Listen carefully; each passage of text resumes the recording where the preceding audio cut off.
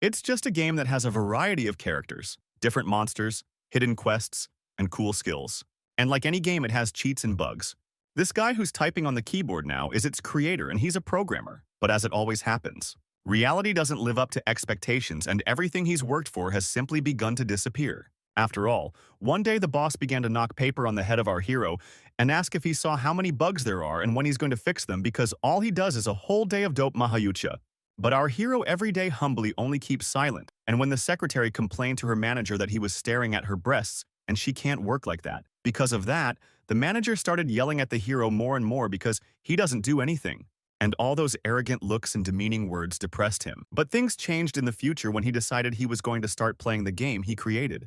And at one point the game merged with reality, and the whole office the hero was in started to cower and collapse. And when he looked out the window, he saw the whole world had just changed before his eyes. He turned around and saw that a system notification A appeared in front of him stating that he had successfully registered the game welcomed him to the new world. But the hero realized that no one knows this world better than he does, and that if this is a new world, it means that his cheats are working here. And since that's the case, he decided that he would accept the gift. And when he clicked accept, the game started showing a new notification that he had a new title, and that he needs to take care of his status first, because with cheats he will get a legendary reward. And when he ran away from monsters and hid in a hidden area, attacks were ineffective and damage was not done in those areas. With the miracle, he ran away and hid from the beastly monsters. It's been a while since our hero realized this game needed a boss. But still he knew he could beat him because he would be the strongest at any cost. And when his hit points were running low and he could die right now, he knew his plan would work this time. And after another wound, the system again gave an error that it could not detect the player. But after that, the process of restoring the role and identity began. That was just the backstory. Now we see the hero continuing to create his game long before it begins. Lata's monitor screen showed that he had decided to locate the secret door that hides the artifact prices. And the fact that even if there's no money there, the benefits are huge. And after clicking to create a room, the download process started, and he could relax because he had done a lot of things during the day. And pulling his arms in different directions because he's so tired after the game goes online, he's hoping someone will find it. But he couldn't even imagine that now his angry manager is standing behind him. And at the same moment, he began to yell at Song An with all his anger. And as he kept beating him over the head with the paper, he started asking what he was doing here. Not that he's even seen how many bugs his game has and that he hasn't fixed anything for a year all day long. He's just creating useless things. And that if something goes wrong with the game after the release, he can immediately quit. But still, these words did not please Song An, and he is simply a student and recently finished his studies. And by mistake, he got a job as a programmer in a rotten company, and because his boss is a stingy man, he's the only person in that company who works on bugs in games. Over thousands of bugs that no man boss treats him like a machine to finish the job faster, had to turn some bugs into passphrases. Well, his boss couldn't understand what kind of passphrases and what kind of programmer he is, and the fact that he now has to make him a report on all the bugs in the game if he fails, he'll eat only air for a month because he won't pay him a penny. As time went on, Sung An found that everyone treated him like a sucker and didn't do anything useful. But at some point, the secretary who was passing by dropped her papers and started apologizing to the manager and our hero for interrupting him.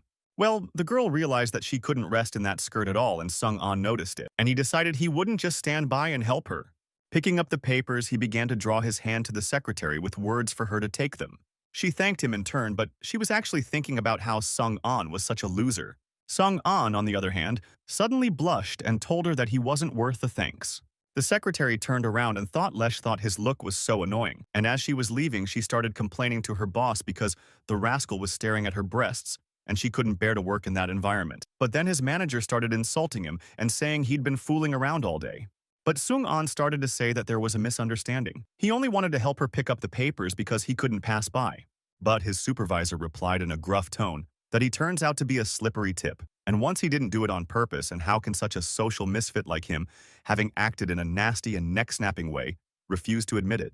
Sung An kept saying that it was just a misunderstanding, but the manager told him to stop dodging and admit his guilt, because if he didn't, he would cut his salary for the next month. And as soon as the conversation was over, the secretary started hitting on the boss and thanking him for bringing justice, and he replied with a nonchalant look that it was his duty. I mean, that weirdo deserved it. Sung An heard the whole conversation and clenched his fist. He couldn't hold back his anger at being called a weirdo. I mean, if he's different, it's okay.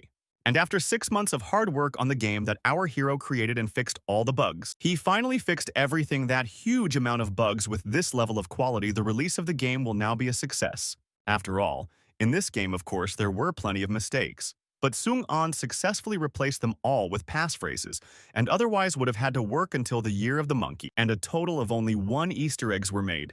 But suddenly our hero's phone rang and he could not understand from whom a message could come at such a time. But at the same time, the boss was walking around the office yelling at his employees to work harder. After all, today is the big day, today is the game's release, and if something goes wrong, they'll all be left without a bonus.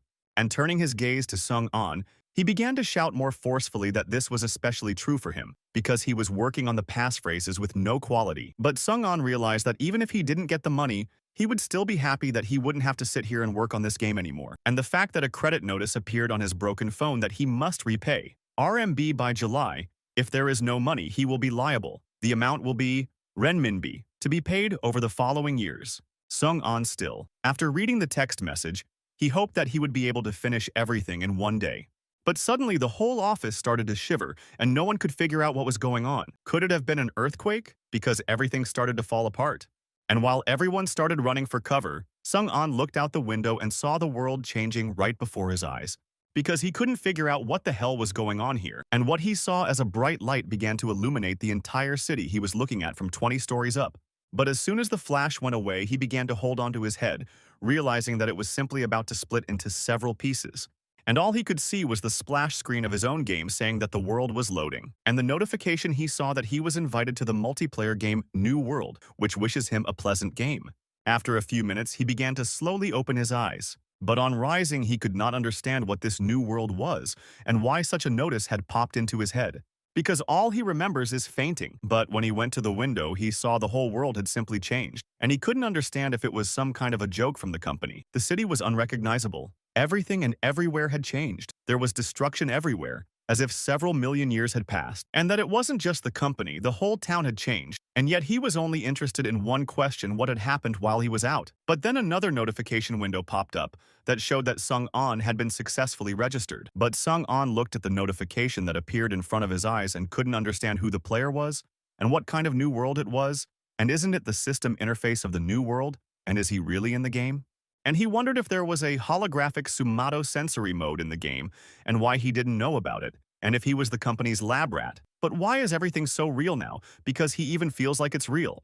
The next notification showed that the system would give him a random role in this game. Sung-an didn't want that and started yelling for them to wait a minute, but still the system detected and showed him that he had acquired the status of a merchant. And now he's going to get the gear of an ancient stone knife. For a moment, he couldn't understand where the knife came from in his hands or why the bright light illuminated the entire office. And the fact that this knife was directly real, and he also saw that the sidebar showed that this knife gives a plus to attack. Sung-an gathered himself and realized that he had just been given a random job and was now an entrepreneur.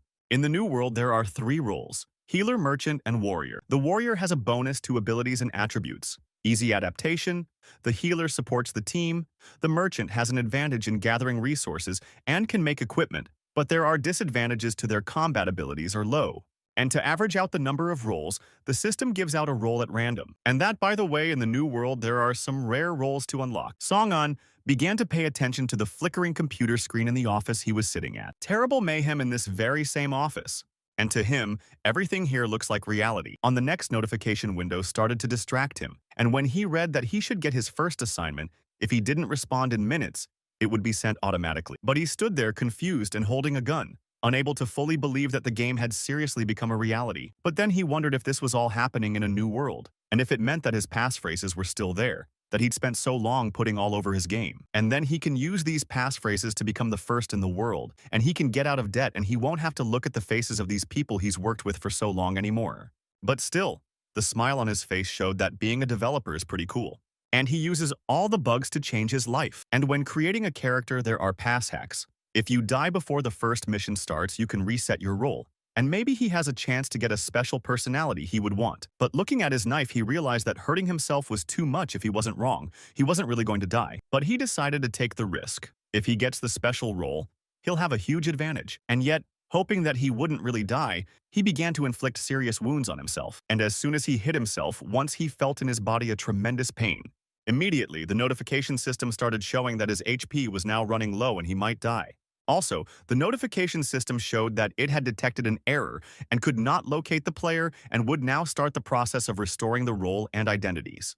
And as soon as Song An was restored, the notification showed that there were minutes to seconds left before resubmission. And at the same moment, Song An came to his senses and realized that he had survived without even being in the other world. And we can say that the plan to use bug in the game is quite good.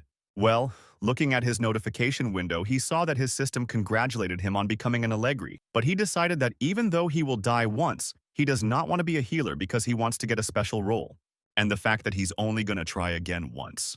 But the notification system again congratulated him for gaining warrior status, but still it was not enough, and he continued on. And after a few failed attempts, he saw everything, and saw that the notification showed that there were seconds left to send. I opened my eyes. He still saw that the system had congratulated him on becoming a merchant, and he realized that he was still a merchant, and died once, but still a merchant. Desperate that even here he's a failure and time will run out and he won't get another chance to change roles. And the fact that this is his last chance. Without a second thought, he sprinted and jumped straight through the window. And while the notification system was showing him that he was seconds away from resending, he was already flying straight down. And yet he didn't understand why fate is so unfair, and there are so many opportunities, but he still can't reach, and he's bullied all the time, and he works for everyone to pay his debts. But still, he couldn't understand what he had done wrong. After all, he simply wants to change his destiny, and he doesn't want to become a loser again. He will end it, and end this fate of being a loser. You're the last chance he's got right now. And as soon as he died and the notification system reappeared and showed that identity and role restoration was underway, but suddenly different errors began to appear and our hero's body began to glow with a bright light. And once the identity was successfully restored, the player's role was randomly selected and the countdown began to end. But then a new task appeared which was called Live. This was followed by many notifications that he had gotten the Ironhead achievement, and the system congratulated him on acquiring the role of Gold Merchant and Warrior. As Song An finally came to his senses, he realized that he had succeeded. Fate finally smiled on him and he got that last chance he'd been dreaming of. He got his long-awaited role, the hardest dual role in this game. But he was shocked that he got the Ironhead achievement, and he was surprised that he died and got the achievement. I look at the notification window. He saw that the merchants have a bonus to experience, and apparently it is guaranteed not only at the beginning, and also exclusive warrior skills enhancement of all attributes by %, and the speed of obtaining resources is increased by %, and he can create equipment and props.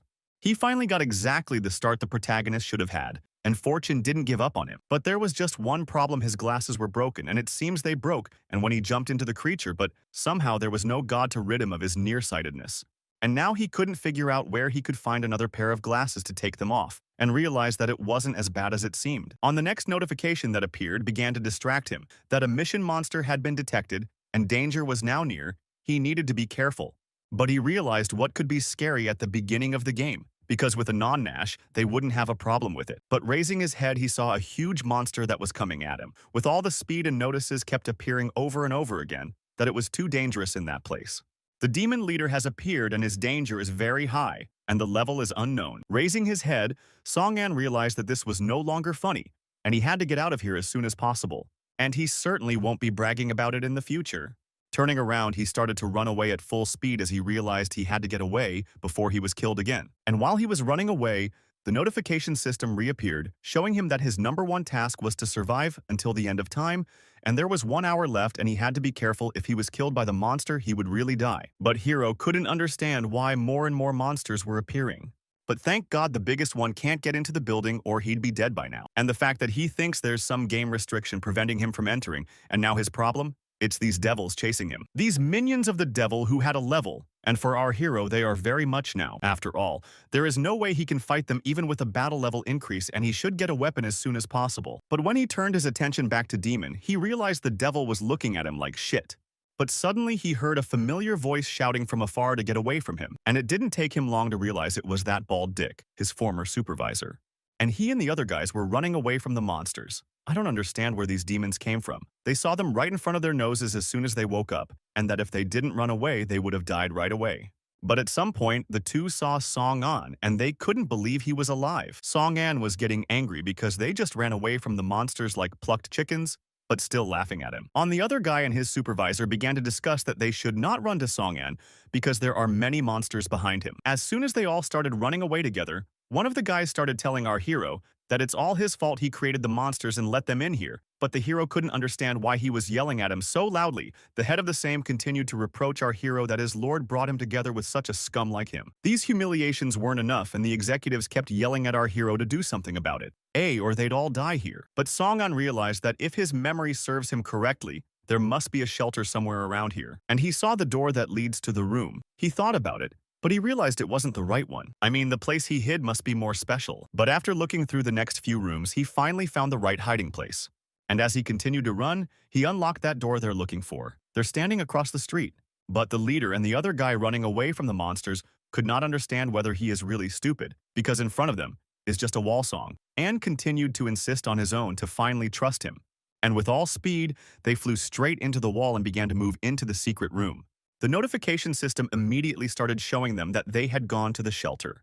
As soon as they appeared on the other side of the wall on the body to rejoice, for they did not believe that they could escape. The monsters that chased them stayed on the other side of the wall and laid out in a bonfire, and not still hoped that these guys would come out of the same wall they ran away in. One of the guys saw the monsters through the wall, and couldn't believe those monsters couldn't see them. Song-an replied that this is the shelter I can't see and can't attack, and that he's a real genius for putting the shelter in this place. Sanctuary is the most used feature of this game, as monsters cannot invade here, and hands can safely heal themselves to improve armor or weapons and protect newcomers. But suddenly the girl began to call our hero by name, and he in turn slowly turned his head around because he heard a familiar voice. And the girl jumped on him and said she was glad he actually survived and that it was him. Song-an didn't expect to see her here, and the girl told him that she was worried about him because there were so many monsters outside. Song-an said he was fine, but decided to ask how she found this place. Another guy standing near the head started saying towards our hero and the girl that it's a mistake of nature and they are too close to each other. But the girl started to reply to our hero that, did he forget, because he himself asked to check it out when he created this shelter, because she is also a developer, because she studied together with Sun-an at the university and work in the design department of the same company and helps in the design of the game, is also the first and only friend of Song-an in the company. And on the way, she grabbed a couple of coworkers and others who were in danger, so they hid together. And the world has changed so drastically and become so horrible, so everyone feels very scared.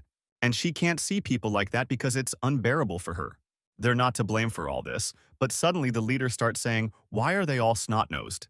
They're the reason this happened. If they have time to deal with this shit, why don't they think about fixing it? I mean, he told them to work harder. And what did they do and what did they do if they worked properly? This wouldn't have happened. And that his company and his money are all gone. But after hearing him say that, Song-an thought he was just a greedy fool. Other employees of the company began to reply to the manager that it was not their fault and they cannot fix it. They need to die into their gender and be reasonable. But the supervisor didn't stop and kept yelling at the guys that they were a useless pile of garbage and they were all fired. After a few minutes, Song-an started asking the girl if I'd had any bad luck or if she'd met someone. While walking here, someone who looked weird. But the girl started thinking about who she might meet that was weird. And another guy who was behind our hero's back asked him if he's asking about NPCs now. Video. This game, they are not very many, and they have information about all levels, checkpoints, and drops, and once they find them, they will have a chance to survive. But still, they couldn't figure out how they could find them and who was doing the NPC development in the first place. But one of the guys replied that he remembered someone named Lee, who was on the first level. But a little girl standing in the middle of the room suddenly shrieked the words, Liu Tsuge, and how adults can have memories worse than a snail's. And suddenly the guy shouted out that it's that girl with the arrow on her head, she is an NPC, if she likes them, she can expect a reward. So the girl starts yelling back at the guy for pointing his finger at her. Hearing all this, Song-an realized that this girl is a little devil, and he doesn't sleep in interaction with this type of character. The other girl leaned over to her and started saying that she didn't think she was that NPC, she was still wondering whose baby was lost, and thank heavens she was okay. The NPC began to reply to the girl that she was grateful that she was able to bring her here, and that she should thank her for it. And I open my duck backpack and she starts pulling out a present for her. I was given a strange transparent sphere with a piece of paper with a compass on it. But as soon as the NPC handed the gift to the girl, Yes saw a notice on the window that she received a mini-cart. And it was unbelievable to her, because she never imagined she could get her hands on such a valuable item. The other developers started screaming for everyone to watch because he was saying that NPCs had useful gizmos. Our hero suddenly thought about the fact that she now has a map. This is a very useful feature in the game, or And if he wants to attack the main tower later, he's going to need this card and he needs to find a way to get it. The other girl, however, wasted no time in leaning toward the NPCs and handing her candy and saying, "Here's some candy," she'll give her a card. Luckily, she had some candy in her pocket, so she decided to bribe the kid with it. But the NPC stuck out her tongue and said she didn't want to and wouldn't, and that she was a hypocrite. After all, she ran faster and now make it look like she was helping, and most of all, she hates people like her old hag. The girl was pissed off by the NPC's words and started calling her names, saying she was an asshole, and if she tried to say it again, she'd give her a hard time. But other staff members started to stop her, saying that the NPC was their only chance for survival. The NPC, in turn, told them not to worry because they only saved their skinny asses and now they want the map, she won't give it to them. But as soon as the NPC turned around, the other employees started discussing the fact that they can't even talk to her. And what's there to a normal attitude? The whole room suddenly heard the voice of a leader who revealed that they were a bunch of idiots. And there's no point in explaining yourself to a child who doesn't even have milk on her lips, and you just have to take it all away from her. Why try to placate her? Why try to placate her? He doesn't care if she likes him or not, he's gonna take the damn map anyway, but the NPC was scared and started to back away slowly, saying that he's a creep. But the supervisor still jumped on her and started taking her briefcase away from her so she'd give him the card. And even though she was screaming for him to let her go, the leader still insisted that she must have something else useful in her backpack, and he'd take everything. But at that moment, our hero intervened in the incident and hit with all his might a fist on the face of the leader, because of which he began to lose his balance and fell on his back. He let go of the NPC, who started to fall to the side as well, but the girl picked her up just in time. Song An in turn started shouting at the leader that she was still a small child and that there was no need to use violence like always. He was trying to intimidate people. This was no longer the world he was used to living in. The manager couldn't believe that this loser had hit him, and he couldn't believe he was telling him what to do. That kid is just a fictional character from the game, and he still cares about her feelings. He just wants to get her card out of here and back to the normal world. But at that moment, the NPC started crying, and as soon as her scale went down to minus, she started sobbing loudly, because of which all players got a notification that the relationship NPC dropped below 0, and the launch of the Easter egg. They should not hope that this NPC is suitable for bullying, and the one who bullied him will be punished, and the punishment will be the elimination of the asylum. Turned his head on fat, couldn't believe what he just read. If it's true, they'll all die here. As Song An continued to look around, he couldn't figure out what was going on and where all these messages were coming from. But still, the situation was irreversible, and the shelter began to fall apart little by little, and the guys had seconds to do everything. During this time, the shelter will simply disappear.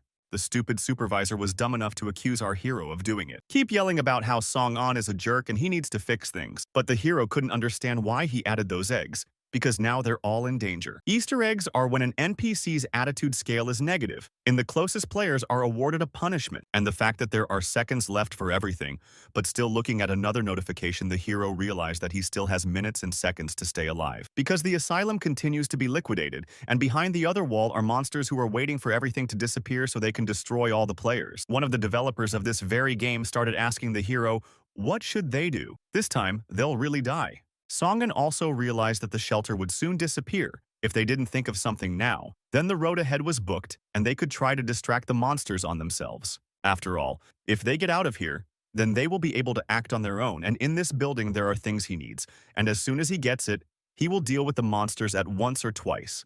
But for now, the main problem is that he needs to get through these monsters, and how to do that he doesn't fully understand. But still, the monsters were not the last problem. There was also a stupid leader who started pulling his huge hand behind our hero's back, shouting for him to go and stall for time for them. And as soon as he pushed Song An to the monsters, he kept shouting in the hero's back that he did it all, so he should go and fight them. Our hero didn't think that that stupid executive would have it in his head to push him straight into the horrible monsters, who just sat around the whole time waiting for someone to come out and finish her off. And now our hero saw that the terrible monster was swinging his huge paw. Behind the other wall, the girl started yelling at the stupid manager that how could he throw Song An out because he literally sent him to his death. But the stupid leader starts waving his fat hands around and says if he didn't do it, they'd all die, so they should get their asses up and run while he distracts the monsters. If she's so anxious to die, she can go to him. But suddenly their quarrel was interrupted by the voice of our hero, who told the girl that he was all right because he had received a bonus for being a warrior and had hung up his fighting skills X, and that the shelter was about to disappear. And when it did, they should run without looking back. Not that they should remember to take the NPC with them, because she's very important, and he'll do what he can. And as soon as the girl started walking around saying something to our hero, Another developer told her not to worry about it because the countdown is almost over and they need to get out of this place as soon as possible. And as soon as 0 seconds appeared on the countdown report, Song-an started yelling for them to run away now. After all, the shelters have already been completely destroyed and now they are in extreme danger. And no one was surprised that the fat, stupid leader ran first and yelled at him not to be pushed. But the other guys behind him were yelling at him to move his fat ass. But the NPC that was on the girl's hands told our hero that she was grateful to him, and she hoped that her little gift would help him deal with the monsters. Song-an turned his head around and saw the notice that appeared in front of his eyes. Just because the relationship with the NPC was upgraded to, and he got me a card. And such a gift he couldn't even believe it, just to think that he got what he wanted after all. And comparing with real people, game characters are much more pleasant because now he has access to the mini-cart function. And yet the new world is not as bad as he originally thought it would be. For now, he can show the monsters what he can do for real, but for now, he needs to look at the gift mini-card. And when he opened it, he saw that the place was right next to him. And the fact that it's so close by, if it's in such a prominent place, he'll notice it anyway. Na turned his head. He saw the monsters that ran behind her back and continued to run away from them. He could not understand the fact that there are no doors nearby, although they were shown on the minimap. Well, at least in the monasteries continued swinging his huge claws. Our hero decided he needed to go back and look again. And as soon as he stopped to change direction, he saw that the monsters had completely gotten him and that they could not calm down, continuing to swing their huge paws. But still our hero couldn't dodge all the monsters' attacks and one of them hit him. Then he realized that now he could simply die just because he ducked wrong. But the worst part was that the blow was so hard that he flew into the nearest wall. Elsewhere, however, many employees continued to run away from the monsters and some employees began shouting to their director to save them. I mean, they're not ready to die, and at the hands of monsters. But those were the last words of the guy's life because the monster that was at his back immediately finished him off with a single blow. The stupid supervisor who oversaw the situation said another one died. The other developer, however, could not understand why this task lasted a full minute and how they could even survive for such a paltry amount of time. And the fact that they were surrounded by monsters on all sides, but the manager kept yelling at his employees to hurry up and come up with something. The girl who was carrying the NPC started telling everyone to run straight down the hallway because the map shows that there is an elevator at the end. And as soon as they heard that, they started running towards the elevator, because no one wanted to stay where they were for a second. As she continued to run away, the girl hoped that her comrade Song-an would definitely survive. Well, our hero sitting near the wall realized that now he may be the end, because looking at the window notification, he saw that he had hit points out, and that the notification system showed him that he is critically low on health. Wiping the blood on his chin, he began to mumble his tray that he almost died, and about one more blow, and he would have really met his grandmother. But on his feet, the hero said he had to thank the monsters for almost missing this place. After all, right behind his back the Easter egg was unlocked, and he found the lost office, and it is possible that some gray mouse is still working overtime here. Our hero finally remembered where the entrance was hidden. Going inside the portal, the last words he said to the monsters were that he wished them well. But he's memorized every last one of them, and he'll be back soon to destroy them all. Literally seconds later, the notification system began showing our hero that he had entered the lost office. Holding his head, Song-an realized that traveling in space is so exhausting. He felt he was being rocked, but raised his head. He didn't expect to see sitting at the table. After all, it was a skeleton NPC, a restless programmer who kept typing and saying one more page, one more page. Smiling, the hero realized that he was pleased to see what he had created himself and approached the skeleton and began to greet him. Because of which the skeleton raised his head, answered our hero that she did not notice him, but suddenly he asked in Song-an that is he like him working overtime. Because he hasn't seen anyone for a long time, he's sorry, but he has a lot of work, so he can't talk to him, but Song-an said not to worry about it, and placing his hand on the skeleton NPC's shoulders, said that he would soon rest, and as his creator, he didn't know what to do. Reaching out her hand to the desktop, she began to tell the skeleton that she would borrow the marker for a few minutes. The boss said he couldn't leave before midnight, but something Strelka can't get to. And from a handsome man, he literally turned into a walking skeleton. And the fact that he's already come to terms with the fact that the only reason he exists is to work overtime, and it gives his life meaning. And that it's his cross he's been carrying all this time, so he shouldn't be distracted now. But our hero said that in his place. He would have looked at what he's showing him first. I mean, you memorized it a long time ago, and it just keeps going on and on and on. And the fact that he can quit his job right now, and here is an NPC skeleton, and could not have imagined it as soon as he saw the clock his through simply sagged off, because he couldn't imagine that for over an hour he could really go home. And raising his hands, he began to throw over the desk he was working at, shouting that he didn't need a job now and that he should shove overtime up his supervisor's ass. And whoever put him in here became impotent because he was only here because he couldn't get out. And what kind of psycho would agree to work forever? As he watched the situation, our hero realized that he was the dick who locked him in here, but thank God the NPC doesn't know that. But at that moment, the room began to glow with a bright light, and the notice window seemed to indicate that the task was completed, something that Kun wanted to get out of work as soon as possible. The NPC said before he left that since he no longer had to work overtime, he thought that was the end of his life, and he's very grateful to him. So he's gonna leave him some of his stuff and he hopes he can use it. After saying goodbye to the NPC, our hero waved his hand and said that he promises to find a better use for them. If there is another life out there, he wishes him to find a better boss. And once the skeleton completely disappeared and the heroes saw the notice that he had accepted the reward from Kun, and he got the thing durable programmer bone and invisible glasses. That's when he realized that after all this time he was finally getting what he wanted, and that there were even points here. And invisible glasses exclusive one of a kind, and the effectiveness of them percent to vision, and he sees again and they are in addition invisible. And even if they have essentially one function, it's better than nothing. But holding the programmer's prash bone in his hand, he realized that this was the main reason why he had come here. However, this bone looks really strange, and about such an indestructible bone exercised for decades due to the sedentary lifestyle of its owner. And this bone is stronger and stronger than the bones of a normal person. And as soon as our hero opened the skills panel, he saw that there is a gear blade, knuckle blade symbolizing the accumulated willpower of the programmer, and raw material strong bone programmer. Slowly he began to merge them, and as soon as the success rate reached percent, the fabrication was completed, and he was able to obtain the legendary weapon, a rare knuckle blade that had percent damage and extra chips of attack penetration going through the percent defense of the enemy, and the fact that it does times the damage on the demon race. Heaven be praised that he's also a merchant, or he wouldn't have gotten a blade that does twice the damage. As he drew his amazing weapon, he decided that he would fight to the death with the monsters that awaited him on the other side of the wall, because now is the time to settle accounts with them. After all, with a knuckle blade, he would be able to straighten them out in a matter of seconds. But still, he should not forget that his main task is to survive and stay alive for the rest of the time, and backer count showed what was left in minutes of seconds. And while the monsters waited on the other side and looked into the secret passage that led to the hidden office, our hero was already ready to come out of there.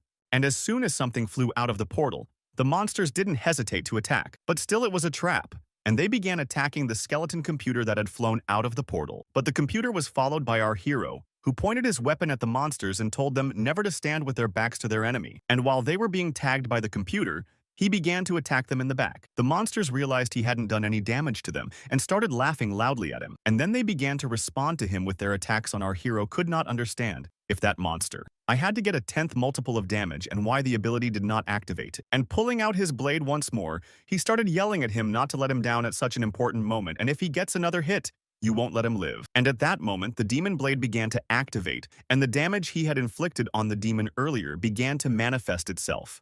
Just a few seconds later, the huge monster began to feel pain, and eventually the notification system showed our hero that he had taken damage units. And it turns out that the ability activates immediately after the first strike. Song-an still couldn't figure out if it was too easy. After all, he, with the help of 2 strikes, destroyed 2 monsters and reached the 2nd level, and also followed by a notification that showed that was restored. And he's back to his old self, and he's leveled up too. But the other monsters watching weren't as happy as our hero. He was ready for battle, began to tell the monsters to attack, because while she has sorted out his skills, he should now deal with the rest of the monsters. The 3 of them attacked at the same time and started attacking him. And quickly turning around, our hero realized he was just going to run to fight them head-on. And he went into the secret office again, and all the blows were ineffective monsters because the damage can't be done on the special zone, and they're back as stoned as ever at first, standing near the entrance to the secret office. Our hero realized that since they couldn't even lay a finger on him, he had to make his move. And while the monsters thought that the TV was about to fly out again, they completely relaxed. And at that moment, our hero jumped out with his blade in his hands and began to make heavy blows on the legs of the monsters. And as soon as the demon blade activated, the monster began taking massive damage. But still, our hero was not happy that he only managed to destroy one, and he has to go back and wait for another chance to open up. But at that moment, another huge bridge appeared and flew at him with his terrible and long claws. And holding back his attack with his blade, Our hero realized that he obviously didn't want to let him back into the portal, but he wouldn't be able to hold him off for long because he had wounded him. But the trouble was that they were going to attack him together and there was no way for him to dodge now. And as soon as he inflicted more units of damage to one of the monsters, the other monsters were no longer so eager to attack him because they realized that he was doing badly. But still, one of the monsters accidentally managed to hit our hero and he started to fly off to the side. And as he fell to the ground, he realized that he had taken a lot of damage. And now he only had 1 health remaining. But the demon blade again was activated, and that monster who hit it also received units of damage. And following that, the hero realized that he was about to level up again and become even stronger. As it happened, he was able to raise his level and his health was restored again. And then his expression changed because, if you think about it, he's cool now, even though he's been a loser all his life. At this time, the other guys started to finally get into the elevator that had just opened up. Once inside, they couldn't figure out where they were going now, but the dumbass leader started saying they were going to the first floor now. The girl started to say that the map shows that there are fewer monsters now, and maybe Song-an was able to escape after leading the monsters away, and he should wait for her. But the other girl started telling her that even at a time like this, all she thinks about is Song-an, and that he's been dead for a long time. And does she really want to follow him? But she couldn't understand why they were leaving him for the second time. But at that moment, a huge monster appeared near the elevator entrance and chased them the whole time. The guys realized he was behind them and started pushing the button to close the door. But no one could have imagined that our hero would appear behind his back and start throwing heavy punches. And as soon as the demon's blade began to activate, the monster realized he was about to be killed. Song-an, with a serious expression, asked the monster who let him escape his friend. But as soon as the monster fell and the notice appeared before the eyes of our hero showed that he killed the demon, Anjara could not understand whether to rejoice him or not, because he is probably too late and probably his girlfriend has already gone downstairs. The next notification window showed that all monsters had been destroyed and the floor had been cleaned up. Song-an couldn't understand if this was it, because he thought he could raise his level a little more, even though he still has a good level up after leveling up. After all, he is now level 5. Health as well as mana is now filled to the max, but he still needs to distribute the remaining experience points. Where it comes out when you level up, all his skills get 1 point each, plus he gets 3 more. And with the warrior bonus, he can get points after each such level up. And he remembers that the average of new players was about, and this number varies depending on the role of the player. If he understands this correctly, he originally had intuition and intelligence points, and 6 for stamina, and 9 for agility and strength. 4 points, and it turns out he's a total wuss right now. But now, he decided that first he needed to add points to his strength, agility, and endurance. He needed to stop thinking he was a lazy homebody. He just didn't have time to slim down at the gym. And once he distributed the experience points, realized that he finally looked like a normal person and maybe even a little better than he could have been. Well, at that moment, something strange started happening, and he couldn't figure out why the building was wobbling again. And wasn't everything still cleared out as the notification system showed? Or if there are new monsters and he has to fight them now? Or maybe it's that terrifying boss who attacked him as soon as he appeared in this game. The guys who were outside couldn't understand what was going on and didn't think they would be safe once they got outside. But why are there still more of these things here, and that the notification system has started to go crazy, showing that there is an extreme situation everywhere now? But at that moment, one of the developers started asking the girl to open her map and see if there was a way to get the hell out of here. But when she opened the map, she didn't understand it, because it said everywhere that it was impossible to find a way out. And the fact that they have nowhere to run and all they have to do is just fight this boss. The leader couldn't believe his own eyes that he had seen such a terrifying monster, because he wasn't going to die yet. And at one point he started to turn around and run away screaming that he didn't want to die, but the guys were yelling at him for years not to run away alone. But all this shouting was noticed by the boss and started to open his huge pasta to attack the leader. And no sooner had he run away a few dozen meters than the boss attacked him and simply destroyed him. The other guys couldn't stand to see the boss destroying everything around him. But as soon as they turned their heads, they saw that this boss has the ability to freeze everything, and now they need to quickly run away and split in different directions. No, I'm not with the guys who ran off with the girl, and the NPCs noticed that the boss was paying attention to them, but they still kept running off with all their legs. But the girl suddenly tripped and hurt her leg, so she couldn't keep running, and as soon as she asked the guy to help her, he just stood there silently and watched as she lay on the ground. But the girl went on to say that she seems to have twisted her ankle and thinks she can't run, and whether he can take the NPC to the safe place because she's passed out. But the monster that was at their back was already looking straight at them and ready to attack. And that guy, without a word, started turning around and running away to save his fat, lazy ass. The girl sat in the same place and kept hoping that someone would save her. But at that moment, our hero appeared and successfully parried the boss's attack and thus protected the girl and the NPC she was holding in her arms. But as soon as the demon blade was activated, he realized that he could definitely handle this threat now. And by swinging his blade a few more times, our hero ended the boss's attack because his damage was simply cancelled out. The girl turned her head and realized that they were finally saved, and thanked God that her friend appeared and saved the life of her and the girl NPCs. The hero, with a nonchalant look, started apologizing to the girl for arriving so late. After all, it was not easy for him to come down the stairs here. But now she can rely on him 100%, and he's got a legendary weapon to protect her. And that he will spare no one now, much less anyone who dares to hurt her. Holding the knuckle blade in his hands, he began to activate its power, because with it, he can make attacks that will pass through the percent of the enemy's defense. Even though Sunan is not strong enough, he was still determined and serious that he could defeat the boss of this location. But suddenly, our hero decided to look at the girl's wound and realize that she had sprained her ankle, and now she would not be able to run further. But what was worse was that the NPC was unconscious. Although she was fine a few minutes ago, Sun An realized that she was just scared, and it won't be for long and now she should take care of her and let him do the rest. The girl could not understand how he could defeat such a huge and ferocious monster, but Sun An was confident in his abilities and told her not to worry because he will be careful, and moreover he has already matured a plan. And at that moment our hero started yelling to the other guy who was hiding somewhere nearby that if he's here, let him come out. And as long as he hides his ass in the trees, he can't escape the monster. But also, Sunan started telling him that he has an Easter egg that will help them escape. But now he needs his help. But he needs to hurry, because he doesn't know how much longer he can hold off the location boss attacks. But now he has to decide faster because he doesn't know how long he can fight back, as each attack becomes more and more serious and dangerous. And the fact that the girl and the baby NPC can't move now, and he's the only one who can help them now. But finally, he came out from around the corner and started yelling towards our hero, who was resisting the attacks of the location boss, about what he needed to do. The hero replied that he should find a wooden stick and draw a huge circle of girls and NPCs. But the guy couldn't figure out what he was talking about and what a circle drawn with a stick. Well, once the 10 times damage was done, and the fireball damage was nullified, and the hero cried out to do as he says. The guy took out a stick that was lying in the nearby bushes and told our hero that he will trust him only now, but he still wants to clarify something that he does not do it for him but for the girl Zai Hui. And as soon as he got to her, he used his stick to draw a circle around her. In the classic Chinese novel Journey to the West, when Sun Wukong the Monkey King needed to go somewhere, he drew a circle on the ground with all his belongings inside so that no monsters could take them away. And the Monkey King had a master who he always told to stay inside the circle and never come out. And as soon as he finished drawing the conditions were met. The tiny stick and the player with the last name, Sun the Easter egg was launched, and the protective circle began to activate. But here the guy couldn't believe his eyes that it actually worked. Pascal, that our hero left behind. It was a circle, and those inside the circle are not sensitive to external damage, have a limit of 10 minutes, and can only be used once a day.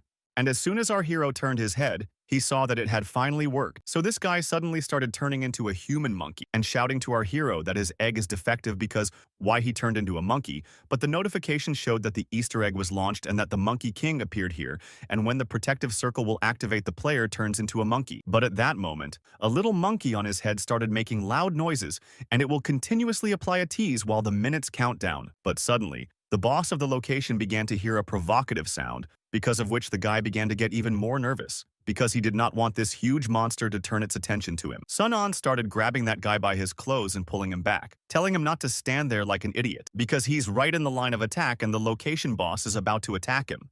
That guy couldn't understand if Sun An had planned to kill him from the beginning, but the hero replied that he just wanted him to be a decoy, and he'll distract the monster, and the monster will take the opportunity to kill him. In front of the defense circle won't be here forever if they don't kill him. He will kill them, so he has to help him. And besides, even if he's not going to do anything, the monsters will still notice him and attack him.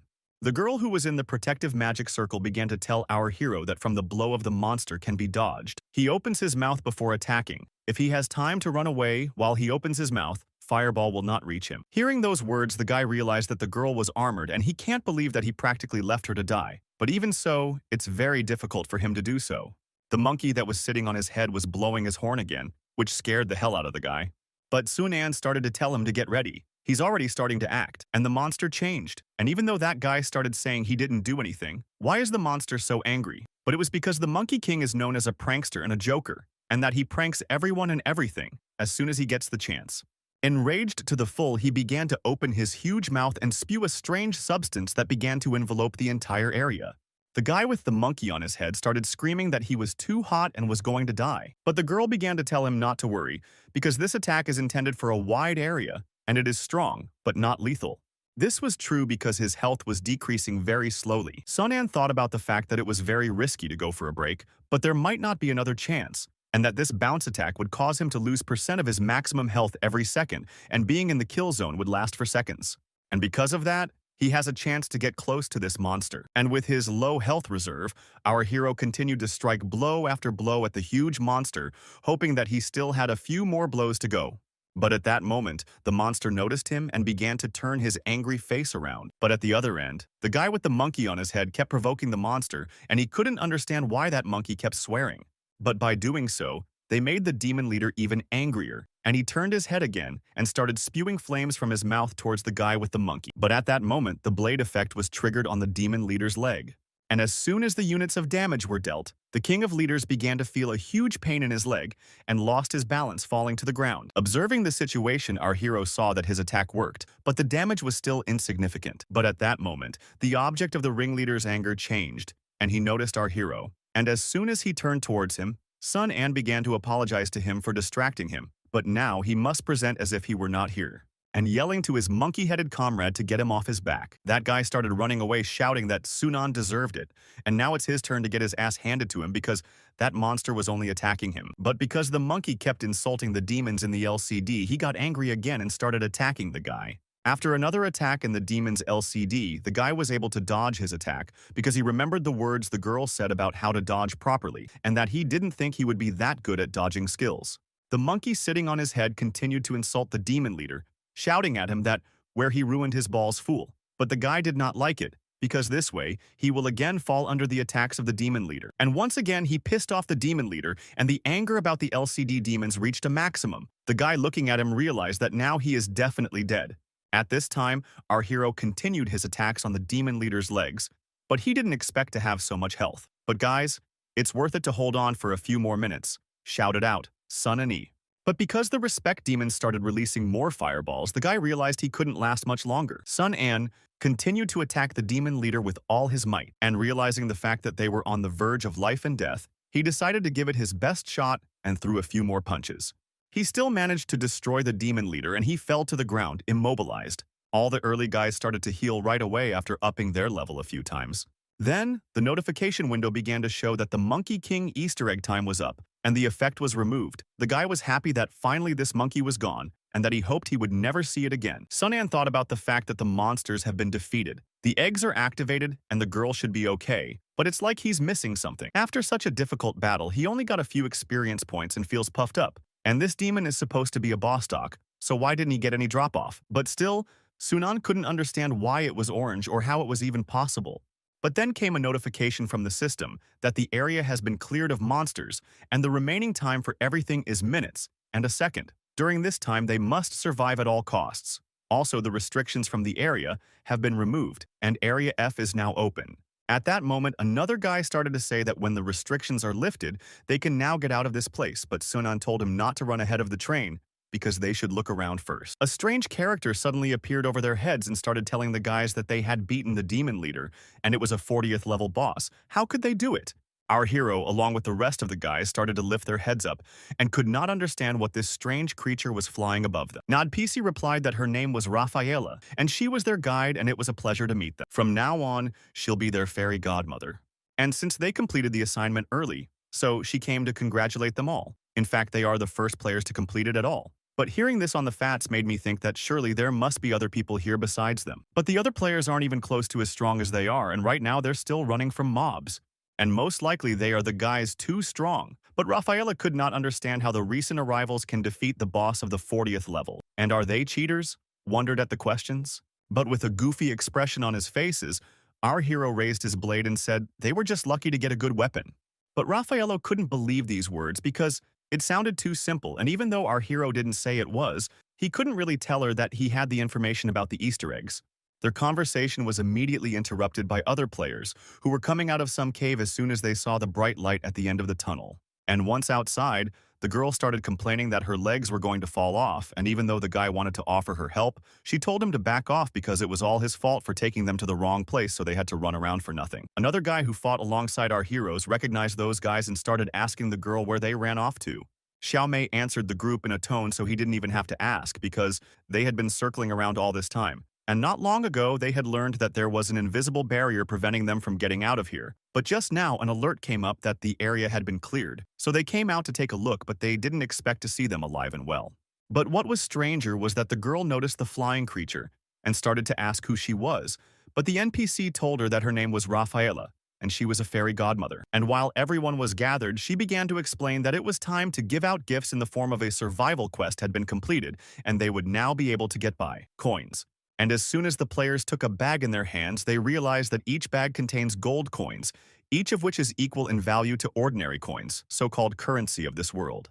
That was right, Raffaello answered, because these coins are now their one and only currency, and it has several uses if they want to trade or improve their performance. They will need coins anyway, so the more they don't have, the better.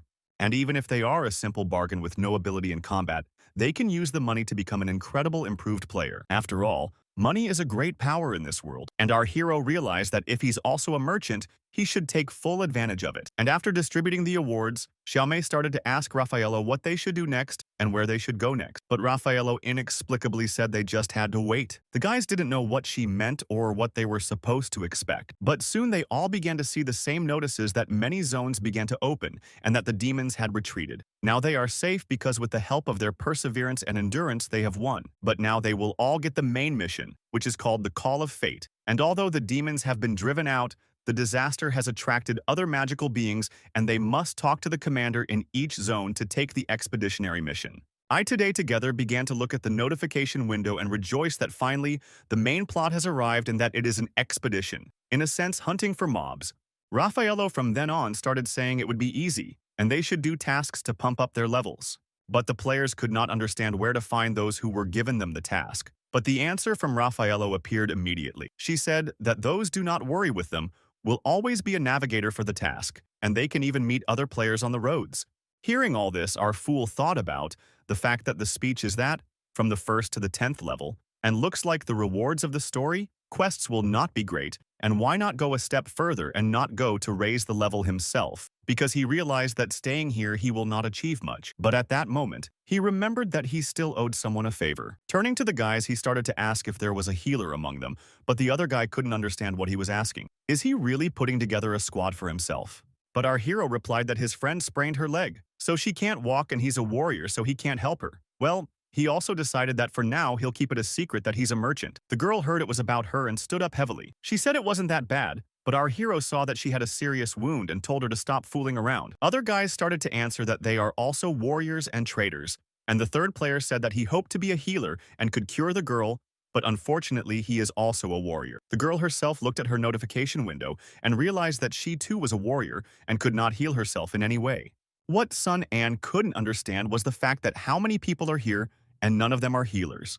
But suddenly the last player who was behind everyone said that he could try because he just saw that he turned out to be a healer, and he could try to heal her wound.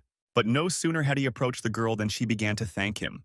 But the guy had already started to set about healing the wound and activating his skill. He began to slowly establish her hit points. And at that moment, the girl realized that her wound no longer hurt. One of the players saw this and realized that healers are very useful. The girl next to him started tugging on his shirt, saying that why doesn't he convince that guy to join them? Because she would think about it too. Because then they can do the assignments, but, well, our hero, seeing that early healed, finally calmed down. The girl started to ask the healer if she could ask him something else. The NPC's condition is getting worse and worse, and she is sick, and could he cure her as well? Well, as soon as he stretched out his hand and began to apply his healing properties, the notification system threw an error that the treatment of game characters is forbidden by the system. And at that moment, he was thrown aside because the healing process was interrupted. But our hero, seeing this, couldn't understand what was going on. But on the next notifications, they began to see that in the program, NPC found abnormalities, and our hero began to ask Rafaela what is going on, and is she not the local fairy godmother? But she replied that she also does not know what is going on. After all, healing shouldn't be banned for game characters. But then why hasn't the system stepped in now, and there is something they don't know about this character? Without thinking long, Raffaello started yelling to her master, asking about what errands they wanted to give her. Sun on Raffaello couldn't figure out who she was talking to, but an unknown substance appeared in the air and started telling Raffaella to bring this girl to him and not let anyone know about it. But the life force of Lee Kyuge's character began to fade away. The girl holding her in her arms couldn't understand what to do. She was bleeding. Raffaello flew up to her and began to say that this character is unusual and in her data found with some anomalies provoked by the system, and now it is better not to move her or it will quickly lead to death. She needs to take her somewhere else because she knows how to help her, and that we need to get her before it's too late. And with the help of Raffaello's move skill, she started to take the girl to her place. Finally, she said that for now, if they were in trouble, they could always call her for help and they could find her on their friends list. But before he left, our hero started yelling at her to wait at least a minute. He still had questions, and that she knows who turned their world into a game and what she knows about the system. But Raffaello started to apologize to our hero, saying that these are not questions she can answer because it is not her jurisdiction and she can only answer questions that relate to the content of the game. But what's more important now is that they need to hurry up and get stronger so they don't lose their lives in the future. And as soon as Raffaello flew away, Sunan realized she must know something. The other players couldn't understand why she just picked up and disappeared, and wasn't she going to give them monster hunting equipment? But there is also the fact that they do not know what to do. After all, in addition to completing tasks and leveling up, no matter how you want to think about how to survive in this world. At this point, the girl started approaching our hero, asking what he was going to do next. If he wanted, they could do the tasks together. But the heroes thought that the place he was going to was too dangerous. He couldn't guarantee her safety, and he had to go there alone. And tell her that he's not planning on going on a mission right now. He has more important things to take care of. Because the reward for the storyline is too low, it's not profitable for him to go to a more dangerous area to look around. And the fact that he had already made the decision that from now on, they needed to separate. But the girl hearing this got a little upset. The hero told her not to worry so much. He had something for her and opened his inventory. He started pulling out an object saying it should protect her if she was in danger. But the girl was too much surprised to see the orange-colored object because it was unique. It's a level A weapon that was recently picked up. The necklace summons demonic power to create a powerful shield or fire attack. The shield is equal to a unit of strength, and it can still be converted into a weapon. Once the necklace is worn, the player will get a new item to own. Also, now you can learn that there is a character type that refers to a healer, and the special skills of a healer are healing and resilience. Also, if you put everything together, you can get an amazing chain of skills and abilities. The girl raising her hand started telling the hero that she couldn't take it because she almost didn't help him. But Hero couldn't understand what she was talking about because he's just giving it to her for a while and he can use it for now. Because of her characteristics, she won't take something for nothing, so he has to use trickery. And besides, by giving her this necklace, he can rest assured that she'll be safe because there are plenty of unreliable idiots around. And after all was said and done, the girl still had to accept the gift. Well, our hero told the other player that since he doesn't expect any gifts in the near future, he's giving him coins. That's all he got from the mission, and get rewarded. The guy started telling the hero that he still had a conscience, and yet he didn't make a fuss when he handed the weapon to the girl. But lastly, the hero told the guy that he hoped he wouldn't give her any trouble in the future. And he turned and started to leave, saying that this was his farewell to them. But they must not forget that she was to treat him to lunch when they met again.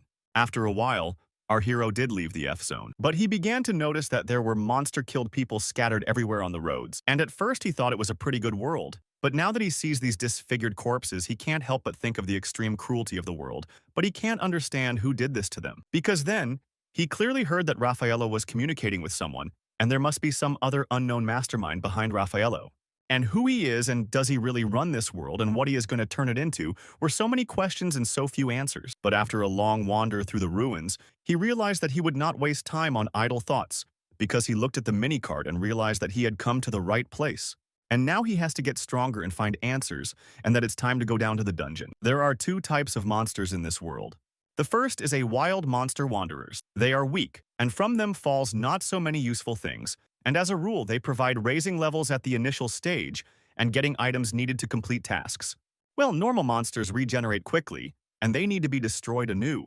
The second type is monsters, and their bosses located in the dungeon. In the dungeon are scattered in different zones. The monsters here give much more rewards and rare items, and moreover, many of the ores used to make weapons and armor can only be found here. But naturally, it involves a very high risk because there are many different monsters there. The monsters in the dungeon are specially created more dangerous and gloomy, whose actions are difficult to predict. One wrong step, and you are dead. But our hero was now making his way quickly down to the mall, and he needed to change the shoes he'd been wearing for years and they couldn't take the strain. Luckily, there's a store in the mall, or he'd have to look at you for it. Dressed in new clothes, and had he been here before, he wouldn't have even dreamed of buying one, and this jacket is probably very expensive. But after looking at the price tag and the composition of the material, which was cotton, he realized that he was fine in the old shirt. He looked around and realized there must have been a big fight. And when disaster strikes, even gold becomes a worthless piece of metal. Well, he thought it was all the better for him now that he could use this valuable material in the future. And he opened his inventory and began to throw in all the gold that was in the store, because now at this time, resources are more important than ever before. And even though the fact that he gave away coins, that should be enough for him. As he approached the portal, he decided that he was now ready and could start hunting strong opponents already. But before entering, the notification system showed that he was about to enter the cave, and the difficulty in it ranked D, recommended team level, recommended number of participants. But before entering, the notification system suddenly issued an emergency message that he is entering alone because the danger level here is high. But the hero replied that it is not a problem because he is well prepared. And after a few minutes, our hero finally entered the cave of the crystal mole. The cave itself was glowing with bright colors because of the fact that there were many different and amazing stones. But our hero's breathing suddenly stopped because it was the first time he had entered a dungeon of this type. As he looked around, he realized that there was ore everywhere in this place. He'll give it to her a little later when he's making himself a new weapon. Our hero had no idea that at that moment a mole started crawling towards him from around the corner. In a swift move, he pounced straight at the player. But as soon as the mole appeared on the light plot, our hero considered it what it really was, a crystal mole at level 11.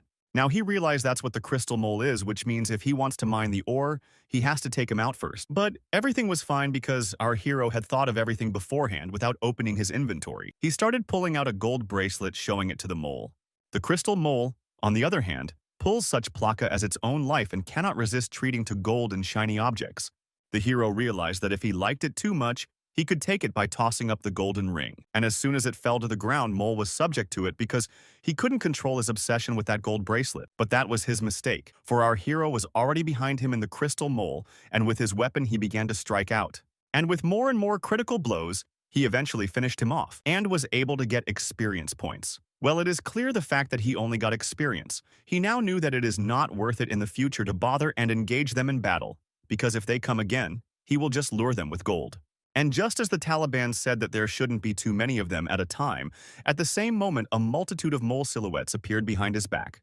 And for some reason, our hero had a chill running down his spine, and hoping he couldn't be such a loser, he began to slowly turn his head around. And turning around completely, he couldn't believe his eyes that a multitude of moles were at his back, and they all started pouncing without any warning. And while the hero began to open his inventory to get out of there, moles have already surrounded him from all sides. Scattering gold all over the place, he couldn't figure out where they all came from. The crystal mole saw the gold and started pouncing on it like they were crazy. But the hero understood the fact that if their leader doesn't come out now, he will waste all the gold, and that there is such a movement going on that he can't just sit and watch. And before he could finish speaking, the king of crystal mole moles of the 15th level appeared, and the system immediately issued an emergency message that a danger had appeared. And when he saw the boss of the crystal moles, he immediately started all the fun. And while the Sunday moles were rejoicing in the gold that it all belonged to him alone, our hero was quietly coming up behind him. But before that, he decided to pull out more gold, because he saw how the mole was too satisfied, and holding out his hand with a few bars of gold, the hero asked if he wanted some more gold for himself. The boss of the crystal moles immediately noticed that it looks like he can't wait to get his hands on all the gold in this cave. It didn't take long for the hero to throw a whole bag of gold at him, and while it was flying all over the cave, the moles started going crazy again and grabbing all the gold flying to the ground. And while they were distracted, the hero began to pull out his blade from his inventory and attack the boss crystal moles. Climbing behind his back, he began to launch a few weak attacks. For he was confident in his powers that even the demon leader he could destroy, and he'll be dealt with in no time at all. He's just a regular mole king. But as soon as the hero struck a few blows and removed the crystal mole's hit points, the mole immediately began to detect its opponent. And swinging his huge paw, he tossed the heroes aside, who began to realize he was getting excited too soon, but didn't understand why he thought he'd be so easy to beat. But then it came to him that this mole is not a demon, but an animal, and a blade of bone cannot inflict him on the city, and fighting him will not be easier than fighting with the leader of demons. And I realized the fact that he's in a very bad situation right now. After all, Everywhere he looked, he began to be surrounded by a multitude of crystal moles, and there was no way out just to fight anymore. I understand the fact that he's in total danger now and that he needs to come up with a new strategy to survive in this dungeon. But his musings were interrupted when a multitude of moles began to attack simultaneously from different directions.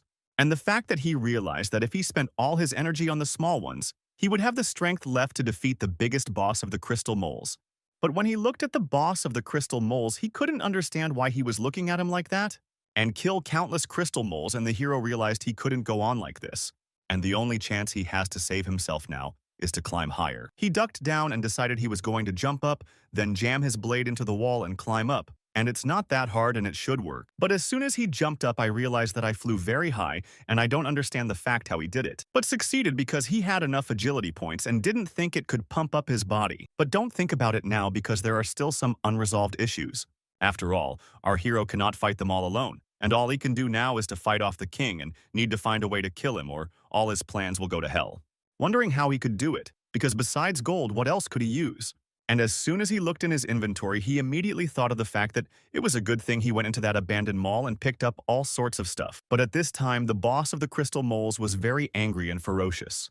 Before our hero knew it, the evil boss had already jumped on the rock to him, but realizes the fact that it will save him a lot of trouble because it turns out that the king of the crystal moles really wants a lot of gold. And since he wants it so badly, they'll just make a bet. And all the gold he likes so much, he'll give it to him because it's all he has. If, of course, he misses it, then all this good will be his. But asking him again if he'd dare to take it, he's not talking to a wall. But at that moment, the king of the crystal moles suddenly started growling loudly, and he didn't really like it. He just wanted to take all the gold for himself. Without thinking, the Crystal King began to pounce on our hero, who was standing not far from him. At this point, our hero has a change of heart and he takes it all at once. And somehow the crystal moles fell to the ground with a goofy look on their face.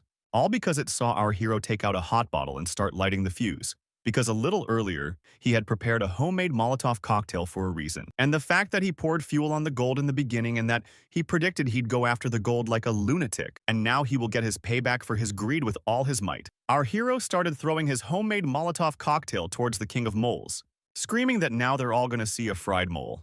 And the same as soon as the Molotov cocktail flew to him, he began to catch fire with bright flames and lose a lot of health reserves. And as it continued to burn brightly, the mole couldn't get out of those flames. Smiling, our hero watched the situation and realized that even if they did not die, at least their skin would burn to the ground. But suddenly, your crystal moles started bouncing off to the side and skittering across the ground. The hero realized that he couldn't let him call in more moles now, and needed to get it over with quickly. And approaching the king of crystal moles, our hero began to shout that his enemy is here, and if he has the will, he must fight him alone. But at that moment, the crystal king noticed our hero again, and with a very angry expression began to look at her. But our hero noticed that all this time the king of the crystal moles had up his sleeve, for with his ability for crowd control without the aid of it, he blinded our hero, which made him realize he couldn't see anything, and the countdown showed that there were seconds left, and that this ability passed on by the Crystal King from generation to generation allows him to emit a cloud of black smoke from the king's body, blinding a target within a radius of meters for seconds, for our hero could still hear the game's prompts. And each time he takes damage inside the black veil, the countdown will increase by seconds. The hero has realized he can't be allowed to hit him again, and even though he has to hold out until the end of the countdown, he can still win. But he will responsibly not miss this great opportunity to attack him. Because if our hero was the mole all along, he was already at his back. And realized this factor, our hero swung his blade straight behind his back, realizing that his enemy was standing there. And once he realized he'd actually ducked and retaliated, the Mole King suddenly launched his indestructible attack directly at our hero, causing him to feel a pain in his stomach. And I realized the fact that if he gets another attack like that, he's gonna have to kiss his life goodbye. Jumping aside, he saw that the Mole King had not stopped launching his indestructible attacks. But when he looked at the time counter, the hero realized that he had more and more time, and he couldn't wait any longer. And he needs to get out of here before the Mole King finishes him off. Because now it could end at any second because the Mole King has already swung his huge paw. At the same moment, the notification window started showing that his health was too low, and that it was too late. After all, he had taken too much damage, and couldn't dodge even once right now. And the fact that it's only getting worse by the minute. And not only did the effect not disappear, but it doubled in size, and he was too arrogant to allow himself to break into that dungeon alone. And I guess the fact that his Easter eggs and intelligence, he thought he could easily pull it off. But it was over before it even started, and whether he should use his trump card. So early on he wondered, realizing that it's all in vain because if he can't handle the weight, the outcome is unlikely to change, and if he gets hit under these conditions, he's dead for sure. And after getting a few more hits and a year of Kino to the closest to the rock, and at that moment he saw that he had only percent left, his strength reserves the notification window still did not stop popping up in front of his eyes, with the text that he had too little health left. Realizing the fact that he's dying, his health is almost at zero, and soon it will be too late if he doesn't use the Easter egg. But yet his hand still hesitates as if his brain is deliberately setting it up. And while the huge king of moles lifted the stone to finish off the hero, he thought about the fact that maybe there is another way out and whether there could be any other way out, and maybe he missed some important information. But as he started going through the options, he began to remember that there are Easter egg double classes, and the hardest thing to accomplish. Or maybe it's the items, especially at this time when resources are extremely important, and he can't regret giving Near Demon Zaihui even if it cost him his life. And the fact that his only weapons were the bone blade given to him by Ankun, which were completely useless now. But still, he didn't understand what to do to turn this game around. Well, at that moment, he remembered that he had recently received the Invisible and that he still had another reward from Ankun. After all, he had completely forgotten about them because of his invisibility, and all this time he had been wasting away on these beatings. And as soon as a huge stone began to fly in the direction where our hero stood, he shouted for the system to activate invisible glasses. But the stone that came was very close to the hero, and he realized that luckily his sight had returned. If one more second he would have died. And thanks to Ankun, he is alive now, and that he helped him again. Because with the invisible black-rimmed glasses, he gives the effect of 100% vision plus resistance to blinding. Raising his blade, and the hero began to tell the king of the moles that he had gotten rid of the veil, and did he surprise him with it? But he needn't worry now, for he has another surprise for him. As soon as Sun Anya's health has dropped to 1 unit of HP, the Easter egg of the last battle has started, because the player has reached this phase when he has only 1 unit of health left. The rest of his stats are doubled for minutes. However, as soon as the time runs out, the player's stats will halve back to their original form. And when the king of the moles saw this, he started squeaking in fear, backing away, for he saw before him a player who could feel his power overflowing his body, and the aura that emanated from Sunan immediately shocked the Mole King. He began to squeak loudly, but that didn't stop Sunan. He was already speeding towards him to finish him off. Swinging a few times, he began to launch attacks with his weapon. And as soon as he reached the target, he realized that he is really strong now and can kill this king of moles because his stats have doubled, so he can clearly see all the king's movements. But at the same time, he's still weak in one hit, so he needs to be very careful, even if the king of cats uses the same techniques. But now he's determined not to lose to him again because he wants to become king yourself and destroy every enemy in your path. At the same time, other players watching the girl could not understand whether those people who fight are not cheaters because it is not even a task and not really fierce. And the fact that level 6 fruit monkeys are literally nothing to her. After all, she's taken on all the monsters of the zone, and the fact that these guys don't understand why they're even here. I mean, they don't even have to do anything, but still it's cool for them to sit there and watch someone earn them experience. But the girl destroying the monsters turned around and started telling the players that it's okay, she can protect everyone, and they can just pick up all the items because with Sun Anya's weapon, these monsters are like dirt under the fingernail. And the fact that this weapon is truly amazing, and it can easily destroy the nearest monster and higher-ranked monsters. But as soon as she destroyed all the monsters in the area, her sickle turned back into a necklace, and the girl wondered what Sunan was doing now. Other players suddenly began to say that they really cannot understand Sun Anya. He did not join anyone's team and did not leave himself such a useful weapon. And what really decided to do? Did he really intend to search the dungeon alone? Other players who heard this started to say that this is ridiculous because how can someone go to a convenient place alone? And he himself has been working on the data all this time, so he should know that it takes at least 5 people to go there. The girl started to reply that she doesn't think he would do something he's not % sure about, but another player told the girl that she trusts Sunanu too much and she should remember how much of a slave he was when he worked at the company, and maybe he's already dead. But hearing all this, the girl replied in a serious tone to her companion that Sun Anya, whom she knew, more alive than anyone currently in this territory. But at this time, Sun Anya was finally able to destroy the Mole King, and the notification window started showing him that he had finally raised his next level, and his health had been fully restored. Lying on the ground, he was overjoyed that he had finally won, and was able to reach the 10th level. Now he has access to the skill acquisition function, and he has unlocked the first skill slot, and now he needs to choose whether he is ready to take the new skill of Crystal King. After all, it's an ability he's barely curbed who wouldn't take it. After all, it's an S-rank skill. And as soon as he confirmed receipt, the notification system showed that he had gotten the first skill, Dark Veil. After receiving it, He wondered how the skills worked in the new world after all. New slots for skills are opened on the 10th, 30th, 60th, and 90th levels, due to the skill can only be obtained if the player has a slot unlocked from it. And in addition, skills can be obtained through battle with monsters alone, or in teams. And different monsters have different skills. Players can choose the skill they want, but taking a skill once, or replace it, will no longer be possible under normal circumstances. And of course, skills also have their early and lessons, and in total there are 3 ranks S, A, and B from how strong the monster depends on the rank of the skill. Most skills can be distributed in this way: dungeon bosses, S rank rare, and high-class monsters, A rank monsters from which skills fall, B rank ordinary monsters that do not have special names and descriptions, and skills dropped from defeated monsters always have an initial first level. To improve the skill and raise their level, players need to use coins. But looking at the notification window, our player was surprised that in order to hang a level of Dark Veil, he needed 1,000,000 coins.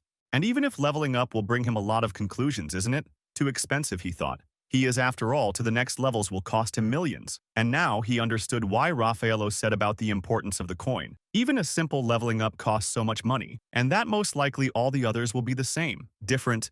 But it's all right now, Sananya thought, because he has the special crystal and the king's crown. And that money is what he came here for, and once he had the potions ready, he decided it was time to start.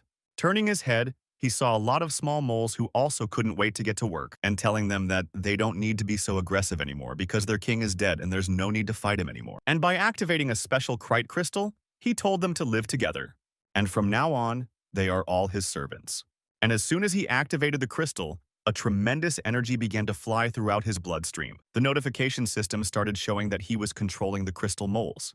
But Sunan himself didn't expect that there would be so many of them, and now he doesn't have to worry that he'll be short of manpower, and starts listing the moles. He gave out orders that each of them take control of the moles and go to the crystal mines in the east, and the 3rd and 4th, they go to the west. The 5th and 6th year takes also on moles and goes south, and the 7th and 8th year to the north. And as of now, Sunan's mining team is officially established, and the way he is their father and mentor, he relies on them, so they should bring him luck and he can count on them. Raising his hand with the crystal, he finished the story and they all started jumping off in different directions. And as soon as they ran away, Sunanya thought that everything was going according to his plan. But at that moment, there was another mole who started beeping at him because he wanted to help too, but he was too young.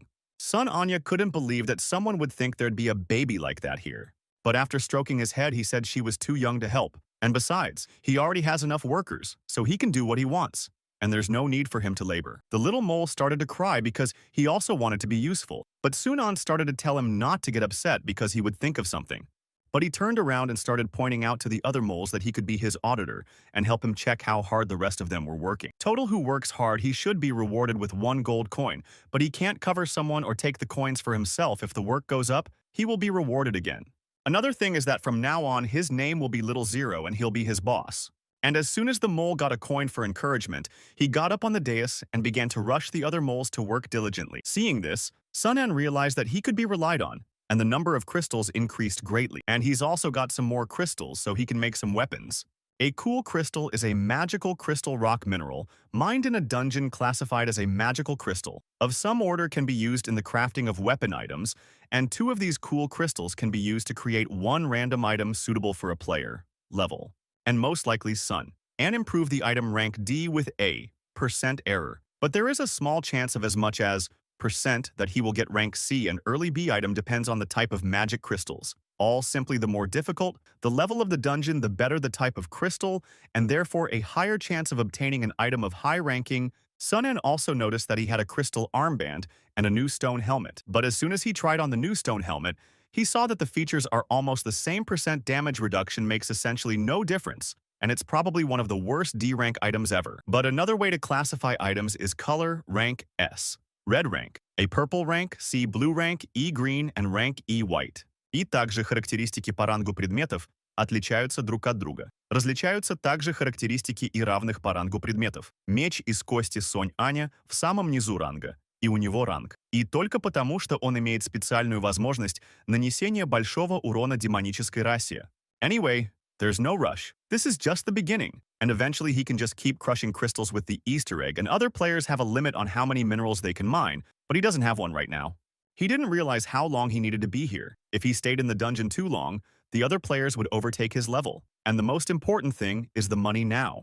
After all, it takes about a minute for each badass to get one crystal. The efficiency of 2 such moles is equal to the work of 1 person. Thinking this way, if he wants to get sets of items he needs, crystals. If each mole will work an average of hours per day, then at the end of the day they will be approximately crystals total. He has working moles. That means he has days to hang on to his level and get enough materials to level up.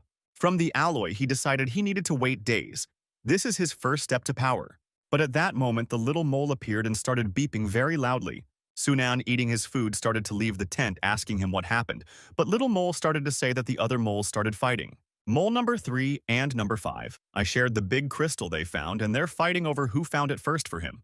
But hearing all this, Sun An rejoiced for a second that they were fighting over him, and he was a little touched by it, but still he understood their zeal, and began to explain to them that he had gold for each of them, and they were obliged to make up after all, and should not get into a fight over such trifles.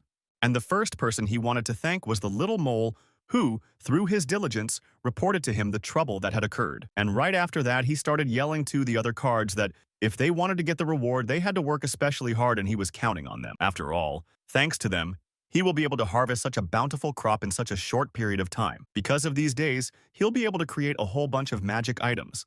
In fact, he created a total of items, and 9 times he failed. This is because the chance of success is not all percent, and among the whole pile, only the item with rank C, in the case of which he has already managed to put on all the others, is rank D.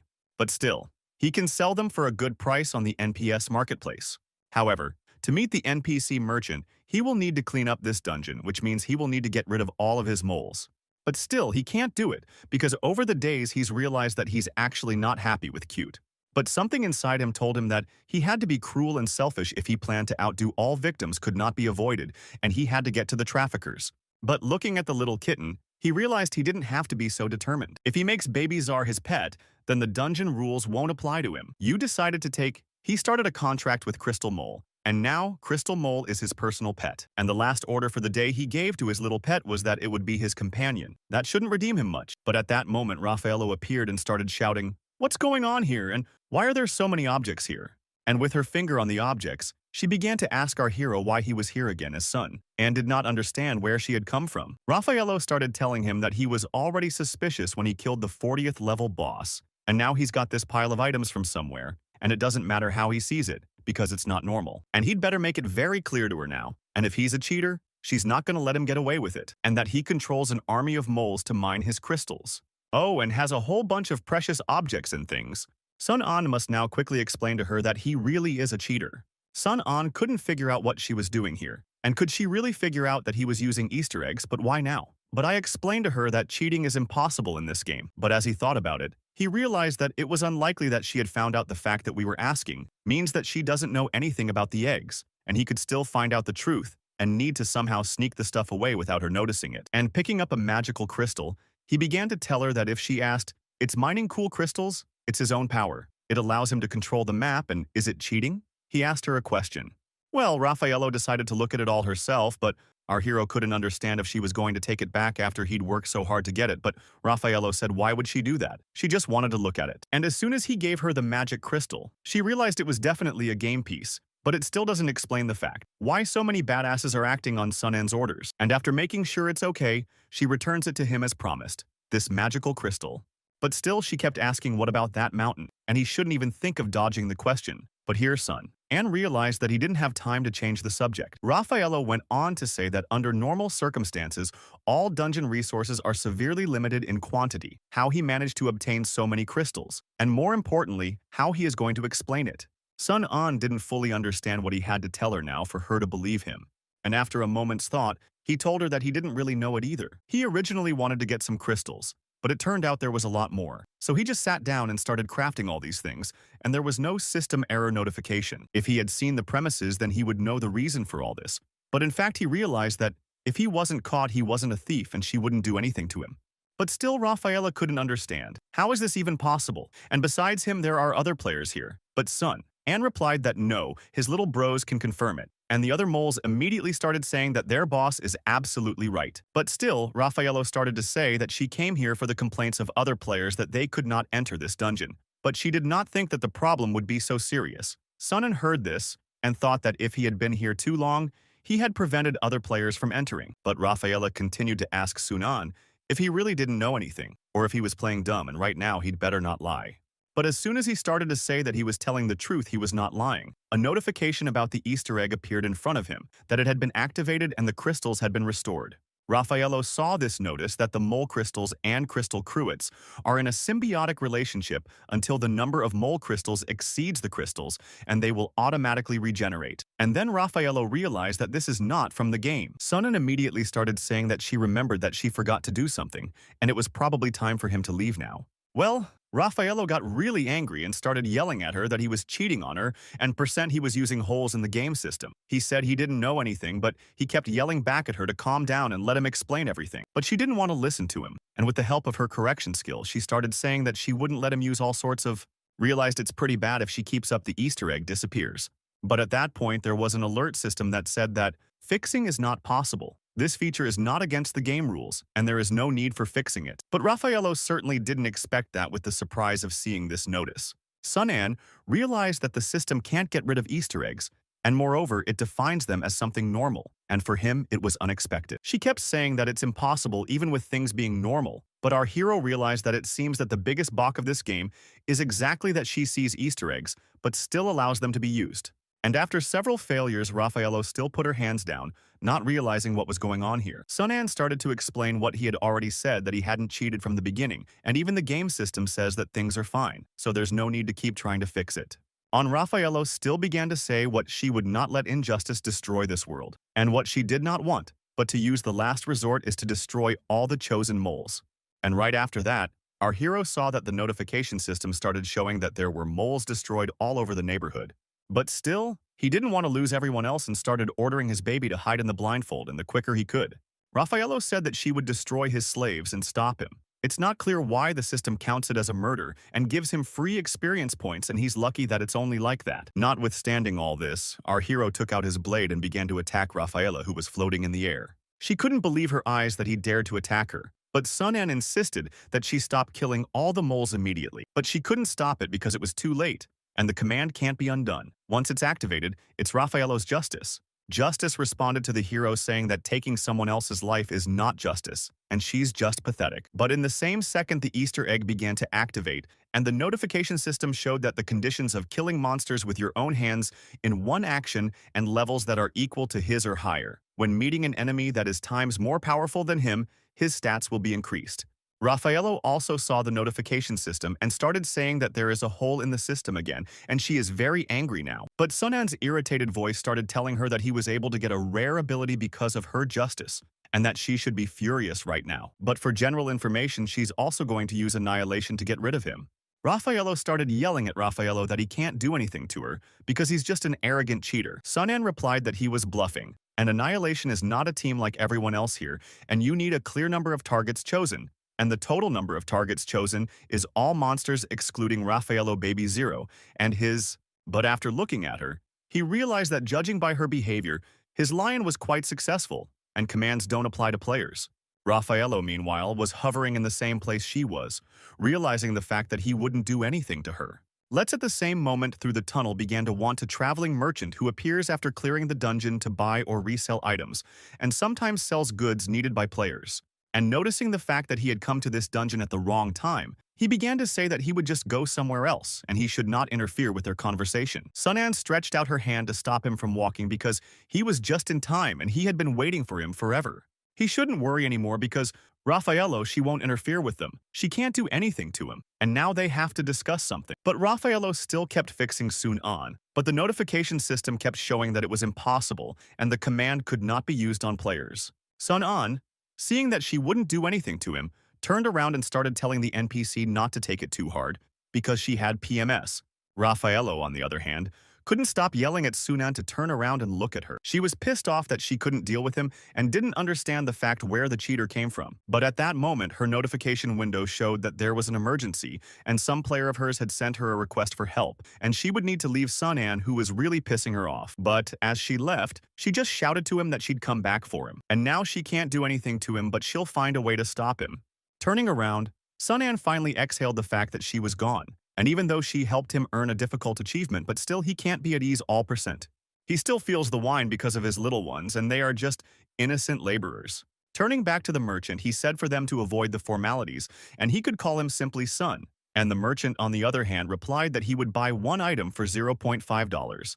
But Sunan didn't like it because it was too little, and it was vital for him to fool the common players and counted all the material time and chances of success spent on manufacturing, only the cost of production would be. And now, most of the players are leveled up, so the demand for items will be very high, even if he resells them one item for, and there will be no questions asked. And besides, he has over 10,000 pieces of equipment here. And does he really think that? That's an appropriate price. The merchant replied that why doesn't he set the price himself? Without a second thought, Sunan raised his finger up and said he wanted. But the haggler didn't like it and said that maybe they wouldn't agree on the thousands. But then our hero offered. But the merchant said that. And he'd lose all the money if he went ahead, but the hero didn't stop and said that. If he didn't accept, there would be no deal.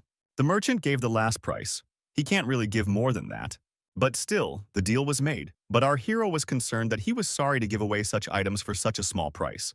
And seeing that all the items started flying into the merchant's backpack, he didn't think that there would be so many of them. But the merchant that, if players continue to level up, then all these unranked items will be of no use to them, and he will lose a lot of money. Sunan said with a thumbs up that he shouldn't worry so much because he has a plan for such a case, and he will give him C-rank items. And yet this is their first transaction. So consider it a welcome gift, because the value of each is about thousands, and the merchant couldn't understand if he was willing to give it all away for nothing. Sunan to listen to the end. He will offer the players to play the lottery and naturally spin the drum. Mostly they will get things rank D, but they will always have a small chance to win rank C. Because now, in the stores, to find things rank C. The task is not easy, and by the way, the chance to win the bonus rank C is equal to %. And this means that he will sell a lot of things O-Ng-D. Hearing all this, haggling started asking, is he really God in business? And how such a marvelous idea came to him and that he would definitely be his friend. And while the merchant pulled something out of his backpack, and the hero realized that he should thank the man who came up with the idea of playing things, and he just borrowed it. But suddenly the merchant turned around and started saying that he would give him coins. Sunan realized that he's something he can't forget it. That the Crown of Greed is activated, and the price for each item plus the total cost is coins. The merchant has already started holding out the VIP card, saying that there is 1 million in cash and 1 million in non-cash on the VIP card, and this card is certified by the New World Fee. If he goes to the place where the Zone A, he will be given special offers and VIP service. Sunan extending his hand, there was no way he could refuse such a marvelous opportunity. And as soon as he took the card in his hand, the notification system showed that a new achievement billionaire had been obtained, and the attitude towards him on all NPC bases increased to the level of... And when he looked at the coins he had, he realized he was getting closer to his goal. Sunan hugged the merchant and began to tell him not to get lost because he would have more goods for him. But the merchant replied that he would be his VIP client. After all, he had been so kind to him and he should let him thank him. Sunan was thrilled that there were so many nice gifts and that there was a reward for a full-scale relationship with the merchant. And the gift was holy water that can be used at any time, and it destroys any negative effects, sets the entire health scale and hit points. And the merchant started saying that it was very rare. That's why he only had 3 bottles. If it wasn't Sunan, he wouldn't even dare to take them out. Sunan took the bottle in his hands and realized that now he could take big risks. As he left, the merchant told Sunan that if they were finished, he would continue on his way and hurry up to sell it all and get his money. But Sunan asked him to wait a little longer, and he needs something else, and if he has any white powder. And then the haggler left, and the notification showed that the mole cave had been cleaned out, exiting the teleporter Sun, and finally exhaled the fact that he was done with it. And now he'll be in recovery mode. And of course it was difficult, but in the end, he did everything he wanted to do, and got skills, items, and money, and probably now needs to modify the weapons. And deciding that he was going to go right now, he started to get on the road. But a while later, he couldn't believe what he'd just seen, as the cab drivers started pouncing on him, saying where he was going if he wanted to get in the car. They know this city like the back of their hand. Bouncing back, he started to tell him to let them give him some thought, but still, he didn't realize what had happened while he wasn't here. But at that moment, a huge red car appeared and drove right behind Sunanyu's back. And the man who was sitting behind the creme de la creme of the car started telling Sunan that if he needed a car, then he would, yes, throw it to the target with the winder. And he can tell him all about the world. The other cab drivers started yelling at the guy. Is it really him again? It's not his territory and they won't let him steal their customers anymore. But immediately they switched to Sunanu saying that they would give him a % discount. But still, our hero realized that that driver looked more reliable and he would most likely go with him. and that he can get answers to his questions about the new world. And as soon as Sunan jumped into the car, started telling the driver to keep on the mountain to Zone G. The guy started to thank him for choosing his cab, but told him to buckle up. And as they drove away, they only heard other cab drivers shouting in their backs that they were the first ones to come here. Sitting in the car, Sunan started asking this guy who were these people and why were they lined up in front of the entrance to the dungeon, to which the guy started to reply that they're trying to make money that way and people like them are in the business of transporting people from one place to another for a living. And why are they across from the dungeon? It's because it's a... But Sunan's friend said that he thought, and realized that, they get a lot. But why don't they just go and start killing monsters and doing missions? It's a faster way to get coins. But suddenly the driver of the car started telling our hero that he bet he's good at games. Sunan, hearing this, couldn't understand why. But the guy started to answer that it's not bad, it's good. It's just that not everyone can adapt to the innovations of this world. After saying that, he took out a pack of cigarettes and started to offer them to Sunan, but Sunan refused. The man went on to say that the world has taken on such a look. Very unexpected for them, a real miracle, to be able to survive in a new environment, and this he does not even stammer a normal, quiet existence. And those people were across the dungeon because they can't find monsters to kill. So they're relying on the experience of their past jobs and trying to make a buck. But Sunan heard these words and couldn't understand why they couldn't find them. Because it can't be. The monsters are constantly being reborn and there are just so many of them, at least the wild monsters. The man replied that there are many, but you have to get to them first and most importantly, if they have already scored places rebirth monsters behind them. So simple players with low level cannot even get close to them. Well, when he heard that it's about spruce and guilds, Sunan started telling him that he's been in the dungeon for too long and he's missed a lot. So don't quite understand this whole guilds thing. Can he explain it to him? Well, the man replied that well, and he's not wrong to ask him that, and he's the only one here who knows everything.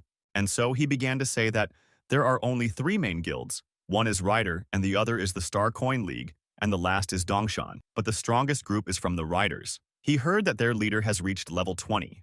And the fact that more than % and high-level players of the world are in this group, their goal is to become at the top of this world. Star Coin League. Each member of this group have at least on deposit controlling important resources of the game. Well, but Dongshan do not capture and occupy low-level dungeons and beds of other players to raise their level, the most numerous guild and the most hated guild of all. On Heroes, hearing the name Li Jejui realized it was familiar to him. But that guy started saying that the Dongshan people are bad. They specialize in looting items and resources from other players and verbs and people.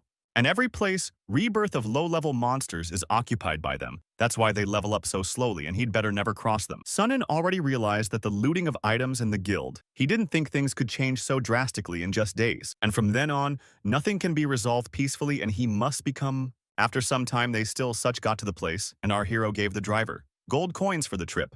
Lastly, that guy decided to ask Sun. And that is he really going to wander around here alone, and there are many wild monsters of level and above, and it will be difficult to fight them alone. Sunan replied that it was fine. He was used to doing it alone, and the wild monsters he had recently dungeons single-handedly cleaned up. But another thing the driver said is that if he gets into trouble, he should just run away, because life itself is important what they have. And if he can't defeat the monster, he can just run away, and there's no shame in trying to survive. With a smile on his face, Sunan thanked him for those words. And lastly, the guy said he was on his way and if he needed anything, he could text him. As he looked at the guy, Sunan thought about the fact that he couldn't even remember the last time someone cared about him. Well, when he opened his notification window, he friended that guy.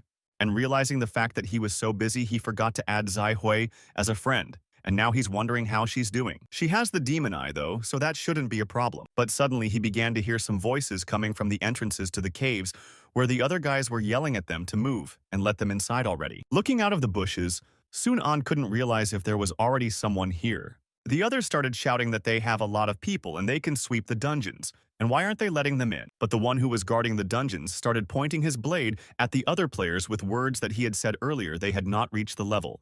And they can't go into the dungeon.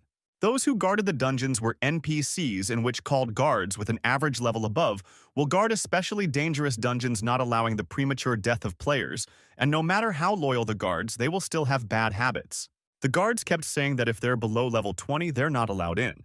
But the player standing in front of the guards started saying that maybe they don't realize what they're capable of, because he's the deputy master of the Riders Guild, and he's made a sweep of 5 dungeons, and he's the second strongest and the most powerful guild. And if there's anything in this game that he can't. But the Guardian kept insisting that if the level does not meet the requirements, they will not enter such a game rules. Smiling, The guy started saying to hell with the rules, he's just gonna break them and go for broke.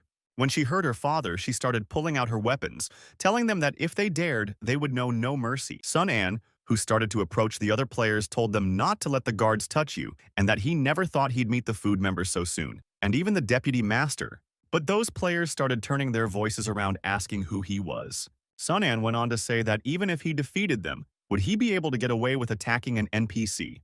But the guy couldn't figure out what the punishment was and what the hell he was talking about. He'd never heard of it. But our hero said just because he doesn't know about it doesn't mean it doesn't exist, and he can ask NPCs. They won't lie for sure. And the NPCs began to say that he was right. If they had gotten through, their names would immediately be blacklisted in the Dungeon Kingdom of Cardio, and that this kingdom is the largest in the New World NPCs. And that by doing so, they would be banned from the dungeon for days. The deputy director immediately realized that it was a good thing they didn't break in, and that it was true. But he immediately told his partner Marty to check his role and level, and activated her skill, she using the detective watch this item, giving the investigative skill, including information about the player's role and level. But as soon as she looked at our hero, he said he wanted to go to the dungeon too. The NPC looked at him and started saying that he hadn't reached level 20 either, and because of that, they had nothing to talk about. Sun An opened my inventory and started telling NPCs not to jump to conclusions.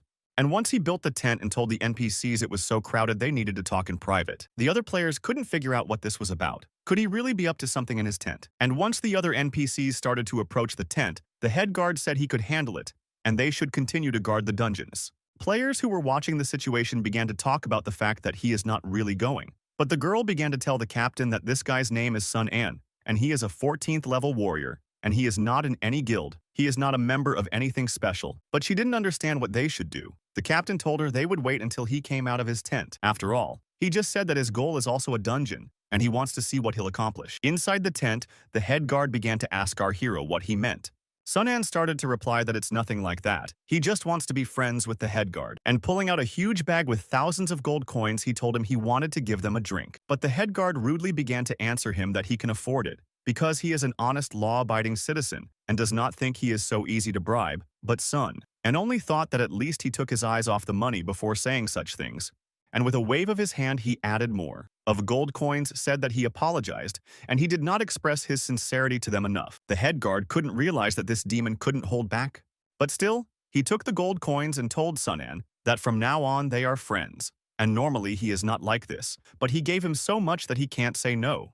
Sun An realized that as expected, it is very easy to live. When he is rich, and with the help of an Easter egg, he can increase the level of favorability of NPCs with the help of money. Their amount depends on the role of NPCs. Instead of racking your brains, trying to please others should use money is still cheating. But then he decided to ask the chief guardian if he could go into the dungeon, but the chief guardian looked away and said that friends are friends. But the question of entry is a tough one. But as soon as our hero added more gold coins, and said that he thought they would find a solution for him, the head guard immediately replied that no problem, they would let him in. After all, he has a special pass just for his case, and he's been waiting for it. The other players outside couldn't understand why this kid is still here. He's the one who doesn't consume, they wondered. The captain realized he'd just been thrown out, but inside the tent, the chief guardian began to explain that he had been awarded a special pass for fearlessly risking his life defeating numerous enemies. If their relationship wasn't so great, he wouldn't have given him anything, and there might be some malfunctions, but they were unlikely to affect anything. Taken aback, Sun An told him that it wasn't the tent that could be his Achilles heel, but the chief guardian began to say that he would never get the money back again.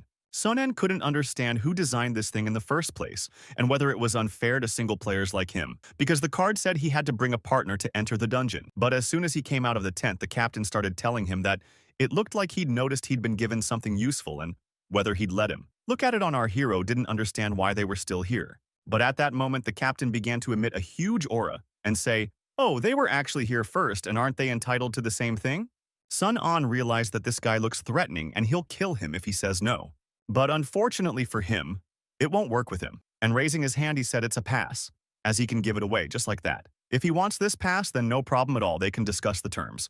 Hearing this, the captain wondered if he really did have a pass and decided to ask what terms he was offering. To which our hero replied that he very constantly wants half of the rewards from the dungeon and the entire loot from the final boss. The other guy who was standing next to the captain started rude to the hero that he's laughing at them. If they give him half of it, they'll have nothing left. The captain briefly said the conditions were too harsh And how about they help him clean up the dungeon, and in return, he joins their guild. And what he must understand, to be personally invited to be the guildmaster's deputy is an incredible honor. And with the help of his special double-hearted role, it is his innate ability to split the mind, thereby better understanding and controlling his abilities, have twice as many skills. He began to press Sun and more on Sun An. But our hero reflected that he would never have thought that he had a special role. He is trying to show the power of the raiders, however, he is not interested. Moreover, they will hinder his progress, and answering briefly that he is not interested in his proposal. After all, the items are much more valuable to him. But another player standing near the captain continued to be rude about how he knows how many people wanted to join them, but couldn't, and he should stop being so ungrateful. The captain realized the fact that he didn't want to, and agreed to that. On Fats told another player to look, even his captain agreed. But at this point, he started swinging his knuckles, saying that he would find out if he had skills first. Sun An realized that he was about to be killed. Another player standing next to the captain started to tell the others to use their skills, but the head guard suddenly jumped off his seat, shouting that such fights are forbidden here. But the captain realized something was wrong. He had a bad feeling. Sun An grabbed his hand and started to say that if he didn't like the conditions, he could have said so. He could always ask for more if he wanted to. But still, our hero realized that it was good that he had new equipment. Otherwise, it would be difficult to stop this attack, but still, it is not so easy to oppress. Captain could not understand how a player of 14th level so much. Maybe it is some kind of special equipment began, he asked. The other players couldn't believe their eyes how he managed to stop this attack. And did their captain not use his full power? And withdrawing Sun An's hand, the captain began to say that he didn't think he had an ace up his sleeve, yet he agrees that he will get half the reward Sun An said he hoped. However, he has a few scratches after his lunge, and he attacked him for no reason, so would like some compensation. When the captain heard that, he got even angrier, saying he wouldn't let it go. And I wish he'd hurry up because they've already wasted so much time here. And once our hero got a family of magical flower that once planted will turn into a whole field of flowers that will automatically attack monsters, he realized that it could be useful, and looks like they have nothing better to do. The captain told him one last time to get a move on, and as they approached the guards, he started asking how many players they had. Our hero replied that only 9 players should go inside the portal, and as soon as the preparations were finished, they all began to go inside the portal. Finally, a senior guard told our hero to come back alive. But something made him suspicious because those guys were looking at him strangely when they went inside the portal, and he realized that there would still be difficulties in this dungeon. However, he has already become strong enough, he has nothing to fear. But still, the special role of the captain, he was a little alarmed because, with the help of this skill, all his statistics are increased by %, and when a new slot for a skill is opened, the player gets a double slot for skills. Going inside, the captain of the squad saw something different from the current dungeon where they were last time, because there are no paths in a solid piece of earth. But Sun An was happy about this place because he knows it well, and remembering that this was the most points, and he almost died working overtime, trying to fix all the flaws in this map and these memories that he wished he could erase from his memory. But suddenly his musings were interrupted by the captain, telling everyone to focus on 10 o'clock on the left-hand side. Other players heard this and started hoping that there wasn't a dungeon boss hiding there. After all, that silhouette looks like a monster even though it's not moving, and I guess they haven't pissed it off yet. And the thought that they have to fight that monster from the beginning just sent shivers down my spine. Well, the captain has decided that they will avoid the boss for now and leave him for last, but first they need to thoroughly check into the mines. And the captain began to give out orders first of all to the 2 rookies who are to stay here, and they will start when they are done with the mines. Sun An suddenly realized that there were newcomers besides him, and they seemed to be traitors who had been called at the very last moment. But at that point, he started telling the other guys that the monster was already here. Hearing this, all the players began to prepare for battle, because the monsters were already too close. Monsters. They were beetles huge with a sharp stinger beetles, because they have a sword in place of a proboscis, so they are so nicknamed, have a high speed of flight and the ability to drink blood. And once all the players were ready, the captain gave the order for them to begin the battle. And then he started attacking them with his weaponized brass knuckles that he had on his right hand. Other players who were behind the captain began to join the battle as well, shouting that there were too many of them here, but that didn't stop them from also destroying insects in one fell swoop.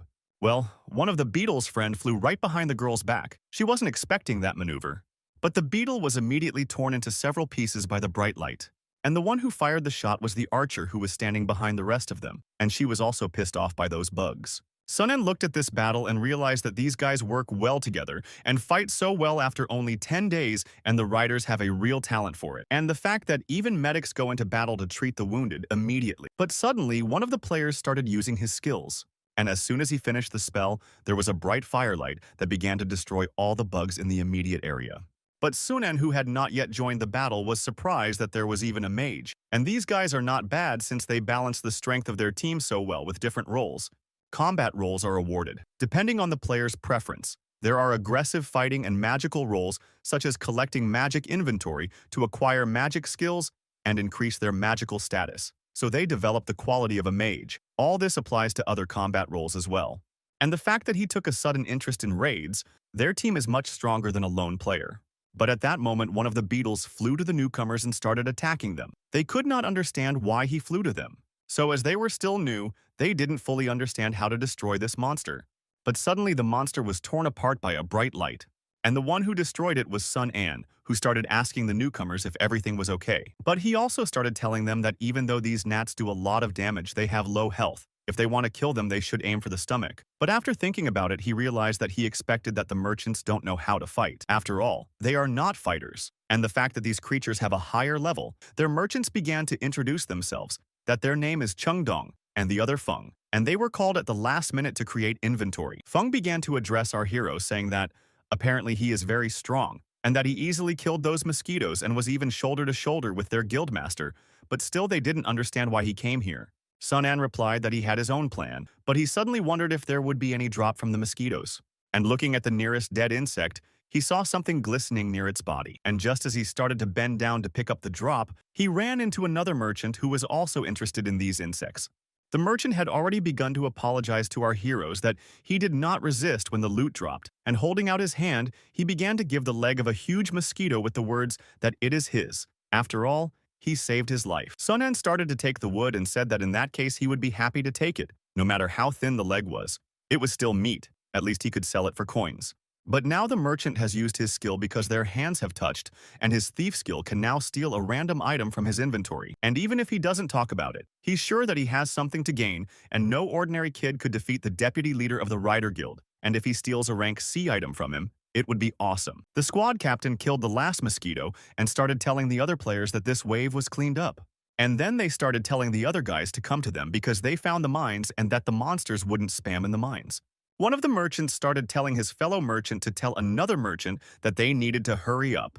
At the merchant Feng holding the strange white powder he stole from Sunan, he couldn't understand why he needed it. The captain started to say that he didn't think it would be so easy. Usually you have to defeat a boss to get magic crystals, but this time the mines are a safe place with no monsters. But the merchants weren't even going to rest, and taking out their kirks, they began to prepare to mine the crystals. Sun An thought about the fact that it would not be easy for him to lure the boss to this place, and now it was time for him to use the powder that merchant Adong had given him.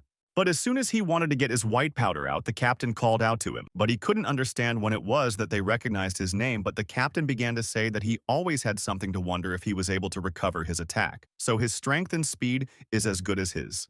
And the fact that his gear is pretty good and he really wants it. But Sun An couldn't understand what equipment he was talking about because he was just lucky that he was able to stop his attack, but he realized that now these guys were showing their true intentions. But the other players with the captain's guild started telling Sun An that they would have to repeat the experiment to find out if he was lucky enough to stop the captain's attack then or not. But Sun An guessed that this could happen and that he could try his item on these guys right now. But as soon as he started to open his inventory, the captain gave the order that the other players should not let him use anything, and now, the most important thing is to surround him and attack all together. Well, Sun An couldn't figure out where the white powder had gone, but then other players appeared and started attacking him from all sides. And he realized he didn't have time to think about that powder right now. Using his acceleration skill, he started away from the nature aside to avoid the mage's attack, and realizing the fact that he needs to deal with the ranged attack players first and then switch to close combat with other players. The mages who were standing nearby saw that he was preparing to attack, but the captain ordered him to calm down because it was a completely idiotic decision on his part. And he's in a bad enough situation as it is. He wants to make it worse, and he thinks he's got a chance. They could shoot an arrow through his head. But Sun An raised his hand to see that they are all in his attack zone, and immediately he began to apply his third-level Black Veil skill. The captain noticed this and started ordering all the guys to fall back. But it was too late. They'd all fallen into his zone, and so the black flames. And as soon as they were caught up in his attack, the players began to lose their sight. Because of this, they couldn't properly aim to hit Sun An. The hero realized that everything as he expected. The difference between the first and third level is just huge, and his coins were not wasted, because with the help of Black Veil of the third level, of his attack radius is increased to 5 meters, and the duration of the skill is equal to 20 seconds. And the fact that affected by his skill with a probability of 50% to miss, and such his... But once the captain and all his subordinates were blinded, he began ordering them to get close to him to avoid an ambush. Realized it. The other player started using his low lazy dispersion skill to get rid of the blinding. But as soon as he said that Sunan was just lucky and later on he won't be so happy anymore, our hero has already approached him to destroy him. And swinging his blade, he started inflicting huge wounds on the guy who wanted to dispel his black veil. But as soon as the player fell to the ground, Sunan told him that he would not let him do things his way, and to heal and need to use his hands or a weapon to convert energy, and if you cut off his hands, his skill would be useless. And that they are all undeserving of pity for attacking non-skilled players all the time. Other players from the captain's squad started shouting to their comrade that they would save him, but the girl stopped that guy in time, telling him that it was all a trap and it was better for him to stand still. The captain guarding the other mages ordered them to be careful, because as long as they can't see anything, they can't do anything about it. Sunan noticed that it won't be easy because they feed to defend themselves, and it's hard to deal with one or two of them in such a short time, and constantly have to think about the counterattacks of their partners. And if he had that white powder, he'd be done with them by now. But, turning his head, he looked at the two merchants and the fact that they are still here. But the merchants saw that our hero began to turn to them. They immediately began to tell him that they have nothing to do with those guys. But Sun An started responding by saying he's not some evil overlord, and why would he kill them? Or would they want to do something to him? And turning to one of the merchants, he asked what he wanted him to confirm something, because there's something very important that he's recently lost, and he should let him check his skills and his backpack. But Feng, without a word, started to turn around and run away. Sun An realized that this was even better than he wanted, because he found the one with the white powder right away. And with the help of his acceleration analogs, he caught up with the merchant in an instant. And as soon as the hero threw him to the ground, the merchant started screaming that he was in pain and he was wrong, and begged for forgiveness not to kill him. But Sun An started to ask where the powder was, and the merchant replied that it was in his pocket, but he couldn't get it out because he was fully restrained, and if he let go of it, he would immediately get it out and give it to him. But on the second trap, our hero did not want to get caught and said that he did not even try because he can get it himself. But for some reason, trades first blush and yells at our hero not to touch him, taking out the white powder's son, and actually realized that it was indeed in his pocket, but the merchant kept shouting for him to get off of it. And as soon as he got up from the merchant, he said that since he had confessed, he would take pity on him and not kill him. But Sun An was only interested in the fact that if you think about it, is the black veil effect still going on? At that moment, his thoughts were interrupted by the scream of another merchant who began to fall to the ground, screaming that he had nothing to do with it. But he was yelling because another player jumped on him and started throwing heavy punches.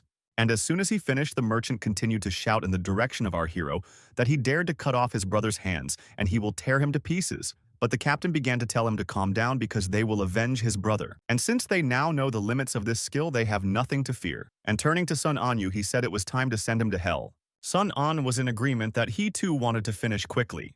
The players with the captain's team decided to first exhaust our hero with long attacks and make him show all his trumps. The merchant who was behind Sun An couldn't figure out what to do, but Sun An started telling him to hide somewhere. He doesn't have time for them. The captain, however, continued to give his orders so they would not let him catch his breath and continue to attack with all their might. Onit could not imagine that now Sun An started using a bottle of white powder, and as soon as he opened the bottle, he started throwing it towards the captain and the other players. And realizing the fact that the performance was about to begin, Sun An began to back away with a slow step.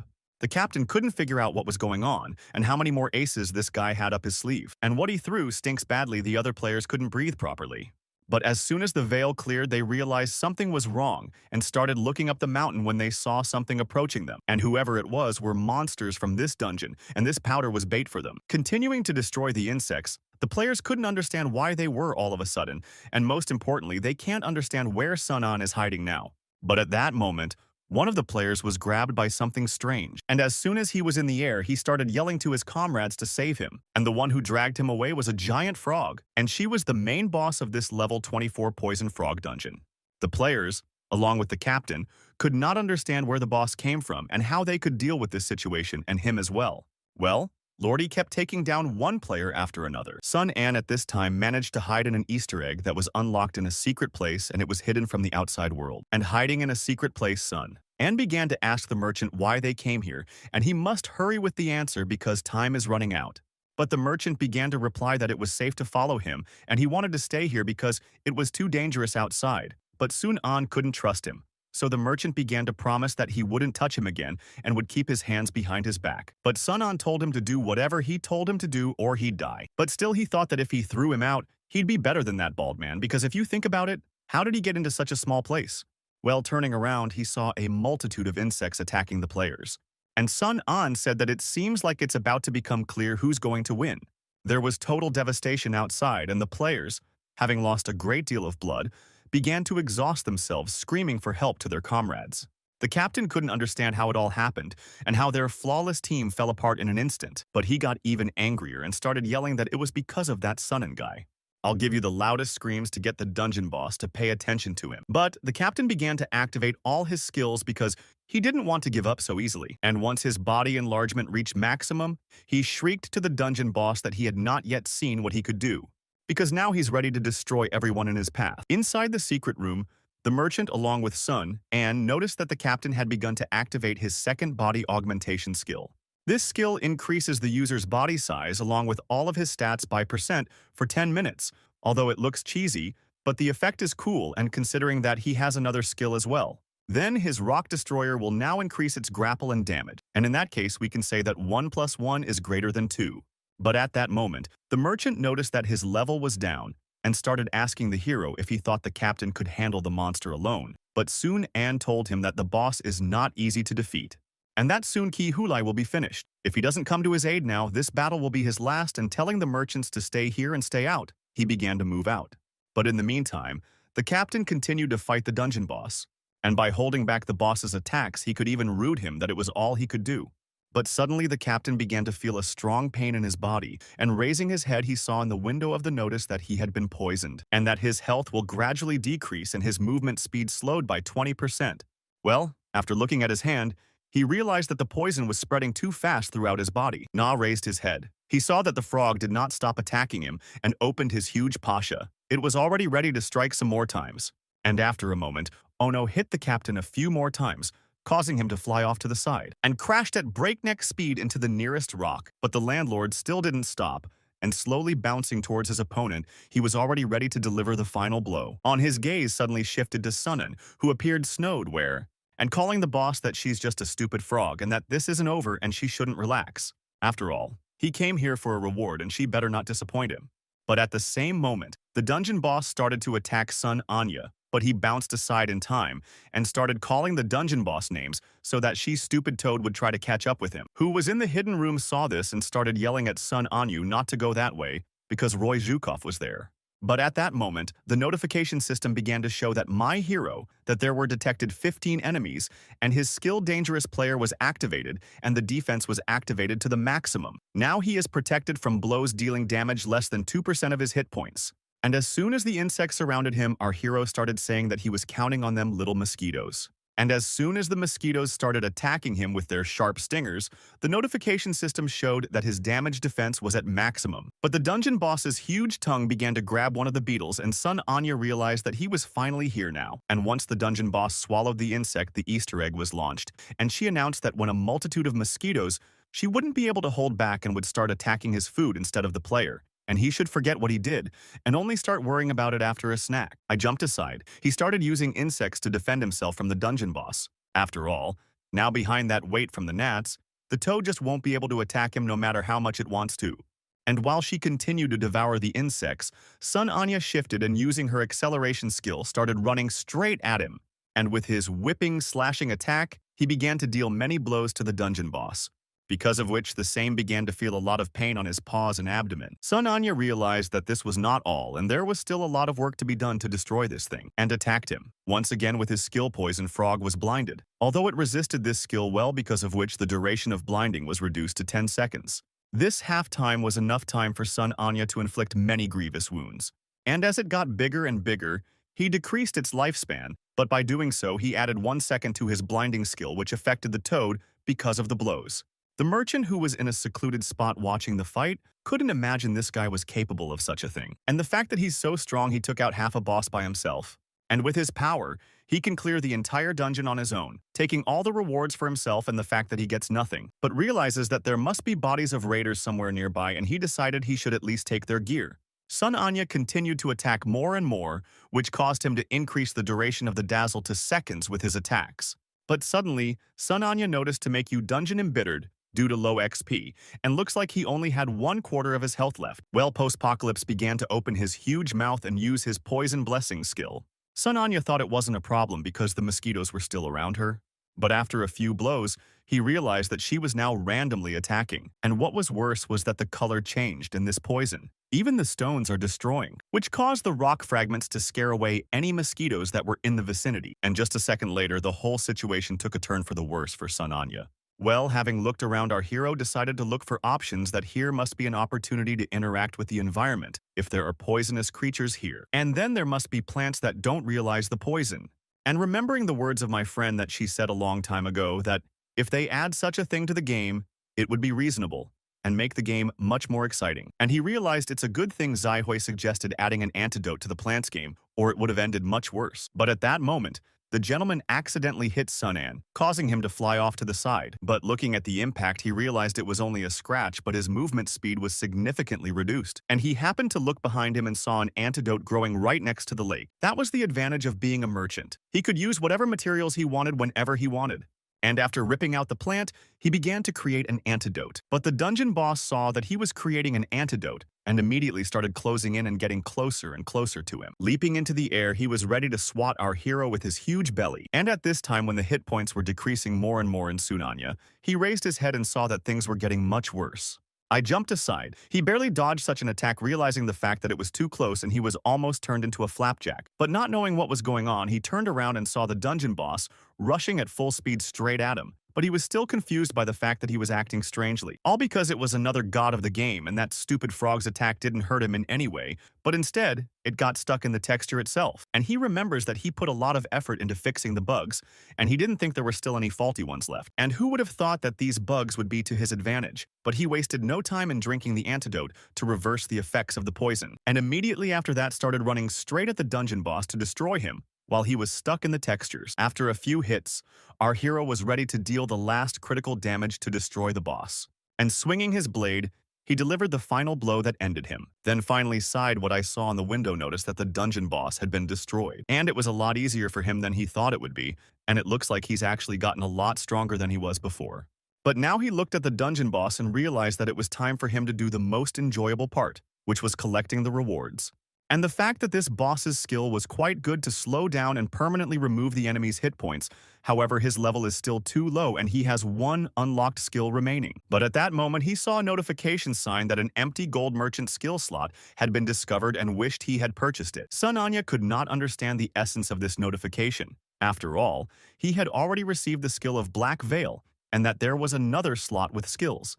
But then he realized that having 2 roles gives 4 skill slots for each role, and just now he used crafting and can. Therefore, the game identified him as a merchant. And when he developed the dual role passphrase, he didn't set the exact number of skills, and he didn't think that the game would automatically set 4 skills for each role. And it looks like this bug came about because of the passphrase. And he got 4 extra skins without any effort, and now it's the best news for him all day long. But at that moment, the hero heard the shouts of the merchant, who began to shout to the captain to take his hands off him, because he did not intentionally snatch things from him.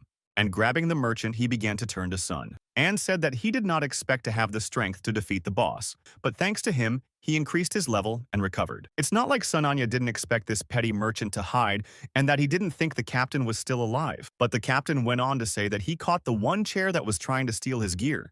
And I'm talking to Sun An about them trading his gear for his partner. Sun An started to reply to him that why would he think they were partners? The merchant kept shouting at the captain to let him go because he wasn't going to steal anything from him. But realizing the fact that they are not comrades, turning his head around, the captain told the merchant that he didn't need him now.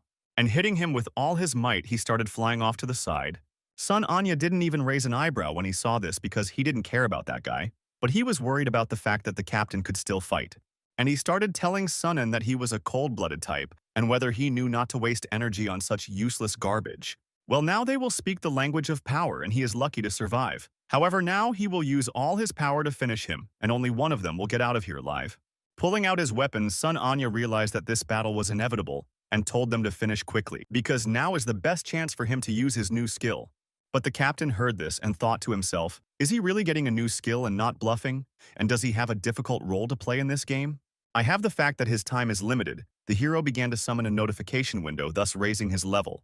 Seeing this, the captain looked in shock at what his opponent had pumped from early on to the max. And what's worse is that it's about a few million coins.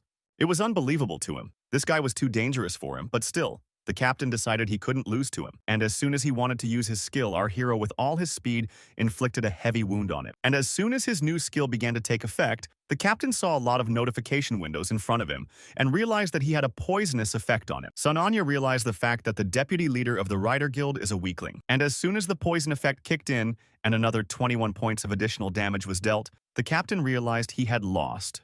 Turning his head around, Sun An couldn't understand why the captains were laughing. But the captain has finally realized that people like him or Jejui are the same, and they're both New World game developers. Sun An started to reply that he was actually involved in the development of this game, but what that must mean, he didn't understand. The captain began to explain that he thought he was strong enough and that he had gotten a special role, and he had the skills for such games, and he did all sorts of things to get good equipment, but in the end he was still a step behind people like him. And he finally realized that they had pulled it off, and they wanted to show off their accomplishments, and the players were just lab rats to them.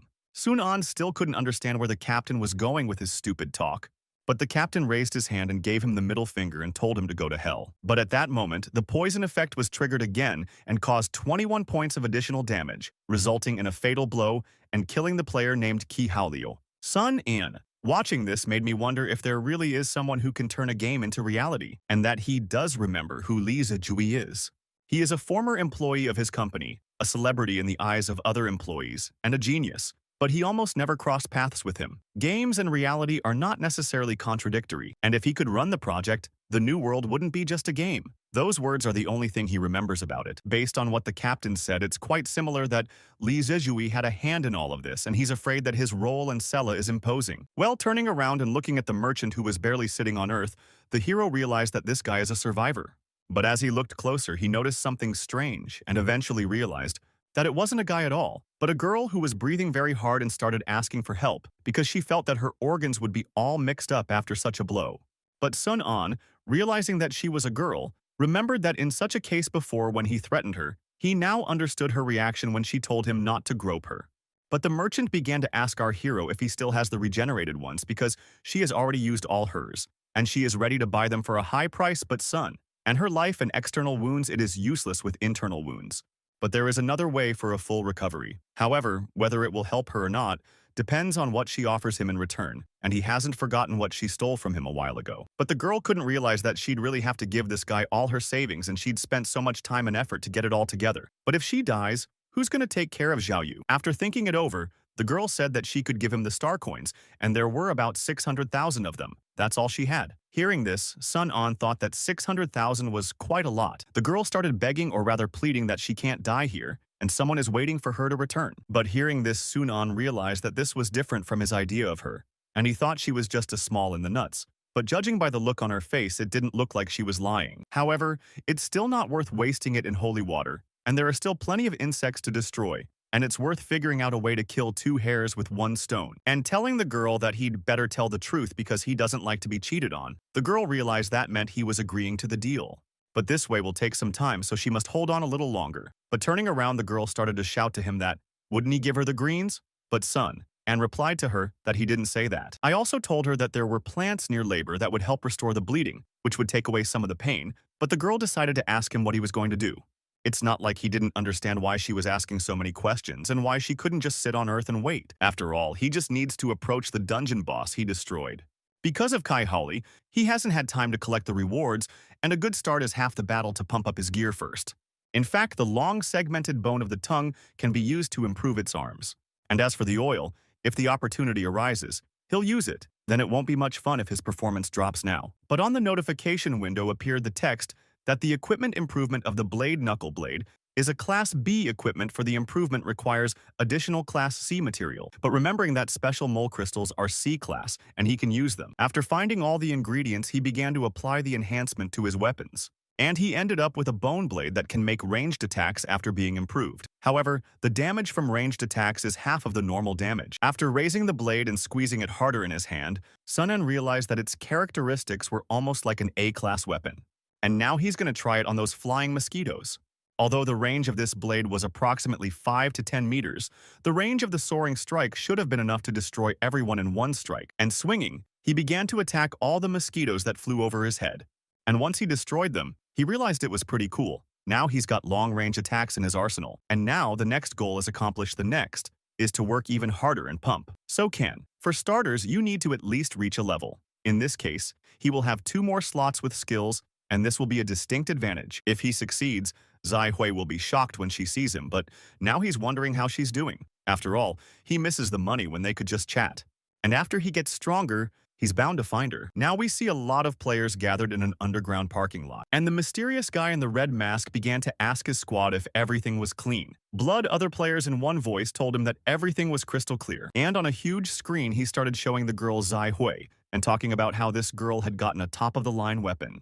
And whoever can steal it for him, he's a demon dragon who will grant any wish. At this time, Sun continued to destroy insects throughout the cave, and once he had destroyed enough mosquitoes, the notification system showed that he had gained the required amount of experience. His level was raised, and then raised his head. Our hero could not understand why the language in the system is a mixture of English and Chinese, and it seems in this place Bai appear much more often. And once the last notification showed that the monsters had been eliminated and the dungeon had been cleared, Sun realized that he had already cleared the dungeon and everything else was unimportant. But in the distance, he began to see the merchant he had met in the mole cave, and the merchant began to tell Sun that he didn't think they would meet so soon. But it was actually this morning when he sold him his gear.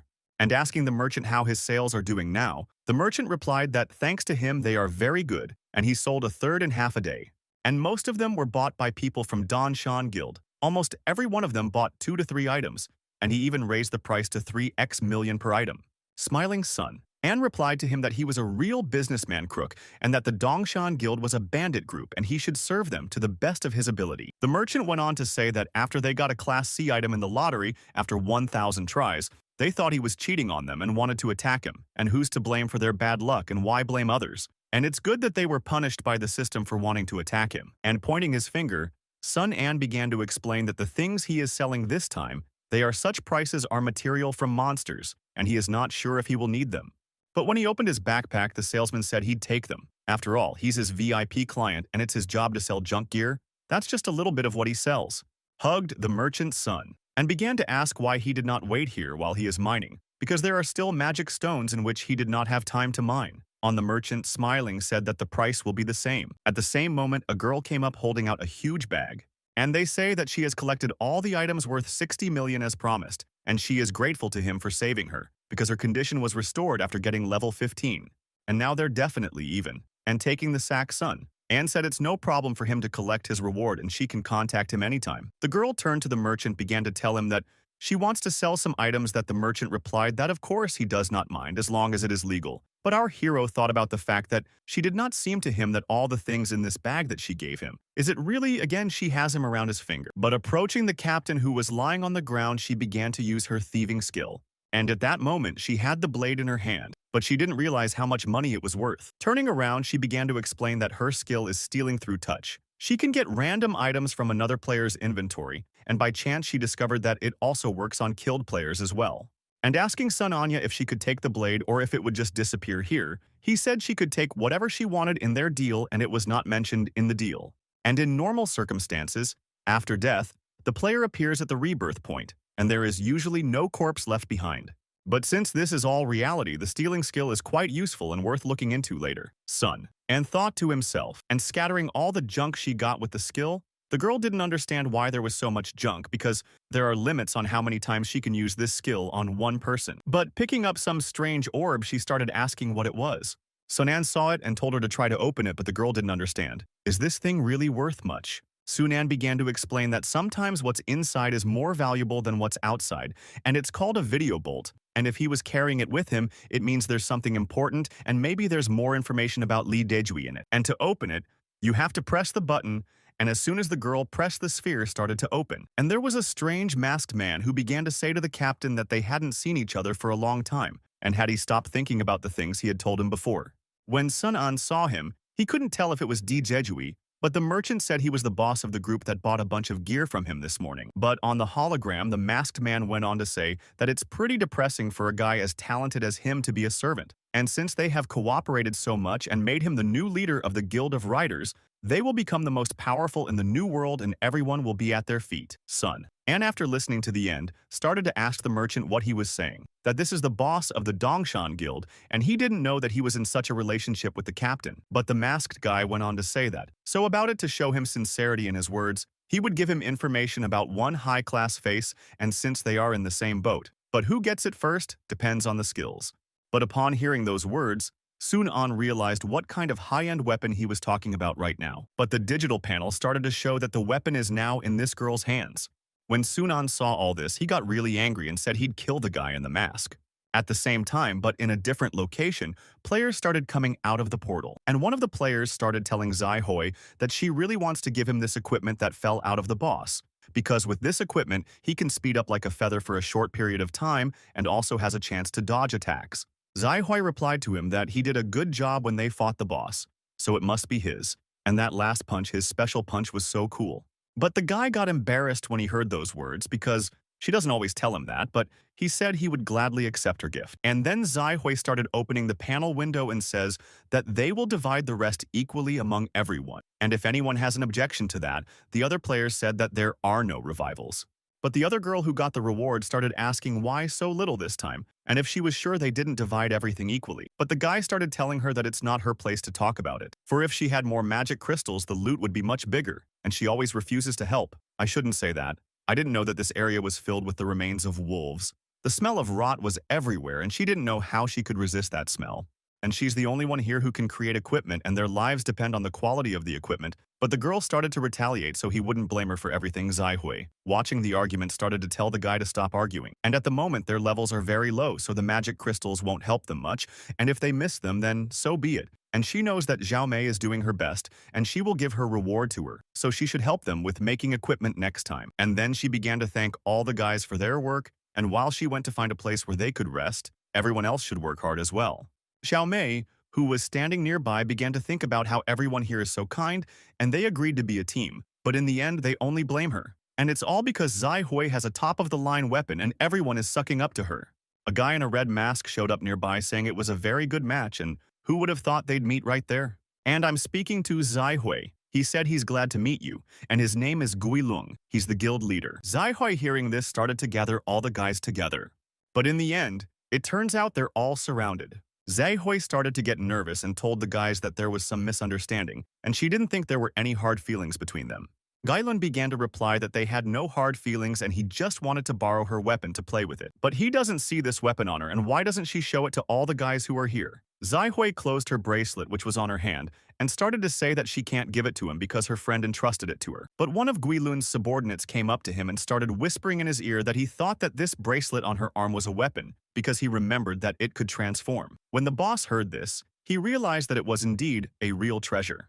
Another player who was on Zai Hoi's side started shouting at his opponents that they were attacking them for no reason and in such a large crowd. But Guilun, without any explanation, and ordered his subordinate to attack them, and thus give them a reason too. And at the same second, the spear that the guy threw flew straight at Chen Yun, causing him to fall to the ground. Gailun, wait. I'm on the other side, started to ask if they realized that he is the reason, and now all his subordinates will capture them but should not kill them yet.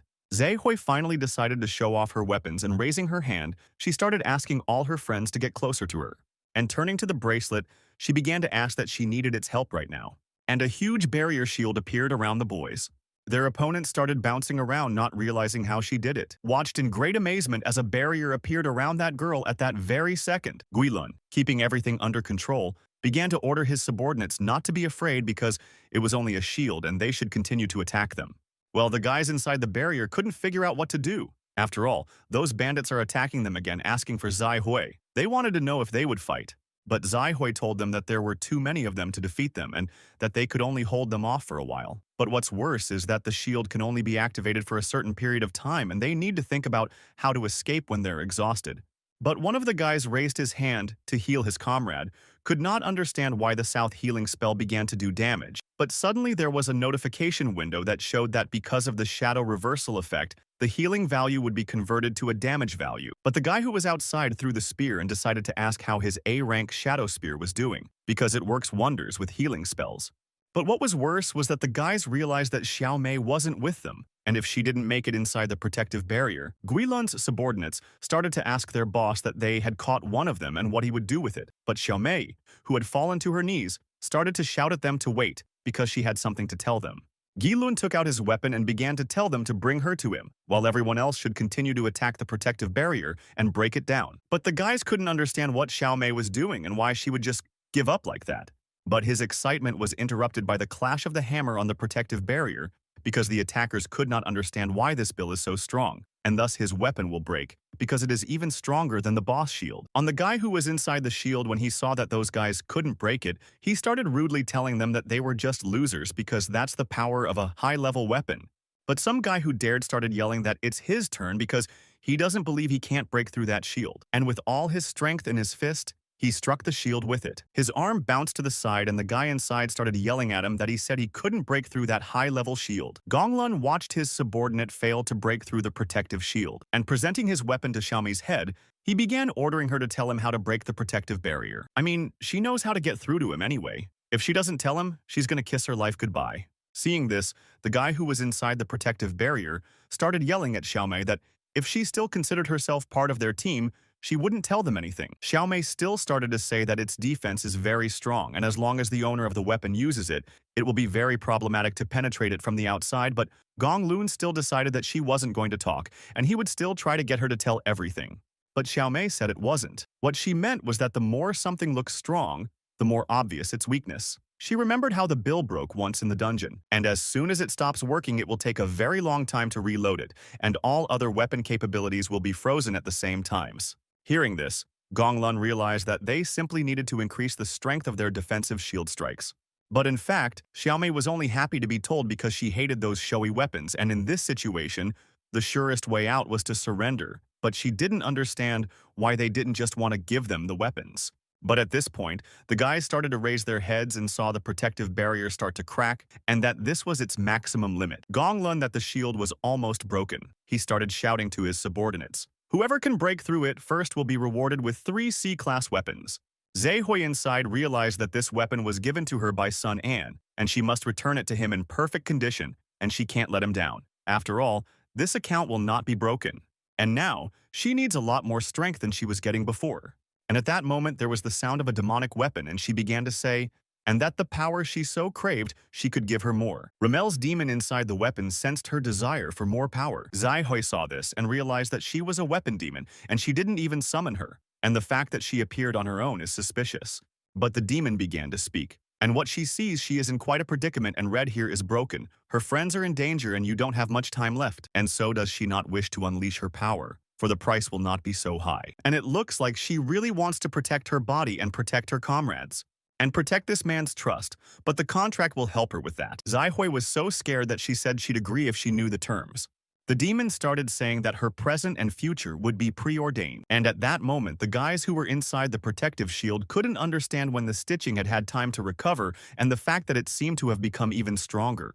It's because Zaihui signed a contract, and her strength was increased and her score increased because of the owner's strength. Stamina decreased to units, and stat points decreased, and were converted into strength. Stamina no longer increases with level increase, but also her perception has been reduced to 1, and her stat points have decreased, and have been converted to the power of perception will no longer increase with level increase. The guys noticed Zaihui, who could barely stand on her feet, and said that this feeling of having her characteristics reduced was so painful. But one of the guys couldn't understand why she did it since her characteristics can't be upgraded in the future. But Zaihui replied that at least they are all alive, and maybe it's just a bet on their fate. Gonglun couldn't understand what was going on because his shield had just almost broken, and why the hell did it regenerate? The other guys couldn't understand what was going on because their mana and stamina were almost at 0. Gong Lun turned his head towards Xiaomei and started to get angry, but Xiaomei raised her hands and started to shout that she had nothing to do with it, and it was the first time she had seen such a thing. Gong Lun, have the guys call everyone guarding the dungeon because he won't rest until he gets that weapon. At the same time, Sun An was rushing at full speed to reach the target and save his friend quickly, but he slammed his hand down on the car with all his might and got angry that they wouldn't make it in time, and that he doesn't have enough time to use teleportation. And the conditions are too difficult and all he can do now is hope they're okay. Still, he hoped that everything would be okay and his friends would be unharmed. But in the meantime, the guy's notification system showed that the shield was activated, and they all began to prepare for battle to protect their friend. Zaihui, standing behind, realized that the demonic necklace had entered a hibernation state, and its continuation time was 1 hour and 21 minutes. Gonglun, who was watching the situation, realized that the shield was almost gone, and immediately he asked the guys if they thought he could stand up to him. But their opponents continued to prepare for battle, telling them not to come near them, because they're not afraid of him. But Zaihui, standing behind the boys, realized that her weapon was able to repel all attack. Gongdong, who was standing in front of her, began to activate his skill, and her eyes became redder and redder, because the thought that soon that weapon would be his greatly excited him. And immediately he gave orders to his two commanders to finish off their enemies. But the guys didn't realize that their rule was to rob but not kill, and that no good would come of it. Well, as soon as he heard this, he began to turn his head around and activated his skill. He once again ordered them to do as he says. And at that moment, one of the guys suddenly had a terrible urge to nail someone. Zaihui immediately saw that the atmosphere had fundamentally changed and they were really going to kill them, but she still insisted that they could talk about it again.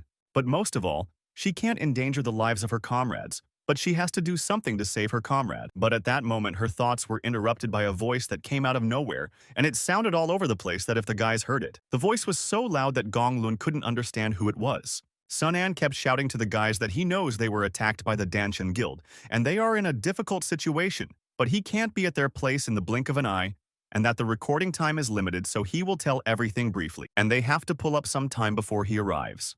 And they only need to last 15 minutes and he'll try to nail it as fast as he can. But as soon as the sound stopped, the guys started discussing the fact that in the current situation, it's not easy to last a minute, let alone 15. Gonglun realized that there was no more time to waste and began to order his subordinates to attack them with all their might. While holding back the onslaught of his opponents, one of the players thought that even if Sun An came, would he be able to defeat so many people?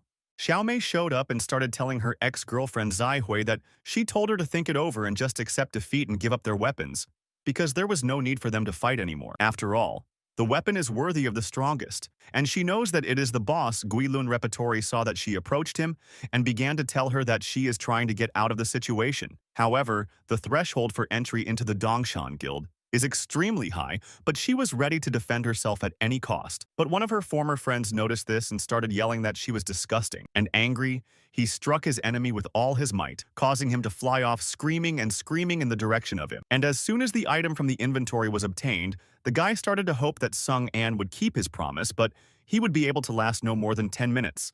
And with an iron bar for a special situation, he began to prepare for battle.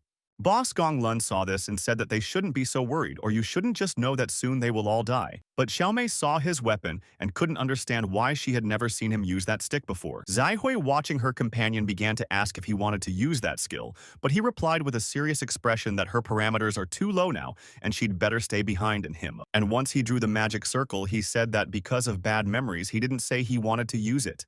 But now, there was no other choice. And since Sun An asked him to wait for him, he would take the risk, and with the help of the Monkey King's protective circle, he was ready to absorb any damage as long as whoever was inside the circle, but he only had 10 minutes to do so. And that's when the Monkey King appeared on his head and started blowing his pipe, because now the old boy's back and ready to fight to the death. Gonglun saw this and started laughing loudly. I don't know what kind of monkey is this, and he doesn't want them to die from laughing. But the Monkey King, we'll call him that, started telling him to show him what he was made of. The monkey sitting on his head suddenly started blowing his horn even harder, and a huge stream of magical energy began to appear from all directions.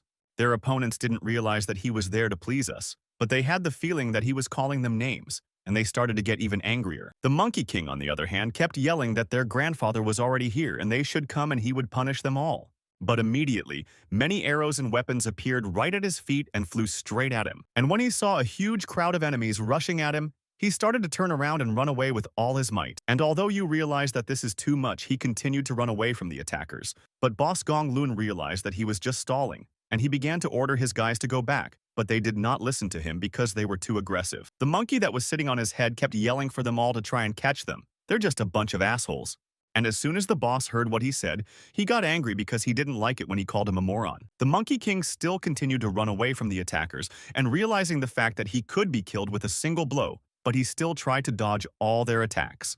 The guys couldn't understand what was going on and how he managed to dodge all the attacks and how he had such flexibility. But the Monkey King used all the points to pump up stamina and agility. If I don't think I can catch him so easily, I'm too much of a mistake. And plus the item of the Wolf King's right leg, which allowed him to enhance all his characteristics. But after about 8 minutes, he realized he had to hold out a little longer. But at the same moment, he collapsed to the ground because he didn't see that one of the attackers was right in front of him. All the attackers started running up to him saying that where all his self-confidence had gone, and now it was time to show him their power. And as soon as he received a few blows, he realized that his effect had been terminated and that he would most likely be coming to an end.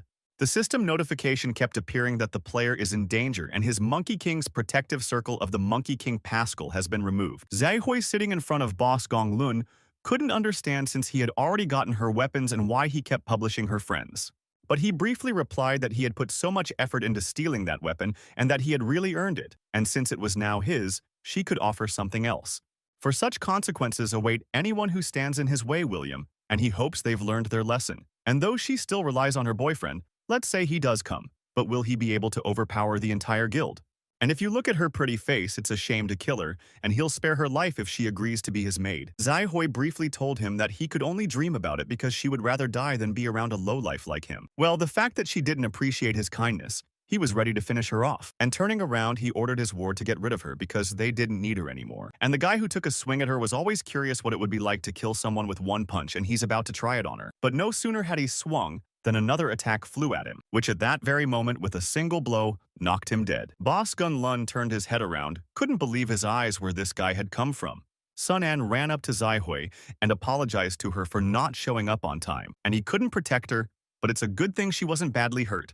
And that wasn't enough to calm down. And raising his head, he began to tell guild boss Dongshan that he swore he would destroy them all. Gong Lun, who was standing in front of him, began to say that he had gotten in their way, and that he was not too much of an accomplice. But he actually thought about the fact that this brat had also killed Uthi in 1 second. But ask him why he came here, because the outcome will be the same. Even if more people come, nothing will change. The cab driver and the merchant girl sitting behind the bushes couldn't understand why Sun An was in such a hurry to come here since the entire Dongshan guild is here. Sun An didn't pay attention to the boss because he was more concerned about whether his girlfriend was okay. But Gong Lun kept shouting that he was talking to him because he wouldn't live to see tomorrow. But at the same moment, Sunan stood up to his full height and ordered the boss to slam. After all, if he wanted to fight, then he could already start already. But suddenly, Little Zero appeared from a crystal spirit bandage that was immediately activated. And the entire Dongshan guild couldn't believe their eyes. Where did the magical beast come from? And could he really tame the magical beast as a pet, even though it looks like a baby cub? As soon as Little Zira climbed on Sun Anya's shoulder, he started biting his finger and presenting your finger to the pet, telling it to eat it. As soon as he tasted Sun An's blood, he immediately began to turn into a huge monster. And at that point, he grew a few meters uphill. The guys from the Soul Guild couldn't understand what was going on because they suddenly found it hard to breathe. And the fact that they were under tremendous pressure and that this mole looked much scarier than any boss before, and that what rank this thing was they couldn't figure out in any way. Sunan, realizing what finally worked, because although his goal is just to look intimidating and at least they won't act rashly, and using the glaive passphrase which consumes 20% of the player's blood and temporarily strengthens the pet, causing it to gain a large body size and intimidation power. The pet's physical strength is not affected. On calling to himself, Little Zero, our hero began to tell him that there was a task for him, and by means of telepathy they could communicate without attracting attention. At this time, Boss Tanggong started telling his subordinates not to be afraid because they outnumber him, and they just need to deal with this brat. But pulling out his weapon, our hero was ready for this battle. And with his poison blessing skill, he began to take over the entire area to attack at the same time. And swinging his blade, a huge poisonous wave began to throw all the nearest enemies in different directions. And as soon as the poison effect was triggered, players began to feel a tremendous pain in their bodies. Sun An, realizing the fact that everything would be satisfied faster than he expected, he continued to run towards the boss, who didn't know what was going on and shouted to his men what they were doing. They had to surround him faster. But at that moment, another guy appeared in front of our hero and shrieked that he had to go through him first. It wasn't enough because Sun An broke through that guy's defense and started using his skills to reach the boss. And as soon as his skill reached the target, the notification system showed that the player Gui Lun was blinded. And that's when our hero realized she'd done checkmate. In the other direction, the Monkey King started yelling at Mole Zero to be gentle with his girlfriend because he could break all his bones. But still, the Monkey King was very scared because he wanted to pretend to be dead. But this monster immediately discovered him, and that all his bones are almost broken and he can't move a finger. But Little Zero started to pull out the elixir that Sun An had given him. But the Monkey King couldn't understand what this strange life was, and did Sun An give it to him, and realized the fact that he had to drink it because it was better than being eaten by that monster. But at that moment, he realized that he could move because his entire body had been restored, and this restorative potion was very rare, and he never thought that Sun An would get his hands on it. Kid Zero realized that this guy had recovered, started pulling out a sign saying that the master needed his help. But the Monkey King couldn't see how he could help him. But still, our hero needed help because he was struggling to fight off all the attackers. And as many as there were, he didn't understand how he could deal with them all quickly and take down the boss. And although he anticipated what he had up his sleeve, he himself had never attacked him before, and he didn't think that Trump would have such a nasty skill like mind control. And these guys started attacking him like crazy, and they've pretty much lost all their senses, so the black veil doesn't work on them. Gong Lun, running away with all his legs, kept shouting for them to keep such a guy at all costs.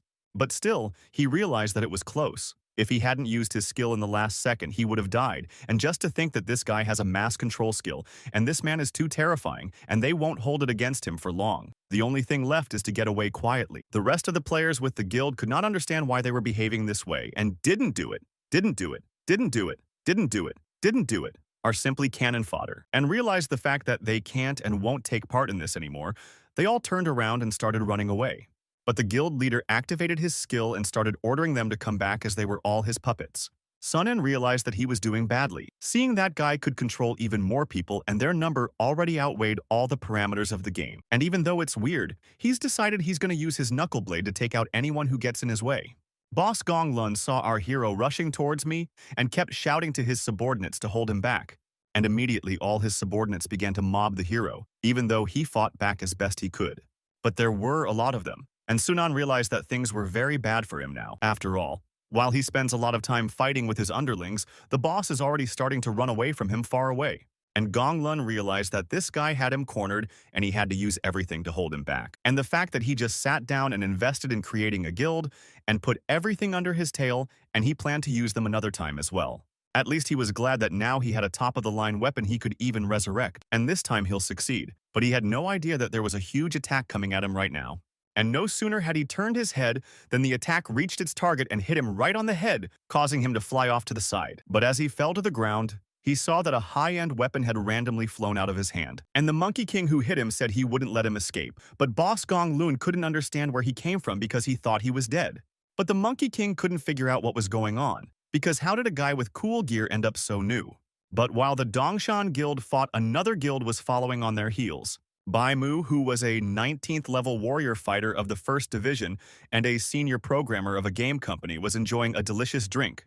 But at that moment, a strong blow hit him right on the head, and then the girl told him to stop chilling out. And while he was holding his head, the girl began to ask him if he had done what his brother Jiejui had told him. But he did not dare to answer the question, only shrieked at her. Did she really collapse? For he was in great pain. And could he not make a sip of tea? For he had worked like a dam all day long. But the girl didn't like that answer. And while she was angry, the guy kept telling them to stop wasting time because he'd already put the information in this video ball. Gailung's role is called Traitor, and even though it's her special role, it's strange because it's different from their roles. His role Traitor allows him to use his skills only on his comrades, and no conditions for the use of these skills are not required. However, on enemies they do not work, and his main skill is from the skill A Rank Puppet, and that his skills were perfect for the role of a traitor. But the girl didn't understand who had the idea to create such a role. Bai Mu, sitting next to her, started pointing his finger at Jiejui and saying that he was the one who came up with all the roles in the game. Jiejui, standing in front of them, replied that it was okay, because he wasn't the only one doing it, and he would like to know where the role came from too. If you compare the game New World and the world in which they are now, a lot of things have changed, and I would like to find out the reason for such changes and where they will lead them to. But as soon as a huge explosion sounded near them, the guys began to realize that the Danshan Guild had gathered in this place, and it seemed to them that something had happened. But still, they decided that they should wait for the return of Bipolo and the others to go and find out what happened out there. 5 minutes earlier, the Monkey King continued to beat up Gong Lun, and dealing him more and more critical damage, he could barely stand on his own 2 feet. Well, as soon as he fell to the ground, he immediately started yelling to the Monkey King that they should discuss everything, because his death will not give anything, and he no longer needs this weapon and he should just let him go, because he is sorry. But the Monkey King took another swing, saying that if his apology solves everything, then why the hell do we need the police?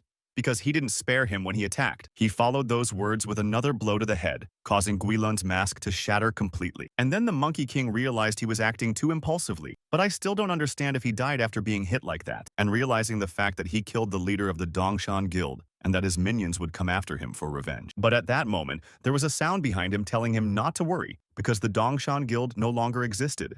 The Monkey King turned around and saw that it was his comrade's son An. Sunan realized that it looked like he'd figured it out, because he thought there would be trouble, so he rushed over as fast as he could. But the Monkey King with a serious citizen's face started to say that there is no problem here, because he is the only one who could fight him, and he even returned the weapon, and plus he should know that it was him who won him 15 minutes of time.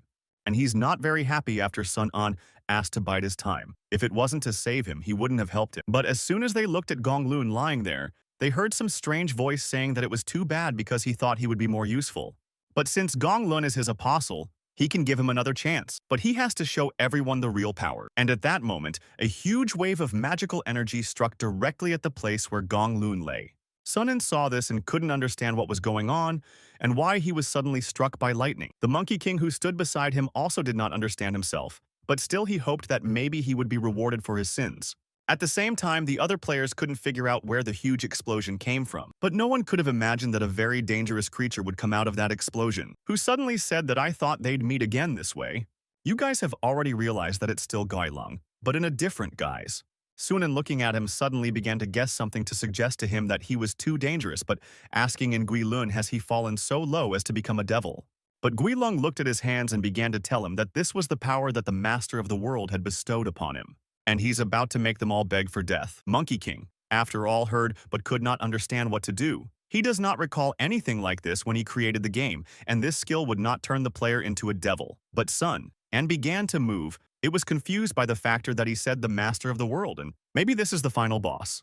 But at that moment, Guilun saw that they were fleeing and began to accumulate a huge amount of dark energy in his hand, and releasing it, he began to attack them with all his might, for he had been looking forward to this moment. But by coincidence or luck, his attack flew right by our hero's head, causing a huge explosion to positively explode. And the guys turned around and couldn't believe their eyes that he'd unleashed such a huge attack, and that the worst part was that it was so close by. Gong Lun looked at his hand and realized it came out a little clumsy, but it seems he needs a little practice, but it would be terribly boring if they were to die from that. And he'll torture them to get rid of all the hate that fills him. And looking at our hero, he started asking who was the one who just killed him. But after a few seconds of silence, the password monkey shouted that he had come for him, Wanyi, and they need to get out of here. But Sun An didn't want to waste a second and started swinging her weapon at the same moment, and so was already too slow. Guilong didn't even put in many episodes to dodge her. And raising his hand, he began to prepare to attack again, for this time he was determined that he would not miss. When Sun An saw this, he realized that there was no way he could dodge the blow now. And at the same moment, Guilun's attack broke through our hero's defenses, and he began to lose his balance, falling to the earth. Guilun, taking offense at the fact that he hit the exact target, you started telling him it's time to grow out of fear. And he looked at our hero and said, is he so tired he can't get up with Zimli?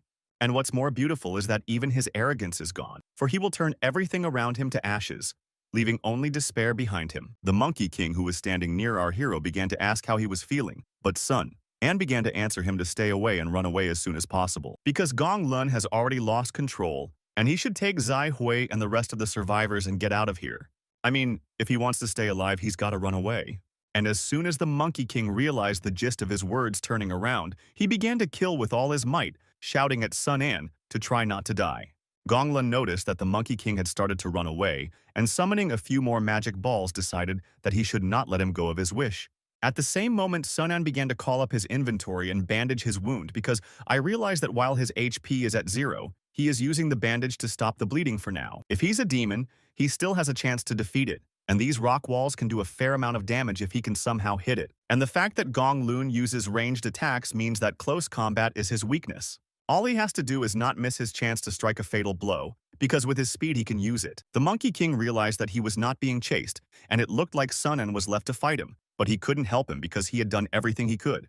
He had no use for such a battle, and there were not many brave men like Sun En to stand up to this monster. All he had to do was run away, so he decided not to blame himself. At the same time, it appeared a girl who began to tell Bai Mu to run faster because they need to catch up with Brother J-Joy, but he, in the form of a turn of the Grey Wolf, began to answer her that they so learn how to broom. Does she think that it is easy to run in the new with Brother? Well, as soon as they looked and Paycheck saw the Monkey King but still thought it looked like some, they decided to ignore him and run along. The Monkey King realized that they were heading towards Sun Anya. Well, what was strangest was that he saw that the wolf had a talking wolf. At this time, the battle continued, but not in favor of Sun An, for Gong Lun had already caught him, and holding his head, he began to lift him up, telling him that it was a strong attack and it would have been much worse if it weren't for his quick regeneration. And from the beginning of their fight, he used a lot of tricks. So Gong Lun decided he had to get rid of him first and then destroy everyone else. Sun An suddenly thought that he had tried so hard to injure him, but who knew that he could immediately heal himself? Yes, and what was later on, what kind of power is this? But now he realized that he was losing consciousness because his opponent was too strong. Gong Lun keep holding his throat said you could break his neck 2 count, but that would be too boring. What about directing all his attacks at his brain? But at that moment, a guy named Jeju appeared and started using his Divine Light skill. And once Divine Light was applied to the notification system, showed that all critical attacks and so far have been blocked. But you can't use Divine Light on the same player for an hour. Getting closer, Jeju began to ask Sun An that he was the one fighting Guilun here. Sun An turned his head around, couldn't understand where Jeju had come from and how he recognized him. But then Gong Lun interrupted their conversation. I thought it was a great day for him because he didn't expect to meet the leader of the Raiders Guild, and asked him, did he really come to capture the moment of the birth of the new Guilun? Without thinking long, Jeju replied that it's not important. Now, what's more important is that Sun An should tell him about his ability. And immediately, Sun An started to say that he can use ranged attacks that shoot an explosive flame similar to a laser in close combat. He is also strong, and more importantly, he has a high regeneration ability, so he should keep that in mind. Sun An understood the fact that Jeju had come here to fight Guilun, but immediately, his thoughts were interrupted by a huge wolf that appeared with her from wherever with a girl on her back. Jeju thought it wasn't worth wasting his time and started pestering his guilt and saying that as soon as a demon appears, it immediately brings chaos and destruction and they need to rid the world of it. Guilun was angry and couldn't understand if he wanted to kill him. And even if he is the strongest player, it won't help him because he has the power granted to him by the master of the world and he is as far as the sky to him. But Jeju, with a serious expression on his face, began to answer him that, didn't he understand yet? That he can awaken the power of God at any moment. The girl sitting on the wolf's back seeing this, started to heat up that Brother Jeju is using this skill again and he's so cool. Sun En, seeing that it is the golden wound in his role, he can still awaken her and he can't believe his eyes that this is even possible. Drink with this golden roller player gets the power of God. One within the weapon, after using the power of Odin 20 times the skill will come to sleep state, and he can use any skill for 10 minutes.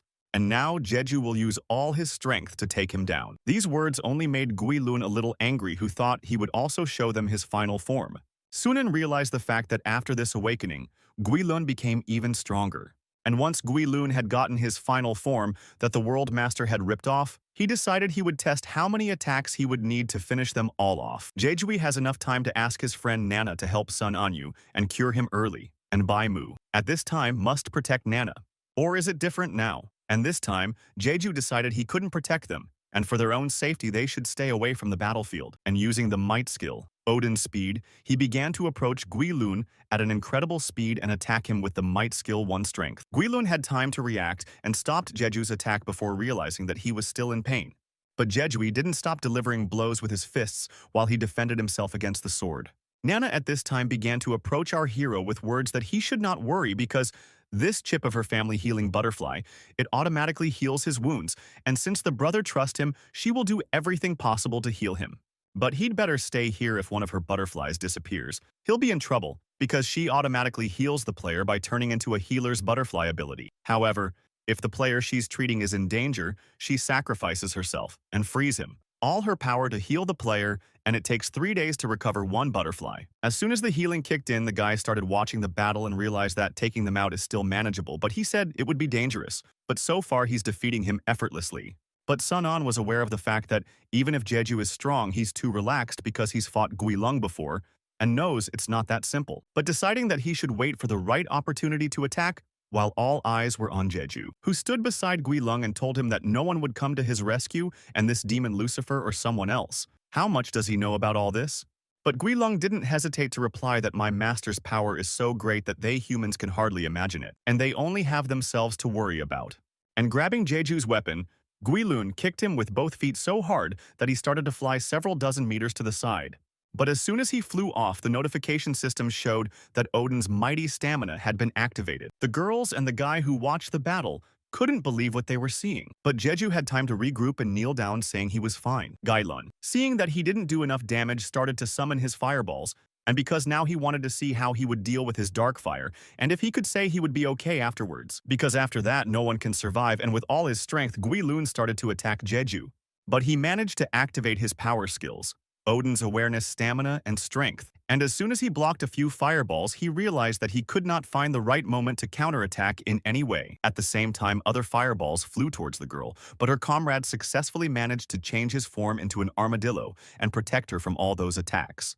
But suddenly, Guilung started screaming that his master had given him this power, and he realized the demons are the real rulers of this world, and he is invincible. But at that moment, Sunan took him by surprise and delivered a crushing blow straight to his heart. Guilun couldn't understand how he ended up behind his back, but with a cloak of disguise that helps conceal its presence and monsters can't detect the player who uses the item Sun, Anne replied with a serious expression that he was here to kill him. And after a crushing blow, the blade he held in his hands began to activate its power and dealt Guilun a tenfold blow. Sunan couldn't believe that he could recover and take damage at the same time after such a blow.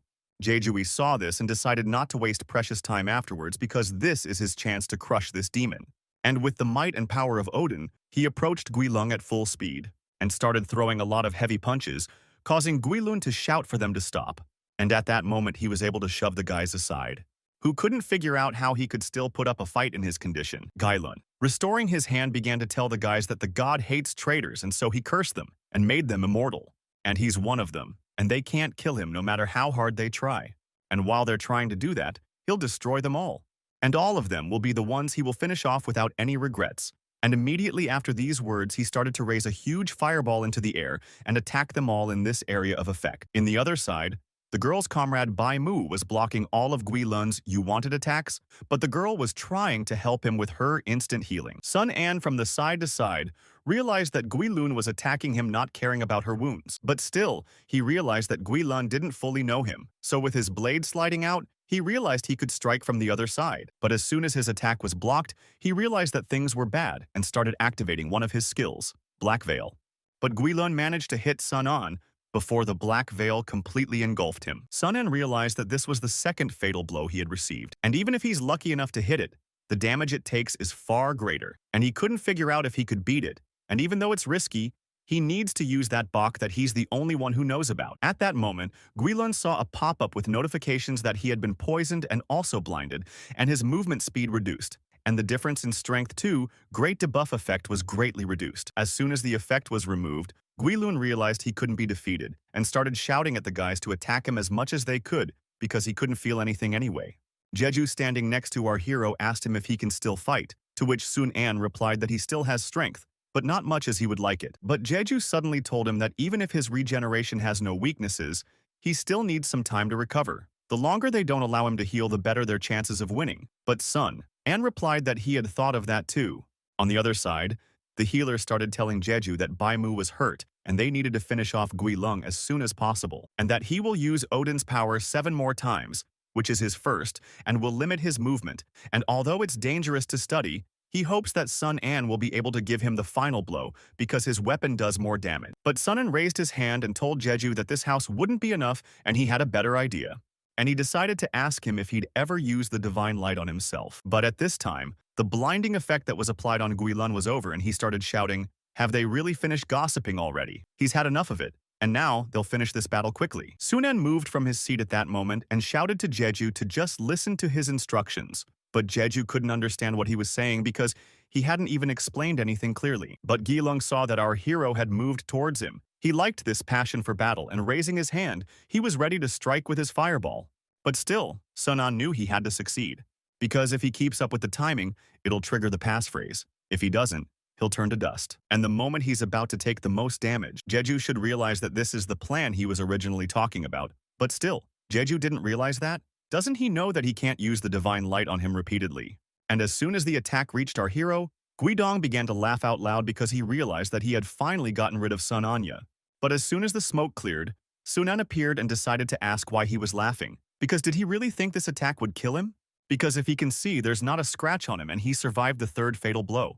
Guilun was terrified and couldn't understand how this had happened, because he had definitely hit him. And what were those panels that had appeared around Sun Anya? But he replied that it didn't matter because from now on, his attacks were nothing to him. But Guilun had gotten off his seat and simply didn't want to believe it, so he hoped that he could prove to him that he couldn't be invincible. Because no matter how it goes, he'd never believe it, and now he's just bluffing. And after receiving several more fatal attacks, our hero realized that he cannot be invulnerable for long. And this is just an act of God, in which after receiving 3 fatal attacks in battle, the player will have 10 seconds to rest, and any attacks received during this time will not be counted, but the damage received will be reflected to the attacker. And our hero's goal now is to anger him and force him to continuously attack him to get his strongest attack from the Guy Moon, because Guilun was hoping this guy wasn't vulnerable in any way.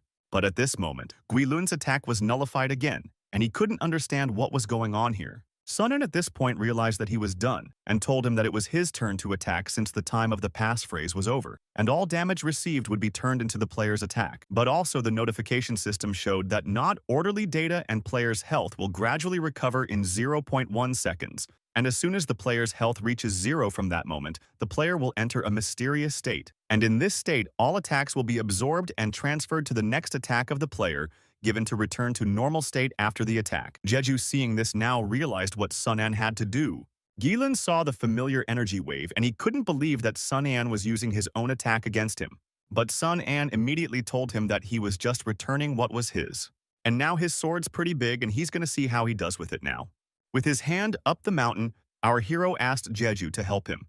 When Guilun saw this, he couldn't understand because he had already shown all his power, but now it looked like he would have to run away and retrieve them if possible. But Jeju, who ran up to him, said he's not going anywhere now. Sun An looked at his comrade, then realized that he underestimated him. After all, he did not even have time to speak, and he has already understood what to do, and that as it was expected of her from Jeju, he is able to correctly assess the situation and find the right moment. And as soon as he got close to Guilun, he started attacking him with all his might. But after a few successful blocking attacks, Guilun told Jeju that it was too easy because his abilities were far from perfect. But at that moment, Jeju managed to grab his arm and bring him to the ground. And holding him with all his might, Jeju began to use divine light to cast it on himself, and thus activate immunity to the death blow while Sun An was attacking. And swinging with all his might, Sun An was ready to send his opponent straight to hell. Guilun saw his attack and realized that he was definitely going to die now.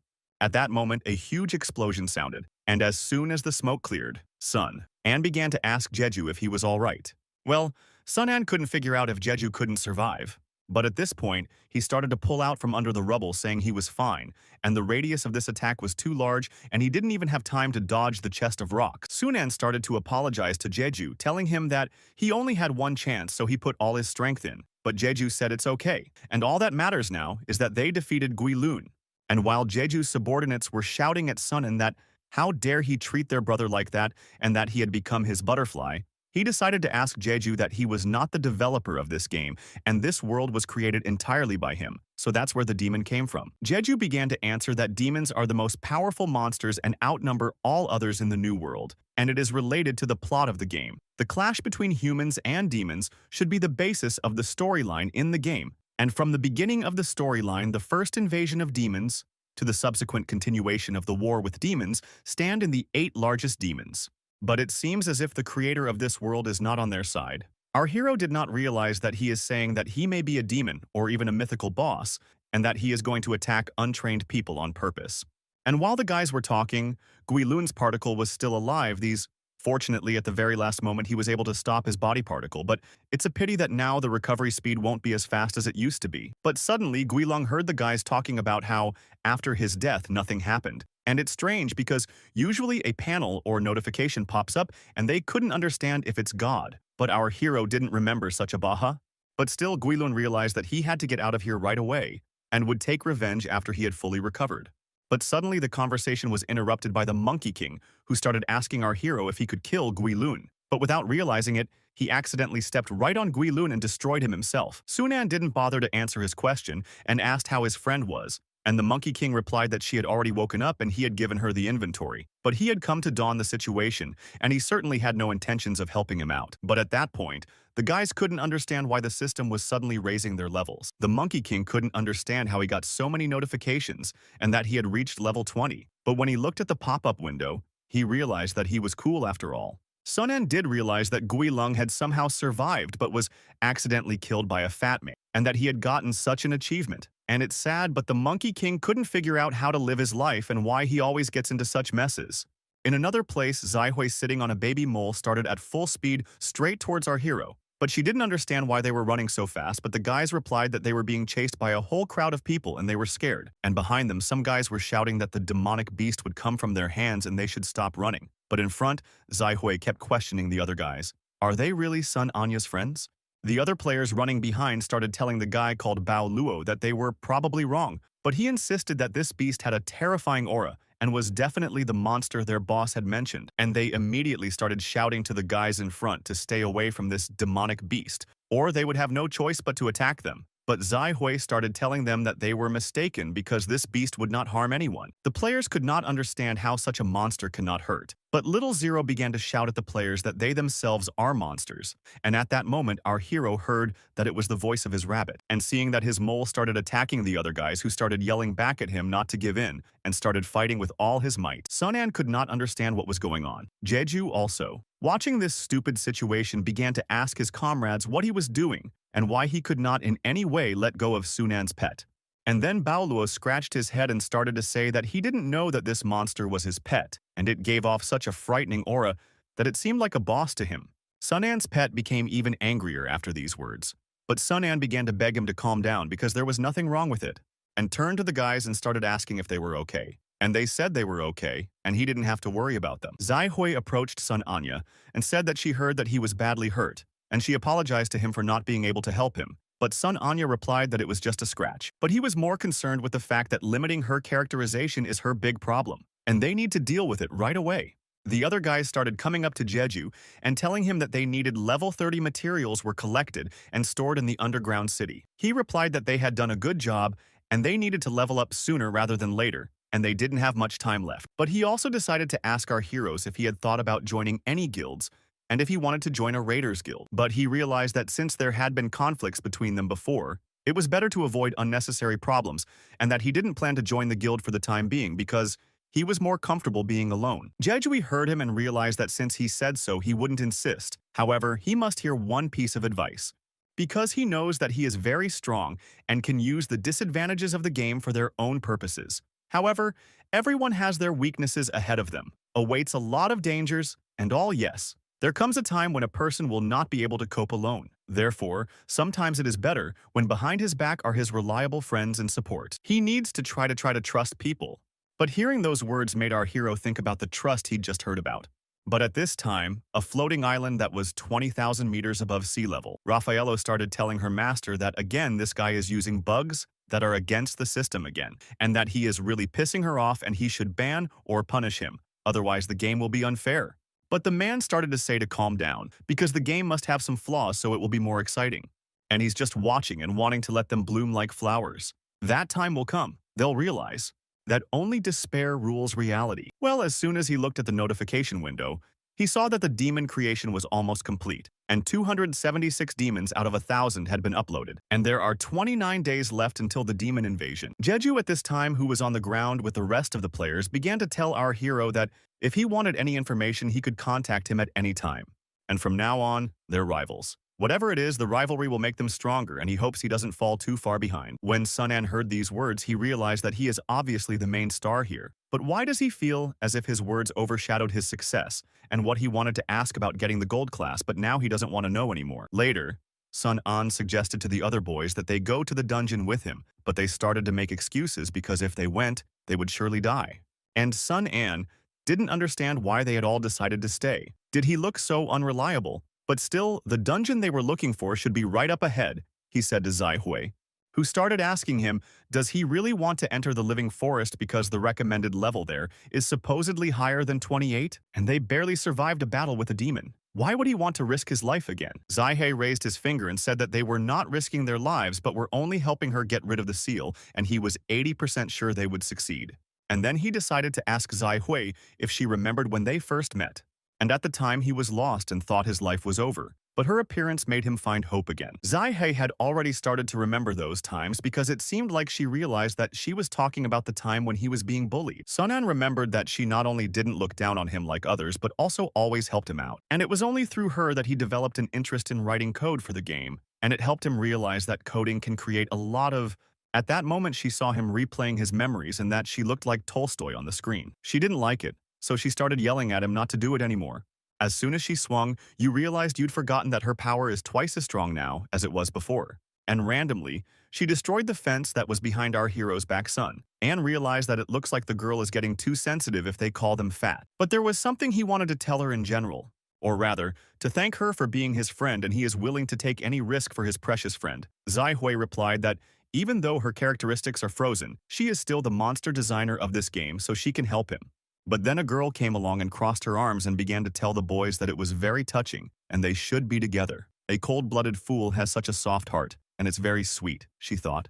Sun An couldn't understand what she was doing here, to which she replied that she thought that if she followed him, she could make some money. But Sun An didn't hesitate to turn her around and start escorting her, because there is only one merchant in the team and they don't need her. But she still asked him to let her go with them, and she will help him get things, and she only needs a part of the loot. Zai suddenly decided to stand up for the girl and says to our hero that why didn't he let her join in after all, the more people the merrier. But what he replied to her that she should promise that she would only pack up and stay away from them. And yet without much thought he decided that he would go all three of them who were in a dangerous dungeon, and told Zaijun that later he would give her a cloak to help her hide from the monsters. And going inside the dungeon began to explain to his partners that this world is inhabited only by vegetation in accordance with the will of the forest and jungle. And thanks to the climate, the native plants grow faster and more lush. And even if there are no animals here, it doesn't mean the danger level is low, because it's home to many dangerous creatures, and one of them is a level 27 centaur tree, whom Sun An also destroyed. And after destroying him, he started saying that the weak point of these monsters is their faces. They do the most damage to their faces and he's done with them quickly. Zai raised her head and began to tell our hero to beware of mischievous birds, who were already speeding straight at him. And at first glance they didn't look that dangerous, but in fact their level was quite high. If you don't pay attention to them, they can use a pack to finish off a victim very quickly. Sun An saw that there were several of them who thought it was a very difficult job because they had to be attacked directly in the air. However, he had prepared for this battle in advance, and shipping with inventory family demonic flower, which after planting, who grows out of it? Demonic flower battery automatically attacks monsters, and once the demonic flower reacted to the environment of the forest, then its attack was multiplied as well as its health. Zaijun along with Zaihui, who was standing nearby, realized that they had been spotted by the centaurs and their intuition level was too high. But Zaihui knew the solution to this problem and told her friend not to worry and let her handle a couple of monsters. But now she must cover herself with her cloak and not come out of her hiding place until she destroys every island that approaches them. She also began to analyze the situation that the centaur's attack range is 1.8 meters and the demon scythe's attack range is 2.5 meters, and she can destroy them before they get too close. And as soon as she swung her scythe and killed two centaurs in one fell swoop, Zaijun watched the battle and was very excited that she was so strong. Sun An, who was in front and was destroying all the monsters that were coming towards him, suddenly started to turn around and ask Zaijun how they were doing. Zaihui raised her level, telling him that everything is fine and she can get rid of them before they can get close to her, and she's definitely not going to let him down now. Sun An heard her words and realized that she was doing much better than he expected, and they destroyed most of the monsters that were nearby. And it's only a matter of time before those monsters that have been poisoned die anyway. But at this point, all monsters have begun to distribute their damage, and in this state, monsters other than the main body will not be supported by any disease or poison. And all because there was a dungeon boss who with his shouting began to inspire the players a huge pressure. When Sun An saw this, he realized that there were stronger monsters than Zaijun, who was behind him, was too surprised that the Lord could talk. The dungeon boss was a level 30 living tree that was several tens of meters tall. And raising his huge hand he began to swing with the words that he would not let live anyone who dared to desecrate his forest with his filthy existence. Sun An saw this attack and started telling his partner to retreat back because it was too dangerous to be here now. As soon as they jumped back and saw that the attack flew straight at Sun Anya. but he still survived and started to attack the boss back. But because of the damage distribution, the notification system showed our hero that the resistance of the boss is too high. Poison only works once for each attack made, and when the target is the boss, each attack of the player does no more than 250% of the number of attacks of the player. But he didn't want to wait for the right moment and jumped up with all his speed and started to attack him with a counterpunch. But after our hero's attack, the dungeon boss felt almost nothing and said he was even a little ticklish. Sun An already realized that this is what he was expecting. He can't do any damage to the boss while he's sharing wounds with other mobs, but the effect of physical attacks is still there. But immediately he realized that he was in a bad situation, because being in the air, the monster birds that were at his back waited for the right moment and began to fly towards him from behind with all speed. The guys in the back started yelling at him to be careful because all the monsters were heading straight for him. But he didn't let us defeat our heroes so easily and started using his black smoke to blind the monsters. And with the help of black smoke, our hero began to blind all enemies for 3 seconds, and he also gave a mischance to enemy attacks. Sun En was still beginning to realize that he just needed to keep hitting the same point, and that way, he would definitely be able to defeat the dungeon boss. After many blows, the dungeon boss got even angrier, and with a loud shout he threatened Sun Anyu, how dare he attack him. And now he's going to turn it to dust with one punch. At that moment, an Easter egg appeared and Sun An appeared at a certain point.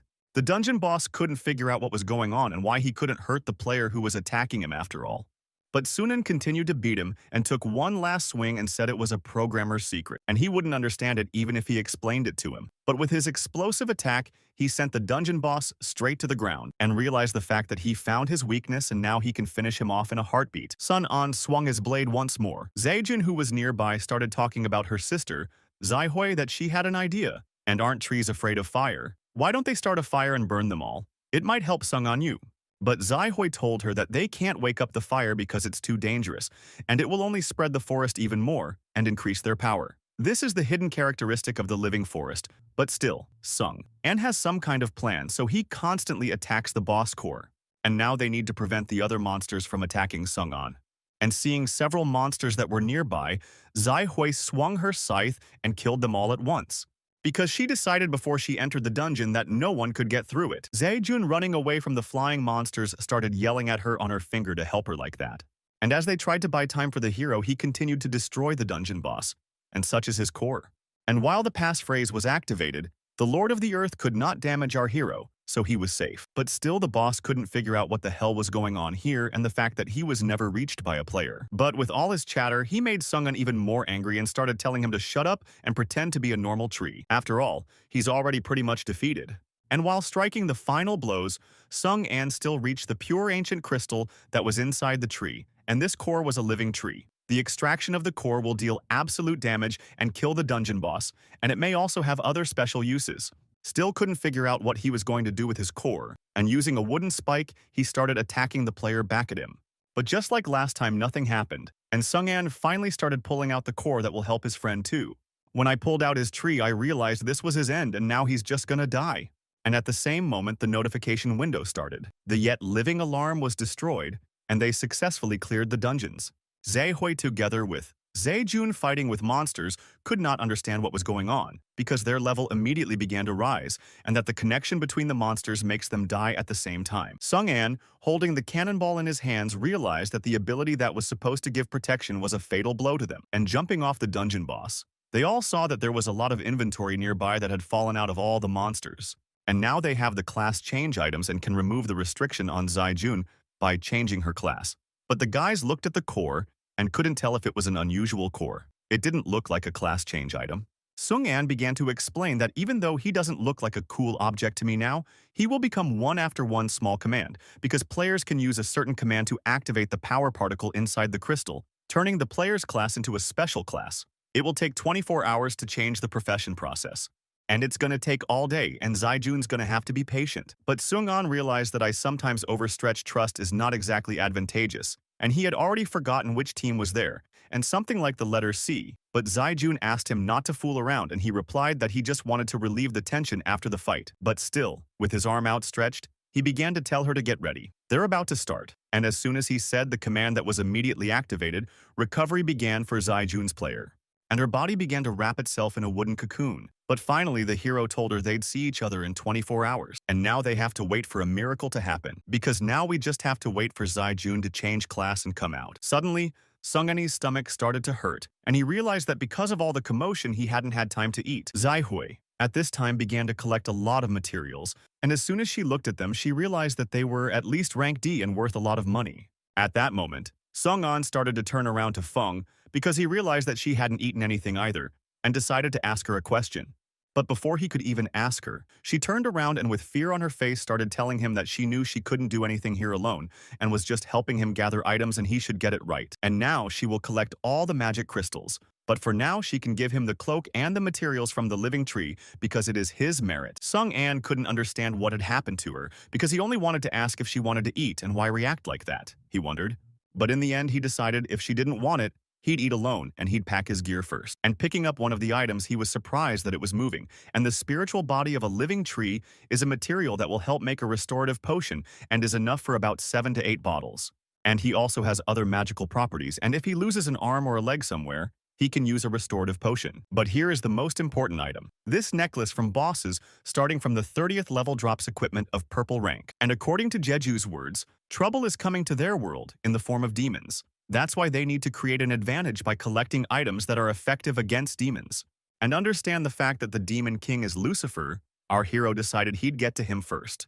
But at that moment, everything suddenly disappeared near our hero, and he couldn't understand what was happening. He turned around and started shouting to his comrades where they'd gone. But the mysterious voice said, "I'm not here," and it's just the two of them in this spiritual world.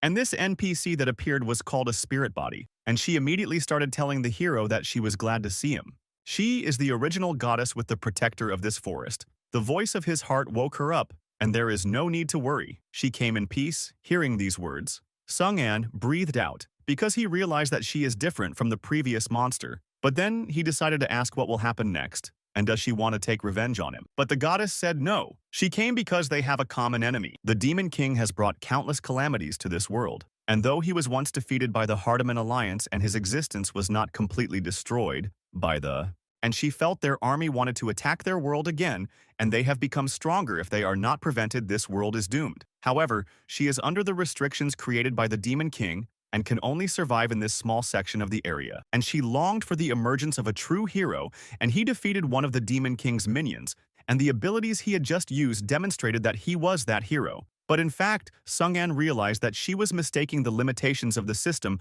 for the limitations of the Demon King. But the goddess went on to say that destroying the Demon King is his true goal. If so, she'll lend him a helping hand. But immediately the heroes replied in no uncertain terms that it is.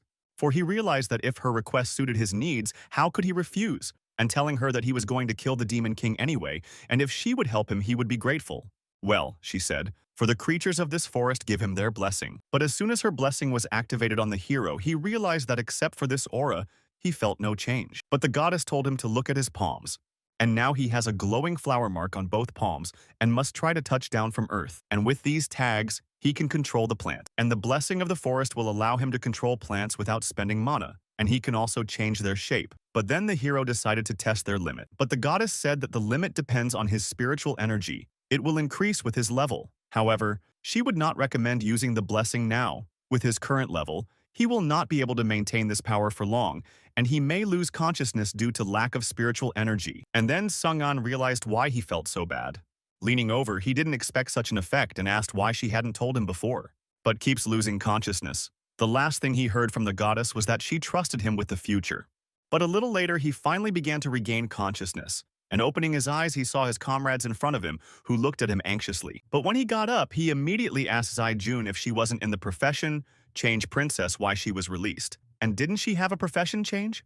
But Zai-jun told him that it's been a day and she's long gone. But he fainted yesterday, and no matter how much they called him, he couldn't wake up. For Sung-an, it was terrifying because he had been fainting for so long, and he realized that he should use that special power more carefully. Zai-jun decided to ask for what power he is now speaking for. He replied that it's another story, and first he wants to see her update. But she blushed and told him not to be jealous of her.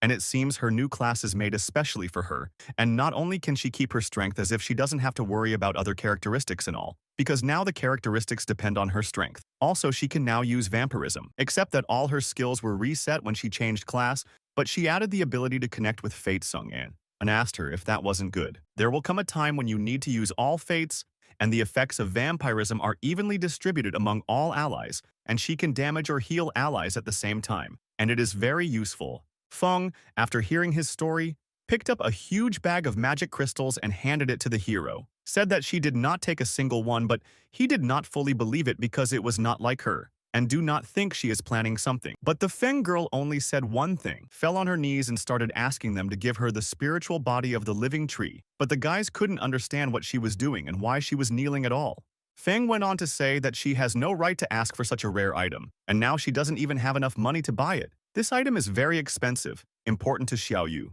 and only it can give her hope. If he can give it to her, she'll do whatever he says. And no matter how much he asks, she won't until he agrees. At this time, other players were fighting against the new wave of monsters and seeing this didn't realize that they were stronger this time around. But the Monkey King saw that they are only little fairy ghosts and they must provide them to him, but only remember that all the reward will be his. And after gathering his strength, he decided to show all his strength to kill. And at that moment, his hostility skill began to activate, and immediately, the little fairy ghosts began to get unreasonably angry with him. And as soon as they didn't fly towards him, they immediately started attacking him. But it was all for nothing, because he simply blocked all their attacks. And with each blocked attack, he was able to heal all of his wounds. The other players began to take advantage of the fact that the Monkey King was distracting all the monsters, and without any regret, they began to destroy one by one. The Monkey King at first thought that this ability was terrible, but as it turns out, it is very useful skill, not only provokes enemies, but can also heal something similar to the regeneration ability that Gui Lun had, and he became a completely different person, even realizes this fact that Sung An will now be jealous of him. But immediately, a level 11 fanged boar appeared and began running at full speed at the Monkey King. So he couldn't figure out where they came from, and he can't handle them and starts running away. He shouted to the other players that they're on their own now, but the players started asking him not to run towards the ruins. But at the same moment, a huge wave of blows wiped out all the monsters and the one who destroyed the monsters was Sung An. And then he turned around and started asking the Monkey King what he was doing here and if he couldn't even handle the uncrowded monsters. But he started to nervously reply that it's just a warm-up if he was serious. He wouldn't have died long ago. But the other players who were standing behind the Monkey King started to ask who he was. Zaijun suddenly saw that the area looked like an abandoned school, and Feng, standing beside her, started to tell her comrade Wang Di that she had come back.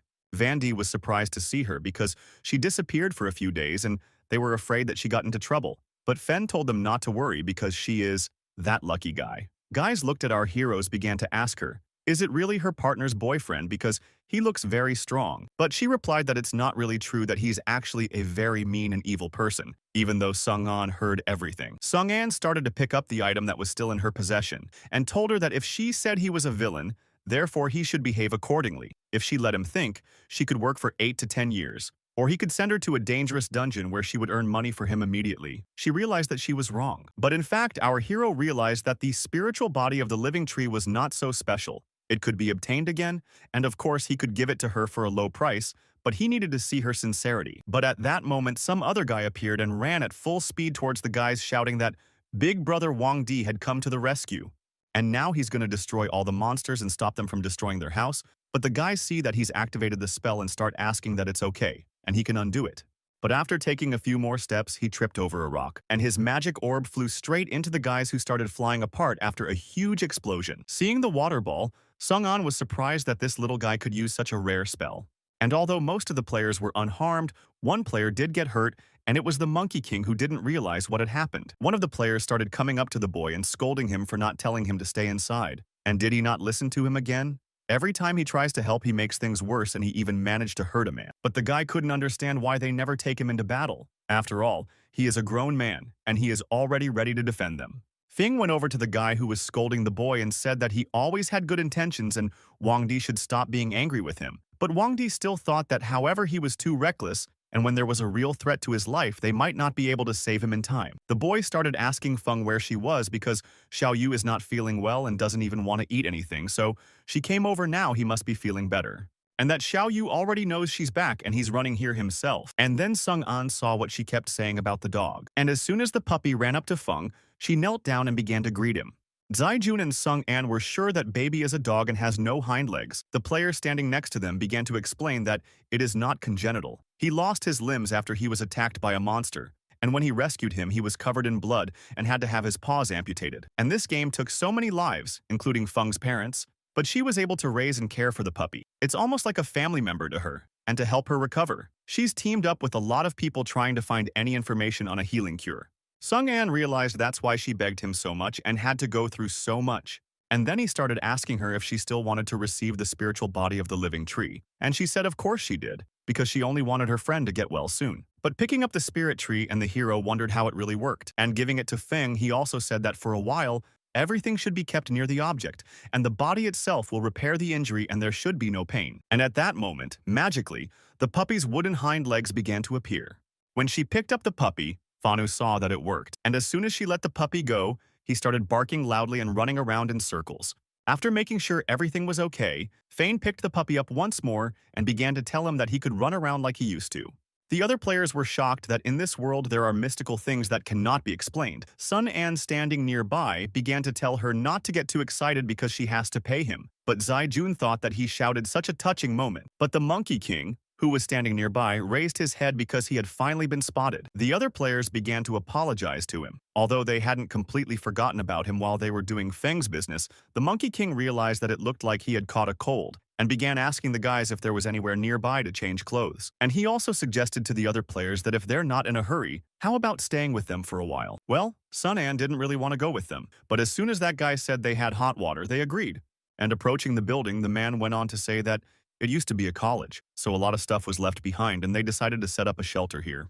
And this building even has electricity on the roof with solar panels and they're using their power. And that it's not easy to find a place like this in this world, so they're determined to protect it no matter what. And going to the shower stall, the guy said it's a bathtub, and on the left is for men, and on the right is for women, and there's hot water everywhere. The guys had been wanting it for ages, and before they started throwing their stuff around, one of the guys started pulling on the kid that they needed to talk about something, because he had thoughtlessly thrown a magic ball at his allies. Another player began to turn to our hero asking him if he was going to go inside, to which Sun-an replied that he would not for the time being. But to tell you the truth, with food and electricity, it's a pretty good place he's got, and even the monsters aren't usually the strongest, and everything sure looks great, but why does he feel so uneasy in his heart? I mean, he's got some kind of ineffable feeling that you're terrifying. But then some strange woman showed up and all she said was that she'd found him. But she also kept saying that he actually hit her, and he doesn't love her. At the same moment, he realized that she had disappeared, and what he didn't want. His heart didn't rise. And was it really a ghost? Thought Sun-an. Sun-an told him that a ghost had just appeared here and that it was a common thing here, he asked. But when he heard about the ghost, the guy got scared, but said he'd been here for a long time but hadn't seen anything like it. And maybe he's imagining it. But the truth is he's a coward and he's scared shitless of all these creepy supernatural things, and he can't hope he's joking because he's afraid he's going to fall over. But Sun-an raised his hand and said he'd upset him because that ghost was right behind her. As soon as he turned his head, the ghost started coming closer to him, asking if it was him and if he liked her. But the guy with horror on his face began to fall to the ground, screaming that it was a ghost, and then he simply lost consciousness. But the phantom began to wonder if he didn't love her too much if he fell to the ground, and that no one wants to be her boyfriend. But at that moment, our hero saw a notification window that showed that it was an NPC with a broken heart, and he should talk to her, and maybe he can find out something. Sun-an realized that the way he did and said that ghosts don't exist and are just NPCs, and more importantly, it's a potential passphrase full of experience. The NPC started to turn around and walk back through the walls, saying that there was no one who would love her because she was just a ghost. The loser realized that it was bad that she was leaving, and if he misses her now, there's no telling when she'll show up next, and he can't let her leave. He started saying her name and asking her to wait. He said she was different from the others because she'd managed to get her attention, young lady. Well, NPC couldn't understand what he wanted, and does he really want to hit her again, and the fact that this guy is too close, and her heart you transfer from others. But by pinning her against the wall, our hero said it was a little misunderstanding, and now they can talk about their feelings. But the NPC thought he wasn't his type at all. But Sun-an told her it was just her imagination because he was willing to change for her and be the perfect match. But really, for the sake of the passphrase, he thought he could afford a few pompous phrases. The NPC started sobbing loudly and asking, does he really want to change for her? And she finally found someone she likes. Sun-an decided that since he'd already confessed to her, shouldn't she? But before he could say anything, she took his hand and started pulling him through the wall, saying he should go with her.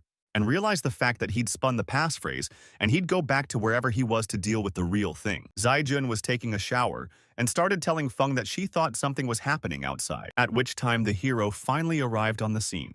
The NPC started telling him that he should stand here for now and she will be back soon, but he should also try not to hurt anything here. But in fact, our hero expected a little different. This place is not like a dungeon. Well, after looking around, he realized that he had been led to an old warehouse, and he was early to rejoice and already hoped that he had filled her affection meter very quickly. But he also lowered his head and saw books that said it was a love manual for female ghosts. And in the book itself, a love guide for the ghost woman in point 11, it was written that he should dress up to emphasize his coolness, and it will give him a confident aura. And in point 19, he should definitely get behind any person, and it will be a pleasant surprise for them.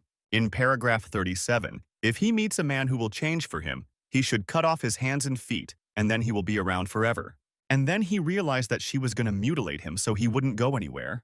But then an NPC appeared behind him with a giant pair of scissors asking what he was doing here. But he turned around in fear and began to tell her to wait, because he wanted to talk about it. But also she must first put down her huge and sharp scissors. NPC couldn't understand what was wrong, and didn't he say he was willing to change for her, and he didn't even want her to give him a haircut.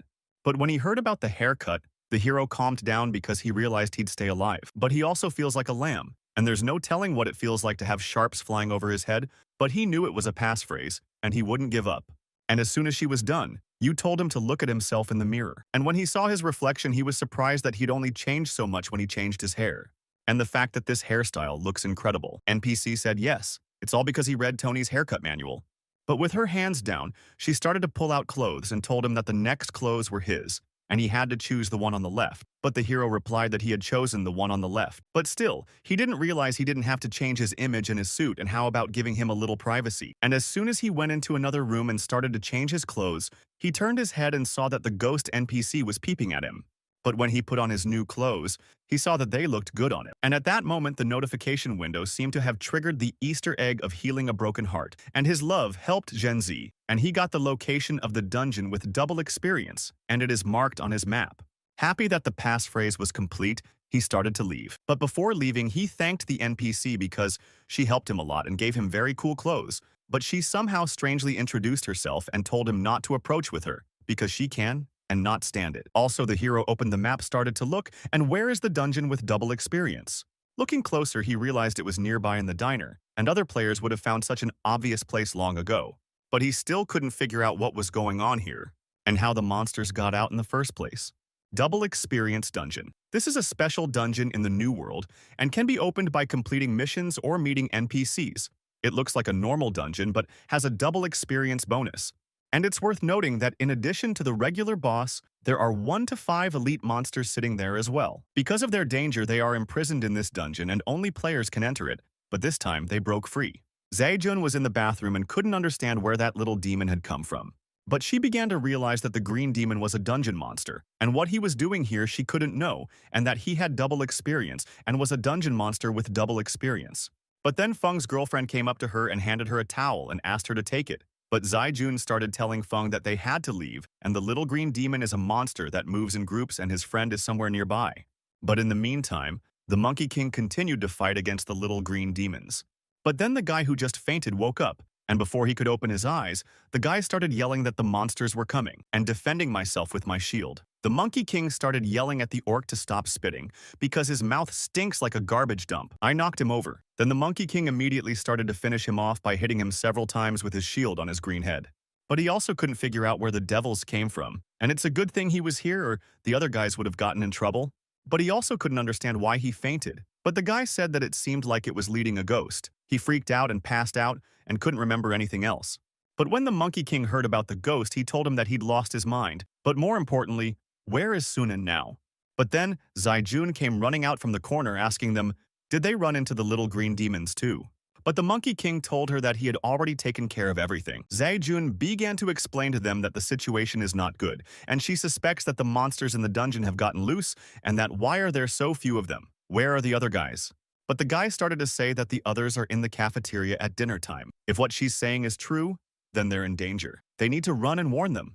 But one of the guys started to say that Sun An might have been tricked by that ghost, and he was so scared that he became delusional. But the Monkey King asked, is he really delusional because the ghost doesn't exist? And it was probably an NPC and maybe he went back on the mission, because that's very likely. At that moment, they all turned their heads together towards where the monster lay, which began to growl loudly.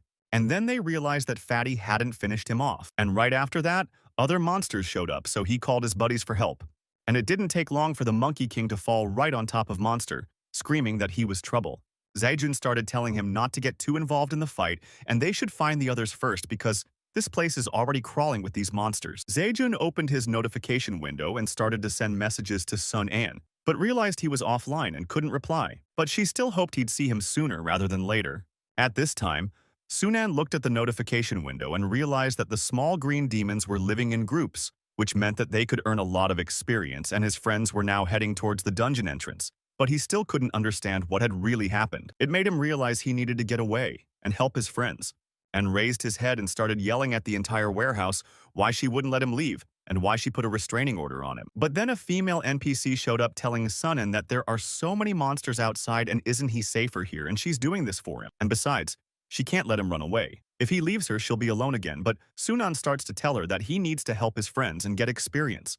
But the NPC said that until he found another person to stay here and keep her company, she wouldn't let him leave. But he didn't understand how he could find him, and she couldn't change the terms. But she turned around and started flying away, saying there was no other way, and he owed her. And that's when she vanished and our hero realized she'd left him. And then he realized that he couldn't stay here much longer and he had to figure out a way to get out of this place somehow. At this time, other players kept running away from a lot of monsters, and one of the guys started saying that around the corner the cafe would be right across the street. But immediately the Fung girl's face became terrified and she raised her hand and began to say what lay ahead. The guys immediately started checking to see if there were any survivors in the room, and the other players will try to hold off the monsters. But it turned out that some players were very badly hurt by these horrible monsters. And the guy got up and quietly said they're all gonna die and they need to get the hell out of here. And the other guy couldn't believe his words because it's impossible, I can't be. And how did such brutal monsters get here? And still hoping that someone was alive, the boy moved from his seat and started running towards the closed door. And although his comrades shouted at him not to do anything stupid, he didn't listen to anyone and ran on. Zaijun and the Monkey King fighting the monsters could not understand what to do, because where they were going to go is very dangerous. And will they really go there? Asked the Monkey King in Zaijun. But she still thought that saving people is more important, and they need to get to that place as fast as they can. After dealing with a small group of monsters, they still started trying to break through the huge doors. And running outside, they saw their comrade on the ground bleeding, and they also couldn't understand what had happened and where the huge footprints came from. But lying on the ground, the fellow suddenly began to move, and turning to the other players in his head, he whispered softly that they should be careful, for there's a huge monster standing there swinging a huge baton, and after a tremendous impact, the guys were blown right off to the side. Trollberg realized by the clock in his head that his swing didn't hit the spot he was aiming for. Zaijun got up and started telling the Monkey King that Feng had luckily only lost consciousness, even though that troll's blow was too strong. And the direct damage from that guy is lethal. If he'd hit, he'd have blown them to smithereens, but still, they didn't know what to do with him. Well, at that moment, another huge troll appeared, and now there were two of them. The Monkey King still could not understand where the other one came from, and that they had a lot of wounded and did not understand how to fight. But while the Monkey King was looking at the two huge trolls, Zaijun told him that they weren't the worst thing here, because right in front of her stood a huge demon sorcerer boss, ruler level 36 demon, who began to address Zaijun, saying that he was very happy that the prey had come into their hands, and he was feeling just fine since the restriction had been lifted, and now he's gonna wreak havoc and make people suffer. And at that moment, the huge troll swung his club straight at the Monkey King. But the Monkey King had great difficulty holding back his attack, and also asked Zaijun if she was okay, because he wouldn't be able to hold on much longer. Zaijun, fending off another troll, said only that she was struggling to bide her time. And she's got a couple of wounded people here and they need to be protected, and there's nothing she can do about the fact that no one's targeting him because of that phantom dragon curse. Demon Warlock, watching the guys struggling to fight off the trolls, just laughed, because for him, such a scene was very entertaining. But raising his huge paw, he said they weren't like other people. They were dying too fast and he couldn't enjoy it. And then started asking them if they wanted to play a game. But the Monkey King responded by saying, who would want to play with him because he's a monster? Demons. Sorcerer, summoning a huge fireball, began to immediately direct it at the Monkey King and Zaijun, with the words that they will not leave so easily, and they should also look directly at him now, because those men he caught his boys taught them a little lesson and kept them from dying on purpose. Jun saw it and realized that that guy was with Sung On. But the demon warlock started saying that the rules of the game are simple. A huge fireball will slowly melt over their heads, and they have to save their friends before they turn into kebabs. And they also have to consider that the temperature of the balloon reaches 1,000 degrees, and a small drop can kill a person. And as soon as one of the fire drops fell on the player, he started screaming loudly, because of which the demon sorcerer said that for him this sound is very pleasant, and they do not have much time left to save their friends. Another player who was lying on the ground pressed the king to shout to the sorcerer that he was scum, and he would haunt him even after death. But Jun stood in front of him and said they wouldn't die, and she will definitely not let that happen, not even at the cost of her own life. But suddenly, the Monkey King started asking Jun what kind of phantom strike skill she had and where she got it from in the first place. But she told him he'd rather just exist on the screen, and jumped into the air and started swinging her huge scythe, telling them that all they're doing here is destroying and hurting humanity. And hitting the huge troll a few more times, he slowly began to lose his balance. And at that moment, the other player's notification system started showing that the pure talent was activated and vampirism was used. The fate link was activated, and the main player was healed, and the related players would be healed evenly. Jun realized that her vampirism skill was quite good. However, even though the bond of fate can prevent life-threatening injuries, there are too many people and mana consumption is also high. She needs to heal the wounds of the others so they have a chance to save themselves. But that's when the Monkey King started calling all the monsters in the neighborhood names, about how stupid they are and how they can't even attack a donut like him. And at that moment, the aggression level of the little green demons was raised, and also the aggression level of the troll berg was also raised. And while the huge monsters were interested in the Monkey King, Jun went into action, and after a few seconds, she managed to destroy one of the trolls for a triple experience bonus. Jun immediately realized that her comrade Sun Yue had caught the moment, because as expected from an old comrade, he could be relied on. But as soon as she saw that he started running away from the monsters, screaming at them that he was giving up, she immediately took it back. Demon Sorcerer, who was watching the situation, realized that that guy was able to attract all the monsters on himself, and the fighting ability of this girl and how she was able to distribute the damage is also impressive, but it will be terribly boring if no one dies. And then he decided to end it by summoning a huge yellow cloud, from which emerged a huge one-horned monster, dubbed the elite riding pet of a level 34 Krampus demon rhinoceros, who immediately began to smell the fresh scent of blood, and jumped on it. The demon warlock started ordering it to destroy all the players, and as soon as he ran up to Sun Yue, he threw him aside with one punch. But those could not understand where another elite monster had come from, and what was worse was that they did not understand how to fight it. But Jun couldn't let this attack hit the wounded, so she decided that she would try to sever the bond between the sorcerer and the rhino. But at that moment, another underdog troll appeared behind her back. That caused the ground beneath the players' feet to begin to crumble, and they all started flying into the abyss as the Wizard King watched with a smile. But still, he realized that trolls can't use their heads at all, and they finished themselves off, and that's problematic for him now, because the Demon King ordered him to stay alive, but now he has to follow them, and he doesn't want to be trapped in the void again. Well, once the Wizard King ordered the rhino to get ready and started to jump down, but suddenly the Wizard King became wary, realizing the fact that they had a tough fish in their net. Other players who were nearby started trying to escape somehow. After all, they decided to escape while the monsters were distracted and they might not get another chance.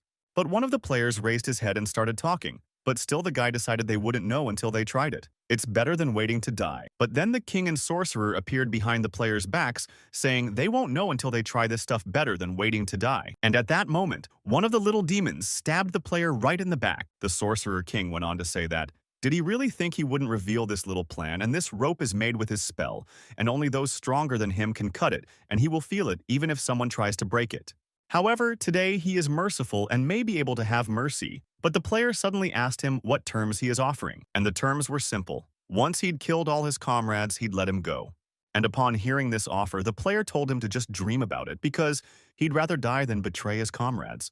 And finding it entertaining, the Wizard King said he would give him a fate worse than death, and ordering his pet rhinoceros to make a hole in his chest and let him watch him slowly bleed to death. And branches the weak are not allowed to choose their fate, pain, bitterness, unfortunately kill him. So much more fun. But when the player heard this, he started screaming that he was a demon, and one day God would punish them all for it. But the Wizard King told him that he didn't know if there was a God in this world, but there definitely was, and he would send him there immediately. But suddenly, something strange started happening over the Wizard King's head, and suddenly a huge magical lightning bolt struck the rhino, The Sorcerer King realized it was teleportation, but he also couldn't understand what had happened because his rhinoceros was killed in an instant. Sunan appeared out of nowhere and saw that he had gotten double experience for destroying the monster and was happy about it. The other players looking around couldn't figure out who it was, and if it was God coming down on them. But it was Sunan who appeared and realized that luckily he wasn't too late. And he went to a lot of trouble to find the Wizard King, and luckily, he hasn't been killed yet. But the Sorcerer King angrily replied to the hero that he had not thought of killing him, and what a mouthful, and that he was overestimating his abilities. But since this kid killed his rhino so quickly, he must proceed with extreme caution. The guys behind our hero were shocked that he killed an elite monster and made the boss retreat, and finally God heard their prayers and sent an angel to help them. And then he began to thank Sunan, telling him that he was a messenger of God and they were finally saved. But Sunan couldn't understand why this Ionic playwright was talking this nonsense about God, and what kind of God is this messenger being mocked by a monster? And as soon as Sunan told that guy that they had seen each other recently, he immediately froze and couldn't understand if they knew each other. But when he got closer to him, he saw that it was Sunan's brother, and immediately he started asking him how he got here, and did he know that they were in danger, and that he didn't expect to see him. But Sunan replied that he was wrong, because the main reason he was here was to destroy the Sorcerer King's Krampus.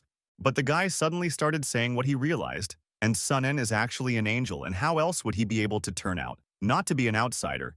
And it's all thanks to Genzi's abilities. A little earlier, Sunan had shown the NPC ghost pictures in the guys asking her how about it. And showing her the phone, our hero started telling the NPC that countless other handsome men are stored in this little box, and she can look at them whenever she wants. If she wants, he'll give it to her, and she'll give it back to him. But the NPC girl told the hero that they can't talk, and it's the same as if she were alone. But Sunan suggested that he introduce her to the main handsome guy, because he can use Bach to let her talk to him whenever she wants, and somehow he thinks they're perfect for each other. And then she reached out her hands and took the phone and told the hero that she was okay with it. But now he realizes that Jeju will be in trouble.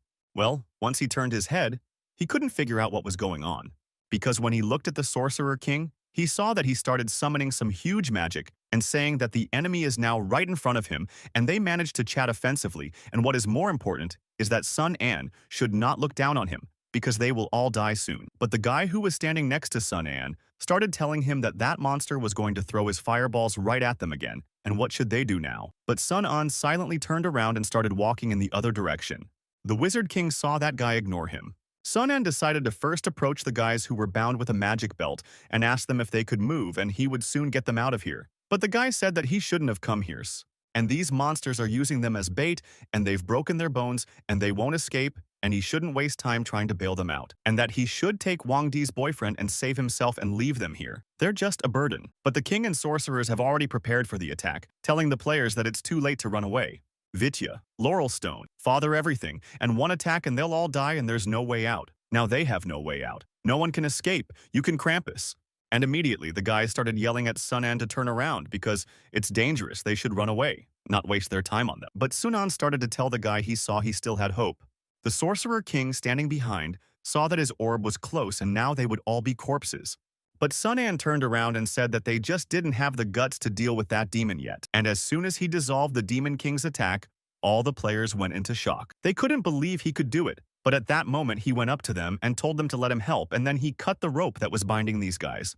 And he also started pulling C-class gear out of his inventory, telling them that it is magic water that cures wounds and even fractures.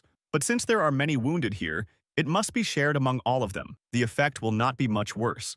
After giving the last bottle of healing water to Wang Di's boyfriend, our hero began to turn around, and saying that if he can't win, he can run away and save his life is more important. And he used to say something like that to him, and he's one of the few people who cared about him, and he always remembered those words. And that running away is a good way to avoid trouble and keep yourself out of danger. But still, escape doesn't solve the problem. And the more he runs away, the more fate mocks him. And the more he resists, the more fate takes care of him. This is what life has taught him to do, and they are ready to die with disease and regret. But how about fighting fate face to face, holding on to victory and taking control of their lives? The Sorcerer King at this time began to act again and ordered his little green demons that they were distracted and that they should attack the wounded, for it seemed to him that these people were his weak point. Well, once the little green demons started to surround Sunanya, he told the guys that he would help them one last time, because they are now being offered the choice of choosing their own path. But then one of the guys started asking Wang Di's guy to give him water. And as soon as he drank it, he immediately took up arms and began to tell our hero that he is right to continue to run away, will not achieve anything, and he needs to return everything that he has lost. The other guys who were also courageous started to ask Van D to give them some healing water too. After all, they are ready to fight and die in battle.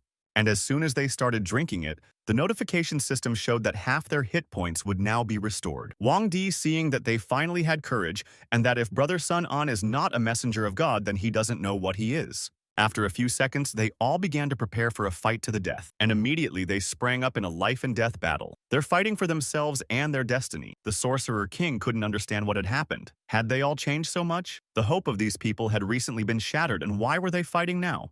And since that man showed up, the situation has changed dramatically, and he's making friends out of fear, and that has to be a sign of danger. But in the meantime, our hero decided to use teleportation to get to the Sorcerer King. He noticed he was trying to sneak attack him, but Sun and Sorcerers that from the beginning his goal was his death, and using a teleporter, he began to travel quickly to the Sorcerer King. Well, as soon as he swung, he saw that the Sorcerer King had disappeared and found himself right on top of him with a magical fireball. And the Sorcerer King realized that no matter how fast he was, his teleportation was times faster, and that he had missed the attack, and now it was his turn to strike back. She is the same hero realized that he can teleport, only up down, left right forward and back, and his advantage is fast but predictable. And as soon as the Demon Hunter skill and the tenfold damage multiplier was activated, the Demon King felt the full force of our hero's strength, and as Sun An got to his feet, he realized that everything was ready. Other players fighting the monsters started asking Sun An if he was okay, because he had a low level. But other players realized that it is not worth it, because it is shameful to lose just because of the difference in level. Well, at that moment, the guy with the red hair hit the monster in his head, and then he started soaking his weapon, telling the monsters he couldn't kill him, makes him several times stronger. And as soon as he destroyed the last monster, all the players started to see a notification window announcing that their level had been raised, and they realized that they had won. Some players looked at their weapons with admiration, because they had risen as much as 8 levels, and before that, they could not swing beyond the 19th year. But then they decided to check on the other guys to see if they were awake. And when they came up to them, they saw that they had started to come to their senses and said that everything was fine, and they only remembered being hit by something. At the same time, Sun An approached the Sorcerer King and began to ask him, why are they able to break through the dungeon boundary? But the Sorcerer King started laughing loudly and saying that, is he still trying to learn a little information while he doesn't remember? But Sun An realized that even if he doesn't do anything, he is suffering from the poisoned knife. Sighs heavily the Sorcerer King that if he thinks he's dealt with him and it's all over, then they're not even pawns. And they're here as a scout to locate the troops, and the best part is ahead of them. But Sun An couldn't understand what troops he was talking about. On the Sorcerer King saying the last 2 words were that it was an alien invasion. And at that moment, the other players noticed that their lava began to flow across the ground, and huge flames began to appear. Because the Wizard King wanted to take everyone with him to hell with his queen. And as soon as the King of Sorcerers was destroyed, our hero thought about those words, alien invasion, and what it could even know. He did not realize that the war with the rejection of demons has already begun. But now it was too late to think about it, and they had to get away from this place, but Sun An was not sure if that trick would work or not. The players were running in different directions and couldn't figure out which direction the exit was now, because everything was on fire. And the flames were so intense that you couldn't see anything within a few dozen meters. And even though they realized they had finally escaped and defeated the monsters, they still didn't know if they could get out of this place. Come on. At that moment, Sun An appeared out of the flames and started telling the players that he had a solution. And then, somewhat unreliably, he still hopes that they will believe him, and it is necessary that they tread the ground with the same frequency, and the faster the better. But the players couldn't figure out what he really wanted them to do, and hoped he wasn't joking now. But one of the guys trusted our hero and said that if he had to say anything, he would do it without a word. Other players also started saying they trust him unconditionally, and they believe he'll get them out of here, and that now they'll have to follow his lead, because they have no other choice. But they didn't realize if it would really help, or if after this experience it might. But Sun An noticed that the rhythm was a bit erratic, and he started telling the guys to keep a steady pace. But still, the flames were getting closer and closer, and the players were getting nervous about what to do. Sun An insisted that you don't panic and get rid of it because you're almost there. And at this point, there was a system error that says that monitoring of anomalous signals and high-intensity frequency range, and error detected temporary exclusion from the game. And the same players realized they're fine. Not now they're on fire, but they can't burn. And the fact that the temperature didn't feel like the flame didn't even exist. Sunan realized that it wasn't that the plans didn't exist, but that they were temporarily excluded from the game and couldn't touch the real objects. If you consider the game as a whole, it has its own frequency of functioning, and they modeled the changes in frequencies. So the system erroneously went this error and temporarily suspended them. Increasing the number of people can extend the time of action on. It will take no more than 1 minute, and tell the other players that they won't be in this state for long and they should hurry and find an emergency exit. Well, that's when the Zai-Jun shout was being sent out. And on the lower level, she started yelling to the players that they were safer there, and there was a way out, and they should hurry down to them. The Monkey King was protecting Zai-Jun from the huge lava flows, and he also couldn't understand if the image of the volcano was from above. When Sun-An heard that, he was glad that she had helped them out, and they should move in that direction, because from the sound of it, they were now not far from Zai-Jun. But on the lower level, the Monkey King couldn't figure out where the guys were disappearing, but Zai-Jun kept insisting that they should be ready to meet them. Sun-An turned to the players and began to say that if I did not pass through those flames behind his back, who could go downstairs? And realized the fact that there was nothing to fear, all the players began to gradually pass through the flames. When they came to the cliff, they saw the Monkey King, who found shouting to them that below they were all ready and they should jump to them. And looking up, he saw a girl jump in first, shouting that girls shouldn't go first. And at this point, the Monkey King started saying that the landing was soft, and now the next ones should jump like the previous ones did. And the last player with red hair started telling our hero to go with them, but soon An told him to go down first, and he would come to him. But why did Sun-An decide to delay? It was because he needed to retrieve the items from the Sorcerer King. If he didn't take them, he could lose a lot. The fact that the wrong frequency time is not eternal, and he only had 5 seconds to get back to the game. From below, the Monkey King started shouting that since everyone was here and they hadn't lost anyone, they could go. But then they noticed that Sun-An wasn't with them. What's more important is that the flames destroy everything, and this building won't go up again. They need to run away. If they stay here for more than a minute, they'll all die and it'll be too late. Sun-An is probably already out. He's always playing by the rules. And yet it's Sun-An. They all have to believe in him. And after a few minutes, they did get out, even though it was very hard. Some players started asking others if they had seen Sun-An, because he was walking right behind them. And as they lowered their heads, they realized that he was dead after all. But at that moment, some silhouette appeared on a nearby rock, and the guys couldn't figure out who it was. But it was Sun-An, who had used his new teleportation skill to get there in time. And looking at all the players, he realized that everyone got out unharmed, and he wasn't too late. And I'm talking to Zai-Jun and Sun Yue. He said he wants to talk to them alone, but Sun Yue couldn't figure out who this guy was and started asking who he was, until the other players started to sit on the ground and catch their breath. But they also realized they didn't have much in the way of supplies right now, so they needed to save money. Sun-An standing with Zai-Jun, and Sun Yue suddenly remembered that they didn't know that his appearance had changed, and it was like in some comic books when the iconic hairstyle of the main character disappeared, and he became so ordinary that he wasn't even recognizable. After a long story, Sun Yue still couldn't believe that the NPC Ghost Girl and the special dungeon and why all these goodies were falling on him, and that now, no wonder why so much experience had been given to them, and that they had leveled up by as much as 8 levels. Sun Yue had already continued to say that he didn't have to ask them for a secret conversation, and they were somehow uncomfortable that he wanted to hand over the Noe equipment to them. When Sun-An heard this, he began to explain that special dungeon items cannot be equipped. It's just a souvenir, and he called them here to say one more thing, and whether they remember the alien invasion. Sun Yue started to ask that, does he mean the mission of this demon in the kingdoms of Hodeman, and the difficulty level? There reaches the SAS level, and the minimum monster level is not less than 60. Also, there are monsters of 70th, 80th, and even 90th level.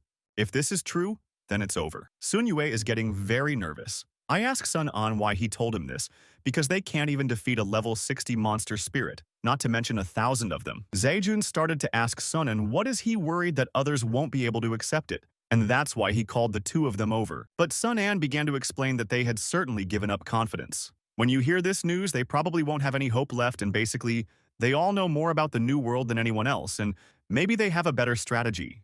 But at that time, Player Feng was eavesdropping on this conversation, and his comrade ran up to him yelling at him that if he eavesdropped, their messenger would be angry. But she'd already realized she thought she'd heard something terrible. Sun Yue still didn't understand what they could do, but first they can find a safe place to solve this problem. Something beyond the screen of possibility, but Zai-Jun to him, that they still need to unite strong people to deal with this together. Zaijun sent plans to ask Jeju what he thinks on this occasion, but suddenly a notification window popped up in front of his face, showing that Jeju had sent him a message. That told him to pay attention to Diana. They've been too active lately, and this conversation seems like a harbinger of an alien invasion. Zaijun decided not to waste time and sent him a message saying that he also wanted to talk about it. But now he needed to find out where his coordinates were, and once he found them out, he opened the parka and saw that they were in a field. If so, hate them. But Zaijun didn't understand how they would do it, or if it wasn't located kilometers away in a field that was very hard to get to.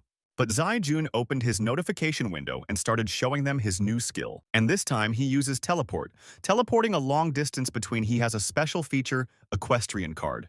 And he turned around and started to walk off into the teleporter, telling the guys he was going and to hope for them. Sunyu Yue answered him with only one thing. He had always suspected that they were not developers, ordinary profane, and whether it was items or skills, everything in his hands would change. At this time in the field, one of the players began to approach their leader Jeju and ask him why they were not moving out. Because if there is a war, they must be ready. But Jeju told her not to hurry, because Sunan said that he too had met the escaped demon and would be here soon.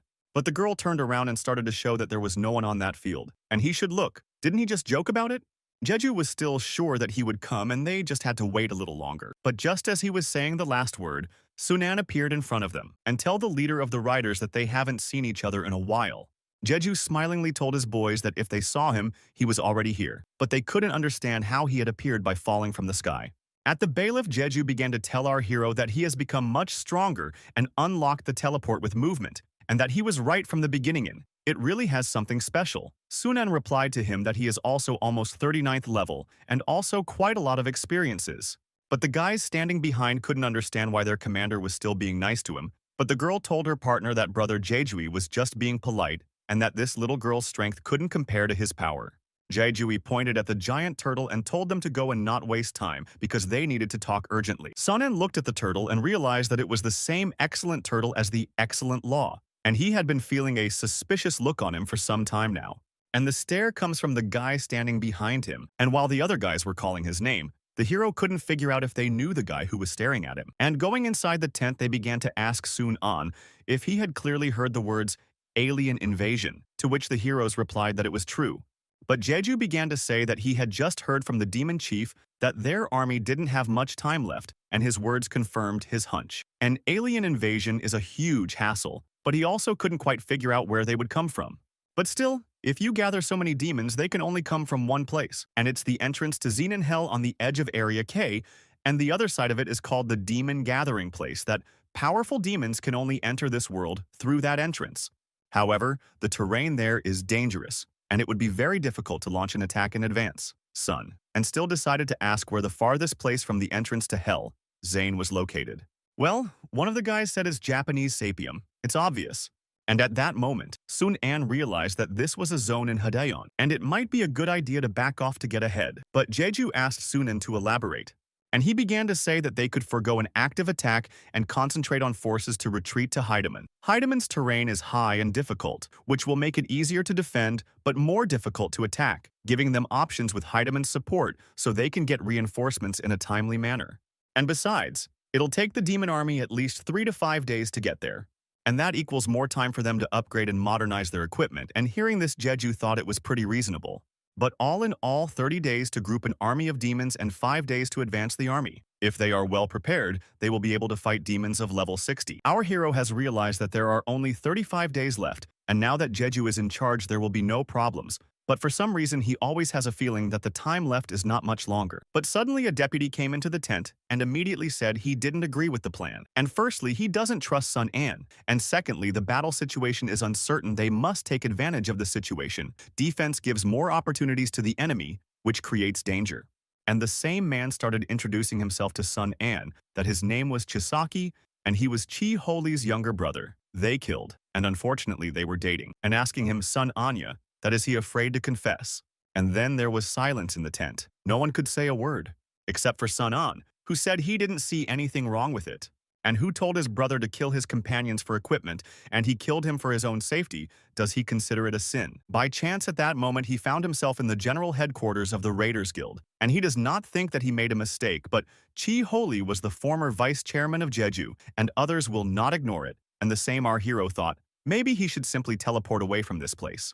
But suddenly Jeju intervened in the conversation, telling Chisaki that they had already discussed it and shouldn't bring it up again. Key Hall was untrue, and secretly killing players for equipment is contrary to the original purpose of the Riders Guild. The only one to blame for this is his negligence in hiring people, but not Sun An's. Chisaki, on the other hand, replied that he was still his brother, and besides, the enemy right in front of him to take revenge would be quite natural. Jeju decided to ask in him that, isn't their kinship ties very strong? Chisaki replied that he was not mistaken. His take is indeed a scum deserving death, and hearing this conversation, Sun An realized that once again the same Sharmanka not and so long know about what happened. But Chisaki went on to say that he relied on his strength given to him by self-training. He was always bullying even his younger brother and only got worse when he acquired new skills, and he despised him with all his being, feeling pain and hatred. But it doesn't matter now. Revenge is just a convenient excuse. And tapping his palm on the table, Chisaki asked Jeju that he had one request and hoped he would accept it. And he's going to challenge Sun An right now. And then the other guys at the table started saying they'd watch it. But Jeju started to ask why he wanted to challenge him, and Chisaki replied that, as he had said before, he didn't trust him. And the battlefield will tell of his power, but he doesn't believe his power, and he has special status or special gear. He doesn't like it if a rider is commanded by an incompetent person, and since they appointed her deputy, it is his responsibility to make him realize what is going on. And as soon as the head wanted to say something, Sunan interrupted him saying, "It's okay." He accepts the challenge, and he understands what's going on is very important, and he's obsessed with the offense, and he's probably confident in his offensive abilities. But why don't they play offense and defense now? And as soon as the guys heard, they were immediately horrified. Sunan began to explain that he could attack any way he wanted, and he was already in charge of the defense, and as long as he was doing damage, then he was winning. And to keep the peace and prevent the raiders from losing another deputy, he will not use a weapon. Hearing this, Chisaki thought it was Chisaki herself and that he would pay for it. And turning around, Chisaki began to walk away, saying that they would meet downstairs and that he mustn't think of running away. Jeju thought about how things are getting interesting right now. A little while later, the guys are already gathered outside. After all, they heard that someone wants to fight the deputy, and knowing their deputy, the battle should be interesting. But suddenly, a guy came up to the commander and said that Sun An didn't have any equipment and he wanted to borrow the men. But the commander said it's okay. He seems more than willing, and so they have already met and begun to prepare for battle. Chisaki, before the attack, started saying that he didn't even prepare his armor and why he keeps looking down on people. But Sunan replied not to worry about it and was already starting to attack. And at that moment, Chisaki began to use his skills, and huge fire beasts appeared near him. The guys who watched the battle, we saw that this is a special deputy skill that can turn shadows into all sorts of shadow beasts, and one hit is equal to 3. When Sunan saw that it was a shadow dancer, he immediately understood and started calling him to him. With a swing of his blade, Chisaki began sending his shadow beasts straight towards our hero, shouting for them to teach this guy a lesson. And we don't care what he's got in mind, because when the shadow leopard gets close enough, he'll use the move and surround him, and he doesn't care what he tries to do. But at this moment, Sun An opened the notification window and began to think that he better use it less because it would be a pity to spend a lot on this fight. But seeing that the shadow beasts were already close enough, he realized that he had to make the most of it and activated the skill of filigree. He began to attack the beasts that approached him. Because of which Chisaki started losing a lot of blood, is part of the player's shadow, and when taking damage, 30% returns, players automatically recover after a while. And suddenly the girl standing next to the commander started asking him what's going on, and if he has a creature and if it's a merchant skill and not a warrior skill. Jeju was also surprised. That Sunan has 2 roles, and skills are not like a normal merchant. And then he thought about the fact that Sunan was hiding quite a lot of things. Sun An, watching the shadow clones, began to ask, can't they get up? Because if they don't go up, they can't get him. But Chisaki crosses his fingers and yells at him to underestimate him. He can use transformation to form a shadow beast and can change the shape of a shadow beast by sacrificing a small amount of blood. And at the same moment, his shadow clones started turning into birds. But Sun An started pulling out his wooden staff from his inventory. Using it, he said that although it can't be used, the crystal has the fire attribute and can be used to reinforce structures. And that's when the tower he built started spitting out massive amounts of lava. And as soon as the lava hit the shadow clones, Chisaki started losing a lot of blood again. But still, one of his shadow clones managed to fly to the target, and turning his head, Sunan saw that a single shadowy bird was at his back. And as soon as she started transforming, Chisaki showed up saying the winner was already decided. But as soon as he swung, he realized something was wrong, because the tower he had climbed on started to collapse. With the help of shadow travel, Our hero was able to move to another location to protect himself from injury. The guys watching the battle saw the deputy start to collapse with the tower. And at that moment, the tower was destroyed and the winner was already decided. Jaijui wasted no time in telling the healer Nana to heal Chisaki, because the battle is over and the winner is certain and it's Sunan. Sunan began to see Chisaki slowly start to climb out from under the rubble. But Chisaki himself didn't think he'd fail so badly, and in the end he had no idea of his intentions. He could always anticipate his next move. But as soon as he looked up, he saw that our hero was holding out his hand to say if he was okay, and that his offense was impressive, much better than his brother's. But Chisaki gets angry and tells Sunan that he's done with his pity, and that losing is losing. If he wants to humiliate you, let him start. Our hero really thought he fought a good fight and maybe he wasn't sincere enough. Jeju walked over to Chisaki and began to tell him to stop staring angrily at Sun Anya because the matter was already closed, and that Sun An originally wanted to demonstrate tactical capabilities through battle. Sun An began to answer that the alien invasion is not unusual, and they should not focus on equipment and focus on survival traders. Not only supply equipment on its provide defensive structures, sufficient resources, greatly increasing the safety of fighters, is also the reason why he decided to start to become in Castle Heidemann. Jejui agreed, because no casualties should be allowed to go to waste. But ordinary merchants can't use such unique skills as he did. Sun An immediately realized he'd been exposed. But Jeju will continue to say that completing the construction and directly using the construction in Bayuwu is beyond the normal capabilities of a merchant. He has a special class. Only a gold merchant is capable of this, and also he has shown his skills as a warrior, and he is still a 2-class player. On the other players behind the commander hearing about the 2 classes, they immediately turned around in shock. I mean, this guy's a golden player like the captain. Embarrassed, Sunan started scratching his head and saying that he might be right, but he was actually scared when smart people feel this, and now his class is known to everyone. But what's worse is that the other guys were looking at him strangely, and it was all because of Jejuya, and they started asking him if he was interested in joining the raiders. And then they started pouncing on him, yelling for the captain to hold him. Sun An knew in advance that the Raiders Guild admires the strongest, but they have too much enthusiasm. And then the guys started telling their new teacher Sun An to teach them how to create and use the created in the equipment. After all, they also want to learn combat skills to bargain. Jeju saw this and realized that it looked like he had fit in pretty well, and now he was a member of the Raiders Guild. But when Sun An heard that, he started yelling that you don't have to decide for him. And what's worse, he saw that there was no end to these guys and he had to find a way to escape. But at that moment, Jeju saw that annoying ghost reappear, telling him why he wasn't answering his letters. Well, jumped aside. Jeju couldn't understand since he already set up message blocking. And why is it problematic? NPC is here again who kept saying why is he ignoring her to see? She's waiting for her heart to bleed. And they'll never break up again. But Jeju went on to say they never met. But at that moment, Sun An realized that this was his chance to escape. And immediately he started telling the boys that their captain was in trouble now and see if they want to help him. And once they turned their heads, Sun An started to use teleportation and get far away from this place.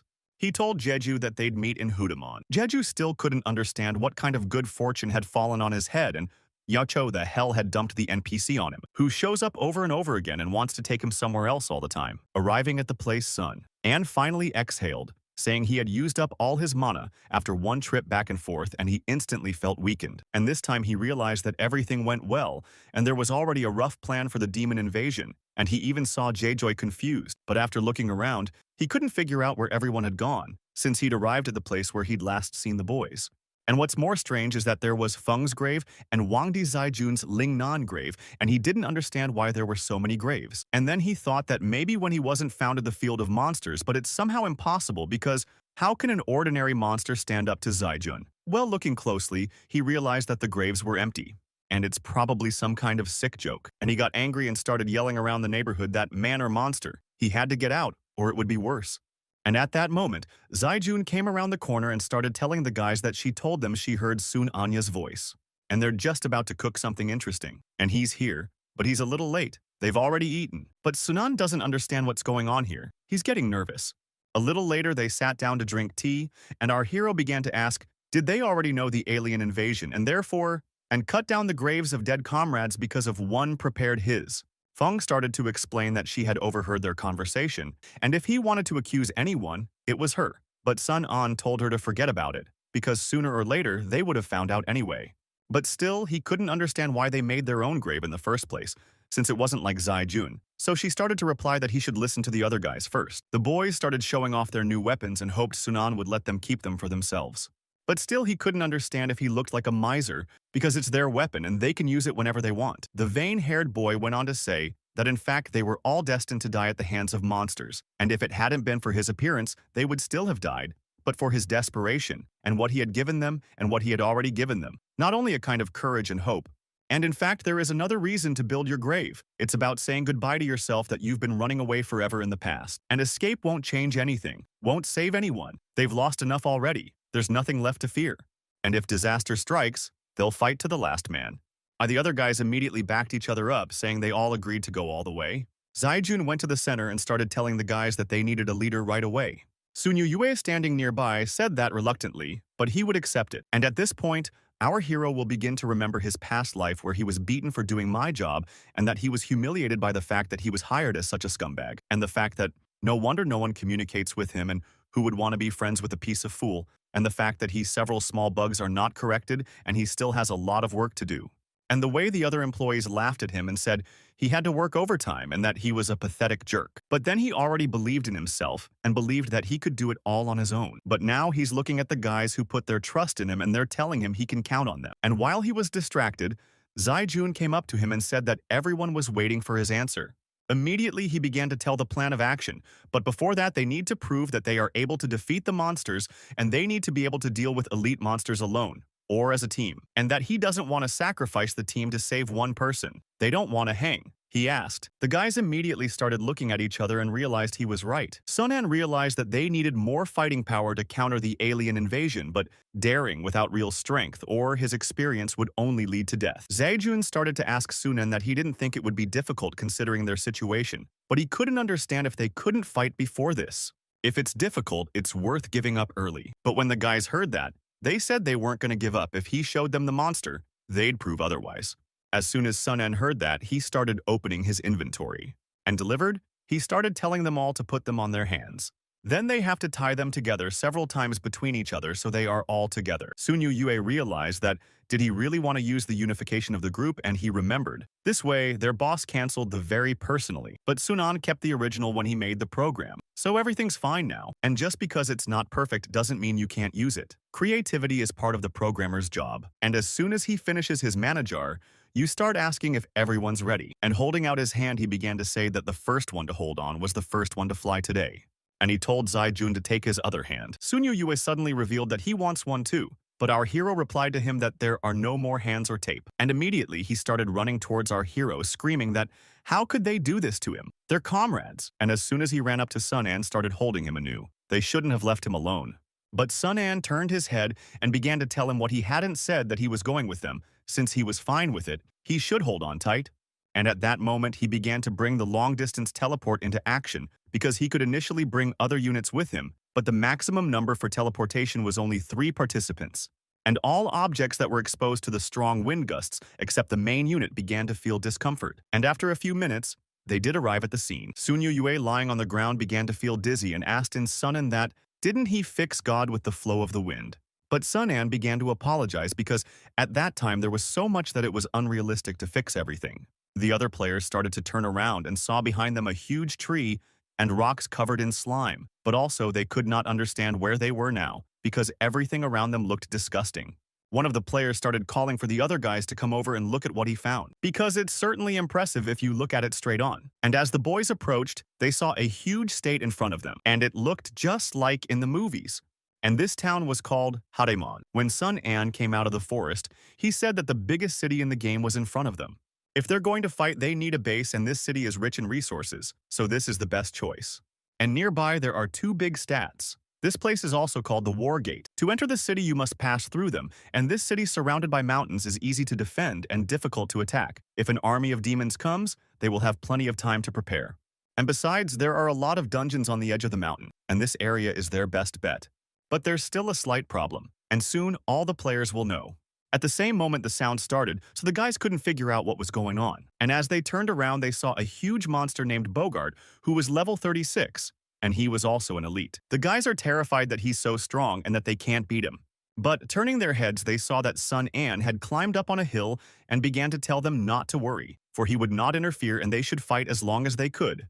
And this is Bogart's territory. If they don't defeat him, there will be no base. Zai Jun, who was near Sun, and asked him, "Are they not shrinking?" That he replied that this is their trial and they have to deal with it themselves. And now it's up to them. And the guys start talking about a plan because they need to attack him together. But at that moment, Bogart sneezed loudly and his green snot flew straight at the players.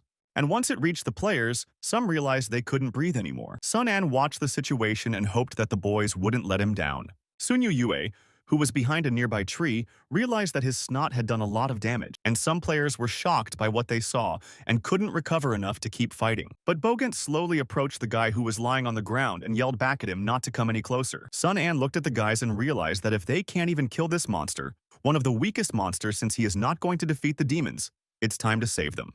But Zai Jun started yelling at Finger to use his skills and get rid of the slime, because that monster hates cleanliness, and his stickiness decreases with water so he can save his comrades. And if he doesn't, he's in more danger and they believe he can do it. But the guy looked at the horrible monster that was in front of him, and with fear on his face, he started using water magic. And as his huge water balloon reached its target, the monster began to back away. And at that moment, the boys were able to escape the trap. Realizing the fact that they weren't almost dead, Zai Jun turned to our hero and began to apologize to him because she had said a lot of unnecessary things in a panic. But he said it was nothing and it wasn't a big deal, and he was really sorry it had to end this way. And it will make an indescribable impression on them. And it's good that they finally realize how dangerous the world can be, and her kindness helped them. And then he started talking to all the guys underneath him, and he said he's sure they understand their problem now. If they cooperate, the battles will be a lot easier. They need to realize their strengths and use them in battle. And that's the only way they'll beat a tough opponent. But there are no more clues beyond that, and they must use their advantages in battle. Like the kid hiding behind the rock, Sun Yue, who was hiding behind a rock, suddenly jumped out and started asking our hero why he first took him with him, and now he's hurting him and can he help? But at that moment, his notification window lit up, and his hidden aggro skill was activated, causing the monster to immediately start paying attention to him. And as soon as he shut the monster down completely, it started running after him. And then the other guys realized this was their chance to attack the monster. The red-haired guy started telling the other guys to hurry up and try to distract the monster, and the rest of us should follow. But as soon as the monster turned around, the notification window showed that his target had changed, and he started paying attention to other players. And as soon as he took a huge tree and started swinging it, the players saw it and started ducking in different directions. And after a few dodges, they began to respond to the monsters by attacking him. Feng stood behind her with her pup and began pulling supplies out of her inventory. And Sun Yue, who was running away from the monster earlier, realized that it was unrealistic to stop that monster. Zai Jun also looked at the situation and realized that they had done it. Sun An stood on the hilltop and thought about what he thought was the most interesting thing ahead of them. And apparently, the situation is, Brother Nan will be more the head of a large group. Their fighting style is suited to go in front of Wu Wandi, and as a result, the girls' good blade will not be scouts, although the merchants do not have the same combat power. Feng can use items combined with her thieving. She may be part of a special group. And it's also worth noting that Brother Enas's leadership skills are rare. And as for Gigi, he's a very capable guy. And his initial first-time exposure to water magic makes him the perfect mage. And after a little analysis, our hero realized that they have no healers. And that girl who's really bad with a sword, and uses his quick spin to use precision attacks. She's probably the weakest player, and her skill set is weak. But at that moment, the other players started yelling at this girl to be careful. At that moment, Sun Yue appeared in front of that girl and blocked the monster's attack with his account, telling him in return that you can't bully girls. And even though the girl asked him if he was okay, he turned around and winked at her, because he thought it was a self-congratulatory attempt to get them to talk. And she was relieved to take deep breaths, not realizing that everything was okay now and that this guy was a really good person. And at this point, the other players realized that this was another chance for them to swoop in and destroy the monster.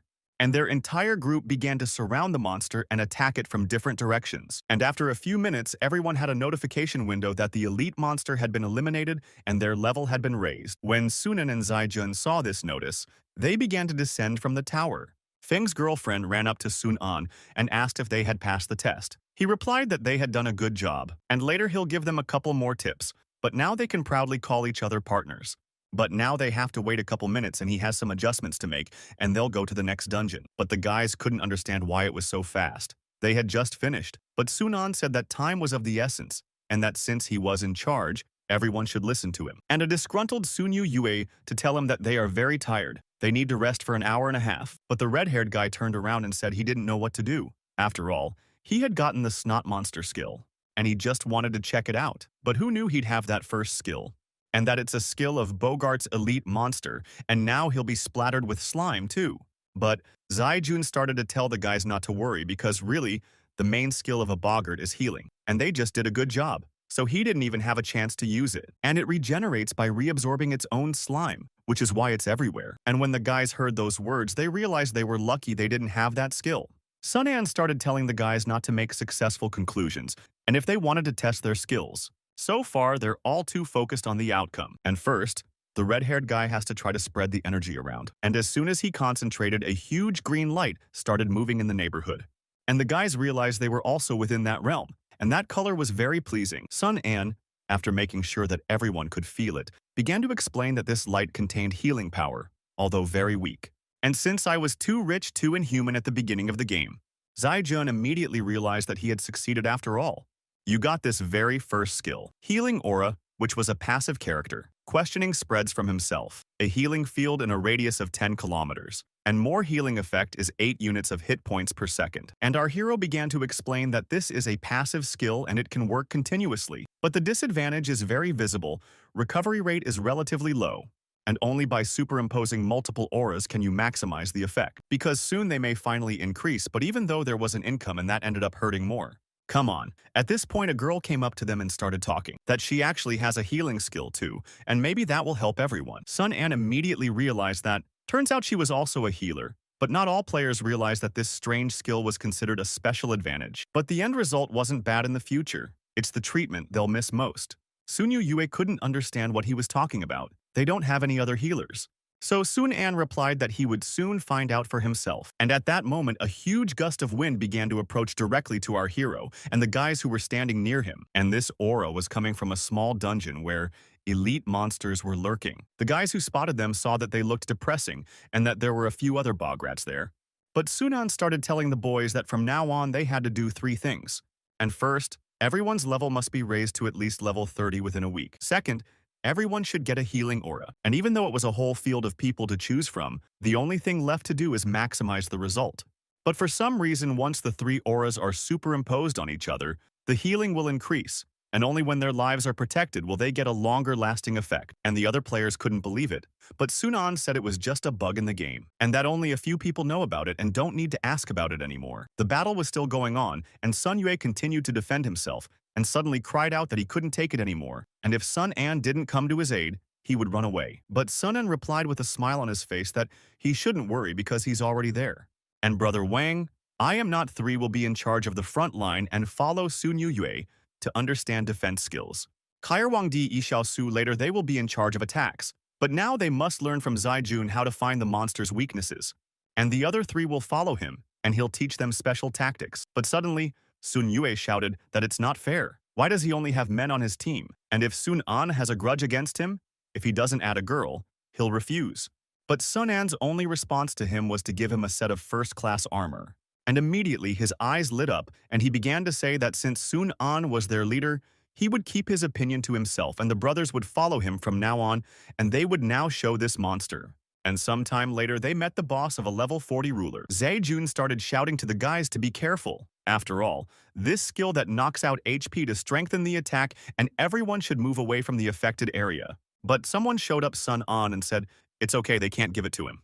And they should listen to his next 3rd demand. Maybe they were unhappy and helpless before, and maybe there will be more difficulties and obstacles in the future.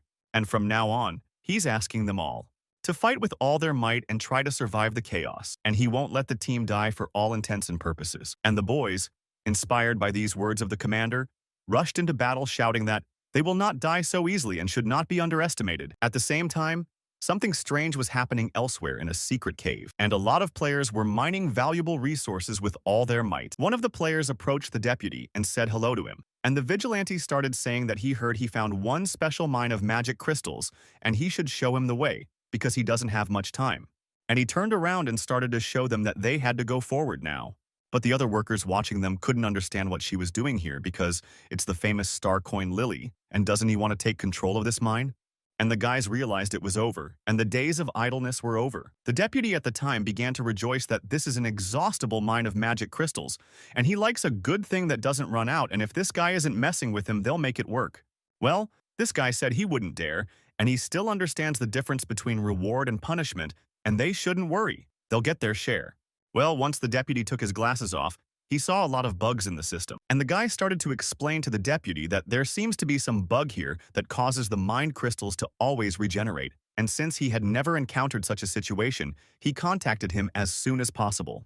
Deputies turned around. Yi began to ask Lao Bi if there are any other witnesses to this incident, to which he replied that no other than those present, and smiling with his gold teeth, the deputy said they were in for a big show then. In another place, a couple of trains met the Earth Dragon boss ruler, 43rd level, and they all started to surround him, even though they knew it couldn't go on, and they had to investigate in 2 squads, taking up planned positions on both sides, and the first group went immediately to the left, and the second group to the right, and the centerpiece that covered everything else was Sun Yue in his new outfit. But as soon as the green dragon hit him, Sun Yue realized that not only could he not hit him, but he could not hit him back either. And at that moment, the Earth Dragon started screaming loudly, and it ended up with a burning status and an enhanced damage status.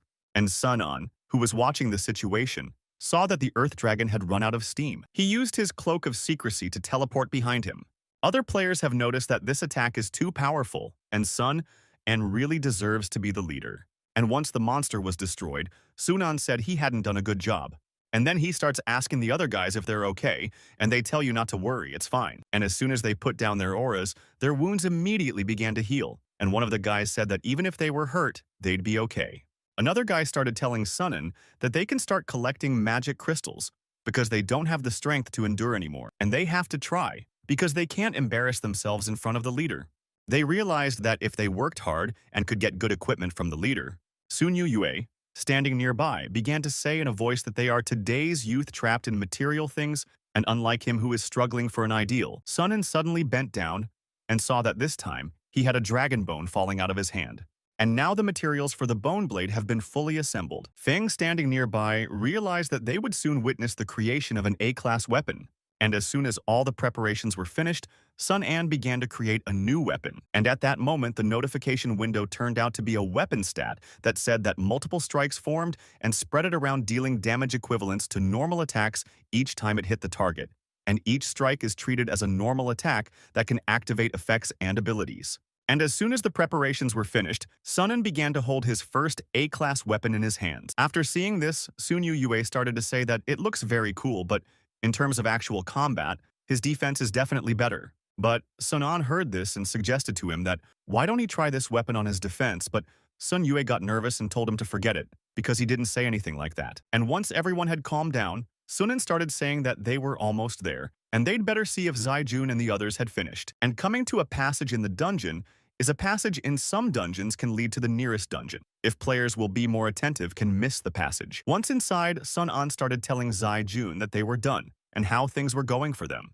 Zai Jun threw a lot of punches and told him not to finish it yet, because it takes a long time. And the fact that newbies aren't yet familiar with boss attack tactics and are a bit passive to begin with. But gradually they're turning the situation to their advantage, and she thinks it's probably another 20 minutes, give or take. But Sun An decided to ask if they needed help, and she said it was fine. And applying her blood pulse, she realized that if it didn't work, she would fail with her command to lead the team. Sun An was only offering his help to show everyone his new weapon. But apparently, he realized his help wasn't needed here, and they'd go outside and wait for the others there. Sun Yue entered the portal and began to ask our hero what about the other items that fell from the Earth Dragon, and whether they would divide them according to their needs, because it was necessary to create materials that Feng could handle.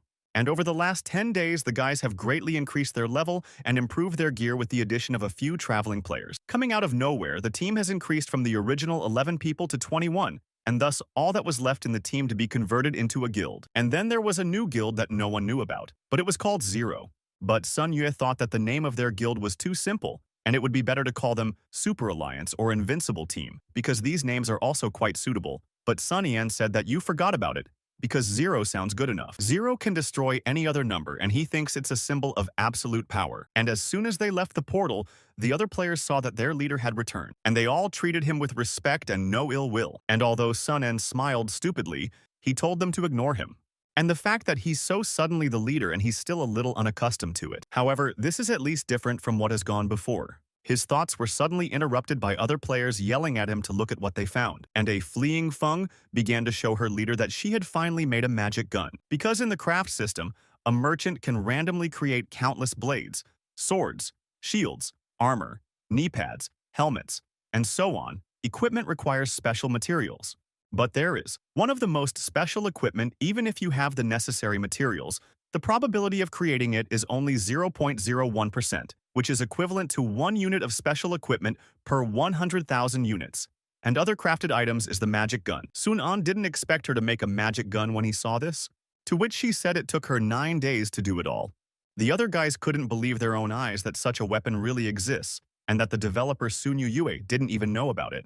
And the fact that it's called cheating. They didn't realize how close they came to creating it. To hear these words, Sun-an replied to the boys that wrong on the sources of his power also lie in his rarity. If it weren't for Feng's 4-leaf clover blessing, he's afraid even his gold merchant wouldn't be able to handle it. Because with a 4-leaf clave, the owner can receive blessings, and unexpected good things will happen with his attitude, and this item is only for female characters. Waved his hand, Feng said she had put a lot of hard work into him. I was also surprised when the rainbow bunny showed up. But Sun-an didn't let her tell her interesting process of obtaining and turning around. He decided to test give the gun away. Because now everyone's more interested in learning about the magic gun. And the reason the magic gun is called the magic gun is because it's powered by mana vision bands converted into real damage. And as Sun-an took aim, the guys saw the color change, which created a very powerful force.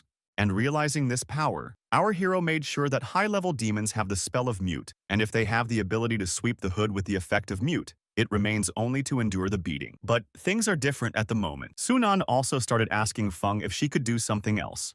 But she said that she would like to, but even with the 4-leaf clover, the chances are very slim and she is very short of materials. But at that moment, Sun Yue volunteered and said that if she didn't have enough materials, she could call him for help. After all, they had just rested, and now it's time to stretch her bones and she just needs to tell him what materials she needs.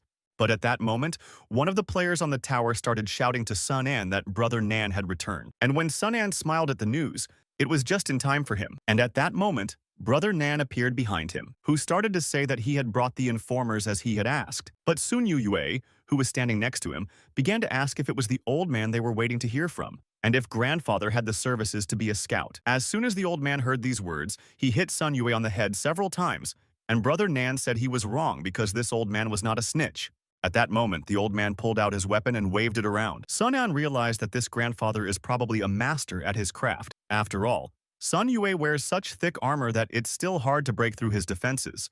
But at that moment, the grandmother standing next to the old man started pulling his ears, shouting that he was showing off again and that he couldn't behave. But suddenly Sun-an noticed another guy hiding in the grass and asked what about him. The red-haired guy came up to him and started pulling him out by his clothes, asking him what he was doing there. And once he's all the way out, you start shaving leaves off his clothes and say he doesn't have to hide now.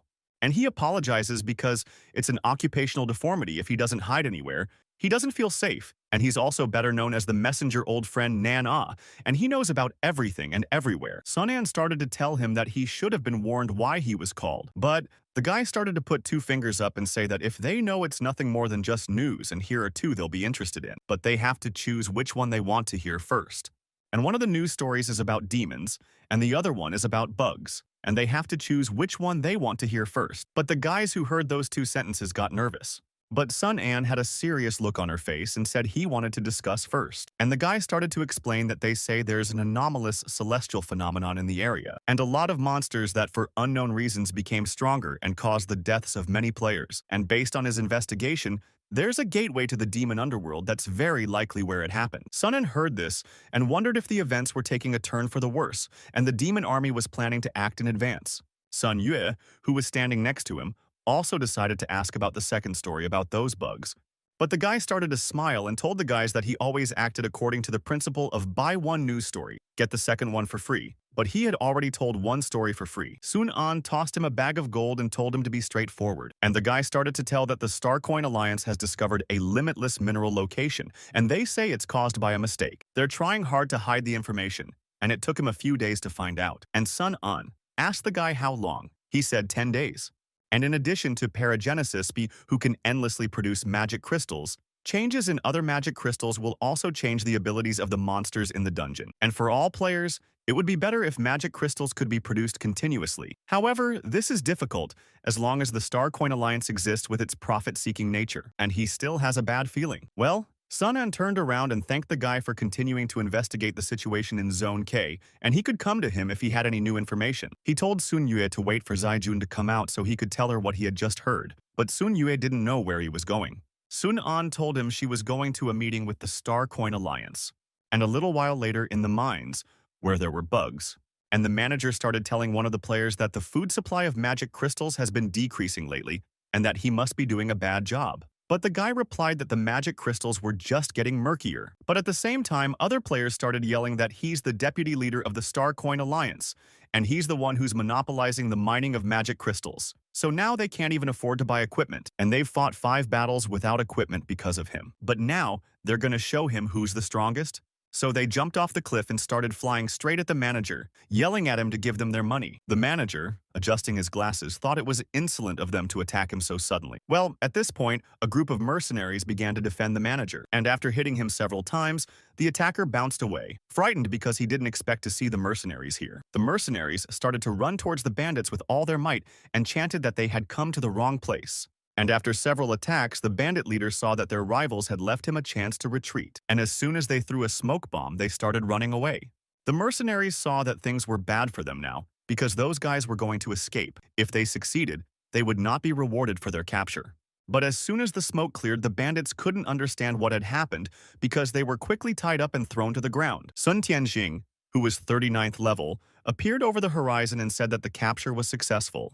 The other guys who were fighting him started telling him not to stick his nose in where it didn't belong. But Sun Tianxing told them that they shouldn't thank him because he appreciated their work. But the guys nearby started discussing that if he was able, Sun Tianxing would have gotten it long ago, and that the guy makes them look weak every time. The manager started clapping his hands, telling them that it was very good.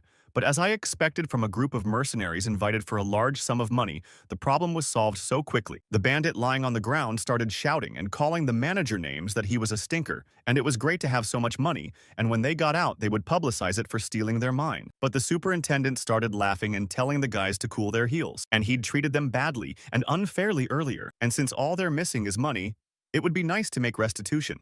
And as soon as the manager spoke, Sun Tianxing turned off his ability to bind the opponents. These guys immediately started running towards the gold, one shouting to the other that it was all his. When they got to the gold, they started shoveling it into their pockets. The manager who was standing over them smiled evilly and said that now that they had taken his gold coins, they would talk about investments. Because repaying a debt when a player takes the initiative to get a character's star coins means that he has accepted an investment he must fulfill an order from an investor before he can be released. And at that moment, the players realized that their bodies had become unmanageable. The manager started screaming for a new mine for him, and that's when they started picking up pickaxes and started mining. The other players behind the manager realized that they had to be careful if they were going to talk to him anymore. But the manager started telling those players that he would pay them for their hard work later. Sun Tianxing looked in his inventory and saw that he only had enough magic stick for a few times, and it looked like he needed to use it sparingly. But he didn't know how much he would get after completing this order. But at that moment, Sun An appeared and started asking if they were the people from the Star Coin Alliance. The manager was looking at the magic crystals and realized that it was the excessive mining that was making the light in them cloudy, and it's a headache. If this continues, production will drop significantly, and it looks like he needs to find a better place for the miners to work. So he started telling the players that they had done a good job and they could go to Lao Bi and get 100 star coins for their hard work. But the players didn't understand why it was so little, because it wasn't what they had agreed to. The managers began to explain that they should be grateful to be paid at all if they wanted to be free labor like the others, and some could just say so. Sun Tianxing went up to the manager and said that he didn't want the star coins and would only take the magic crystal. Well, the manager realized that this guy is interesting and he is not only the strongest among these mercenaries, but he doesn't want the money. And after that, he will fire the others and leave only one of them. But suddenly they started to turn around because the manager couldn't understand what was going on. Sun Tianxing realized that he had a bad feeling. And now someone was approaching them, and someone quite strong. And the person approaching was Sun An, who realized that it was the endless replenishing mine that Xiaobao was talking about. But suddenly he remembered what kind of Bach was installed here. And while he was sitting at his computer and couldn't get rid of this bok, because the crystal supply there is not unlimited due to excessive humanization, a hidden punishment mechanism will be triggered. And with the opening of an unlimited source of mining, they must not overdo it and not give in to greed. Otherwise, a man whose heart is not filled with pleasure is like a snake trying to swallow an elephant. But Sunan didn't expect that someone would identify him and find Bug here, and that it would be the Starcoin Alliance, but anyway, he should hurry up and warn people. And after a few seconds, he started walking toward the guys waving at them. The first person he met was the manager, who started asking who he was. But Sun An replied that it doesn't matter. He has important information about this place, and now they are doing a very dangerous thing. The deputy replied that the monsters in the area had been killed long ago, and what danger was he talking about? If he wanted his share, he should say so.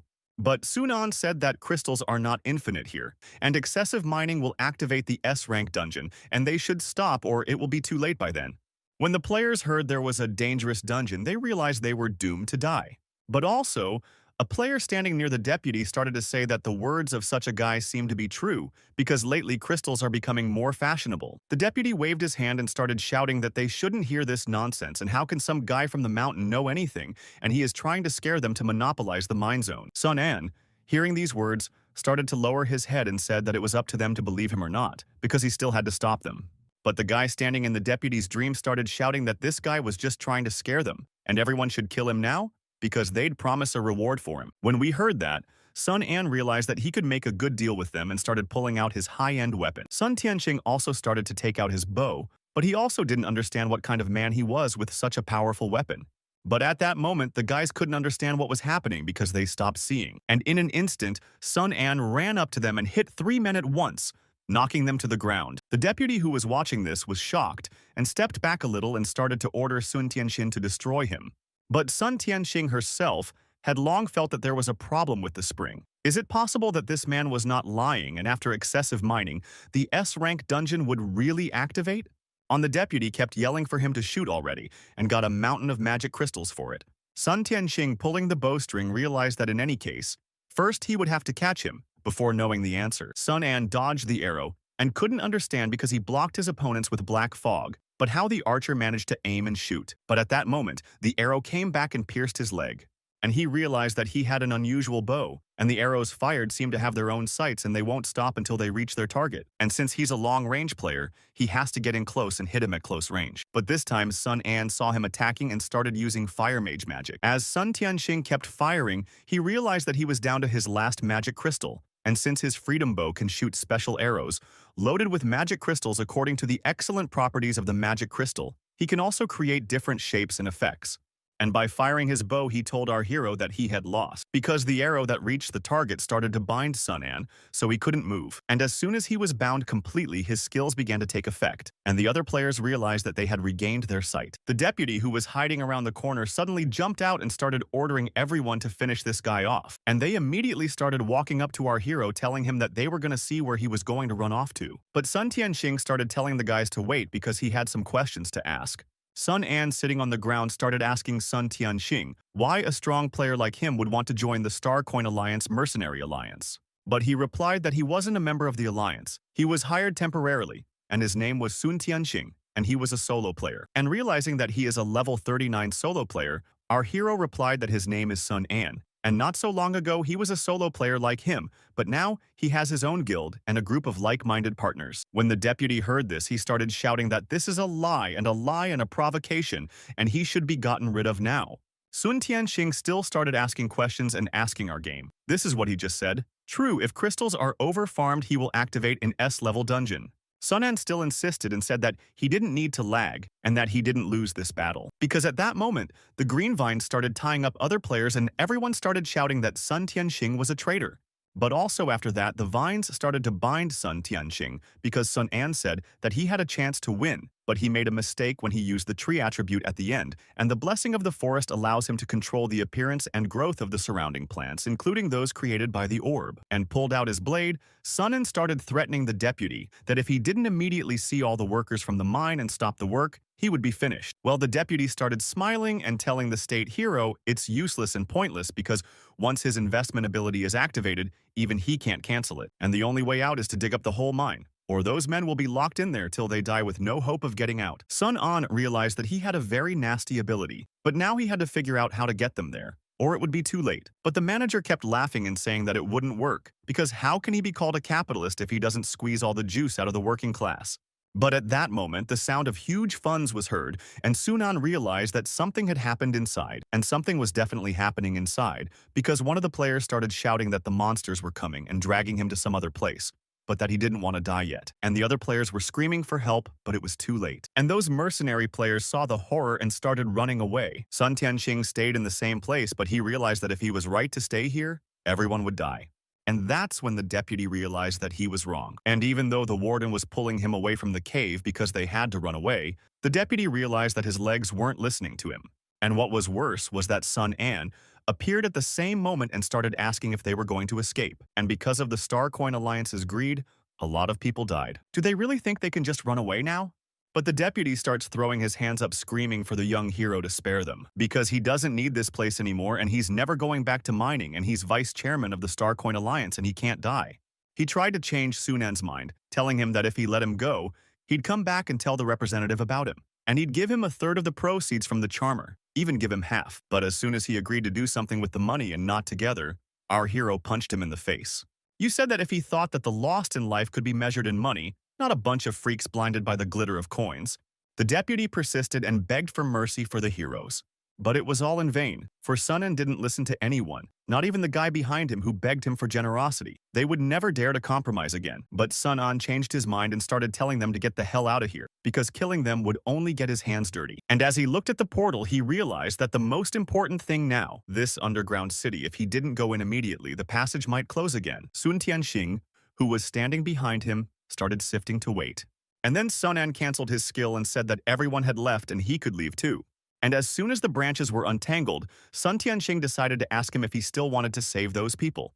But Sun An replied that it's a pity, but they can't be helped, and he was only going there for his own sake. The underground city could only be stumbled upon by chance, and it was a source of disaster and opportunity, and a place with S-class equipment, and he still hadn't found the right fourth ability. And in order to protect what he holds dear, he must become stronger. Sun Tianxing took a closer look at him and thought that this was the first time he had met someone so confident, and the fact that he even became inflamed at that moment. Extending his hand, Sun Tianxing asked if he wouldn't mind teaming up with him and going together, so he wouldn't get in the way. But Sun An couldn't understand why he was doing it, to which Sun Tianxing began to reply that he used to be a non-staff player and firmly believed that personal strength was paramount and he was used to acting alone, and that's why the system gave him the title of nerd. And he spent 9 days and 9 nights in the Luanfeng forest. The rank was given after killing 9.99 and monsters. But as soon as Sun An heard about the 10,000 grand, Sun Tianxing added that his head was swollen from shooting birds. Well, hard work finally paid off, and this title gave him a huge income. Taking a closer look at him, Sun An realized that he looked a bit like him in the past. And as he continued to hold out his hand, Sun Tianxing asked again if he was good enough to be his partner. And as soon as they shook hands, Sun An said he'd try to do the same, but he still had to think it over. It's a level 60 dungeon. Even he wasn't sure he'd make it back alive. But Sun Tianxing started to say that if he didn't realize it, he wouldn't have asked to go. And now life is like an adventure game. If you want to be the one who wins in the end, you have to grab every opportunity. And that talk is useless. That power is the guarantor of everything. And now they're ready to go where the pool of the undead awaits them. A little while later, they began to destroy every monster in their path, and even though the notification system showed the players that the number of monsters was over 30, they still went on the rampage. And going into a bigger corner, our hero started activating the dangerous player effect, and his attack and strength and damage were increased. And even though he realized that the wave tactic wouldn't work on him, he began to prepare for battle by raising his high-class blade and activated the demonic execution skill and started pointing it at the monsters. And at that moment, all the monsters in the area were destroyed, causing Sunan to gain a lot of experience. But as he turned his head, he wondered how that guy was doing because level 60 monsters are not easy to defeat. On the other side, Sun Tianxing kept counting, and on his counter was the 36th monster he had destroyed. But suddenly he was attacked by a huge horde of skeletons, and he managed to jump back, and taking a magic crystal from his inventory, he began to load his Liberty Bow with it. Sun An, who was watching his battle, thought he was cool. After all, when fighting the undead, you can collect crystals with all sorts of attributes that are used to create different kinds of Liberty Bows, And he must say that for his excellent bow skills, he deserves to be considered an expert. If his and Jeju's conclusion is correct, there are 14 days left to doctor the demons. And now, it's most important to rally with strong players to face the crisis in the future, and he doesn't know if he can be included in the guild. But at that moment, a huge rock appeared above Sun An's head and started falling on his head. And not realizing what was happening, he panicked and started to move away. And all because of the unshakable spirit of the dinner appeared in front of them, because the malt at work is 65th level. Sun Tianxing wondered if it was from the boss. But also with him came the 61st level guardians of the dead. And when Sun An saw this, he realized that it would be important to them. Sun Tianxing saw that he was being attacked very hard and started to jump away. And as soon as he was near Sun An, he started to ask if he was okay, but Sun Tianxing told him he was fine. But Sun An realized that they were facing an invincible legion that summons the ability of the unshakable spirit of resentment. And these guardians are immune to all negative effects. Even his black mist and poison blessing are useless against them. Even though he doesn't exist for only 30 seconds after they disappear, the spirit of resentment can summon 4 to 10 new guards, and fighting directly is certain death. And upon hearing this, Sun Tianxing began to wonder if he had any strategy. To which Sun An replied that he would distract them, and he would find the right moment to attack the tribulation spirits and kill them all at once. And going at once was no easy task. They realized there was another problem. And opening a jar of MANHWA, Sun An said he would soon find out what the problem was. And at that moment, Sun An started using his teleportation and throwing his monster warming powder at the monsters. And as soon as the powder reached the monsters, they immediately started to pay attention to Sun An, and Sun An cried out that he was taking them on. Sun Tianxing, watching Sun An's actions, he realized that he was a very hot-tempered kid, but he couldn't understand how he could kill 2 monsters with 1 blow. But opening his inventory, he realized that his partner was counting on him, and he couldn't let him down. He took out a magic crystal and began to prepare for battle because, at this point, he realized he couldn't insist on his own. And with the help of the magic crystal, which contains a special light effect and a second 200% undead deterrence effect, also suitable for creating A-rank weapons with the light attribute, and that his reward for passing the Shining Shrine in a level 39 dungeon should help him. But the stronger the item, the more it's introduced, the more it's needed at a critical moment, and now it's just to take down such a monster. Sun Tianxing drew his bow and started shooting a huge bright yellow color, and in just a few seconds the monster felt the full force of it. But at the same time, nearby Sun An continued to fight the monsters. Well, Sun An saw a bright light and realized that his partner had done it. Because just like he asked, the guy took down the monster with 1 punch and they won. But that's what Sun Tianxing thought. Because Sun An knew it wasn't over yet and started shouting to the guy that they weren't done yet and he should dodge right away. Sun Tianxing turned his head around and realized that the monster wasn't dead yet. And as soon as he turned his head completely around, you saw that Sun An, using his teleportation skill, started attacking the monster with his instant execution and yelling at his partner to run away. But after his attack, he flew away because he realized that the monster had a counterattack, and now that they were on Earth, they couldn't figure out what to do next. Sun Tianxing ran back to his partner and saw that he was bleeding from his stomach. Thank God the wound was small, and that he had just reached level 42 and had regained all his health, but he didn't realize that he could have predicted that the damage would be so great and take away half of his health. Sun Tianxing jumped aside and started to say that he didn't know if he could kill, but as he drew the bowstring, he began to prepare to attack with his gold crystal, mountain crystal, and earth crystal. But all his attacks simply flew through his enemy. And then he realized that he was in a bad situation because he couldn't even damage that monster. Sun An started to get to his feet and explained to the guy that when she activates the immunity, she can't do damage. And when he launched the death blow, the ability was already working, but his partner couldn't understand if it was the same with the Guardian of the Dead she summoned. But Sun An went on to explain that it was more serious than that, and with the mind immunity ability, she could resustain her astral body for 60 seconds, ignoring damage control and greatly improving her summoning ability, and that she's getting stronger again now, and the monsters were too powerful before. But what's worse is that Sun Tianxing couldn't figure out how they would fight, but Sun An replied that they wouldn't fight this time, and now they should run far away for the 60 seconds she's not vulnerable. And as soon as they were about to run away, the notification system showed them that they had to wait another 30 seconds for their teleportation to work. But there was also the problem of the 9 monsters they saw that didn't give them a chance to respawn, and the fact that while teleport is recharging, they can't do anything. And he's afraid less than 20 seconds have passed since he activated the ability, and that he's got a wound that's bleeding a lot and he's not going to heal for the 40 seconds they have to run away. But suddenly Sun Tianxing got up and started to move forward with serious intentions to leave it to him, because he's packed his life away because he doesn't like to be in debt to anyone for long, and he would use the wooden crystal to control the guards, and the earth crystal to protect himself and Sun An. But he realized that it wouldn't last long, so Sun An had to get out of here as soon as possible. But suddenly, Sun An began to ask him to repeat his words, and Sun Tianxing began to say that the wooden crystal would hold them back and the earth crystal would protect them.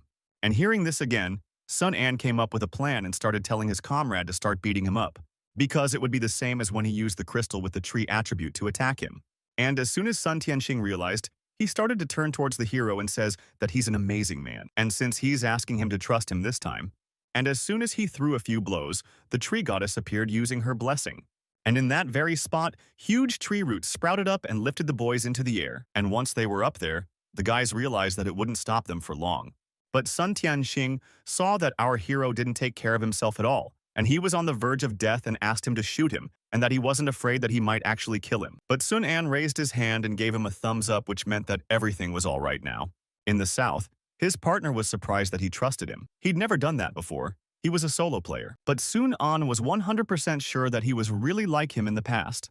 He didn't rely on just anyone, and only believed that strength was the most important thing. But now he has companions to trust in his life, and in the future there's an even bigger disaster in store for all the players, a demon invasion. And then Sun An realized that once it was over, he started to ask the guy if he wanted to join his Guild Zero. But Sun Tianxing of the mod replied with his head that they would talk about it later because he wasn't mentally ready for it yet. Sun An here. The photo replied that he would not force him, but reminded him that the path of a single player is very difficult. At that moment, a girl appeared on the bottom and started talking about her king, her only love, followed by a notification that the unshakable spirit of resentment had been destroyed and the players' levels had been raised, as well as the players' stats restored. And they were immediately promoted to level 44 and 40. And also a notification window appeared in front of Sun An, saying that the player could take this ability and that it's extremely useful in the game. But there's one thing. If he encounters real monsters, the dead man's astral body is neither hot nor cold, and he's realized that this ability doesn't work for him. Well, the scepter may not be S-class, but A-class is also useful. But at that moment, the boys heard that the miners buried here were living to help. Sun An already started to explain that before entering the dungeon, he said that there was nothing to help them, and that someone else was calling them. But when they looked into the huge dark cave, they couldn't figure out who it could be. And once the skill was over and they got down to the ground, they decided they'd go on and find out who was screaming. But a little later, they reached a huge gate at the end of a long tunnel. When they got closer, they didn't realize that the voice was coming from behind the gate. Sun An saw this huge gate and started telling his partner that he had a bad feeling about this door, and that it was probably the boss's room, and that they didn't come here to kill the boss. They came here to get S-class gear. But in this situation, there's nothing else to do but go fight. And when they opened the huge doors, they saw a huge room that was glowing with blue torches. And at the end of the room, a silhouette sat on a throne, who began to stretch out his hand asking for help because he hoped that someone had come to save him. And the headless 68th level enslaved king started asking if they'd seen his head. Sun Tianxing was convinced that it was the boss of this dungeon after all. And at that moment, the enslaver started spewing a huge aura as Sun An attacked him. And then he realized that he couldn't penetrate his armor. The headless king put out his hand and began to squeeze Sun An's body with all his might. And Sun An started to use his teleportation skill and went back to his partner, who asked if he was okay. But Sun An started to say that he was okay, but he couldn't penetrate his armor. But he could with his arrow. So he has good physical defense and can only do damage with magic. But the headless king started asking if they'd seen Ferenzi. But when the boys heard him say that, they couldn't understand what he was talking about. After taking a few steps, the headless king began to say that Ferena was his beloved queen who took his head. And swinging his great sword, he said that he had been waiting for her for 300 years. But as soon as his huge sword hit the ground, the boys were thrown aside by a huge wave. The headless king kept shouting if they'd seen her queen, and then he continued to attack the players without waiting for an answer.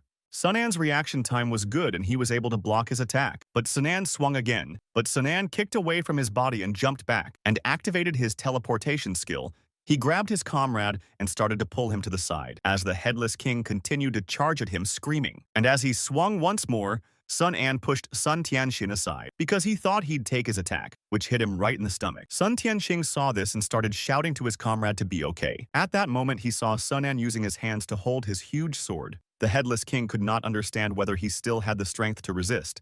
But Sun An realized that he would not be able to hold on for long. His strength is so great that he can barely stand on his own 2 feet. And if he continues like this, he'll die here. And the fact that he's headless but can see quite well. And realizing this fact, Sun An started to use his black mist because his situation was desperate and he decided it was worth a try. And at that moment, the headless king started shouting that he couldn't see anything because that fog used to belong to those rats he hates.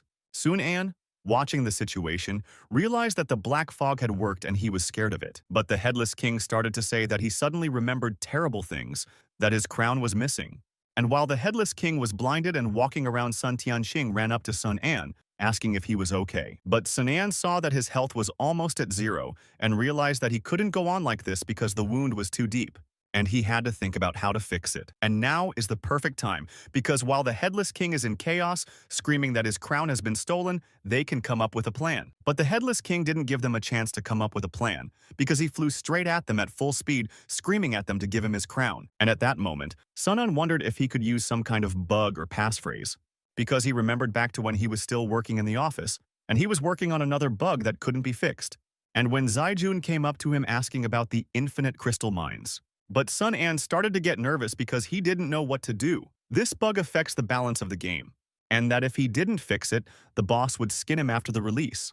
But suddenly, Zaijun suggested to him that it would be a good idea to turn the bug into a passphrase.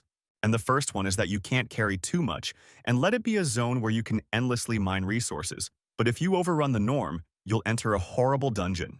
A dungeon from which no one can get out alive. When Sun An heard this idea, he realized why he hadn't thought of it, and as soon as he started to praise Zaijun, she immediately got embarrassed and said that she had just recently modeled a dungeon boss and could add a story to it.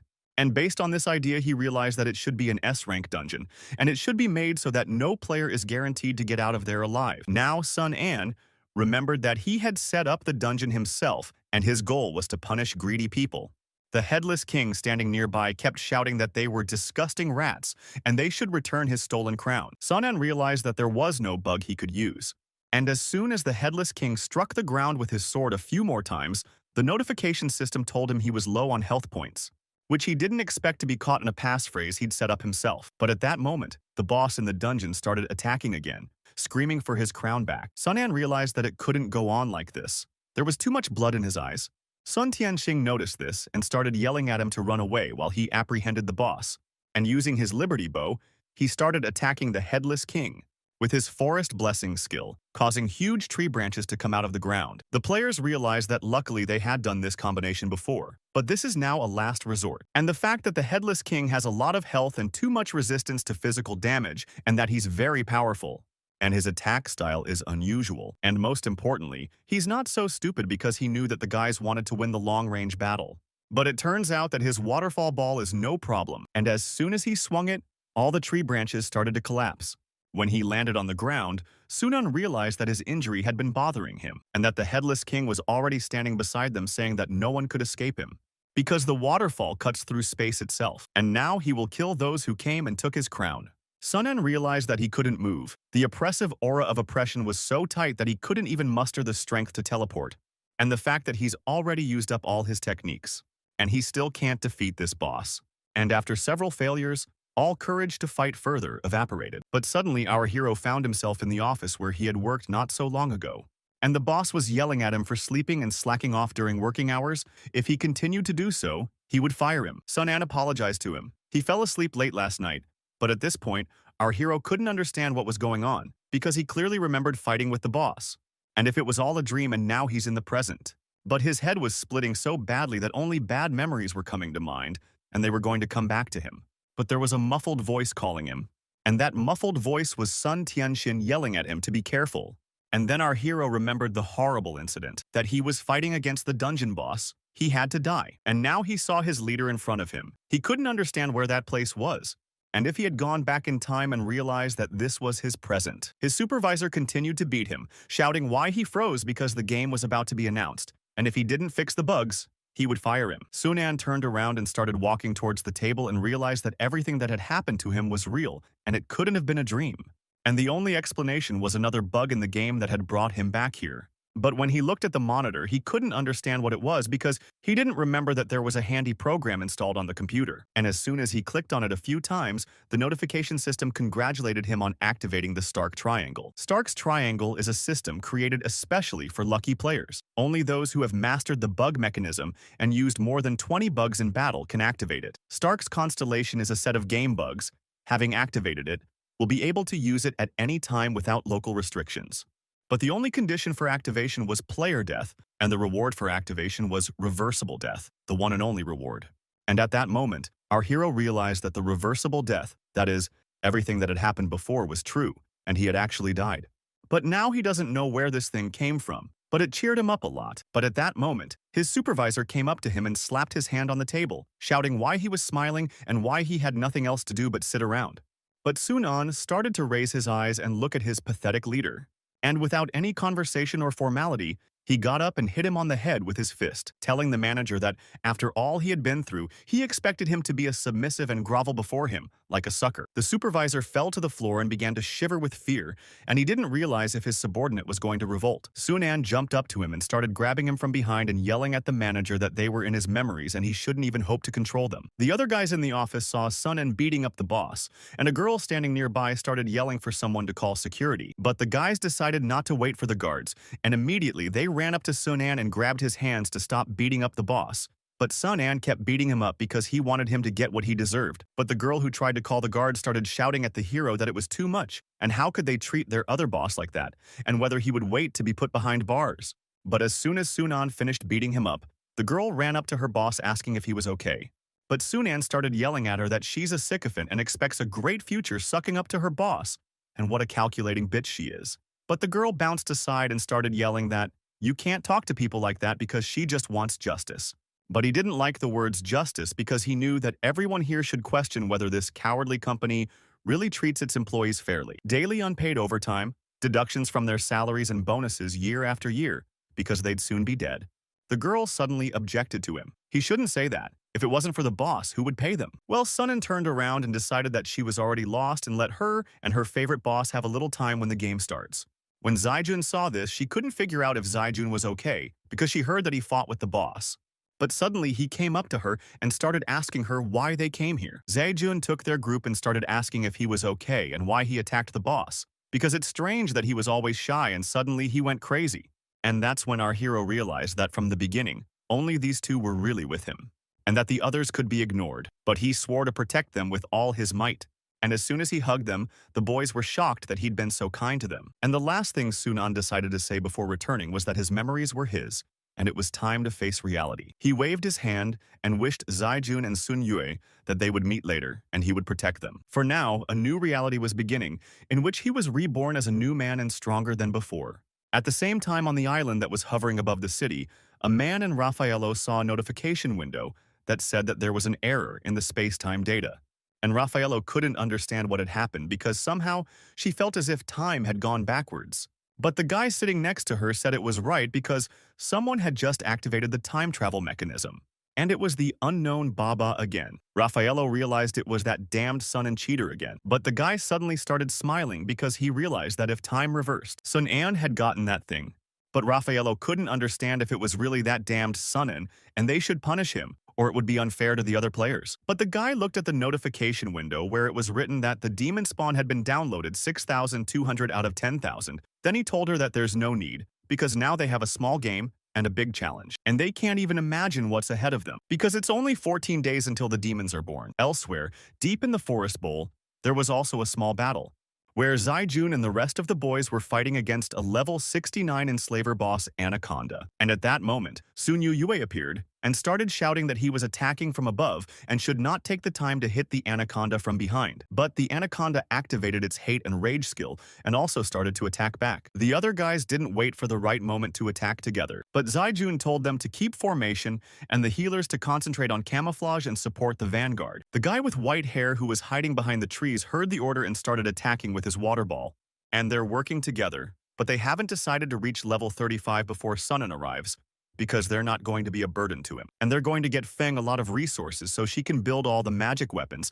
But Feng hears this and starts yelling at the guys that she's not a workhorse. Zaijun was nearby and realized that Sun An had brought them together in Guild Zero, and she never would have imagined that one day he would be a real leader for the people. But both past and present she believes in him, and besides, for some reason they think they've already destroyed the anaconda, but they think they have. But for some reason the anaconda stopped moving and the guys realized that it must be another bok. If so, it was Sun An's doing. But Zaijun hoped that Sun Anyu was alright. She had a bad feeling. In another place where Jeju's base was located, some players felt a strange sensation as if time had stopped. Jeju began to explain that if his senses were correct, Sun An had activated another bok that rolled back time. But one of the girls started yelling why she did it, or why he's not bothering to investigate the demon invasion, and he's not helping and he's just wandering around and getting into trouble. Another guy drinking a drink started telling Nana to think positively because Sun Anyu was lucky, but Jeju opened the notification window and couldn't figure out where Chi was. He's been out of contact for 24 hours and something terrible might have happened to him. And the fact that 5 days ago, the deputy commander had volunteered to lead the team to investigate a portal for the demons to invade based on their speed. And they should have reached the volcano and Moon Z in Area K. And at that time, near the volcano, they began to move forward because they realized that the entrance to the underworld was right in front of them. And the battle that started it all in the dungeon of Char's palace continued, and the Headless King continued to attack the boys without stopping. Sun Tianxing moved from his seat as he saw his partner about to be killed. And as soon as Sun An fell to the ground, the Headless King began to tell Sun Tianxing that he would be next, and that all who enter the royal palace will die. Sun Tianxing, at the same moment, began to remember the past when his father left them, and his mother, sobbing beside him, told him that from now on, they would live well together, and they didn't need to rely on daddy. But the day the game began, his mother, who was covered by the clouds of the building, screamed at him to run away and leave her and go on with his life. But he didn't understand why, if it was just a game, why her imposed fate was so unfair. And since then, he's only realized one thing. He's going to get stronger, and he won't stop, and he's going to destroy all the monsters to raise his level. And now he has no sympathy, no pity, and certainly no companionship, and the only thing he cares about is power. But that day, being around this guy, it was like he saw a different path and remembered Sun An's words about trying to be strong to protect what he values most, which is friends. And when he asked if he wanted to join his Guild of Zero, then the path to get rid of loneliness leads in the right direction. If he got the chance, he wouldn't hesitate to join Sun An's guild. But at that moment, Sun An appeared and blocked the Headless King's punch, and told Sun Tianxing to take note of the word of mouth. But suddenly the Headless King saw the guy he had just killed standing in front of him, and couldn't understand why he was standing in front of him again. He had seen how he killed him with one blow. But Sun An told her husband that he had killed him in the past. And now he's reborn with new powers and ready to fight again. But now he's sure he can take revenge and win this fight. Sun An jumped up and started to use his Black Mist skill and directed it at the Headless King. And at that moment, the Headless King once again lost all of his sight because the black fog made him blind. And taking this chance, Sun An began to tell his partner that only his MANHWA could damage him, and he should attack while he had the chance. But Sun Tianxing couldn't understand what had just happened, and why Sun An was standing in front of him without a single scratch. But he drew his weapon and realized that since he was resurrected, there was still hope. And as soon as he fired, he was able to do a little damage, and realizing the fact that it had worked, and if it continued, they had a chance.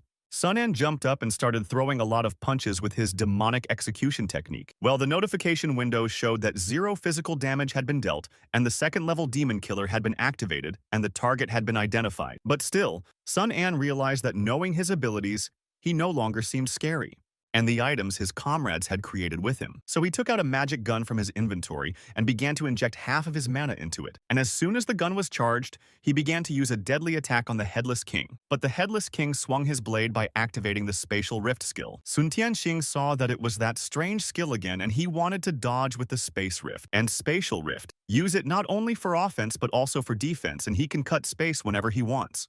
And he can appear in any part of the palace, and it's going to take a lot of effort for the guys to get him. Sun An landed on the ground and started to say that it's true that he'll have a hard time, but still, he foresaw the Headless King's actions, and seeing the place where he appears, he immediately started to move his magic gun shot there. The Headless King saw this and couldn't understand why he was moving on him, because he had just been in a different place.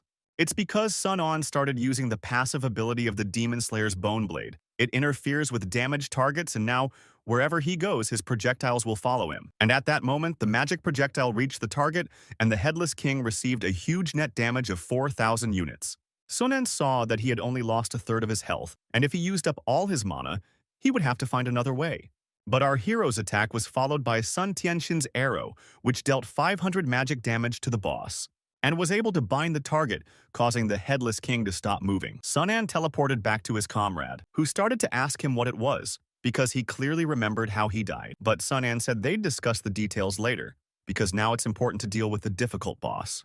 But Sun Tianxing suddenly suggested to the hero that if they were going to fight, maybe they should take a moment to escape. Sun En replied that they can't do that because the Headless King can use the spatial rift, so they can't get away, so they'll just have to finish him off. Sun Tianxing heard this and told the hero that he trusted him, and that once they got out of here, he would request to join his guild. Sun An replied that he would be very happy and that they would get out of here safely. But suddenly the Headless King shouted that he'd had enough and he'd tear them to shreds. And swinging his sword, he started to activate the spatial rift. But Sun An aside, he said that the same move wouldn't work on him twice, and his buffs were enough to repel his attack. But suddenly he saw that the boss had another killing move, and as soon as it started to work, the hero realized that his body didn't listen to him, and his head remembered hallucinations, and that his soul seemed to be leaving his body. Sun Tianxing, who was nearby, noticed that his attack was about to finish them off, and without thinking twice, he took Sun An's side, saving him from the deadly attack. And as soon as they jumped aside, they realized that they'd just gotten very lucky. But Sun An couldn't realize what it was because he was unharmed, but his soul was under his control, and that they couldn't fight him head-on and had to find a way to attack from a distance.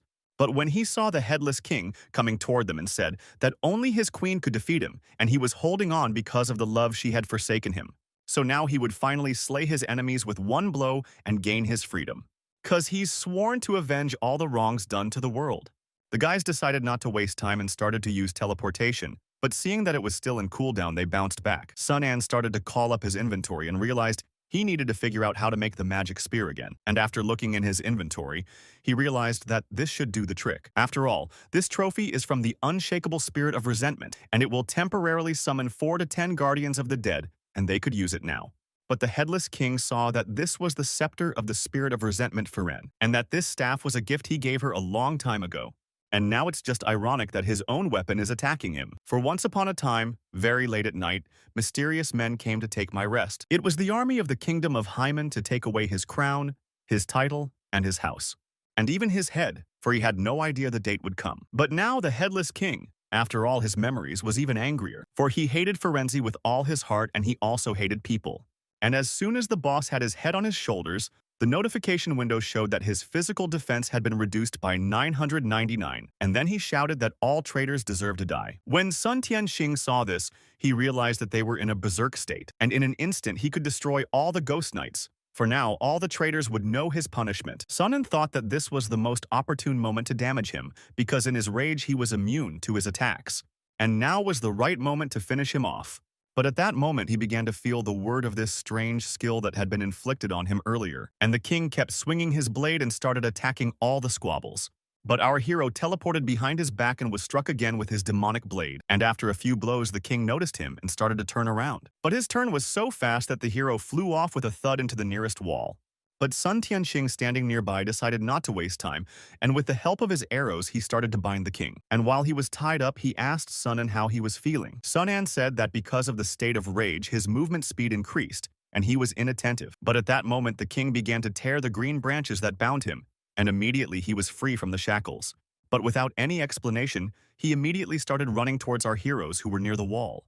And because he had that strange skill on him, he couldn't dodge, and he found himself in a dead end again. But suddenly he realized that when he came back, he had something. And it was Stark's Triangle, a system created especially for lucky players. Only those who have mastered the bug mechanism and used more than 20 bugs in combat can activate it. Stark's Constellation, a set of game bugs that activate it, will be able to use the bugs placed in the combat game at any time and without local restrictions. And now he realized that this was the most convenient moment because there was no time to wait any longer. And at the same moment they found themselves in some strange place, Sun Tianxing still couldn't understand where they were and where the king had disappeared to. Meanwhile, the king was inside the room, and just like Sun Tianxing couldn't understand where they had gone. Sun Tianxing still couldn't understand what was going on, and you started to ask, is there really a game here that he didn't even know about? Sun An thought that the right thing to do now was not to waste time, and immediately he called his inventory and took out a cure to remove all the negative effects and replenish his stamina and hit points.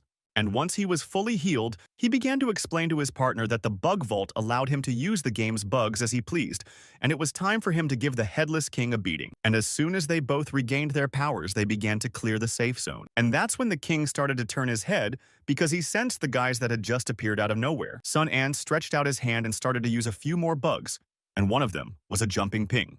But the king didn't want to hear a word and started attacking them with his spatial rift because he was determined to destroy them here and now so that they would never come here again. But suddenly he realized he couldn't move his arms or legs. And Sun An started to smile and asked him what was wrong. Did he have a high ping? Because the king couldn't move, the guys started attacking him with all their might, dealing 400 damage in one hit. And when the ping is high, the only thing left to do is stay still, and now it's their turn to show what they do best, which is to take down evil kings. So they jumped aside and launched their metal attacks that did the most damage. But they didn't expect that the king would react so quickly and that the ping wouldn't last. For the king activated his berserk skill and began to shout to the boys that whatever little tricks they used were useless in the face of true power, and that since they like to sneak around, he'll give them a chance to run with his spatial turbulence. And now he'll see how long they last. Sun An saw that he had unexpectedly started using ranged attacks, and that if this continued, he and Sun Tianqing's health would drop to 0. And Sun Tianqing started telling his comrade to hurry up and use the safe zone. But Sun An replied that Stark's triangle can't reuse bug in the same location, and he has to find another way out. Sun Tianqing closed his body and realized he couldn't take it anymore, and that they had to come up with another bug to help them. And there must be one. But at that moment, his pet appeared in front of our hero, and he couldn't understand why it appeared in front of him and was holding it in his hands. And at that moment, his pet raised the crown up and started saying something in its own tiny language. And at that moment, our hero realized that what he was saying was a crown that he could use. But the pet kept telling him to trust him, because once he put it on, the king would regain his mind. But since Sun An had no choice, he decided to trust him once. And using his black fog skill, he started getting closer and closer to the king, which made the king realize that this guy was up to something again since he decided to overpower him with his blindness.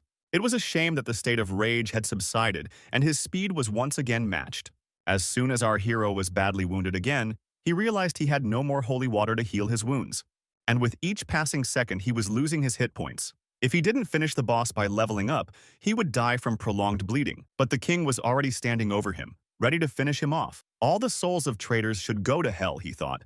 And as soon as the blow reached our hero, he raised his demonic blade to block the attack. And at that moment, the king's sword flew aside, and he couldn't understand how this could have happened. But Sun An replied that the winner determines the outcome of the battle, and he started calling him a rat and that he'd tear him to shreds.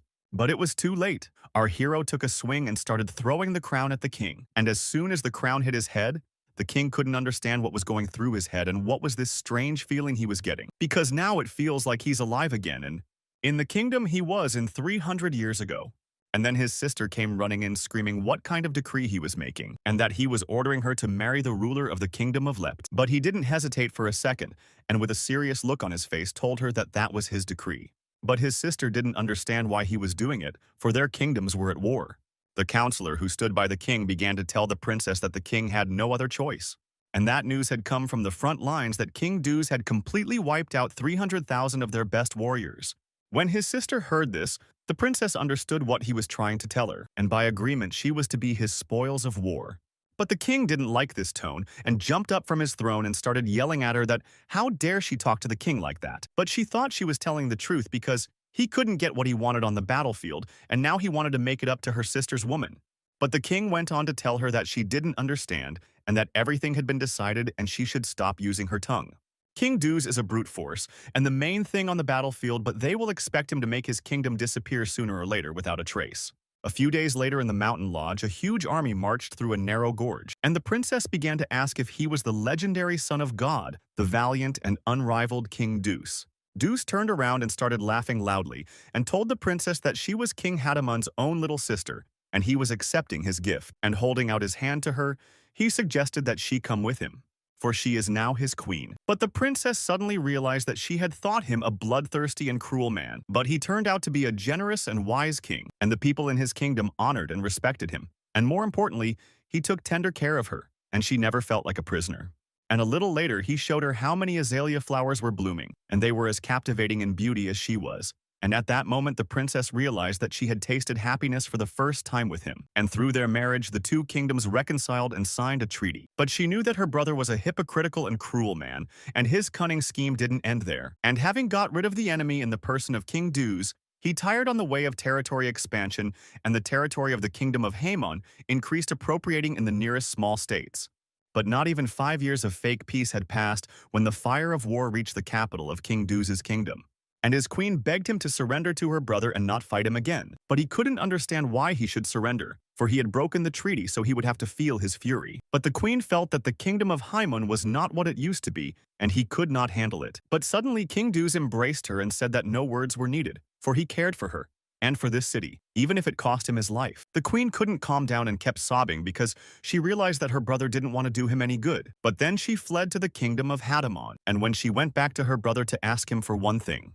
But he got up from his throne and looked at her with an angry look and asked her what she really wanted. But his sister fell on her knees and began to ask that 5 years ago he had ordered her to marry King Duz, and now she begged him to let her and her husband go and have mercy on them. But he started laughing as soon as he heard these words and said only that she had done well in those 5 years, because she'd drugged him and given him a chance to be stronger, and now were they in a position to make demands of him. And King Duz's defeat is obvious because resistance is a path to nowhere. But his capital is heavily guarded and not easy to take, and she must use her position as queen to lead his troops inside. And when it seems to be captured, the war will be over. Therefore, his life will mean nothing. If she agrees, he'll consider her offer.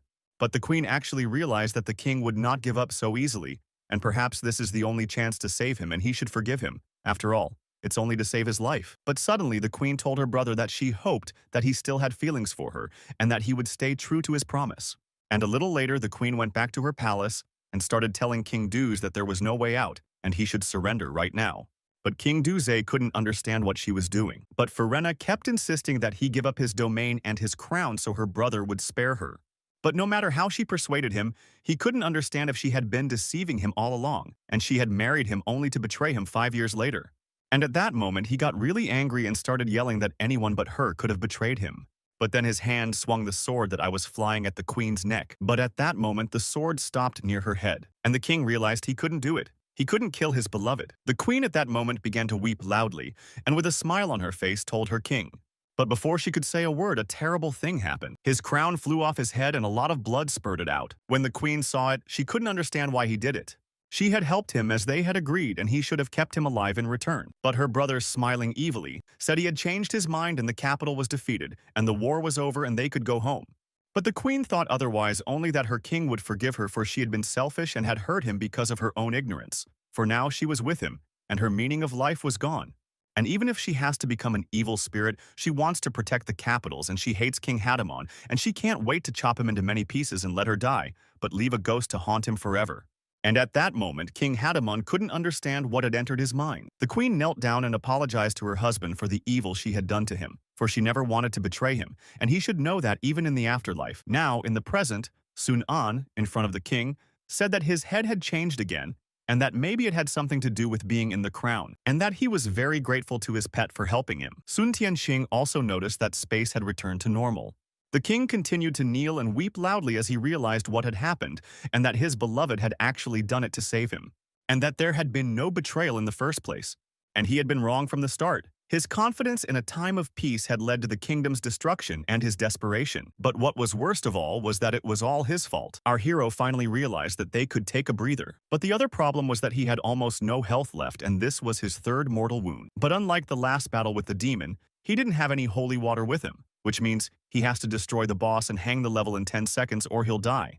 But the king got up and started to address our hero that he saw that he was in a predicament. And honorable adventurer, he is grateful that he found his crown and helped him find the truth. And now he must do him one last favor, and he must answer his final blow.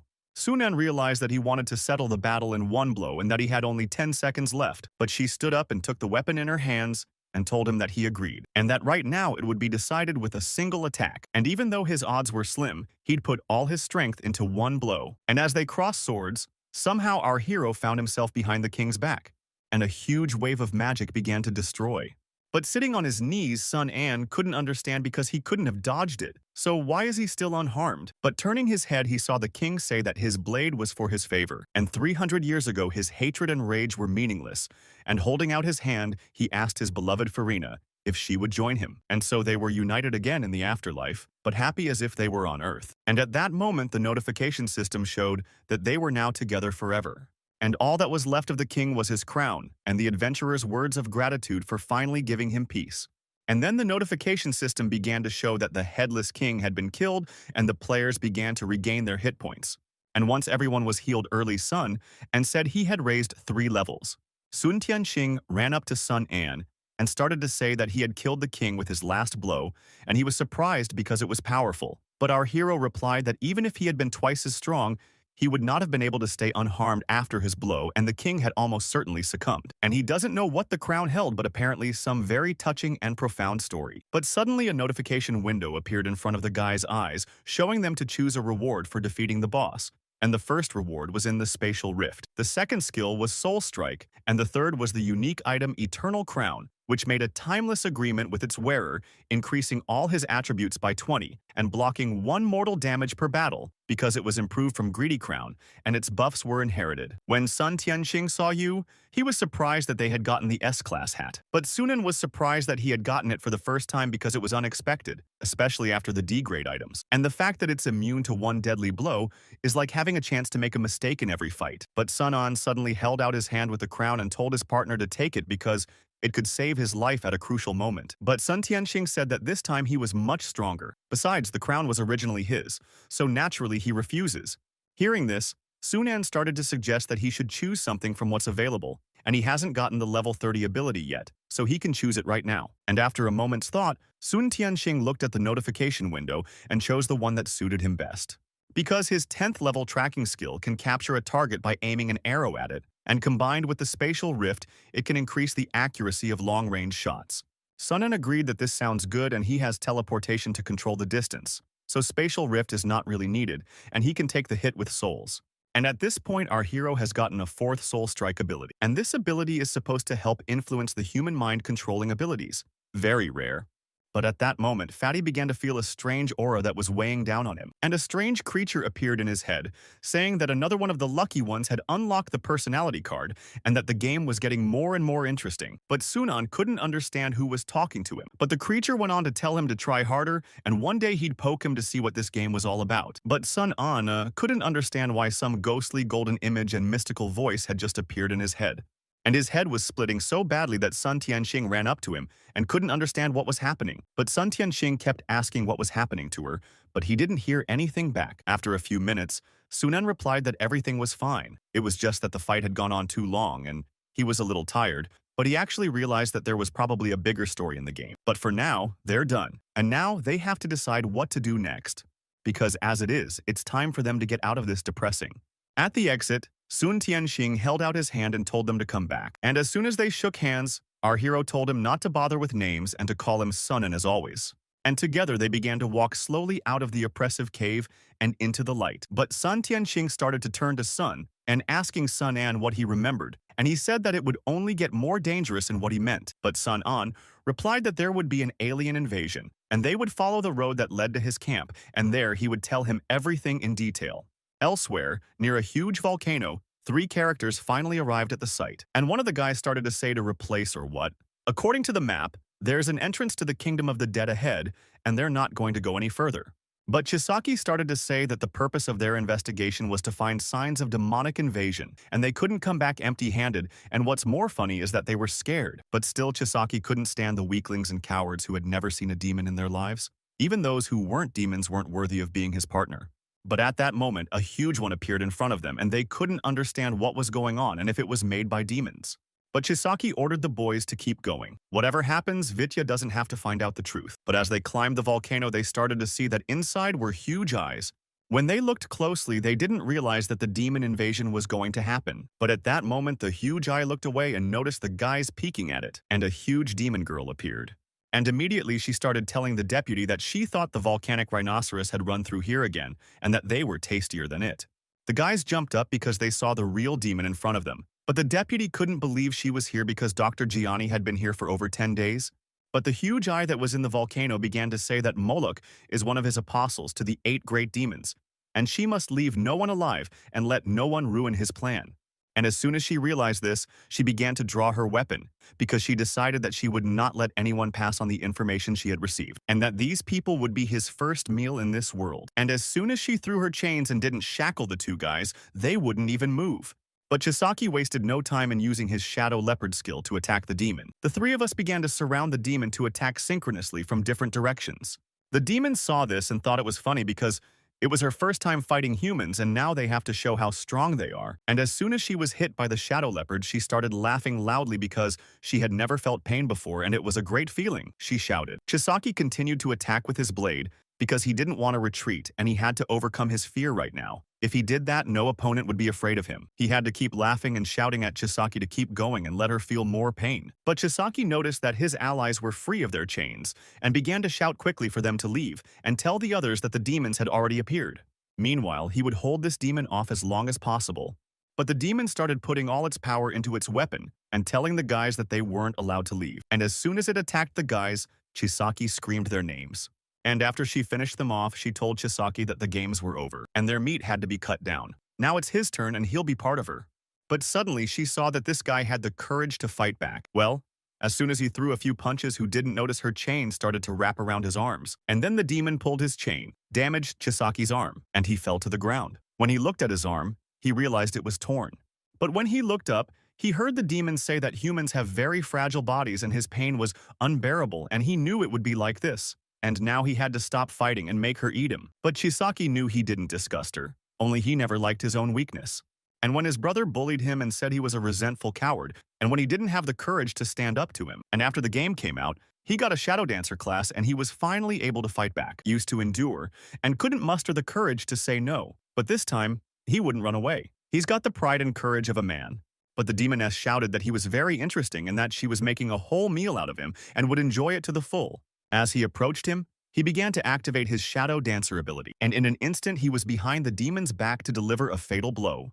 But the demon reacted quickly and turned around and started beating him with her chain. But it wasn't enough to stop him. He was ready to fight to the death, and after teleporting a few more times, he still managed to hit her behind her back. But his wounds were too severe and he fell to the ground. He realized with a sigh that his yoga assignment was over, and now it was up to the guild's head.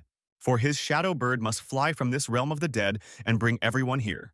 But the demons standing over him began to use their body regeneration to tell him that this is the limit of man, for she had promised her master that no information about them would get out, and that the human world was useless. They just had to wait for the demon army to defeat them. In another place, our hero was moving with his teleportation skill to his camp, and Sun Tianxing, who was flying with him, started asking what he had just told him. Is it really true, and a demon invasion is about to take place? Our hero replied that everything was right because he had once fought a real demon. After realizing this, Sun Tianxing decided that they should hurry up with the preparations and recruit strong players, all of whom should unite and overcome the difficulties together. But Sun An told him that he was right. That's what his guild is all about. And after a moment, they arrived at the site. The guys on the tower started shouting that the leader had finally returned to camp, and that all must now gather at the gate and open it, greeted their leader.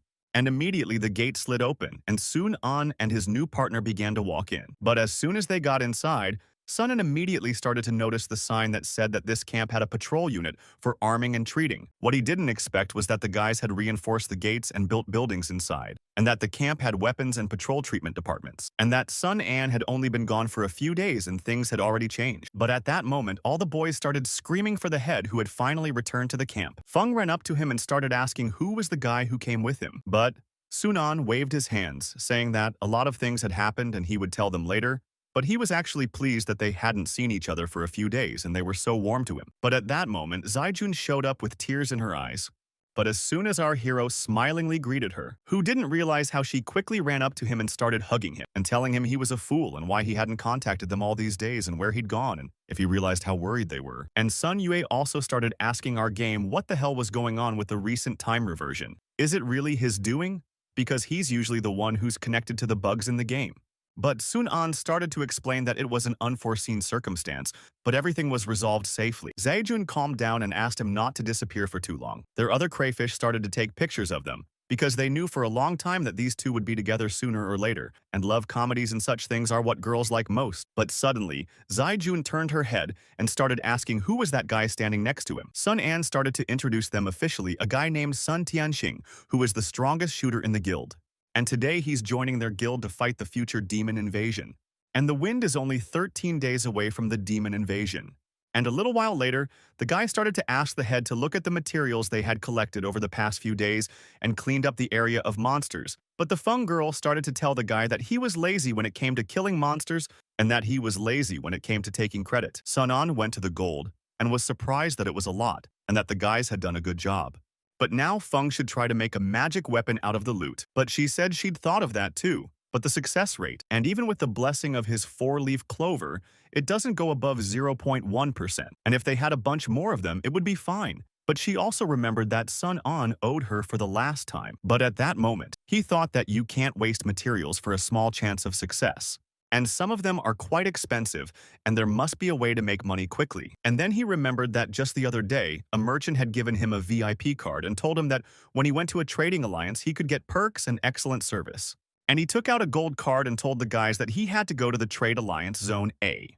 And at the same time, in that very same Trade Union Zone A, in one of the VIP lounges, a girl with a glass of wine started asking her ward if he was lying. Perry with glasses continued to say that, just like he said in that mine, where you can get unlimited resources, there is a problem inside. There is a hidden S-level dungeon. But the girl didn't care about the process of the result, because she cared about something else. That he admits defeat in the crystal mine. But the guy with the glasses keeps shouting that it's all the boy's fault and the head should listen to him. If it wasn't for him, everything would be different. But at that moment, the other guy punches the man in the face with all his might and said that even the deputy head dare not come within 5 meters of her. But the girl ordered her ward to leave him alone. After all, he'd done his part, and this time she'd spare him. And the boy suddenly out of the blue shouted that he was obeying his mistress. But the girl went on to say that in addition, when he discovered the endless source of crystals, she guessed that the difficulty could not be avoided. But the beaten guy would start to give the girl up for her favor, and he'd lay down his life for her and do anything she wanted. But the girl said she was grateful to him too for helping her catch the big fish. But the guy with the glasses couldn't understand what she meant. But then the guy realized that since Sun An knows so much about the mine, he's the one who's running the game from behind the scenes. And when she gets him, she can get closer to finding out what the game is really about. But in the meantime, our hero has made his way to Area A. One of the players starts telling the others that now is the time to show them the existence of miracles. Sun Tianxing, who was with Sun An, said that she didn't know that Zone A was such a festive town. Our hero began to explain that when the new world was designed, Zone A was created as a place where players could trade freely, so naturally it was very lively. Feng also didn't understand why that fatty Sun Yue didn't go with them. But Sun An didn't understand either because he invited him, but he refused. Zai began to explain that since they were already here, they could split up and go about their business, because it was rare to have time to go shopping and that they could buy whatever they liked, but the rich head would reimburse them. And as soon as they left the guys, they started talking about how they were happy to go shopping after a long time and they wanted to buy some new clothes and cosmetics. But Sun An hadn't called them to use his wallet. A little later, Sun Tianxing ordered a strawberry ice cream and told the clerk that the man behind him would pay for it. But Sun An heard that and couldn't understand if he had joined the Dharmats and why they were all like that. They didn't come to Zone A for a tour, but Sun Tianxing smiled and couldn't understand if it was impossible to combine the two. Sun An thought that there had been a lot of things going on lately and everyone's nerves were on edge, so they should relax and have fun. Sun An hugged his partner and started telling him that if they needed to have fun, they should visit a place. And a little while later, the girl at the front desk started greeting the players who had come to visit. And as she led them to the main entrance, she told them to go ahead and make themselves at home. Sun Tianxing didn't expect him to bring him to the casino and that he was a draftsman. But Sun An started to reply that he'd only seen casinos in movies and TV shows and had never been to one. But as they were walking further away, they were stopped by some guy with glasses and started saying that they could play here and that there was a VIP room upstairs that they weren't allowed to go to. But Sun An took out his gold card and showed it to the guard. As soon as they saw it, they were surprised that this card is black gold, certified by the trade union, and can only be obtained with a deposit of over 100 million. And then they started worshipping our hero and his comrade, and said they could go up and they would show them the way. Sun An, with a smile on his face, started telling his comrade that they are here for this. The other guy starts talking about the rules, and they have to put on their masks. Because the guilds have so many materials that their total sale amount is so high that a simple person can't afford to sell them. And Sun An came here to find a suitable buyer. But Sun An replied that not only him, but also a suitable seller. Upstairs, there was a game where one of the players said that the maximum bet here was 500,000, and the new girl who had just made a profit must play. Sun An replied that he agreed. They'll play now with all the money they have. And a few minutes later, the guy in the center of the table said 21 points, and the dealer won. The player who was playing with our hero started laughing loudly and tell him that he lost again and his loss is already 10 million, and is he sure he wants to continue? Sun Tianxing behind him started telling Sunan that the guy was weird. But Sunan said that they continue because why should he stop since it's such a small amount for him doesn't count. The player sitting across from our hero waved his hands and said he was happy to hear that, and why don't they increase the stakes to make it more fun? But putting his hand on Sunan's shoulder, Sun Tianxing asked if he'd lost his mind, and why keep competing with him. But the guy sitting over against our hero started to say that at first sight he realized that he was not a card player but a real player. But Sunan couldn't understand why. But he went on to say that even though he's a businessman, he knows that in this game the most important thing is power, and that no matter how much money he has in the face of absolute power, everything is ephemeral. That's why he doesn't value money but his equipment. And at that moment our hero realized that he had his eye on his weapon. To which the man replied that it was because he was familiar with the weapon system that he could tell that his blade was at least A class and could be upgraded even further. The value of such a weapon is not measured in money, and suddenly he started to offer our hero a pairing. But Sun An told him that if he wanted him to bet the bone blade, he had to bet an equally valuable item in return. And the man started to take out of his pocket an item because he liked his weapon, and because he had an item that could repower it. And it's the Star Spirit Stone, the material for upgrading equipment to S-Class on the entire continent. He's the only one who has it. But as soon as Sun Tianxing saw this rare item and Sun An realized why he was so taken with his bone blade, the man said it was valuable enough to be compared to his weapon. And at that moment, Sun An agreed that they would play another game. But suddenly a girl came into the room saying she thought it was a bad time and that Mr. Sun An already had an opponent. But the man couldn't understand why the head of Liu Xiu had come here. Sun Tianxing recognized this girl as the head of the Sky Gifts, but he didn't like what he met her very much. And at that moment, the guy with the glasses saw the two players he'd met in the cave recently. The head of Liu Xiu noticed this and started asking the glasses guy what was wrong. But the guy with the glasses started to say that it was the two who had trashed their endless mine. But Sun Tianxing heard the words and started yelling at the guy with the glasses. How dare he mention it because their union's greed had killed so many innocent miners. Liu Xiu's head looked at the guys and realized that it was really them, and how quickly they had met each other. Sun An was as angry as his partner and decided that today they would have to settle the score with the union. But suddenly 2 guards stood in front of Liu Xiu's head and said that no one would dare approach the head. But the head of Liu Xiu started to calm her boys down and asked them to step aside. The guards thought it was dangerous and continued to stand in the same place. But then the head of Liu Xiu began to raise her hand and address our hero that she had learned about 2 heroes who had safely escaped from a high-level dungeon, and they could not be ordinary people. And on behalf of the Gifts of Heaven Alliance, she would like to bow and express regret for the unfortunate insult and inconvenience caused to them. Seeing this, Sun An started to tell Sun Tianxin that they would observe for the time being because this is not a good place to fight. The head of Liu Xiu put her hand on her chest and told them that if they wanted compensation from them, just say so, because she could afford it. But the guy sitting at the other end of the table suddenly burst out shouting that they were his guests, and they had a very important party and she could talk to them later. Liu Xiu's head could see what kind of important party it was since he'd put his Star Spirit Gem. But the man continued to get angry and shouted that it was none of her business, and he was asking her and her men to leave. But she just kept smiling strangely and pulling an hourglass out of her purse. And that's when Feng came through the door. Medina couldn't understand what had happened. They came as soon as they heard from him, and they hadn't even had time to wash off their makeup. But Sunan started to smile because he was glad they were on time. The guy at the other end of the table was still angry about the uninvited guests coming in, and now he didn't know if they were going to keep playing or not. Feng looked at the gambling table and couldn't quite understand if she was going to gamble too. But Sunan got up from the table and said that these two were his gods of bad luck and they would not give up gambling. Liu Xiu's head suddenly started laughing because the game was getting more and more interesting for her. But the guy at the other end of the table suddenly slapped his palms on the table and said that since everyone was gathered, the 3 of them would make bets that would satisfy the others. And to keep the rules as simple as possible, they'd just play 1 game, and they'll roll the dice. Whoever rolls the highest number will take it all. The head of Liu Xiu heard this and started telling him that he was very confident, and she agreed to the condition. But at that moment, Sunan raised his hand and said he didn't care about the conditions. But there was one request. The head of Liu Xiu and that guy were excited about his request. Sunan sat Feng down at the table and asked her to play for him. But Feng realized why he called her and started waving her hand that it wasn't good. The other guys couldn't understand why he put his weapon on the line and whether he should let someone else play in his place.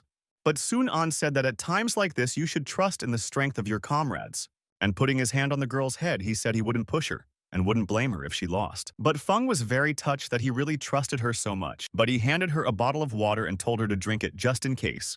But as soon as she hesitated, he opened her mouth and started pouring the liquid inside, telling her not to be shy and to drink more. But the girl didn't know that there was no kindness in him, and he had to give her back her warm feelings for him. And as soon as everyone was ready, they decided to start the game.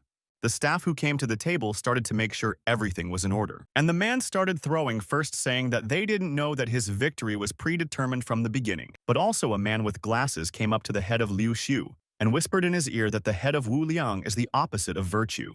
But the head of Liu Xiu waved her hand and said there was no need to examine him. She trusts everyone. Sun An also replied that they had no questions. But in fact, Feng sensed some kind of trick.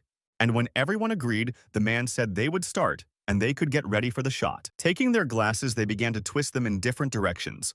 The head of Wu Liang was smiling strangely, thinking that his ability as a businessman was tailor-made for gambling, and all he had to do was win this game, and he'd be out of the life of crime for 3 months. And as soon as he slammed the bowl on the table, his activation began, because he realized that victory was a foregone conclusion. The head of Liu Xiu was also ready to open the bowl and show everyone her dice. The last person left was Feng because she didn't know what to do because she felt that the oil didn't work. But Sun An smilingly told her not to panic and to think about her ability. And as soon as everyone was ready, the man at the edge of the table said they could open it. But the Feng girl suddenly ran straight at him, shouting for him to wait. And taking hold of his bowl, she started asking the guy if he wasn't cheating playing these games with them. But the man couldn't understand the joke, and she couldn't admit defeat. And as soon as her skill kicked in, she got down on her knees and started apologizing to him because she was really joking. As soon as she sat back down, the head of Liu Xiu opened the first one and said that they had done what they could and the rest would be left to the goddess of luck to decide, and everyone should agree to the lose-lose pay approach. Liu Xiu looked at her bones and realized that luck had turned against her today. The men behind her were horrified that she was losing. But the man on the other side of the table started laughing loudly because he realized that it looked like luck had turned against him, and he was going to win. But as soon as he picked up the box, he was surprised at what he saw, because he couldn't believe he had 2 out of 3 dice. But as he lifted his head, he heard Feng laughing and saying how he could beat her without 1 dice. And at that moment, she picked up the box and counted and realized she had won. But the man jumped up and started accusing her of pulling the dice trick. Feng started to ask him if he could accuse without proof and if he couldn't admit defeat. But he kept shouting that obviously the victory must be his, and he demanded a search of everyone present. But at that time, our hero had already broken the cube Feng had stolen for him. The head of Liu Xiu started to ask the man that everyone had agreed to the rules and was not too petty but now angry. But he started pointing his finger at her and accusing her of being with them. But she got up from her chair and told him not to be silly, because she meant that in gambling you have to admit defeat, and he didn't want the casino to blacklist him. But he had to leave, and he said that sooner or later he'd have his revenge on them all. Feng was finally able to breathe a sigh of relief as she realized it was all over. The head of Liu Xiu approached our hero and started to congratulate him on his huge winnings, but he started to ask her if she had given in on purpose or for a purpose. She didn't answer that question, she just asked Sun An, is it true that he's a New World developer responsible for fixing bugs, and had been using it since day 1 to get 2 classes? But he couldn't understand how she knew and how she recognized who Sun An was. But she went on to say that after that, he was always using bugs to his advantage and wishing for a normal player's level of equipment and riches he could get easily. And he's exactly what she's been looking for. He's a real player, and she's congratulating him now, and he's got the biggest winnings of all. And as they started to turn around and leave, the guy standing next to her head started asking her if she'd let them get away with it. But she just said she didn't expect a man as short-sighted as him to realize one day he'd see that this investment of his would do them a lot of good. But still, this guy couldn't realize that this hourglass was a valuable object they spent $1 billion on, and she gave it to the boys for free. But she said that a valuable object in the right hands would be even more valuable, and he'd be a better handler of the hourglass than she was. Zaijun went outside and started to ask Sunan that this woman knew a lot about his past, and maybe she was up to something. After all, they had destroyed the inexhaustible mines of the Sky Gift Union, and she must want revenge. But our hero knew she had no good intentions, but since she wouldn't fight with them, they wouldn't start a conflict and talk about it when they got out of here. And a little later, they went to the merchant and Sun An about buying 20 B-class items and 100 D-class items for a total of 120 million. The merchant told him they had a deal. And after picking up many bags of gold coins, he realized it was a pity that the greedy crown effect only works when trading with NPCs. Otherwise, he would have earned another 20 million. But as he approached the merchant, he started whispering in his ear that he had a couple more great deals at a big discount, and if he wanted to buy, And the first was a sad hat that reduces magic damage by 5%. The second was an infinity gauntlet that adds 150 points to all attributes, and they say if you pump it to the limit, it'll be as strong as a meteorite. And the last one is a magic-resistant cloak that adds 250 points to magic resistance and can be converted into a high-end item. When the merchant heard that, because to him such equipment was something unbelievable. But in fact, our hero realized that these items were useless for the time being, so he'd rather trade them for star coins, which he would spend on improving skills or equipping guild members. And suddenly the buyer yelled out that he'd take it all. The guys who were behind him started smiling because I didn't realize that Sun An had just fooled a rich simpleton who was easily scammed out of his money. And by now, the purse was filled with 560 million gold coins. And our hero realized that if he sold the items one by one, he would probably make more money, but it would take more time, and who knows, the price he paid was not low, at least more than 10% higher than Adong. But suddenly he got a notification and couldn't realize who was texting him at this hour. And the person who wrote the message was Jeju. And in the message he asked where he was now because they had to meet, and there was an urgent matter, and here were his coordinates where he could find him. Sunan didn't understand why Gejui was in Haidamon, and shouldn't he be in the area to investigate the demon invasion. But what's worse is that he now has a terrible premonition of what might have happened in the K district. The guys behind him started asking Sunan what happened, and who just texted him what he was so excited about. But he told them that there was no time to explain I wouldn't talk, how to get back to Hadamol, and that's when they started moving with his teleportation skill. And at that moment, in the neighborhood of Hadamon's palace, the guys were already inside the mansion, and Nana noticed that the phrase on the walls seemed to tell the dusty past of a princess who fell in love with the ruler of a hostile country. But the boy sitting next to her began to ask if she cared about the murals, and if she knew what Jeju was doing now. She replied that a week ago the deputy led a group to the Lungsi district volcano to investigate the truth about the demon invasion, and today was the third day he hadn't been in touch. And Jeju decided that the deputy was either in trouble or dead, so their raiding guild went to Hadamon, and the leader is doing a ritual to upgrade his sword. And Jeju has already sent information about the demon invasion to all the powerful players, and they'll be waiting here when they arrive to fight the demon's plans. And the first to arrive was Sun An. And now, Jeju is inside doing a ritual to upgrade his divine sword, and they'll have to wait a little while since they've been away. He seems to have gotten stronger, and as soon as our hero went inside, one of the guys who was there started yelling to Zai Jun that he hadn't seen her for so long, and he missed her to death. Sun An started to ask if something had happened in the K district, and what was the status of the monster invasion. But the girl rudely told him that he'd find out about it from her head, Jejuya, but Jejui was already behind her back and said that he thought it was right that something had happened in K's neighborhood. But the first thing Sunna noticed was that he had upgraded his sword. Gejui went on to explain that if Chi was in trouble, he and his team had gone to investigate the demon invasion and were probably already dead. But Sun An couldn't understand that a deputy could die so easily. Jeju went on to say that as one of the two who fought demons, he must understand what it means.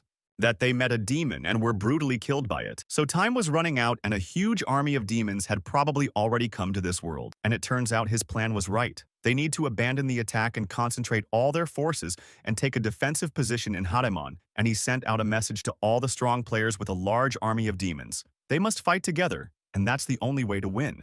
And now he hopes that he and Zai Jun will join the Raiders Guild, and in the face of such danger, it's pointless to stay apart. Sun An replied that he was pulling what he had good intentions, but he had to refuse because he no longer fights alone, and that he'd created the Riders Guild, and he'd created the Zero Guild. Nana couldn't believe that they had started a new guild so quickly. Zaijun started to say that there are already 40 to 50 people in the guild, and even though they are not as famous as the Raiders Guild, they have a very friendly atmosphere. But the guy standing next to her suddenly got upset that she joined the guild. Jeju thought it was unexpected, and that he didn't think he would change so much. Sun An said the same thing, that he didn't think he would become stronger. But at that moment, the head of Liu Shu appeared and apologized for disturbing them, and apologized for being late. Sun An turned around and saw that she was the one from the sky, but they didn't understand what she was doing here. Jeju saw that they already knew each other and said he wouldn't introduce them, and the head of the union is one of the players he invited. The head of Liu Shu didn't really expect to see Sun An player so soon, and she heard from the head of the raiders that the demons were rejected, and he was counting on her help. Feng, standing behind her, started asking what she could do and if she would give the demons money, to which the head of Liu Shu replied that war is a costly business, and she is very naive to think that being a warrior is enough to remove an army of demons. But after she said that, Feng started swearing loudly, and Zai Jun, who was standing next to her, started apologizing to the head because Feng didn't mean anything bad. The head of Liu Shu turned to our hero and told him that the hourglass she lost to him would be useful to him soon. The hourglass. It's an expensive item, and she spent $1 billion on it. Sun An. He won't cheat her expectations of him. Sun An immediately realized that she was right. Such a precious sealing object will come in handy when the demons come. But the worst part is that it shows who's sealed there. In other words, if she wanted to harm him, she could have used it on him when she met him. But when Sun An held out his hand, he told the head of Liu Shu that he knew she'd deliberately lost, and since they were both in the ranks against the demons, they could be comrades in arms. But there can be no comradeship between comrades, so she could reveal her true purpose. And she replied that she has a merchant class when she bargains to invest something he, of course, expects to get even more profit in the future. And Sun An. Did he ever think that the demon invasion is Igor's test, and only by passing it can they learn the truth behind it? And she wants to live until she passes the game because only then she can truly be the winner of this cruel and violent game. But Jeju intervened in the conversation and began to tell the players that now is not the time to suspect each other, and if they fail to pay, they will not pass the Demon Astana trials, and they will not have the future they are talking about. But Sun An suddenly asked Jeju that since he invited everyone, he must have a plan, and could he tell them more about it? But he opened the map and began to explain that first of all, they had very little information about the demon army, so they would prepare for the worst-case scenario. And they assumed that the demon army is already all assembled. Based on the speed of human travel, it would take about half a month to get from K to A. And with the current strength of the players, trying to stop them is doomed to defeat. So they should just retreat and take a defensive position in Hodimon, locking the gates of war and setting traps. And that he's called everyone to pool their abilities and form a resistance army. The strongest players will lead the units defending their part of the city wall, so that once the demon army reaches them, they can prevent them from finding a break in the defenses, which would lead to the death of all humans. And when it comes to the survival of their kind, there should be no substitute, and they all need to unite as representatives of humanity. When he was working at the company, he felt he had the potential to be a leader. And Jeju started to tell Zaijun that he hoped she would help him organize a human resistance army, and he wouldn't lead, but he would help. But Zaijun suddenly asked Sun An if he had a better plan, because like he said, they don't have much information about demons. But he briefly thought about it, and realized that he couldn't think of anything, and Jeju has always been a strong idealist, which could affect the success of the plan. But at that moment, the head of Liu Shu said that she didn't agree with the plan, and that simple defense would not be enough. And since they had no information about the demon army, they would need volunteers to explore the K area. But suddenly, Jeju thought of something he hadn't thought of before. But Shachi, even if they don't come back with useful information, at least by sacrificing a small number of people, they will know the speed of the demons, which is what the head of Liu Shu decided. Well, our hero didn't like the fact that she wanted to send people to their doom. But why not? Said the head of the war is only good for the players, but not for the people. But at that moment, Feng lost her temper and started shouting that she was no use at all as a peddler and that she should be sent as cannon fodder. Jeju realized that the atmosphere was heating up and asked our hero what he thought of the head's proposal. And he replied that although he doesn't approve of what she said, but if we only defend ourselves, it's unlikely that we'll be able to deal with the invasion. And it became clear to Jeju that even Chisaki was dead, so we couldn't send unarmed men to scout and needed a strong and trustworthy player. So he said he would go to the K area by himself, but his men thought it was wrong. He's a resistance organizer and a top-level player. He can't take that risk, and maybe they'll go in his place. If he makes a slight mistake, the whole operation will be a failure. But Jeju said that because he's the highest-level player, he has a better chance of getting information. If anyone should be sacrificed, let it be him. But our hero realized that he can't risk Jeju's life like that. He's the only one who can unite all the players, and we have to find a way to stop him. But Jeju's subordinates suddenly asked him to let him escort him. If they were to die, they would have to die together. But Jeju forbade him because Chisaki had died because of his carelessness, and how could he send his men to take risks again? Sun An thought about what Liu Shu had said without information about the demon army. I could not win the war, and moreover, if Jeju was willing to sacrifice himself, how could he care only about his own interests? Not thinking long, Sun An asked him to let him go because he's thinking about what the demons are doing. But Zaijun suddenly moved and started to talk to Sun An about how he promised her that he wouldn't go alone anymore, and what would happen to their guild if he died. But the head of Liu Shu started to tell our hero that she didn't give him the hourglass to be a hero. But he replied that he wasn't a hero. But Jeju was right to say that they needed a strong player they could trust. And there's no one else here with the ability to travel great distances like him. If there's anyone in this world who can survive being surrounded by demons, It's him. At this time, one of the demons came to his lord about his summons, and the whole army of demons had already gathered, and the demoness started to say that for his sake, they would level the whole continent. The demon lord began to tell his apostle that, even though the army was assembled, he still had some unfinished business. And what he has in mind is the birth of devils. And unlike the creation of the army, the birth of the 8 devils is necessarily accompanied by the death of life, and only when he has exterminated all living things on the continent will he be able to take his true form. And his apostles suddenly suggested that he let him accomplish this task, for she had absorbed that player and gained the new ability of a shadow leopard. And each of the 8 devils has its own personal ability, and now, the ability of milk is gluttony, and everyone it consumes becomes a part of it. But the demon lord also said that he doesn't need her now. He needs a mass murderer, and the demon lord needed her power of avarice more. And as soon as she appeared, another demon started telling her she was a vile viper. But she crawled behind her back and started saying that when a bird attacks a poisonous snake, the snake eventually swallows it. But the other demon didn't like that, and she got angry. A new conversation intervened with the demon DC, who said that now was not the time to argue, and that Bodis had to listen to his orders. She's going to lead an army of thousands to where the humans live, making the land barren along the way. And when she heard his orders, she said she would obey it. Elsewhere, our hero began to create an amalgamation of his ultimate weapon.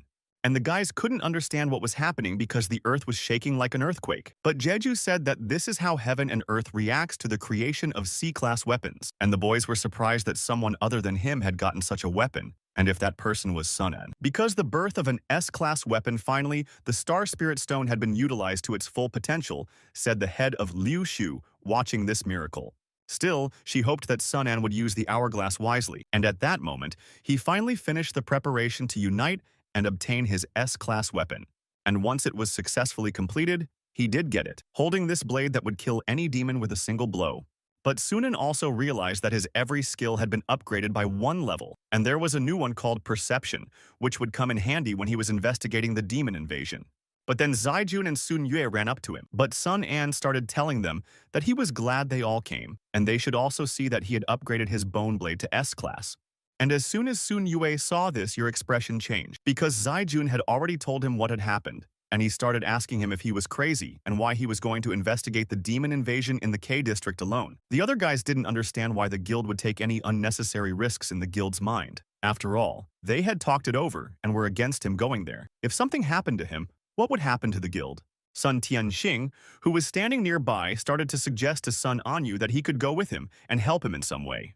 But Sun Yue couldn't calm down because he didn't understand how he could be so free, especially when he was the head of the guild. But Sun An listened to everyone and thought that he didn't expect them all to come to change his mind, and that he didn't realize he was surrounded by so many people who cared about him. But then, he decided to take Sun Yue by the hand and tell them that he was very grateful for their concern. However, the possibilities and dangers of this care are not comparable to any of the past quests, and if they go with him, he will not be able to teleport as fast and will be distracted during the fight. Sun Yue couldn't understand what he was saying. Did he mean to say that they were all a burden to him?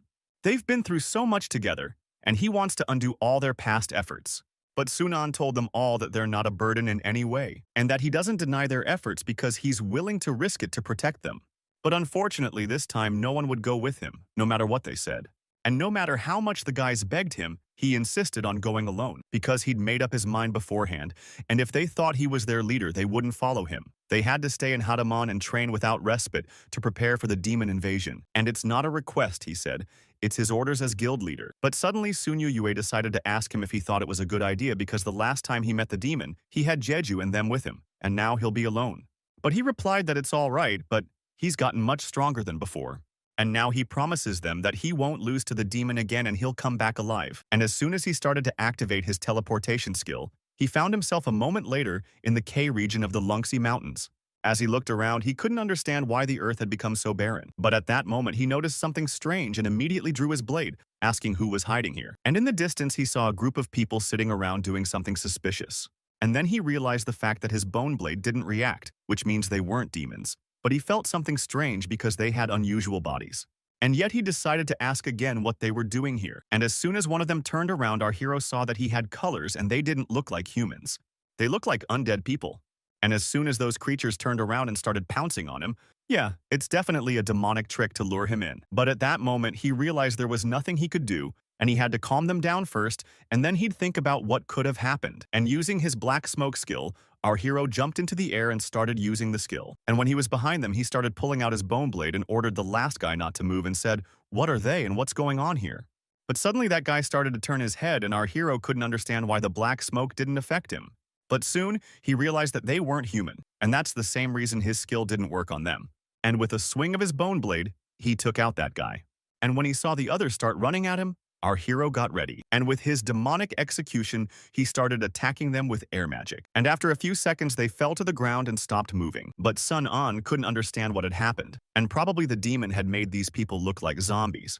But there's another fact that he's never seen demons face to face. His intuition tells him that there's something extremely horrible among these mountains, and that the demons must have already descended from the summit. And just then, one of the ordinary people starts begging for mercy from the demon who caught him. But the demon in the form of a snake who grabbed the guy started to say that people are very fragile, and when their lives are in danger, they only ask for mercy but don't try to do anything else. But she also told him not to worry, and that even though his life as a human being was over, she was giving him another. And now he could meet his new race. But he kept yelling at her not to do it. But it was all in vain because she had already bitten his neck. And then he fell to the ground and started to turn into something else. But at the same moment, he got up and started to feel like a different creature, and his eyes turned bright green. And he got up and started looking at the other guys who were tied up in the tent. But the guys noticed him and started telling him to stay away from them. But it was too late. He started running at them with all his might. But right after that, the demon friend thought that something strange was going on, and someone had destroyed her wards who were near the Lord. But at this time, Sunan realized that while his bone blade was not signaling that the demons were near, and since he was already here, he would climb to the top and look around. But with incredible speed, a demon suddenly appeared behind him. And Sun An also sensed it and turned around and saw that it was a real demon, and her name is Botis. She is one of the 8 devils. She is the power of avarice. She has the ability to turn all creatures, including humans, into a different species that will obey her. Sun Anya got a familiar feeling because she's just like a demon dragon. Botis immediately began to ask how a man like him bypassed her intelligence and got here alone. And after they came down from the mountains within a radius of 50 kilometers, not a single living creature could hide from her. And why did he appear here? But our hero wondered, for it was no surprise to him that the land had become barren, and it was the work of an army of demons. And he drew his blade and pointed it at the demon, telling her he saw no point in talking to her, because if she's a demon, she must be killed and their enemies. But Batis suddenly started summoning a huge green ball and saying that he was ignorant and had the nerve to provoke her great Batis, and now he would feel the hopelessness of his scheme and then die. But as soon as she launched her attack, our hero realized that her long-range attack is similar to the demonic dragon's laser bomb. Even the attack styles are the same. Well, as soon as our hero used his black smoke skill, Botis stopped seeing everything. But our hero was already at her back, and Botis realized that this guy was really fast. And as soon as his attack worked, she realized that her wound started to tear from the sharp pain. Sonan started to tell her with a smile on his face that his bone blade was made to fight fierce demons like her.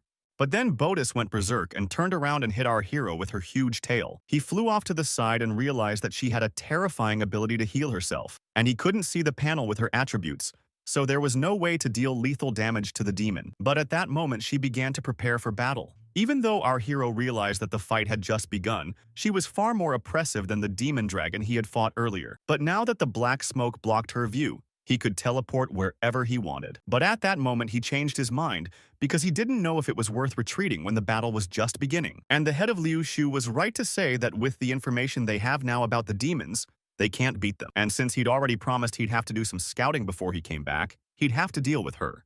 And at that moment, the demon Botis couldn't understand what had happened because she noticed that the guy's energy was suddenly gone. And immediately she started to go looking for him because she realized that he couldn't have gotten far and all her subordinates had to find him and get him even from under the earth. And at the same moment, all her subjects began to carry out her orders in action. Sun An realized that their boss was really one of the 8 devils, and they looked like the people she turned into zombies. And from what she said, he killed her minions and she has a special ability to turn people, and if she turns everyone, they'll be facing something much worse than her demonic invasion. And if that's the case, then all the more reason for him to stay and finish her off. And as soon as he drank the potion to restore his little regeneration, he started to appear behind her back. And at the same moment, he pulled out his magic pistol to realize all the mana essences stored in his body. After firing a few shots, he finally said that all that would be left of her would be ashes. And no matter how great her self-healing was, she should have died from such a powerful blow. But suddenly, something went wrong. He realized that the sight of those eyes made him uncomfortable. Because she started to recover very quickly and screamed that he had finally pissed her off and if she hadn't absorbed enough life energy before, she might have died. Sunan. Well, she recovered very quickly and he couldn't kill her with one blow. Bodis kept yelling at him to listen to her carefully, and the 8 devils come from absorbed life energy, which means that as long as her words are alive, she can be reborn indefinitely. But as soon as she was done, our hero realized that she was taking their flesh and blood and regenerating from it. And now she's ready to strike again. He couldn't realize that since the dead devil could be reborn, there was no point in continuing the battle. And he needs to get out of here and then he'll figure out how to proceed. Bodis immediately shouted at him not to think of running away again because her servants would attack him and tear him to shreds. But Sunan realized that he had already used the infinite zone and the black smoke magic weapon was still recharging. But at that moment, he jumped aside and cried out to the demon that she was very desperate to attack her servants too. But at that moment, he couldn't imagine that a great danger was lurking over his head. And all because another demon had appeared and started attacking him with a huge log. Bodis went on to say that while he was being attacked from all sides, he couldn't strike again with that strange surprise attack. She would recreate her servants as soon as she dealt with him. But suddenly our hero realized that the situation was now very bad for him and he immediately began to use his teleportation. And as soon as he teleported to another place, he realized that he was lucky because at the last moment teleportation finished recharging and this blow took away half of his health. Bodis, smiling fearfully, started to ask him what's wrong and if he's still waiting for the moment for a surprise attack. And then first, he has to kill her demon and hearing. But Sunan realized that if he continued like this, he would be in a dead end if there was no other way out. And now he had to think hard because there must be a solution to the unused bug that could turn the tide of the battle. Bodis at the same moment started ordering her servants not to give him even a chance to attack. But our hero realized he couldn't fight them off again. And these barren lands don't have enough conditions to activate the blessing of the forest, but he has the ability of a creation merchant, and he used it to spend ice blocks that made a protective barrier around him. But Bodis kept shouting for her servants to keep attacking. No matter how many of them died, they had to deal with him, and they began to do her bidding, surrounding Sun Anya on all sides. But he started using his incredible skill of demonic execution and killed several demons with a single blow. But right after that, there was a huge explosion. That threw Sunan aside, and he realized it was his, but he was surprised that it was a very powerful laser bomb. Bodis, who attacked him, realized that he was too fast and dodgy like a creeper. She also realized that he had a special attack against demons. If she doesn't hold back and recklessly approaches him, she's afraid she might walk into a trap. At the same time, her subjects continued to attack Sun An, but he decided to use his inventory again. And as soon as he pulled out an earth briquette, he used it to create a huge and earthy mega tower, because he could use the merchant's ability to constantly increase the range of the battle. But this way, he would only hold the position he had, and he has to spend money and resources to build it. And no matter how rich he is, he can't spend much. And now, he has to find the right opportunity to get in and finish them off. But it didn't take him long to jump off the tower and use his black smoke, which caused all the demons in his range to lose their sight. And he started attacking them and provoking them by saying that they didn't have the courage to stand up to a mere man. And at that rate, he could kill all her minions. But she clutched her contribution and told him not to hope that she didn't understand what he had in mind and that she wouldn't fall for his tricks again. And raising her hand, she began to order Arnold, her son, to come out. And at the same moment, her children appeared behind her back. And she turned around and started giving them her power, saying that as leaders of the army, they were superior to ordinary demons in characteristics, but she would add unique powers to them, and they would become her minions but still retain the demon's influence. And as soon as they were reborn, they smiled fearfully as they realized that they had great power in their hands.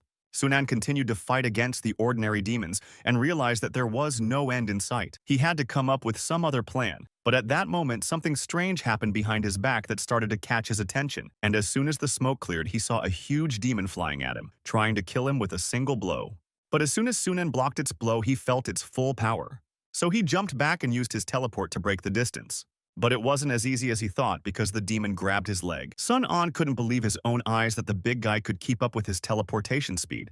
But at the same moment, Arnold slammed Sunan to the ground with all his might, which caused him to feel a tremendous amount of pain in his body. But after that, Arnold decided to take him out with a powerful punch. But luckily, Sun An's analogy of unwavering loyalty worked. This eternal crown makes an out-of-time agreement with its wearer, increasing all of his attributes by 20 and blocking the death blow in every battle. And as soon as he stood up, he realized this was his chance to counterattack. And with his bone blade, he began to fly at great speed towards Arnold, who was standing opposite him. Because he was lucky that the Eternal Crown had blocked the death blow, and now it was his turn to attack. As he leapt toward him, he began to attack him from different directions. But it wasn't that simple, for Arnold began to regenerate his limbs, and swung with all his might at Sun An, causing him to fly away. Sun An still couldn't understand why he was regenerating so fast, and why his demon hunter's punch didn't work. But running up to him again, he started attacking him with his demonic execution skill. And as soon as the notification system showed that 600 physical damage had been dealt and the demon hunter was activated, at the same moment the notification system showed that the demon hunter had lost its effectiveness. Sun An thought about the fact that it was obviously a demon, but why it was not recognized or if it was not a demon but a mutant. But at that moment, a loud laughter sounded behind him. When Sun An heard it, he couldn't understand when she was behind him and his demonic bone blade sense didn't work. And as soon as she moved from her seat, she immediately began to attack our hero in the back. But he teleported away and realized that he had escaped serious injury. But she still managed to wound him several times, and the notification system showed that he had been poisoned, and that his eyes were blurry and that his arms and legs weren't listening, and it was probably some kind of paralyzing poison. But at that moment, Bodis appeared to be watching the battle from the sidelines, but she also told her minions that they had done a good job, and that Sina's poison was enough to kill 100 elephants. Well, just in case, she ordered her henchman Arnold to finish him off, and as soon as he heard the order, he moved to Sun Anyu's side, and as he swung, he was ready to finish him off right there. But suddenly, some guy appeared in front of him and blocked his attack, and turned around and started asking Sun An if he was okay. Another demon. Sina noticed this, and at the same moment moved behind the guy to finish him off. But as soon as she swung, the guy's partner appeared behind her and started to stab her. And then the girl said stealth wasn't her specialty. But the same demon immediately turned around and started fending off the girl's blows. And tell her they're nasty people and she'll skin them. But the guy who had just fought off the attack started yelling for them to attack together and destroy the demon army. And as soon as he spoke, he tossed Arnold aside with his huge sword, and the other players in his guild started attacking the demons. The demons also couldn't understand where such a huge crowd of people were coming from, but the players kept shouting that no one should stop. They could destroy all the demons and that they were from the coolest guild in Dotan. Sun An raised his head and thought that he didn't expect help to come at all, and that where did all these people come from? And half an hour ago, a guy sitting on Earth started telling his partner that he felt uncomfortable here and that the air had a disgusting stench. The girl behind him started asking him if he had heard from Jeju, because it was obvious that the invasion had taken place, and it was very likely that the demons had descended here. The other guild members standing nearby began to tell their head that they were not feeling well and were feeling very nauseous and a little dizzy and wanted to get out of here and then come back and explore. But their head turned around and started yelling at them that they'd never seen demons before, and they were already scared of their guild members' fortitude. But the guys started to reply that it's not about fear, and that they should make a strategic retreat, and that the head didn't say that when faced with danger you shouldn't immediately show your strength if you can't win, you should run away, there's no shame in it, and revenge should wait. But their head replied that if he joins Jeju, how can he show his face in public after he swore to take his first place among the players, and he doesn't want to serve anyone and become the best boss of all. But suddenly the girl starts telling him that someone's coming. He pulled out his huge sword and asked her if it was a demon or a human, but it wasn't clear to her yet. But judging by the energy, he's extremely strong, and the guy was Sun An, who they didn't know yet. But suddenly the head ordered everyone to hide and watch for a while, turned his head around, and the head started telling his partner to use the skill. And as soon as she realized that, she started telling all the guys to group up, because she was about to apply the unprecedented Shadow Zone. And in the distance, they started to hear Sun An's words, saying that why the earth here has become like this, it's completely barren, and they realized that he didn't look like a demon at all, and this man. But still, they would wait and not show themselves. But then they saw the demons who started telling Sun Anyu that he had killed all her minions. And as soon as they started fighting, the guild leader noticed that Sun An had a very good punch and unusual strength. The girl also noticed that he might very well be able to defeat the demon. And the demon kept shouting that it was a pity if it hadn't absorbed enough life energy before, and it could have destroyed her. The guy noticed that the situation was getting really bad, that he couldn't kill the demon, and now there might be more trouble. Then they started to see that she started to summon her demons, Sina and Arnold's sons, and the guy couldn't understand whether he should rush to Sun Anya's rescue or not. But the girl standing next to him said she thought they were uneven demons. But he decided that if Jeju found out about it, what would be his honor? And he moved to run to Sun Anyu and help him. The girl behind him began to take her head in her hands, for she realized that they must go, and that who had insisted on electing such an impulsive head.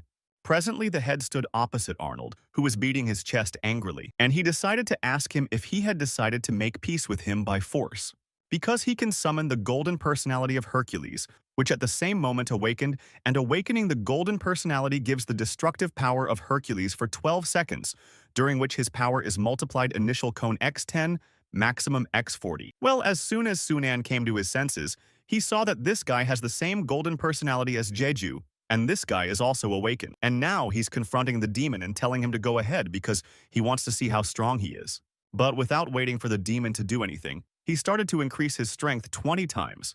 But that wasn't enough, so he started to increase his strength 40 times and swung his huge sword. And as soon as the power was built up, he sent an all-you-can to the demon, and there was a huge explosion. Well, as soon as the smoke cleared, he saw that demon lying on the ground unconscious.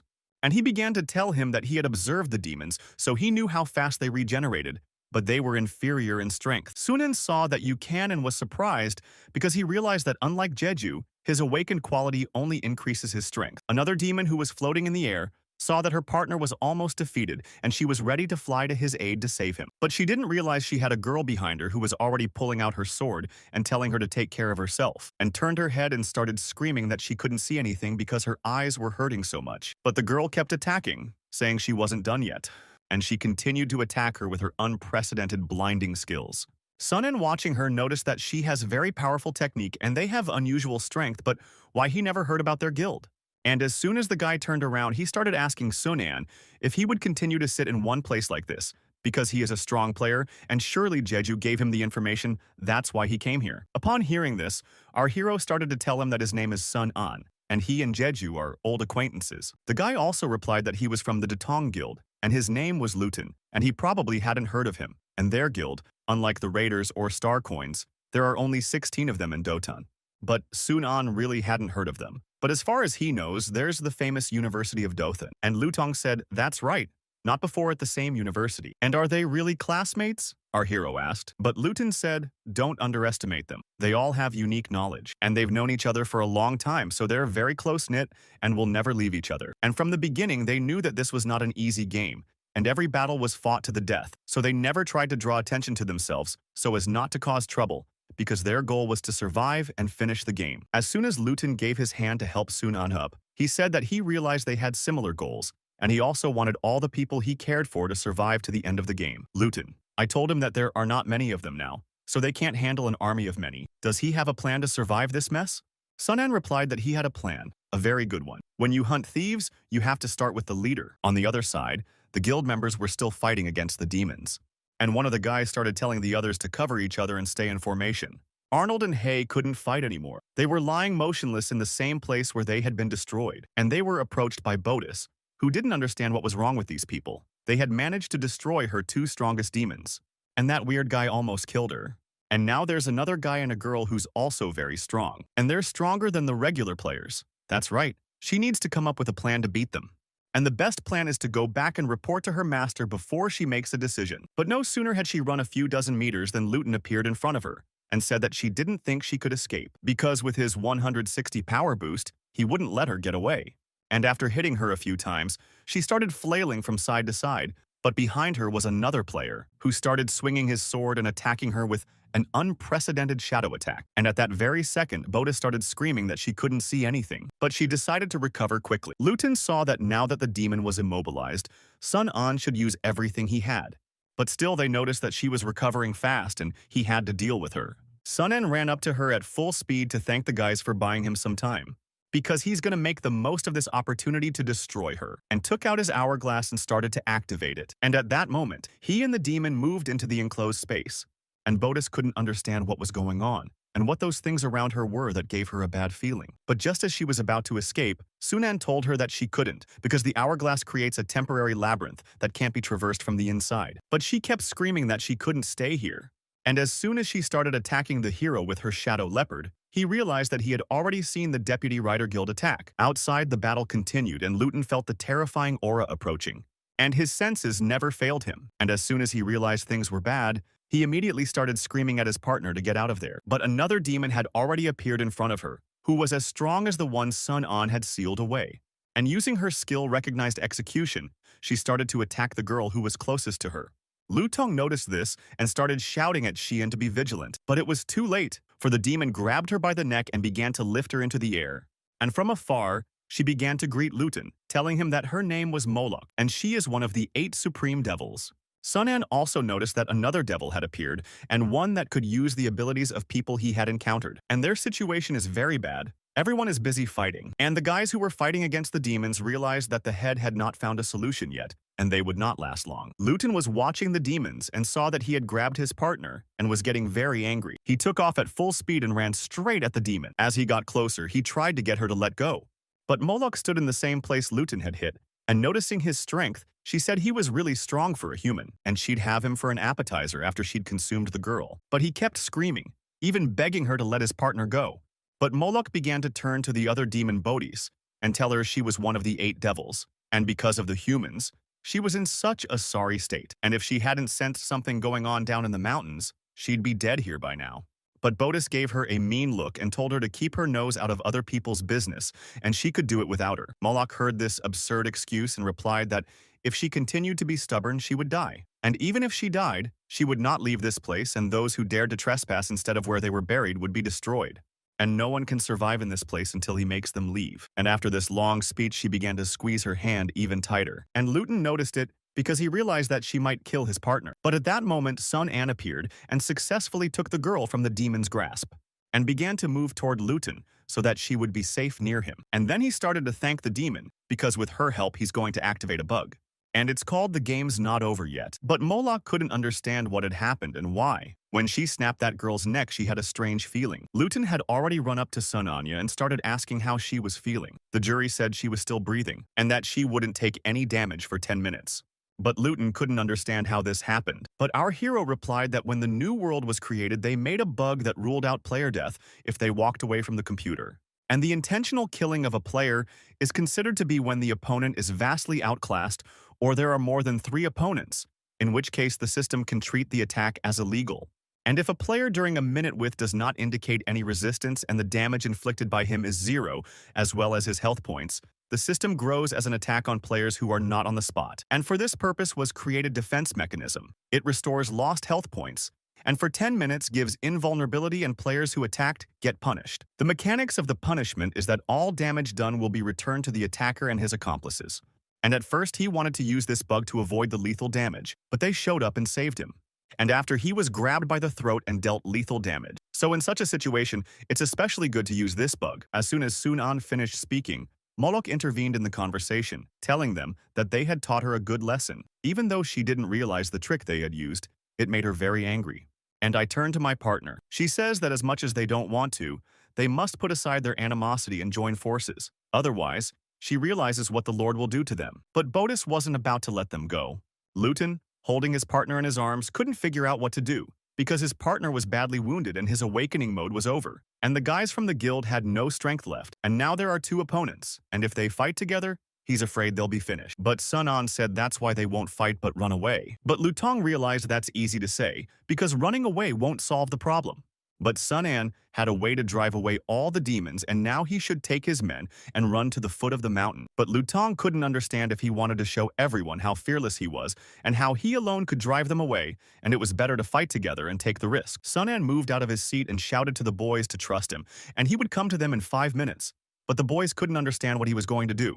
But there was no choice, and Luton decided that she would do whatever Sun-An told him to do. At that time, one of the demons started to say to Sun-An, would he attack the 2 devils voluntarily, it would be suicide.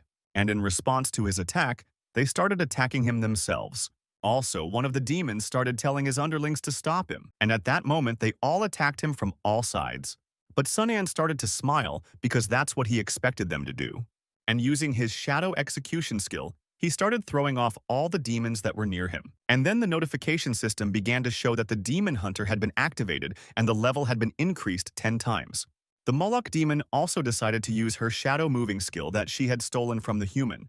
With all her might, she started attacking Sun-An. After hitting him a few times, he started flying away and taking damage. But it didn't end that way, so he decided to counterattack the demon with his bone blade. And as soon as the demon was confused, he activated his spirit mark skill, which he did manage to wound her. But she started to retaliate with blows and flew off to the side. She decided that she needed to get her life back on track, but she couldn't understand what was going on. There were strange voices in her head, and she started to wonder if he was using some kind of controlled ability that she couldn't move. And realizing that she was in a predicament, you started yelling at the other demons to forget about the others because they had to deal with the most annoying one first. When Sun An landed on the ground, he saw that the demons were already too close.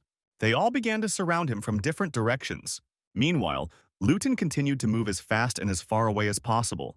The wind turned his head, and he heard the battle that was going on behind him, and he hoped that that guy really had a way out of there. And now Sun An realized that everyone was finally coming together, because he had been waiting for them to attack all together. And with his shadow execution, he began to destroy one demon after another. And because he had destroyed enough demons, his damage was so great that it could not be counted. Bodis, watching from afar, saw this and realized he wasn't scared at all. And did he really want to pull some kind of stunt again? But decided she couldn't let it happen before she started to create a huge demonic core. That started flying straight at our hero for a second, and the demons started to realize that he'd run out of mana in a couple of minutes. But their demons recover quickly, and victory will be theirs. But at the same moment, Sun An teleported straight to that demon and started to lift his bone blade up the mountain. And the fact that he was grateful to his boss, the villain who was squeezing them for all they were worth, and he himself had personally completed the entire code of the New World in a short period of time, explains why the code is being lost for some unknown reason and is in disarray. And his bone blade does 10 times the damage to the demons, and since they're constantly regenerating, the amount of damage can't be counted. But the demon couldn't understand what he was getting at, but he said that the amount of damage he did to them with the bone blade must add up to 100 million. And now all the damage that couldn't be counted would be concentrated in the next blow, and he didn't know if she'd survive it. When the demon heard that, she knew she had to get away from that guy because he's not kidding. But Sun An added that he'd forgotten to tell her that his bone blade can leave marks on its target, so wherever she runs to is useless. She turned around and started to reply, "And how can you forget to tell such an important thing?" But he added that there's also something else that puts a mark on the soul that does damage. And even though she has fast recovery, no matter how much she recovers from a soul strike, it's enough to kill both gods and demons, and asking her if she could take the blow. But she put her hand over her face and begged him not to do it. But it was too late. His energy began to envelop his body. And at that moment, the notification window showed that the demon hunter had been applied, and the dwell had been applied, and the soul strike had also been applied. And that her body was slowly disintegrating and every cell was screaming in pain. And now she was simply disappearing, and after Zenith in a nightmare. But all she could do was beg him to let her go. Sun An landed on the ground and said he didn't know if she could revive after that. And the fight was very intense, and he was already dying, and he was afraid that it was his last trump card. And the other demon, Bodis, realized that the milk energy was really gone, and she didn't realize that this guy, and how many tricks he had in store. But angry, she thought it was impossible because they're one of 8 devils who can't destroy a pathetic human player, and there's no way she's going to accept that. But hopefully Moloch is still alive. She started screaming for her to come to her senses because their lord wouldn't let her lose. Sun An's only answer was that the pain of losing a comrade could be seen as a return gift from him to all the demons, and that he had already gathered enough information about them, and from now on, humanity would fight back. But Bodis shouted that she remembered him. If he ran away to the ends of the earth, she would catch him and turn him into her henchman to make his life seem unbearable. He flew away and also said he wished the same for her, because she had killed so many that she didn't deserve to die with dignity, and their next meeting, humans and demons would decide who should live and who should die. The other players who were running away with their leader began to tell him that they were tired and couldn't run anymore, but they had to stop. They couldn't continue and told the leader to wait and not to run away so fast. Luton stopped and started to feel angry at himself because he had just run away and he had tucked in his tail, regardless of whether his comrade was still alive. His comrades started to support him, telling him that there was no other way, and the guy had volunteered to stay. But Luton didn't understand how he could become a great warlord if he asked at a crucial moment. And he has comrades he fights alongside, but at the same time he took an oath to protect all men, and he didn't have the courage to go to the neighborhood to meet with Jeju, nor did he have the courage to remain their leader. He didn't turn his head. He started to tell his comrades to take the girl and go away, because he had to go back even if he had to die there with that guy. But at that moment, Sun An appeared with his teleportation and told him not to come back. No one would blame him. And he'd done everything in his power, so he shouldn't blame himself. If he hadn't come, and his loyal friends hadn't helped him, he doesn't even know how you ended up with the 2 devils. Then Lutong took his hand and started asking him how he did it. But Sun An didn't understand what it was because he had just been so depressed and suddenly changed. 4028. But he kept shouting that there were so many demons and 2 other high-level devils, and he was the only one who could get out of their midst. and he should not hesitate to tell them what happened. But Sunan just said he'd tell him when they got to safety. Now we have to get out of here. So Lutong agreed to tell him that he's strong and right, and he'll do whatever he says. But another guy came up to them and started telling our hero not to pay attention because their leader is a man who always strives for strength. Sunan replied that according to the information available, the Deviless has the ability to turn people into her minions, and they should quickly tell the other players and send them to Area A. But at that moment, a girl came up and started telling the guys that she had a question. They don't have a way to tell everyone in A. Even if they did, they wouldn't believe them. And getting everyone together is a difficult task, and they have a lot of questions to think about. Sunan thought about what she said because he knows it's very difficult, but if they don't, they'll all become minions of the demons and therefore their enemies. But the girl went on to say that he should do what he could and the rest would be up to fate. There wasn't much time left, and on the way to Area A, they would try to gather as many people as possible. And opening the map, they began to look at the closest city to them now. Luton put his hand up and said that Manches was in the H district. Meanwhile, Botus had managed to get to her demon leader, and with fear in her eyes, she began to tell her master. But before she could say anything, he asked her what she meant. She just let them go without going after them, but she was afraid she'd be killed like milk. But the Lord got angry and said she was a disappointment to him, and he didn't realize she was so untalented and cowardly. She told the Lord that she didn't deny it, but that this player and his abilities were too strong and far superior to her, and she was afraid if she continued she would die. But at that moment, the Lord got very angry and ordered her to shut her mouth. They are the 8 demons he has painstakingly created as killing machines and given them unique abilities. But she only replied that he was not a mere man. He was stronger than he and the devils, and the death of the Maloka proved it. But at that moment, the Maloka appeared in the lava. And Botus began to ask the Lord if he had revived her. But he replied that he had tried many times to recreate her body, but her soul was sealed and would not awaken. And then Botus remembered Sunan's words that his soul strike would overlap with the soul mark, adding to the damage. And she realized it had happened then, and it seems that she won't be a prophet for a while, the Lord said, and to wait for her soul to wake up, and then he'd keep resurrecting her. And luckily, she had gathered enough life force for him to create a new devil. And this time he'll put a lot of effort into it, and there can be no mistake. The final devil he creates, she'll do the chasing, and Botus will concentrate on gathering life energy. And now he's got to finish what he started and make Bayman come to his senses. And as soon as she wakes up, he tells her to use her invincible sword to destroy anyone who gets in his way. And she must go after the man that Botus escaped from and bring him his head. Now we're transported to the neighborhood of Manches. And at the entrance to the town, our hero is met by 2 men and a woman. He slowly began to approach them as he expected to get as much help as he could from them. And Luton saw them and raised his hand to greet them. But the women responded to his greeting by saying that he was a rude boor and a lowlife. Sunan couldn't understand what was going on. But one of the men shouted that they didn't care where they came from or why they came, and they couldn't even dream of coming to this town. One of the men went to his leader and told him not to just stand there and say something. And he realized that he had to act because he was the leader, so he had to act like a leader. And he raised his hand and started to say hello to them again. But the man shouted again for him to wait. This town doesn't welcome strangers. And when Lutong heard that, he realized that he had failed as a leader again. Sun-an couldn't understand what was going on and started to tell them to forgive. And then there must be some mistake. And they came to tell them about an important thing that concerns the life of all people. The girl said that if they're demonic rejects, they shouldn't waste their energy talking. And then the guys were surprised to realize that they already knew about the invasion, and they'd probably already been told about it by Jeju. But he couldn't understand why they weren't evacuating people. The girl said, "Why would they run away? This city has a growing population and plenty of resources, and it's better than other places. And what's more, they're protected by an able-bodied army of the Order of the 30-Foot Order. And even though the demons are really coming, they don't want to become vagrants like them, and this city can't fall." And at that moment, Luton's patience ran out and he began to yell at her for saying such things, because she's just an old witch and wants to put the inhabitants to a cruel test. But also, the deputy head's patience ran out, and she began to get angry, drawing her sword and saying, "Do they mean to say that a handful of worthless knights can stop a large army of demons?" And now she will use her shadow space to show them the true power that threatens them. Sun-an was watching the situation, and all he could say was that they shouldn't be afraid. And one of the men standing near the entrance shouted that things are bad and the knights must now protect Lady Diana. And as soon as they heard the order, they started running towards her. But it was too late. They were too slow. And a girl was standing behind Mistress Diana with a sword to her head.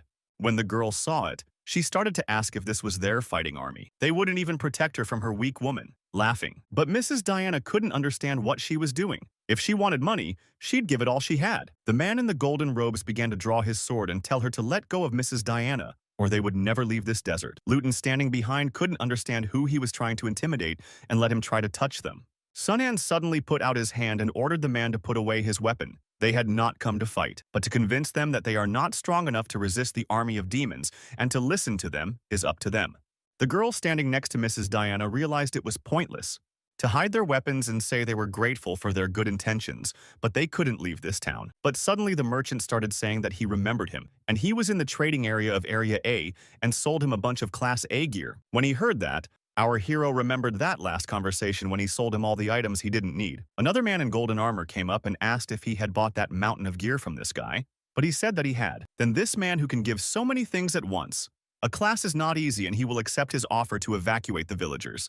But there is one problem. Sunan couldn't understand if there was anything more valuable than the lives of the townspeople, and they suddenly stopped talking. They were puzzled by the question, and the merchant replied that in such a situation he thought it was okay to tell them. The people of this town are rich because at the beginning of the game a meteorite fell from the sky. When Sun An and Lutong heard the news, they were shocked. But the merchant went on to say that soon after the game started, the island suddenly landed with colorful theories, and at first few people paid attention. But soon special stones started appearing continuously, and then they realized that they were very valuable. All the reinforcement crystals needed to make weapons came from here, and they keep it a secret and forbid the citizens to leave the city so no one else will know about the meteorite quarry. The man with the gold armor interrupted the merchants and began to say that they had created the Order of the Golden Foot. Sun An immediately realized that no wonder he had the money to buy all the materials from him. Lutong, who was standing behind them, came up to them and said it was indeed a gift from heaven. But the merchant added that moreover, among the crystals from the meteorite, there was a small chance that an extremely precious and peculiar item would emerge, like the Star Spirit Stone is required to make high-level gear. And now the boys must realize why they don't want to leave this town. When Sun An heard this, he thought that indeed with such a meteorite, one could have limitless wealth and many could resist the temptation. But Sun An also asked the merchant that if they had revealed the secret, they would be willing to abandon him. And they must realize that if they abandoned the land, they would lose it. But if the demons broke into the city, they would lose their lives and property, and the meteorite would be theirs. So just in case, they should evacuate and destroy it. But when Diana heard that, she couldn't believe he said, destroy the meteorite, and it's vital to this town, and she won't let him touch it. And while Diana was yelling at them not to destroy the meteorite, he thought about it, and then told our hero that what he said was right. As much as they wanted to, they would have to keep the quarry. Luton also could not believe that Sun An said this seriously, because it is a source of reinforcement for the whole continent. If it is destroyed, then they will not be able to get equipment. The girl behind her also said that they think it's wrong to do that, and maybe they can discuss this incident further. But Sun An, I don't understand if their eyes are clouded by wealth. It's a matter of life and death, and they fought demons before and know how powerful they are. And if the meteorite falls into their hands, the new weapon will be used to cut off the heads of their people. After hearing that, Luton realized she was right. If they can't use it, they can't leave it to the demons. And the crystals would be of no use if they lost their lives, and all objects must serve in humanity's victory over the demons. And soon they went to the very same meteorite quarry, and when they got there, the merchant showed them that it was here. Sunan bent down and picked up one crystal, not expecting that such hard-to-find resources would be scattered all over the place. The other players were staring at these A-class materials they needed with burning eyes. But Luton shouted to them that they were here by accident and shouldn't touch the resources of their countrymen. And grabbing his partner, he said it was her business too. And when she sees something beautiful, she always freezes, but she just wanted to get a closer look at the crystals. At that moment, the merchant started to ask if they really had to destroy them. They wouldn't give them a day's mining time, but all Sun An could say was that they lost the land, but they're saving the people, and as long as they're together, they can get it back. And they can't take the crystals. There's no time to wait. It's important to evacuate the people as soon as possible, or the demons will chase them. But at that moment, one of the demons was hovering over the city, watching all the people evacuate quietly. But suddenly, the demon heard a voice telling her to wake up. And when she opened her eyes, she was on some beach and she was having flashbacks. But suddenly, a guy was standing next to her, and he started asking her what happened. Did she fall asleep? And grabbing her hand, the guy started taking her aside and saying that she'd been asleep for a couple of days and why she wouldn't get up because he wanted to go with her to collect seashells. But when the girl saw him pulling her arm, she couldn't understand who he was. But he just showed her to look up, because I'm his mama's airship there, and their mom flew straight for them to get them out of here. And pretty soon, they're gonna be out of here. But the girl couldn't understand why she remembered the look of anticipation in his eyes for this world. But now this girl was under the control of the supreme demon. And a little while later, Sun An was sitting by the fire in the forest, and at that moment a hand was held out to him, and in that hand was a drink. Luton started to ask him why he looked distracted and what he was thinking about, but he just replied that it was nothing, but that he shouldn't indulge in it. But Lutong went on to say that even he had no idea what kind of situation Commander Hussein was in, because it's not easy to evacuate an entire city at once. But Sunan said half a day was a short time, but it was enough for the boys to take advantage of the opportunity. And one of the players shouted that he'd found something useful too. Luton saw this and got very angry and didn't understand what they were doing. He had already told them not to touch the crystals. But the guy picked up the crystal and started to explain that they were going to destroy them anyway, and it would be a waste not to collect some. Well, at that moment, another guy appeared and started shouting to his Galava that he asked him to help him find the reinforcement stone, and he found it. The head couldn't understand what he was saying because it didn't happen and he shouldn't say anything against him. But their little quarrel was interrupted by a merchant who said that they had already prepared 32,000 people and 36,652 inhabitants ready to leave with them. But Sun An asked them if they could leave 4,000 men behind. The merchant said that not everyone believes in the demon torment and doesn't want to part with their riches. Sun An asked if they could let them persuade them. If they couldn't?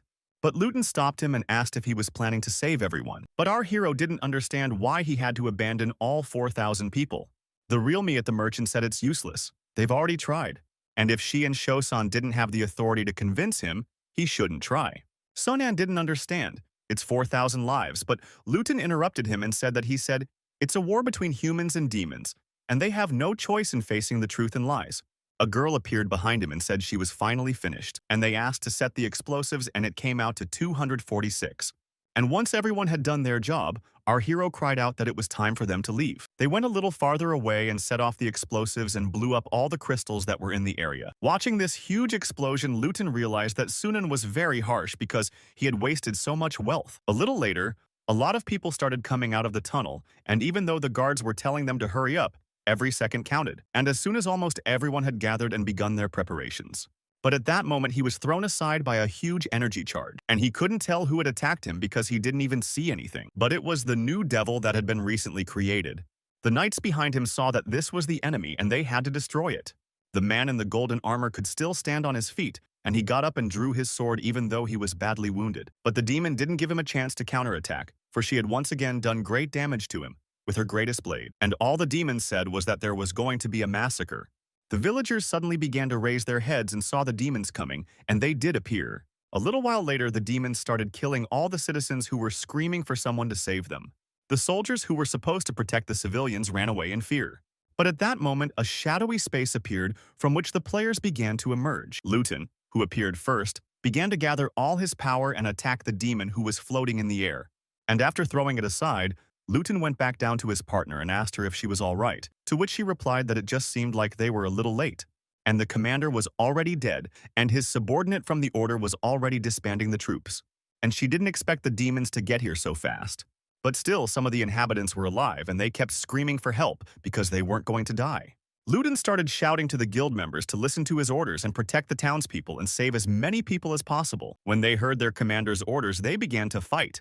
But the demon was still in the same place. She didn't like the fact that the ants had gotten into the tree, and no matter how hard they tried, everyone would die here today. And as soon as it started to attack, Luton felt first its immense power, and even with the divine power of Hercules, he realized that he couldn't handle it. But the girl behind him started shouting to Luton to be careful because she was already at his back. But he managed to bounce back a little, but the girl yelled again that she was coming up behind him. But at that moment, Sunan appeared and started using his demonic execution skill. And then he went down to the Luton and started to take him by the shoulder to teleport him to another place. And once they were in the other place, he started apologizing for being a little late. But the fact that there's another new devil means it's going to be a tough fight. But the problem is he doesn't know what skill she's going to have. But Luton suddenly told him to be careful with her sword, and even his divine personality couldn't resist it. But he pulled out his bone blade and said he'd already killed one demon, so he could handle the second one. The demon standing in front of him with his eyes closed started to say he couldn't see his face, but his energy was specific, and like a drop in a pool, very warm. But Sunan moved behind her back and said he had no warm feelings for them devils. And as soon as he wanted to attack her, She attacked back even though she didn't see anything, and Sunan couldn't understand how she reacted so quickly. The guys watching from the side started asking him how he was feeling, but he couldn't realize that it was Zato, who had just pulled out 1,000 daggers in an instant. But the demon raised her sword to the mountain and said that no matter how hard they tried today, they would die, because she could turn them to dust in an instant. But just as she began to attack, a Luton appeared in front of our hero. And with his Hercules power, he began to increase his strength 960 times. But that wasn't enough. I started to increase my strength by 1,920 times. And while he was holding back, the devil started yelling at the guys to retreat. But he didn't have to hold back for long, because in an instant, he just fell to the ground. And as the girl started to lift him up to bring him to his senses, Sunan started to draw his bone blade. But he realized that if he tried to fight her back now, he'd die in the same place. And as the Luton lost consciousness, he realized that he'd definitely noticed that every blow from that devil was taking a toll on his mind. And at that moment, the devil's fog began to clear and her vision began to recover. But our hero realized that before that, it was the spirit strike that had allowed him to deal with that devil. But if the enemy has a similar ability, there's nothing you can do. The devil standing opposite our hero began to say that finally she could see him clearly, to which he jokingly replied that he was worried because his warmth charmed her. But she replied in a rude tone that no, he was not the right man, for he had just the same energy, and raised his blade as he began to summon a tremendous energy and activate his 3,000 moments skill. And as the huge wave hit Sun Anyu, he refused to resist at that moment, because such an opponent seems capable of destroying the world with every blow. And maybe she's right. No matter how hard he tries, he'll die. And whether people would be destroyed by demons in the end, he didn't fully understand, and he didn't know if there was any hope in the world. A little while later, Luton began to calm down, because he saw Sunan come to his senses, not realizing where he was. And he began to explain to Sun An that they had escaped from the city of Manches, although they had suffered minimal casualties and most of them had managed to stay alive. And Luton also added that he had been unconscious for 2 days. Sun An could not understand why it had taken so long, and perhaps the Eternal Crown had kept him from the death blow, but the mental attack had robbed him of his senses, and yet he couldn't understand how they had managed to escape from the devil's grasp. Luton slowly began to answer him that it was thanks to Hussein, and he had sacrificed himself to save them. For when he stood before the devil, she said only that he had not long to live, and he said it wasn't worth it to keep them all. But the devil said why should he suffer such agony, and she would ask Battis to turn him into a henchman. But Hussein shouted for her to shut her mouth, and as long as his arena and combat powers are in effect, she won't escape his control, and until her last breath he won't let her go after his kin. And he is Hussein, commander of the Order of the Golden, that of the Knights of the City of Manchester. His abilities were created for fighting, but the devil replied that he's just a man without food and VD with severe wounds. He won't last long, and she can already feel the effect of the gradual collapse. With his last breaths, he shouted that it was enough for him to let his people escape to fulfill his duty as a knight, and the rest is up to them. He always believed that they would find a way to deal with them. The people will defeat the demons. And a little while later in the neighborhood, and the many people who had escaped from the city continued on their way. Luton began to say that they'd been walking for 3 days without sleep or rest, and they were exhausted, and that they should stop and rest soon to regain their strength to keep going. But Sunan forbade them to do so, for the demons could overtake them at any moment, and until they reached the city they must not stop for a minute. It was hard for the girl to hear, for she didn't understand why they had to go and if they were going to where Jeju's main army was. But Sun An, looking at the mountains, told them that they had not long to go, and that as soon as they crossed the Sunset Mountains they would finally reach the place. At this time in town, one of the guys started coming to Zai Jun's house and asking her to have a drink with him. But she wasn't alone, and Feng, who was sitting next to Zai Jun, started yelling at him that he was crazy and didn't know the rules of decorum and that he should knock before entering the girls' room. But he kept laughing and asking why they were having a party and he wasn't invited. To which Zaijun told him that girls like to gossip together. But as soon as he heard the word gossip, he started to ask what and who he wanted to hear about. Everybody likes to gossip. But his partner suddenly got up from her seat and put her hand on his shoulder and told him to get out of here, and with a flick of her hand she threw him out the window. Zaijun then started laughing and told Nana that if she really liked Baimu, she should tell him because she had actually noticed that they were attracted to each other in the guild. But Nana just blushed when she heard that and said that whoever likes him is just calling her a redhead. But Zaijun added that if you like someone, you have to be brave enough to confess. Otherwise, how can he know how she feels, and secret crushes are the most useless thing. But Nana suddenly turned the tables and started asking Zaijun what about her. Because she had noticed in the guild that she cared about Sunanya all the time, and she wouldn't deny that she had feelings for him, and she realized that they have mutual love. He has a look on his face that says he feels it, even though she does too. But at that moment, Zaijun started waving her arms around saying, "It's not true. She just doesn't like that he's always alone, and it's very sad." And Nana realized that it's true that the guild is full of single bachelors, and why doesn't she care for them so much? But suddenly Bai Mu burst through the door again, and the girls saw him and started asking why he was back again and why he shouldn't eavesdrop on their conversations. But he just had something important to say, and it's about Sun An. They have to listen to him to understand what it's about, because he's right outside the main gate and he's brought a bunch of people with him. And he was standing at the main gate and he started to tell the guards that his name was Sun An, and he had 30,000 people with him, and they should open the gate. And at that moment, the head of Liu Shu came to the gate and began to tell the guards not to let them out because, of course, Sun An would be able to get into the city. Lu Tong, who was standing next to Sun An, didn't understand what was going on and why they wouldn't let them in. But the head of Liu Shu began to explain that his mission was to gather information about the demon invasion in the K area, not to show his bravery by saving people. But Sun An began to explain that the situation was more complicated than she could imagine, and the demons could attack at any moment, and she should open the gate and post, and they would talk. But she just smirked and said that now she is in charge of the defense of this city, so it's up to her to decide who gets in and who doesn't. And then Zaijun started running up to the gate to make sure it was really him, because she'd just heard his voice. And once they got upstairs, they were glad he was back and started asking him if he knew anything about the demon invasion. But they also didn't understand why they weren't being let in. And the head of Liu Shu started to answer that it was because it was up to her, not them. That made Feng angry, and she started calling her a weasel. But Nana also added that the head of Liu Shu, just because Jeju isn't here doesn't mean she can do whatever she wants. And Sun An is not only the head of Guild Zero, but also a friend of her strategic group. Outside, Sun An started asking the girls if Jeju was around, to which Nana replied that he's been reclusive since he left. He's at the Hatamon Royal Palace. Logically, the Holy Sword Improvement Ceremony should have been completed by now, and they don't know what he's doing now. The head of Liu Shu will also add that this is the way things are and Jeju isn't here. Only she can raise the Hudimon's banner, and he can only get in if he leaves those people behind. Feng, standing beside her, couldn't understand what she was saying and why she wouldn't let the civilians go. But the head of Liu Shu turned his head and said that they naive girls don't understand that they are in a war for survival, and the worst part is that they have no idea how long it will last. The city they're in is very large, but its resources are limited, and everyone needs to eat, so the more of them there are, the less time they have to fight. And she doesn't know who to give the resources to, players or civilians. The common people are just a hindrance to keeping the victory, so why not give them up and in the end she'll be the winner? The girl standing next to our hero started to ask what kind of woman she is, because she looks like some kind of sick person, and they don't have time to convince her, and if she continues not to let them in, she will use her power. But Sunan put out his hand and forbade the girl to do so, because he figured he'd go in and handle it alone, and using his teleportation skill, he moved to the head of Liu Shu and started telling her that if she thought she could stop him from doing anything with her Heavenly Gift Alliance. At that moment, two men stood in front of him and decided that they would not let anyone near the head and would protect her with all their might. Sun An went on to say that he was the one who had the real power and the strongest now, except for Jeju, and turned his head to the girls and started telling them to come to him. The head of Liu Shu didn't understand what he was going to do, but he just said that he wanted to keep his men away from weaklings like them. If they were not welcome here, they would find another place to fight the demon. Bai Mu also joined in, saying that they would find another place.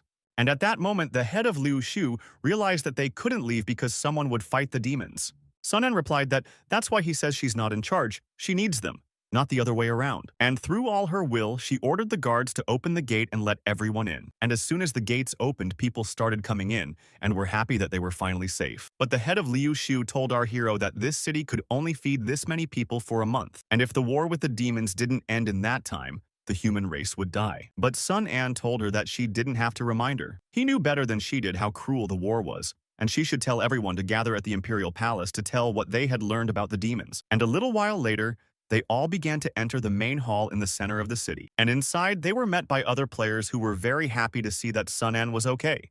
And they started asking if he was okay and how his investigation went. Sun An started calling everyone to come closer to the table because he didn't want to waste time. At that moment, a boy ran up to him and hugged him and said he missed his head.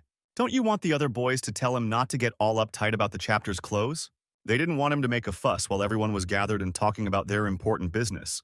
While the guy was hugging Sunan, he started to ask Sun Yue if he was mad at him, but Zaijun decided to tell him first to drop it, because there was no need to fight now, and when they were together they could do anything. Sun Yue also added that when he was angry with him and came back safely and well, but he should not get involved in such risky affairs anymore. After these nice words, Sun An thought that as long as they were together, no matter how difficult the demon invasion was, he would protect everyone. And at that moment, they began their urgent meeting. But noticing that another member of their guild was missing, Sun An asked where Jeju was.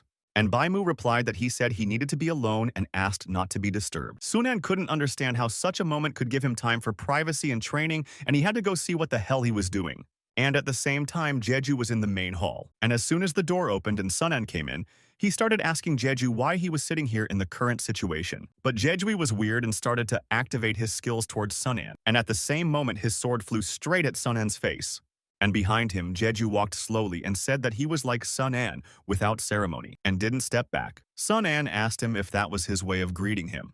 Jeju started to say that he knew he had a lot of questions, but unfortunately he had a lot of things to do and would explain to him and the guys later for being absent. He didn't understand what could be more important than the demon invasion. The people had chosen him as their leader, and he didn't think he would lead them to fight the enemy. But Jeju replied that he had personally fought several devils, so he knew what to do. And no matter who the leader was, the people would face 8 devils with a large army of demons behind them, and no chance of winning. But Sun An was getting angry, and didn't understand how he knew if he hadn't started fighting them yet, and why they were trying so hard if he wanted to surrender. And Jeju didn't say he wanted to surrender. He had a plan to break the stalemate, and he's been making it up as he sits here all these days. But it wasn't even about the plan. It was about whether he believed him even if it was the last time. Sun An said he'd only been back half an hour and hadn't told anyone about the 8 devils or how he knew about them. To which Jeju replied that it was because he said it was all about whether he trusted him. And holding out his hand, he offered our hero to fight him shoulder to shoulder one more time so that there would be hope for the people. But Sun An pushed his hand aside and said he couldn't trust a man as mysterious as he was. And until he tells him everything, he won't trust him. The only people he trusts now are Zaijun and Sun Yue, all the people outside who are ready to resist the invasion. And whether he joins him is up to him. After a few minutes, he left the main hall and went back to the meeting hall where the other players were waiting for him. Once inside, the guys started asking how Jeju was doing. But Sun An said that they couldn't count on him, and he wouldn't rely on him either. When the guys heard that, they couldn't understand why he was saying that. Zaijun jumped up from the table and asked what happened. The head of Liu Shu also slapped her hand on the table and said that he was still their leader, and how could they be without him? And he had gathered them together, but he hadn't come, and who would lead them into battle? Sun An listened to everyone and said that even without him there would be no unity, and by uniting all the players they would still be able to defeat the demons. The one-eyed guy also supported and said that his head was talking and that they would not unite and survive the hard times. Anyway, they've been together and fighting side by side all the time. And turning to the head of Liu Shu, our hero said that even though they had their differences, they couldn't help but recognize that she was the right person to take his place as the leader of the All-Men's Union. But she couldn't understand what that meant, and Sun An went on to say that in a direct sense. Of course, in another time, he wouldn't have obeyed her orders either. But now they're in the same boat, and she's the best suited to be captain. And if no one has any other suggestions, then the head of the Gifts of Heaven Alliance will be their head, and then he'll share everything he learned during the battle. They must begin preparations for battle immediately, and already a countless army of demons, led by 8 devils, is marching towards the city. When the story was over, they all gathered around the fire to drink to the gathering this evening. Baimu, along with Nana, also joined the banquet. Luton turned his head at the same moment because he heard that they were from the Riders Guild. And all the other players were happy to see them, because the more the merrier. They had come here because they couldn't sleep, and because their leader had told them such horrors during the day. When Sun An apologized for being the culprit for all the sleeplessness. But the girl Nana said that they shouldn't apologize. She was the first on the continent, and at first they wanted to lead all the people to victory in the world. But at the most crucial moment, their leader backed off. But Baimu picked up a bottle and started shouting that enough talk today they would drink, and raised all the bottles. They decided to celebrate one last quiet evening before the battle, and one by one they decided to wish for the union of men in advance and to hold on to victory. The hero thought that no matter how dangerous his path would be, he had nothing to fear as long as his friends were with him, and he would do his best to protect the people who were important to him. But at that moment, Jeju joined them and started telling Sun An that he had business with him. And the other players were shocked to see Jeju here. They started to run towards him. They were happy that he had finally arrived. But Jeju bowed his head and apologized to the guys that he couldn't spend the last time with them before the war. And he didn't come to drink. He came to talk to Sun An. But Sun An didn't understand why he had come to see him. A little later, it was already the second day, and all the boys were very tired after a hard night. But little by little, they started to come to their senses and convince one of them. The first one to wake up was Feng, because she heard Zaijun say it was time for her to go to sleep. and opened her eyes completely. She realized that she could sleep a little longer because her head was spinning. But at that moment, she realized the horror of what she had just seen. Because there were a lot of demons above her head, and she realized that the invasion had already begun. The other guys also started pointing upwards that demons were coming, and the demons were real and it wasn't a dream. They should be warning everyone that there's a war on, and that a lot of demons had appeared over the city. When the citizens saw the demons, they ran in different directions to find a place to hide. Feng, who was near Zai Jun, started asking her what to do. The other guys were still recovering from the party and couldn't understand why everyone was so loud in the morning. But Feng, with a horrified look on her face, started yelling at them to get together because the demon invasion had already started. They couldn't understand why it had happened so fast and where their commanders were. The head of Liu Shu started shouting to everyone to keep calm, and the guilds should send people to the places to protect the passages as they had discussed at the meeting. And the rest of the strongest people should come together to fight the devils. But Zai Jun decided to ask his head, Liu Shu, where Sunan is now. But the head of Liu Shu said that he ran away at a crucial moment. But in fact, Sun An and Jeju were near Liungxi volcano, and with the help of teleportation skill, they finally reached the place. And according to the information he found out last time, the one who creates all the demons is on the mountain in front of them. Jeju started to ask Sun An if he understood why they came here, to which our hero replied that it was the last time he trusted him, back when Jeju came to Sun An with an important conversation. Even though Sun An didn't understand why he had come at this hour, but Jeju began to explain that he wanted to tell the truth about the demon invasion and explain how to deal with it. If he wanted to hear it, he could stand aside with him to tell it. And once they found the safe place, our hero started asking him how to get out of the situation. And Jeju started to explain why demons have an almost limitless ability to regenerate. But Sun An replied with his head down that he didn't know the exact reason. But from what he had learned, they were created by the life energy harvested from their continent. Jeju replied that that was the point. They didn't appear out of thin air. The situation that is happening now has been brewing since the beginning of the game. Hearing this, Sun An couldn't understand what he was getting at, but Jeju began to explain in detail that the game exists to get rid of all living things, and the more players die, the more demons can be created, so when they encounter them, the ending will be worse. And Sun An couldn't understand if all they had to do was hide from them and play cat and mouse. Jeju went on to say that if it had been at the beginning of the game, they could have avoided it, but now it's too late. But Hiro couldn't understand what he meant, whereupon Jeju continued to say that whether it was a reality game or the creation of times and demons behind everything hidden by someone invisible, there was only one way out of the impasse. A little further on, the two devils began to discuss how boring it was for them to stand guard here. One of the 8 devils, Cilio, started to say that he had the ability to change his appearance. So why did it take such a terrible form? City, the devil of lust, said that beauty can't explain it, and she doesn't have the energy to argue with him about the value of beauty and stand guard here in the middle of nowhere.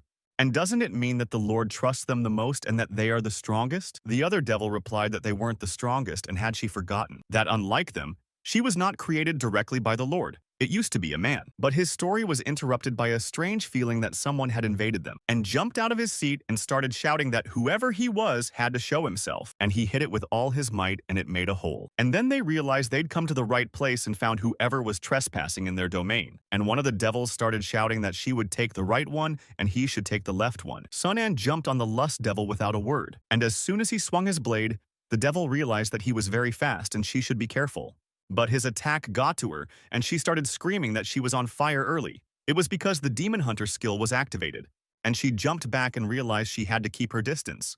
But after a few hits, Sun An noticed that her ability was to endlessly change her appearance. But he couldn't figure out what good it did. But the devil herself thought she was far away from the guy. But why was he still chasing her? But she had to use her trick to escape. Sun An saw that she had turned into a worm so she wouldn't die. And the devil herself realized she was careless, but would never let him hurt her again. The last devil who lost to him said the same thing and flew up to the devil. He asked her what she thought had happened to that devil. The other devil who fought with Jeju started to say that he was just now dissatisfied with what the master had given him to do. If he doesn't fight and kill people, what's the point of being a devil? And he didn't expect them to come willingly. But Jeju told him that his existence was already meaningless, and he would send him back to where he belonged. Because with his golden skill of awakening the god Odin from which he gets his power, and it can be used 20 times in 10 minutes. But that devil noticed the skill and realized it was a golden personality awakening ability, and that this guy was one of the chosen ones. He went on to say that it was all the more advantageous for him to finish him off personally, because he was once one of the chosen people.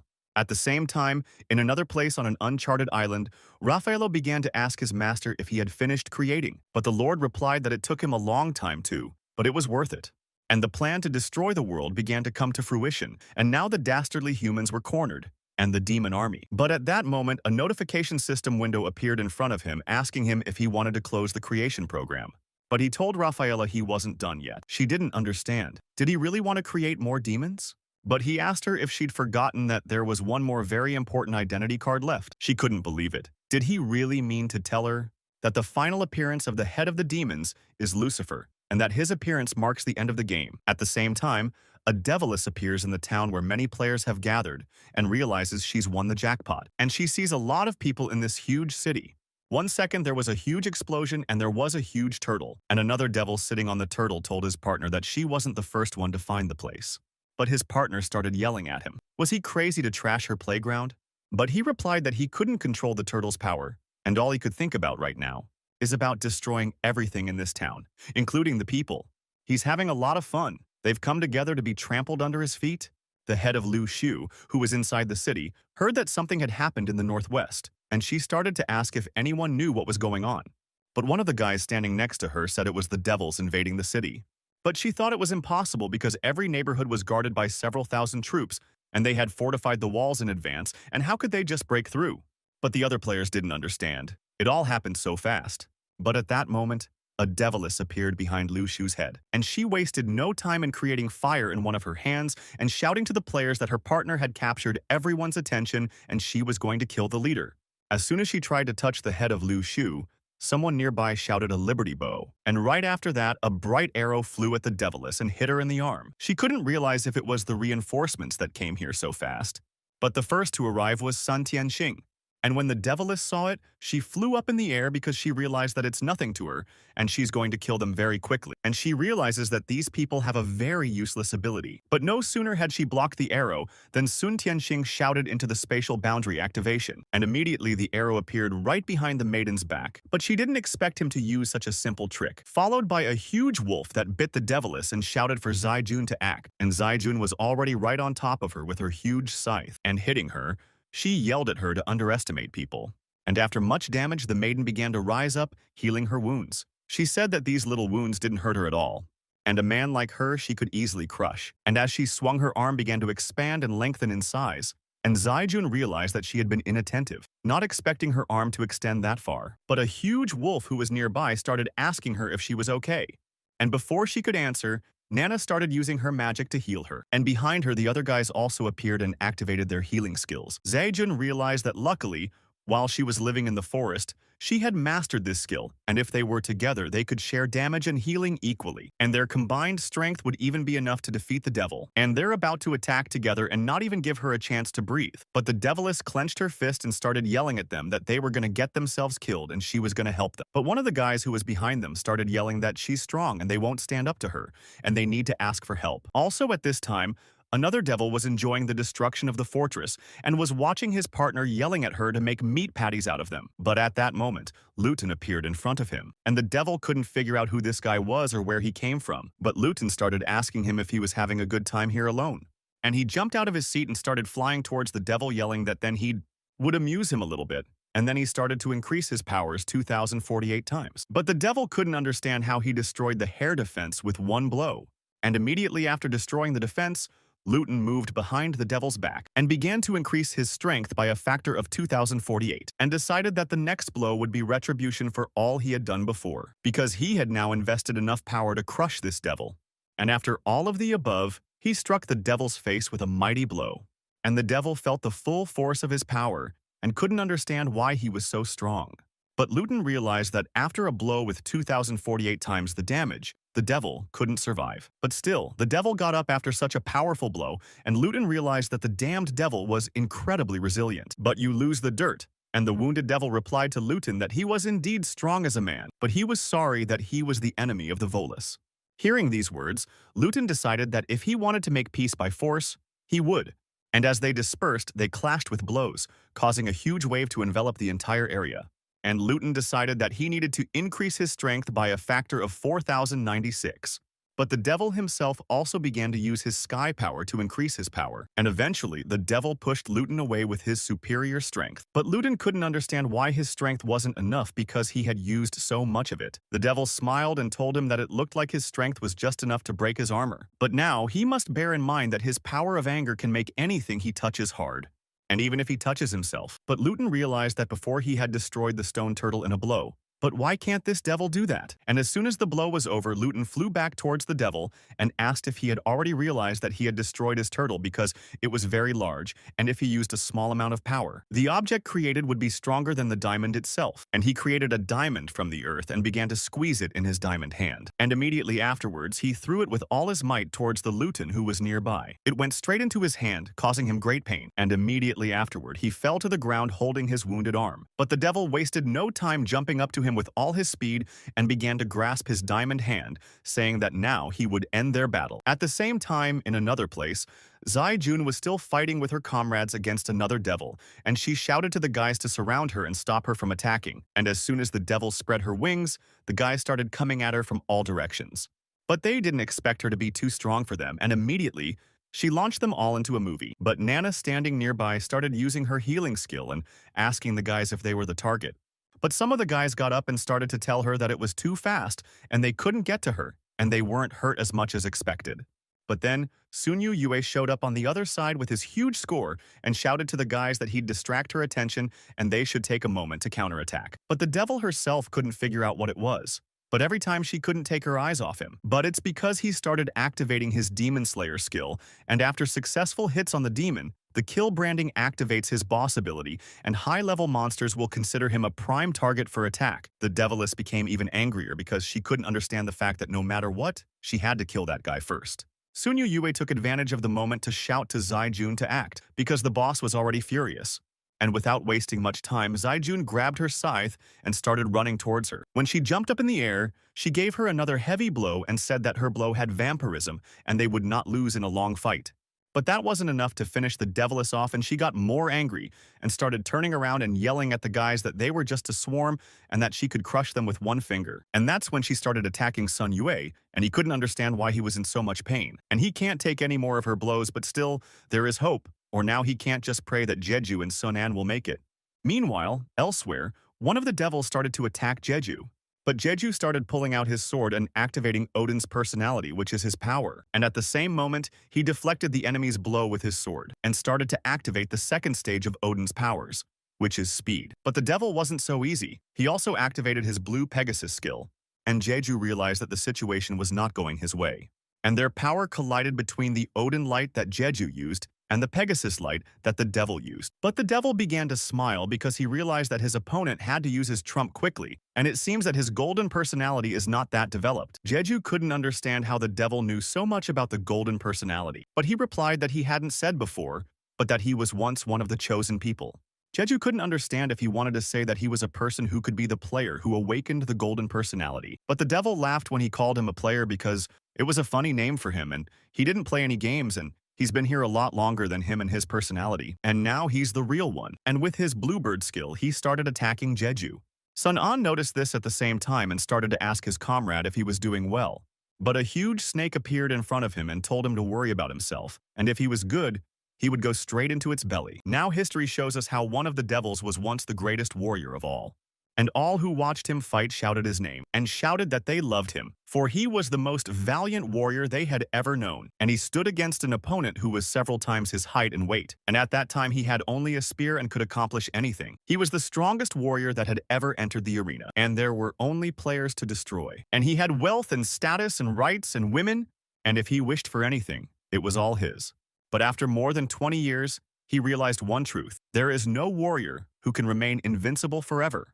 And at one point, another warrior appeared and the audience praised only him. And a little later, Salus came to one of the officials who told him that he had grown old and threw him a bounty and ordered him not to come to this place anymore. And so when a warrior loses his glory, he loses everything he had before. But one day he passed a girl sitting with a somatic ball, and she said hello and asked him if he wanted her to read his fortune. But he just replied that nowadays not many people recognize him, and that fortune-telling was a trick to fool fools. But the girl held out her hand with a divination ball and said that if she could fulfill his dream of eternal life, and then he couldn't resist the offer. And eventually, he made a deal with the devil, who told him that he was the chosen one, and the power of the ancestor would grant him eternal life. But he had to pay a small price. Well, of course, the Matorium of Words gained power and became invincible. And now for the present, he went on to say that the small price she said he hadn't thought of at the time. And now he would be given to fight him, the legendary king of the gods who is Odin. But when he heard all this, he began to waste no time and to use his Odin speed. And as soon as he developed great speed and began to fly towards his enemy, and hitting him several times, Jeju cried out to the devil that he was making it up. But the devil threw him aside and repeated his words that he wasn't making it up, and that he was telling it like it is. And that he thinks their players were created as pawns for the devil's pleasure. And they're all here playing their parts and the real audience is high up somewhere applauding them. But Jeju got up after the hit and started asking why he'd never heard of these spectators. And when he fulfilled all the plot requirements to level up the Holy Sword, he was answered not by someone, answered by the devil himself, who is also called the Demon Lord. And the voice that came from the sword began to ask if he was the chosen one. But Jeju didn't understand why he was here. But the guy with the glasses started greeting the riders with his head and said he was glad to meet you. But Jeju didn't realize who he was. To which the guy said he'd find out the answer, but why didn't he fully believe that he's the Demon Lord Lucifer? And even though it's a stupid title, it's the way the system was designed, he said. But Jeju couldn't take it anymore and shouted that it was all a scam, and he'd invented the game and put demons and players together. To which the Demon Lord smiled and replied that that was right. And they created the game and he found the story boring and added some variety. But Jeju started yelling at him to shut his mouth and asking him why he did it and who he was and how he got his power. But he said it doesn't matter who he is because his goal is simple. He wants the 99% of people who shouldn't exist destroyed. But Jeju didn't understand why he wanted to destroy the world. But the Demon Lord replied that we are before humanity doesn't mean destroying the earth. You might say he's cleaning their house to meet his owner in it. And here he is, Jeju, is among the 1% of the survivors, and he congratulates him, and they will meet the new world together. And by then he'll be an endangered species and everyone will be interested in him. But Jeju couldn't understand if he wanted him to join him. But the Demon Lord replied that this game was a lucky draw from the beginning, and he should cherish the opportunity. But Jeju didn't understand why he should cherish the opportunity, for his opportunity was betrayal, and betrayal of the teammates who came to play here with him. That means betrayal of all mankind. But the Demon Lord went on to say that the choice is his, and he can die with the others or join him in the game in a new role. And once he thinks it over, he can tell it to the sacred ball and he'll hear about it. He doesn't have to worry either. He's already prepared a new identity for him and it's exceeded his expectations and he's sure to be pleased.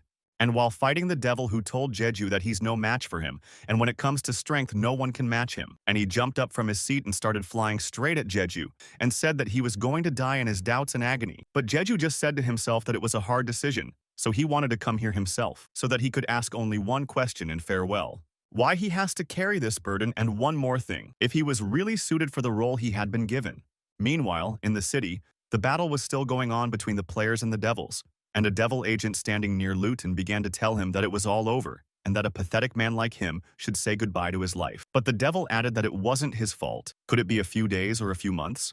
Because unlike him, he's a true elite who's been through the ordeal, so death at his hands is considered a gift from above. And just as the devil was about to finish him off, a girl appeared behind him with her stealth attack. And on the other side also appeared the players who started to attack him, because they knew that no one dared to lay a finger on their leader, and before touching their leader, he must first kiss their sword. And as soon as the devil was out of the way, the girl started to ask her comrade if he was all right, because she was a little late, because she was dealing with some demons in town. But Luton didn't understand if she wasn't assigned south of town and why she was here now. But she said, or that it wasn't because she was worried about someone. But Luton realized things were bad now, and he became the one holding back. But the girl asked him not to get depressed. They'd left some people on the south side of town.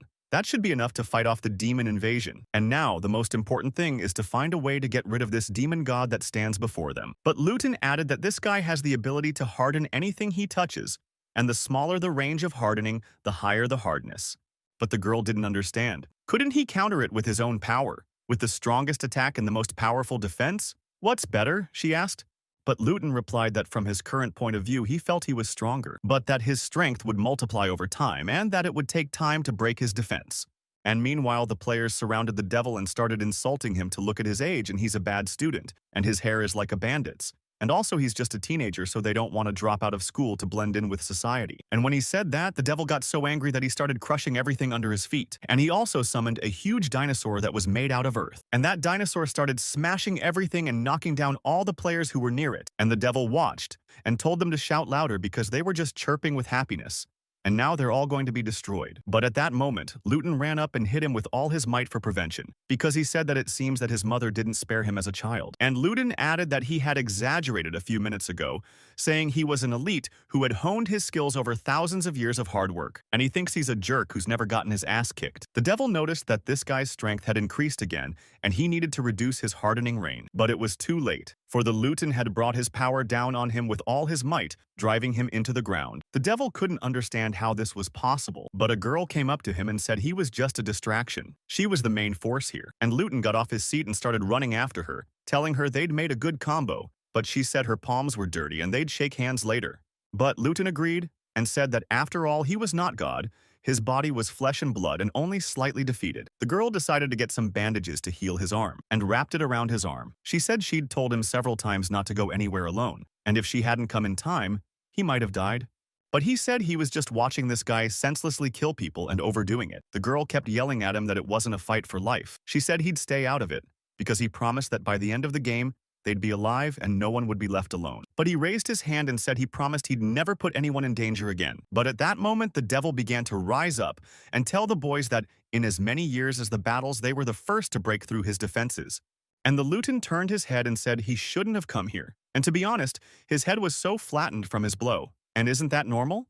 But the devil, smiling evilly, said he was wrong and he wasn't sorry. He was thrilled. And they humans can't understand a creature who is so thrilled he almost loses his sense of pain, and what a wonderful feeling they gave him just now. But Luton couldn't understand if this guy still wanted to fight because he wanted to give him more. But all the words that came out of Luton's mouth made the devil smile. I'm still with her, for he's finally met worthy opponents and he'll torture them slowly till he feels the fun is gone.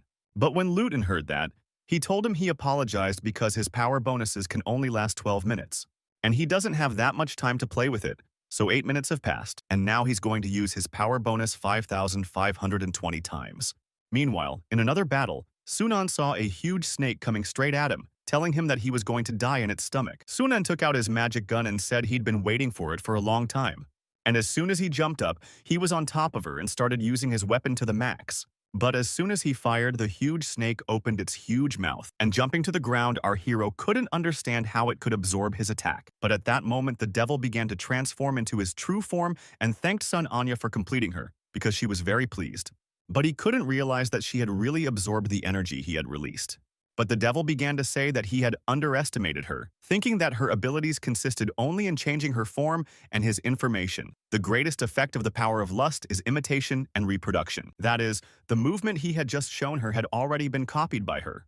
The huge wave that our hero had recently released began to return directly to him, and he couldn't realize that this meant she could imitate even his bone blade. And then she screamed that this is what it means to do unto others as you would have them do unto you, and now he's going to die from his own skills. But at that moment, Sunan began to use the new Eternal Crown effect that counteracted the fatal injury. And as he jumped to the ground, he realized that at this rate, it would use up all his existing skills and he couldn't make any more mistakes. But still he realized that something was wrong. After all, he had just deflected a lethal weapon with the Eternal Crown, and before that, he had taken no damage. And according to the previous algorithms, he was back to the state he was in before the shot, which would have been in a state of full blood. However, since the fight with her, he always had a non-compulsory sense of illusion, and maybe this girl's power lies not only in shape-shifting or imitation. But the devil came closer and closer to him and said that if he changed his mind about fighting, then he should let her finish him off. But Sunan stayed in the same place and thought only that he was not 100% sure. But he had to try something, and that he could withstand the blow she was about to give him. But after the blow, the devil started to scream that he couldn't resist anymore.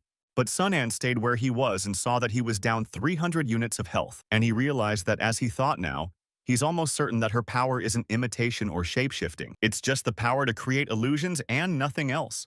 So he turned around and started telling her that her true ability was like Phantasmagoria. The moment he saw her, he was in an illusion. But she heard this and got angry and started asking him what if it's an illusion? And since he's in her illusion, he can't break free and move freely. And there's no way to break free from the illusion without outside interference. Or is he still trying to find hope for his girlfriend? And unfortunately, she was supposed to die at Silas's hands and he's gonna suffer the same fate. But he continues to hold his blade in his hands, smiling and telling her that since there is no hope for the outside world, how about striking from within? And at that moment, he began to use his skill, causing a huge amount of Renegria to be released. And in doing so, he broke down the barrier it had put up. And at that moment, he realized that everything had happened just as he thought it would. It was pretty messy, but it was worth it if he could shatter her illusion. But the devil continued to emit a huge aura and tell him that it's okay. She's taken over all his powers with the illusion. And then, the real moment of truth awaits him. But as she approached, our hero realized it was very fast and unexpected. Jumped aside. He saw that she started to come back from the other side, and that she had turned into a hawk. And so she decided that the most important thing in her is intelligence and strategy, and she has already mastered all his abilities and knows how he will act. But Sun An started to use his new skills, and he raised his hand up and said, "It's not over yet." But the devil in the cage realized the fact that she didn't know this guy had these skills, and it's too bad for her because she needs to get out of this place. And as soon as she turned into a dragon, she started searing everything around her. But at that moment, Sunan was already above her and ready to use his magic gun again. And as soon as the power was released, she started screaming loudly that he had definitely gotten her. And as a demon, she has unlimited regenerative powers, so everything he did was for nothing. And just as she was about to swallow him, he twisted and started flying back toward her.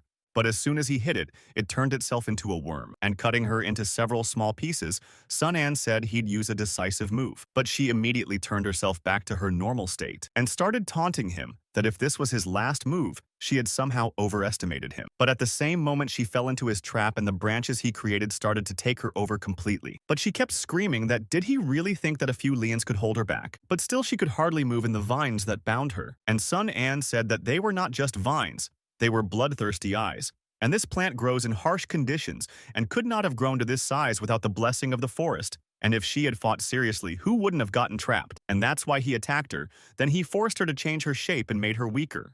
But she kept screaming that he'd forgotten about her regeneration, and if he gave her some time, she could get out of there. But Sun An lowered his head and said she couldn't, because the growth of bloodthirsty tails requires a lot of energy to feed, and he can only sow it with his energy and the blessing of the forest. Well, then they keep drawing energy from her body, and the better she recovers, the stronger the holding power will be as she grows.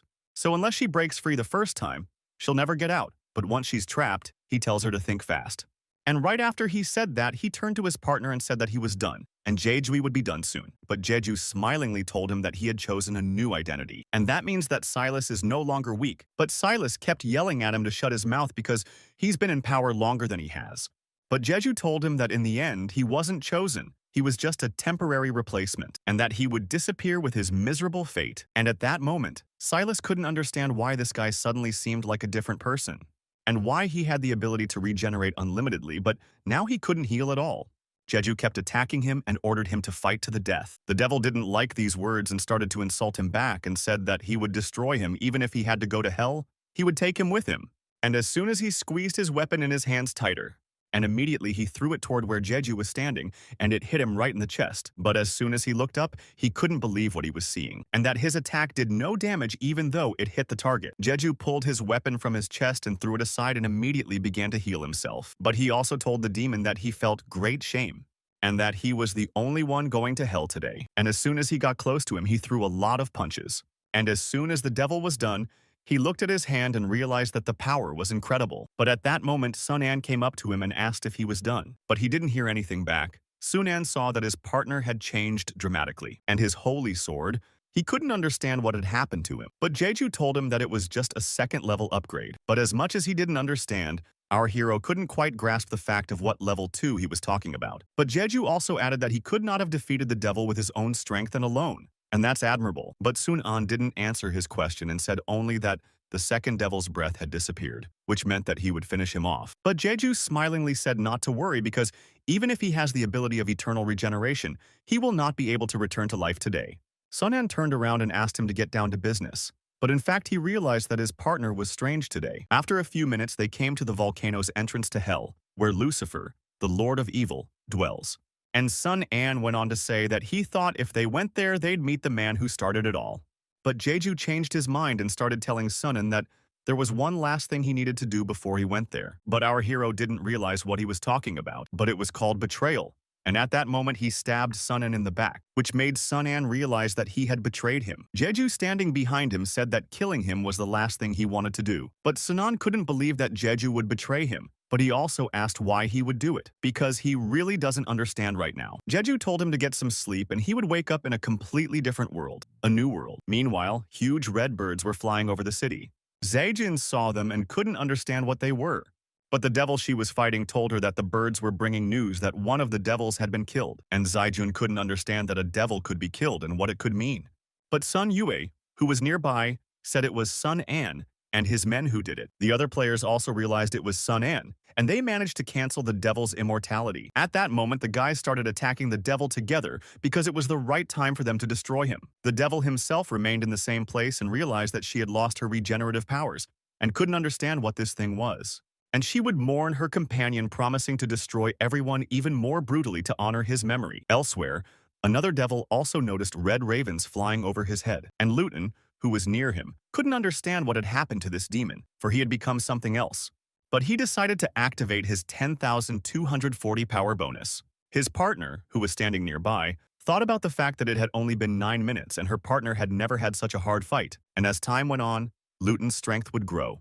But there would be a price to pay. And that's when Luton hit the devil with all her strength, which caused the devil to fly away at an incredible speed. Then Luton asked the devil what was wrong because he thought he was failing. But after a tremendous blow, the devil put it up and started climbing out of the rubble and tell Luton that one of his comrades had just disappeared from this world forever.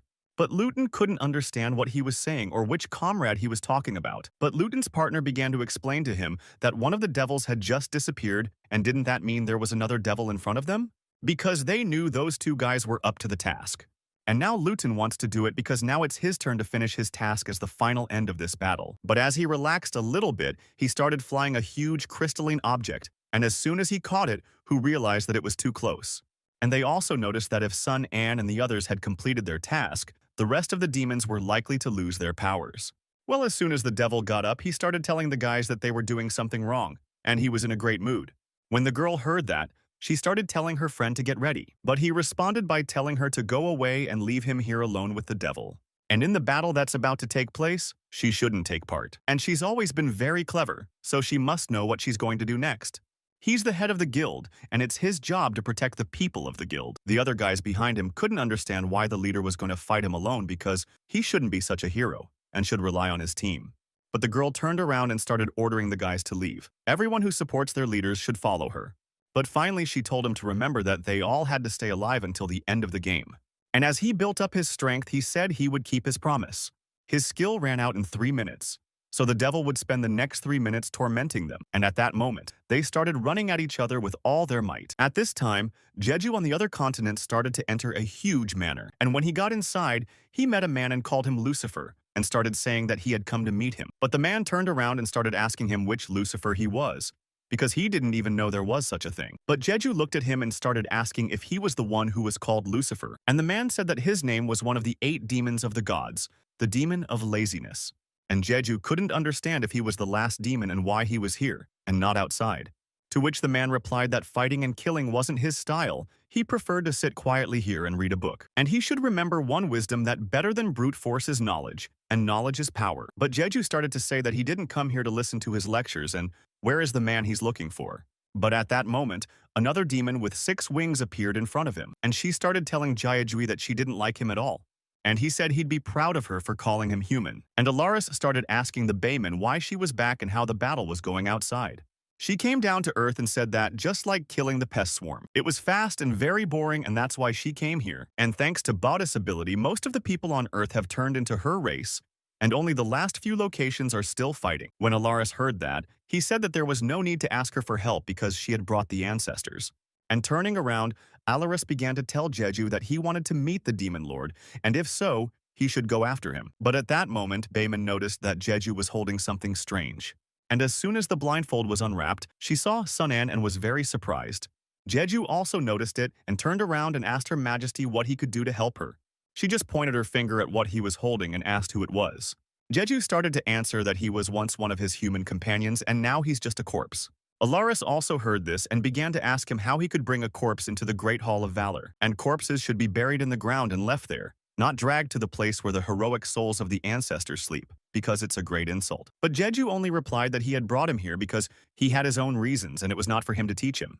Baemin became alarmed, but she also told him to put it on the ground. Jeju turned his head around and told her he was sorry and that he didn't obey her, but only the demon lord's orders. But Baemin got angry and told him again to put him on the ground. Jeju turned to her and said he didn't mean to hurt her, and that Sun An was his best friend, and he brought him here because he thought he had everything he needed to become a new man. But Baemin said again that she wouldn't do it a third time, and he should put him on the ground and come to her. And Jeju also got angry and asked her what would happen if he refused. Baemin drew her sword and said that then the only thing she could offer him was that she would destroy him if he refused her again. But Jeju said he didn't mean to hurt her, but he couldn't give them Sun Anya. And as soon as she moved, she threatened him that she'd have to kill him. And as he struck her with his blade, a huge wave of magical energy started flying at Jeju, and he started to activate Odin's power and head and jump away. But it wasn't enough because Baemin kept attacking him from different directions.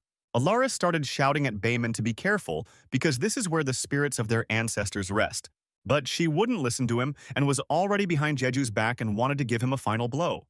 But he turned around in time to block her attack. But he also realized that she was very fast, even faster than Sun An. But Baemin kept attacking him and said the word Vancouver. That's why Jeju started to realize that even in his head she was attacking him. And after realizing it completely, he started to jump away. And Baemin continued to tell him that she doesn't care who he is or what the Lord said to him. But if he doesn't give this guy to her, he may not get any mercy and he'll die right here. Jeju had already started to tell her that he didn't think she was so obsessed with a simple man, or that there was something he didn't know about. She only replied that there's only one reason for it. She feels some kind of attachment to this guy and can't do anything about it. Jeju couldn't understand what kind of attachment she was talking about, because demons can't feel something like that, and aren't ordinary people more than parasites to them. Baemin flew up the mountain and told him that she didn't have to explain anything to him, and she wanted to take him away and he couldn't stop her. Jeju didn't want to listen to her and started pulling out his blade, saying that her capriciousness would cost her. Alaris, who was behind them, started yelling at them to stop this circus. But at that moment, he started to turn his head sharply because he realized that there was someone behind him. And the guy who came out of the portal started telling Baemin to calm down. Alaris saw that it was a dragon and told him that he was glad to see him and that he got here before they defeated the Hall of Valor. Jeju heard that the guy's name was Dragon and asked if it was his real name. But the dragon said he was the demon lord and the creator of the game, and he could call him anything he wanted as long as he liked it. Baemin, who was hovering in the air above him, told the dragon it was about time, because she was about to ask him why he let the man come to this place. The dragon raised his hand and said there were only 3 things to say. First, Jeju was the first human to complete the main quest, and he deserved a reward. Second, even though there's a war going on outside, the demons are winning the battle. But fire and wind will carry them away, so they need a human as a container to destroy the human race once and for all. But the last of her highnesses is like a rare animal in a zoo, and when their ancestors return to this earth, they'll want to see for themselves what humans look like today. And after hearing all this, Baemin said something told her he was lying. But the dragon just laughed out loud and said he'd worked so hard to make her sad. But she didn't care what he was going to do to him, she just wanted the corpse he was holding. But the dragon heard those words and started asking Jeju what corpse she was talking about, because he didn't allow outsiders to come here. Jeju started to worship him, and said to the great demon lord that Sun An was once his close friend and one of the strongest players in the game, so he thought he would be useful. But the dragon said he didn't care what he wanted or what he thought because he told him that only one person could come out here. But Jeju wanted to explain it properly, but the dragon told him again to shut up, and went on to explain the fact that he didn't understand what he said. Jeju also got angry and said that even if it was true, he wouldn't give Sun An to her. But the dragon couldn't understand why they were interested in this man and especially in Baemin. But she said it was none of his business and she didn't have to explain herself to him. The dragon wasted no time in approaching Jeju to see what was so special about him. The moment Raffaello noticed that it was that guy Sun An, and at that moment the dragon thought about the fact that he knew him too, and he remembered that he had gotten him a special gift of Star's ear triangle. But now it was just a tube. If the Bayman wanted it so badly he could have it. But Jeju didn't want to give it to just anyone, and a demon too. He said that even if they all wanted it, he wouldn't give it to them. But the dragon couldn't understand if he was really crazy to protect Sun An, who had died. Raffaello, who was behind him, suddenly started screaming that she knew this weirdo couldn't be a good boy, and that there was a catch, and that maybe he was just a fraud and they should take the precaution of killing him. After he said that, the dragon realized they were up to something, and Jeju, if he didn't give him up right now, he'd have to fight him, and the chance of him staying alive is nil. But at that moment, a strange yellow sphere appeared over their heads, from which Sun Anya's words started coming out. But most of the guys couldn't understand who was talking or where he was coming from. But as soon as he finished speaking, Sun An appeared in front of them with his magic gun, and he started asking them, didn't they recognize him? But Jeju was shocked at what he'd just seen, because he'd just finished him off. The dragon immediately started asking if it was his body, because he didn't think they'd get caught in the crossfire. Jeju immediately started asking Sun An why he was here, but Sun An told him that they would talk about it later, because he had to deal with the main leader first. And 3 hours ago, when Jeju attacked Sun An's back, the last thing Sun An heard was Jeju telling him to kill him. That's the last thing he wanted. But Sun An couldn't believe that Jeju would be a traitor, but he didn't understand why he would do that, because he didn't understand and he really didn't. Did he betray him and humanity itself? Well, later on, when he came to his senses, he was holding his stomach, because he remembered Jeju stabbing him in the stomach with his sword. And it was the effect of the unshakable crown that didn't work. So the blow wasn't fatal, and it was just some kind of psychic attack that puts people in a dream state. But still clenching his fist, Sun An didn't understand why Jeju was doing what he was doing or what he was up to. But now the dragon didn't realize if it was a trick because he didn't expect to be set up like this. And just as Sun An wanted to destroy the dragon, Jeju also moved the dragon. But it was not easy to stop our hero, and he went straight at the dragon, shouting that he had to destroy the main scourge first. Alaris, who was also in the room, started yelling at his master to be careful. But somehow Bayman appeared in front of the dragon. But Sun An knew that she would come to his aid, so he decided that this blow would be especially for her. And at that moment he shot straight at her without thinking, and she started flying away at full speed. And then he pulled out his blade and said that he was saving this blow for the dragon, which he would destroy immediately. Raffaello, who was standing behind him, started shouting to her master that he was in grave danger. But the dragon at that moment began to use the time-setting command. And as our hero approached him, he just snapped his finger and he hovered in the air. And then the dragon started to say that he is the creator of this game, and if he thinks he can hurt him with his skills, you are wrong. Because at this moment he can introduce a new command, Invincible, and also Red and Blue Infinity, and increase his points to plus 10,000. And as soon as everything was activated, the dragon began to unleash his power, because now time was in his favor. And at that moment, the bone blade that our hero was holding in his hands began to disintegrate. And Sun An couldn't understand what had happened. But the dragon began to explain that he not only controls the gameplay, but also all the prop skills and attributes, and at will he can adjust the durability of his weapon. And when this happened, the dragon also asked the hero what he would do next. But Sun An didn't waste any time and started using his legendary skill to deal with it. Well, of course, the notification system started to show the player that it is impossible to damage the opponent's third invincibility skill. And then Sun An started attacking him again with his black smoke to blind him. But the dragon didn't care because the notification system kept showing that it was impossible to inflict negative effects. So the dragon asked him if he could show him anything else interesting, and pulled out his magic gun, which was the last one left. Sun An started using it. As soon as he took aim, the notification system showed that the props had expired and it was impossible to lock onto the target. I'll bounce away. He started to say he didn't believe it and wouldn't accept it. But after thinking about it, he remembered that he still has one god exploiting game bugs and his ability, and as long as he can find and use them, he will. But the notification system still showed him that he couldn't use it and he had no rights to use it. But the dragon saw it and started laughing loudly and told Sun Anyu that he had given him this ability and he would take it away. Sun An fell to his knees and despaired that he couldn't even use the bugs and that he was now an ordinary man. And Jeju, standing behind him, started telling him to give up because he said they're just players and can't stand up to people like him. But Sun An didn't understand why Jeju had brought him here if he knew that fighting was useless. But all he said was that he was here to surrender, and he was sorry he dragged him into it. Sun An turned his head and started yelling at him. Why should he surrender and why should he give in to the devil? But he replied that this move was also futile. The extermination of humanity can't be stopped, so we should act now while there's still time. Before he could listen, Sun An hit Jeju with all his might, and then he started yelling about the other guys who had come all this way with him, and grabbed him by his clothes and started saying that if he gave up, he'd give up everyone who trusts him and believes in him. But it was hard to change his mind, and Jeju said only that they knew what they were doing and what they were doing.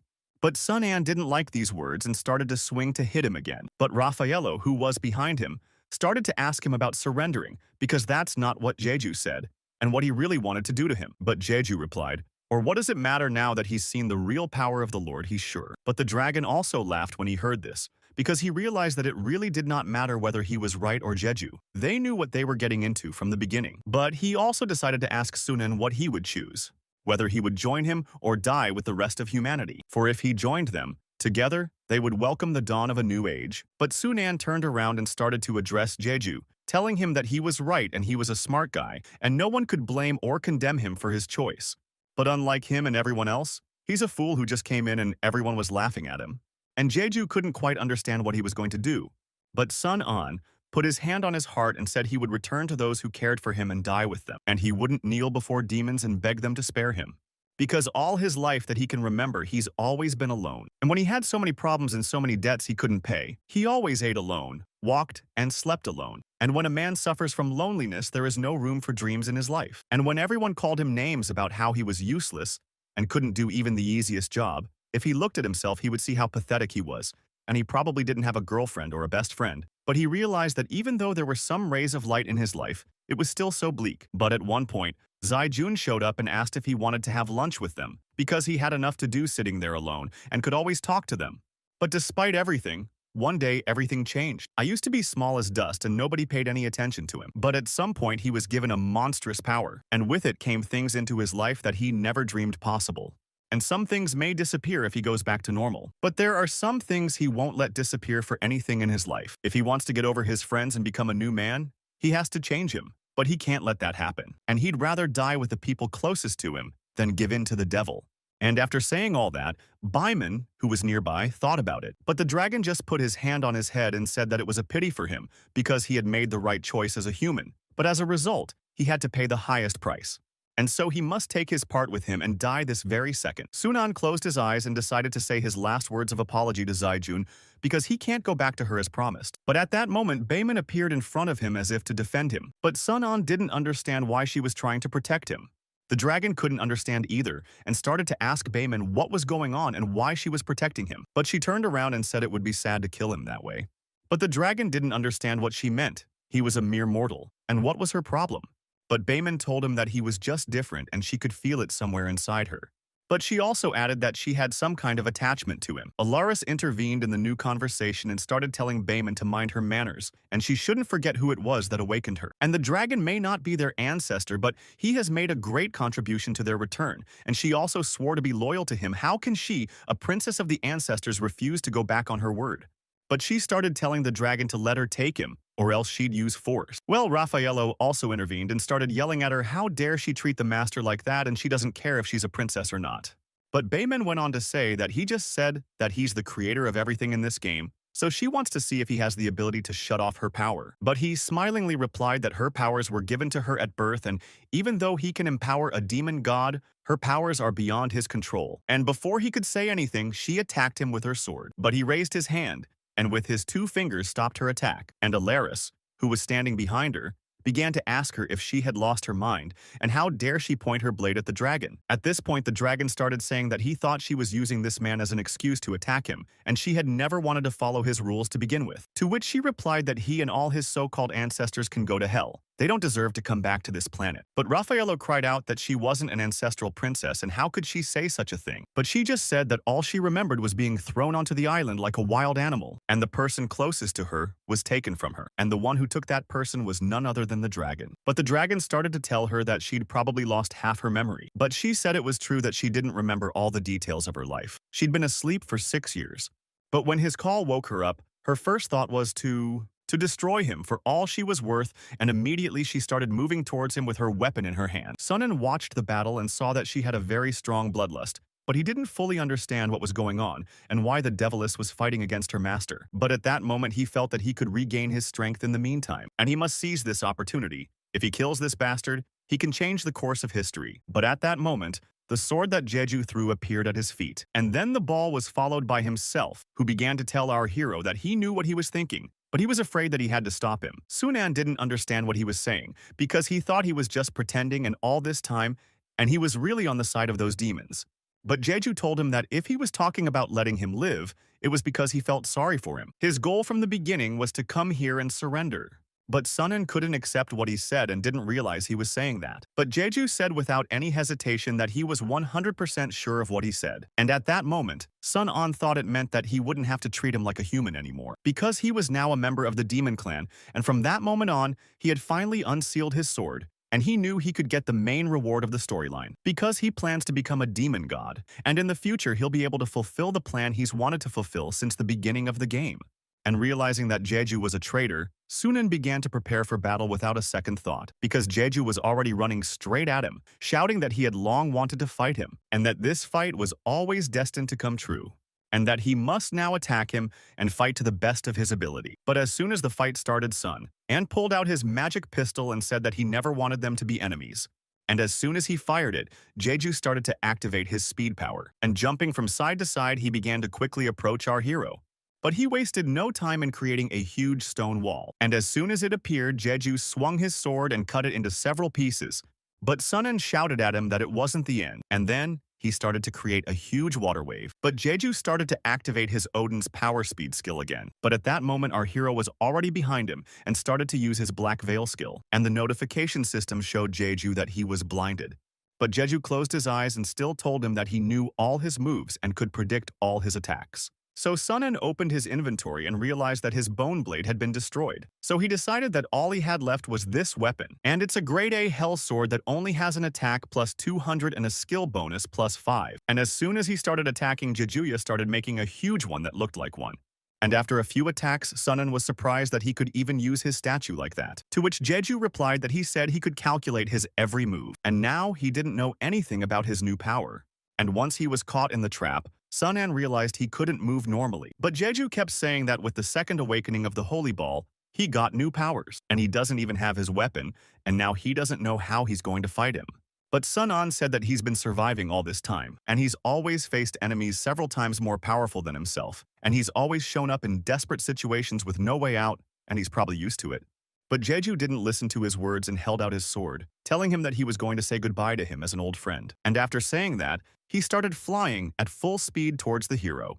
But as soon as he hit the purple sphere, his sword bounced off, and just like that, he flew off to the side. But when he got up, he couldn't understand what had just happened or why his attack hadn't worked. But the notification system started to show him that one-on-one combat was forbidden in the zone, and the damage was cancelled, and Sun An also added that it wasn't his sword or any ability that saved him all the time. Jeju couldn't believe it. Couldn't he be using bugs now?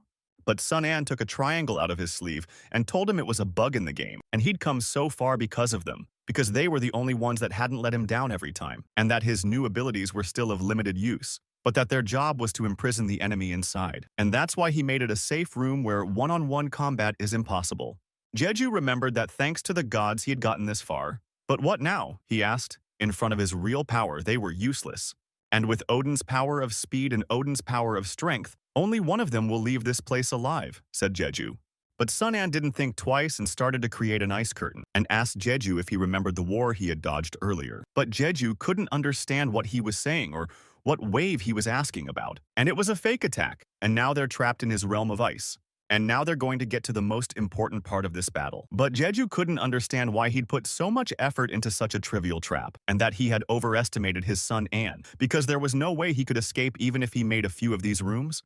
But Sunan smiled and asked what kind of banal speech he was talking about, because he made this creation especially for him, and waved his hand and huge shards of ice started flying towards Jeju.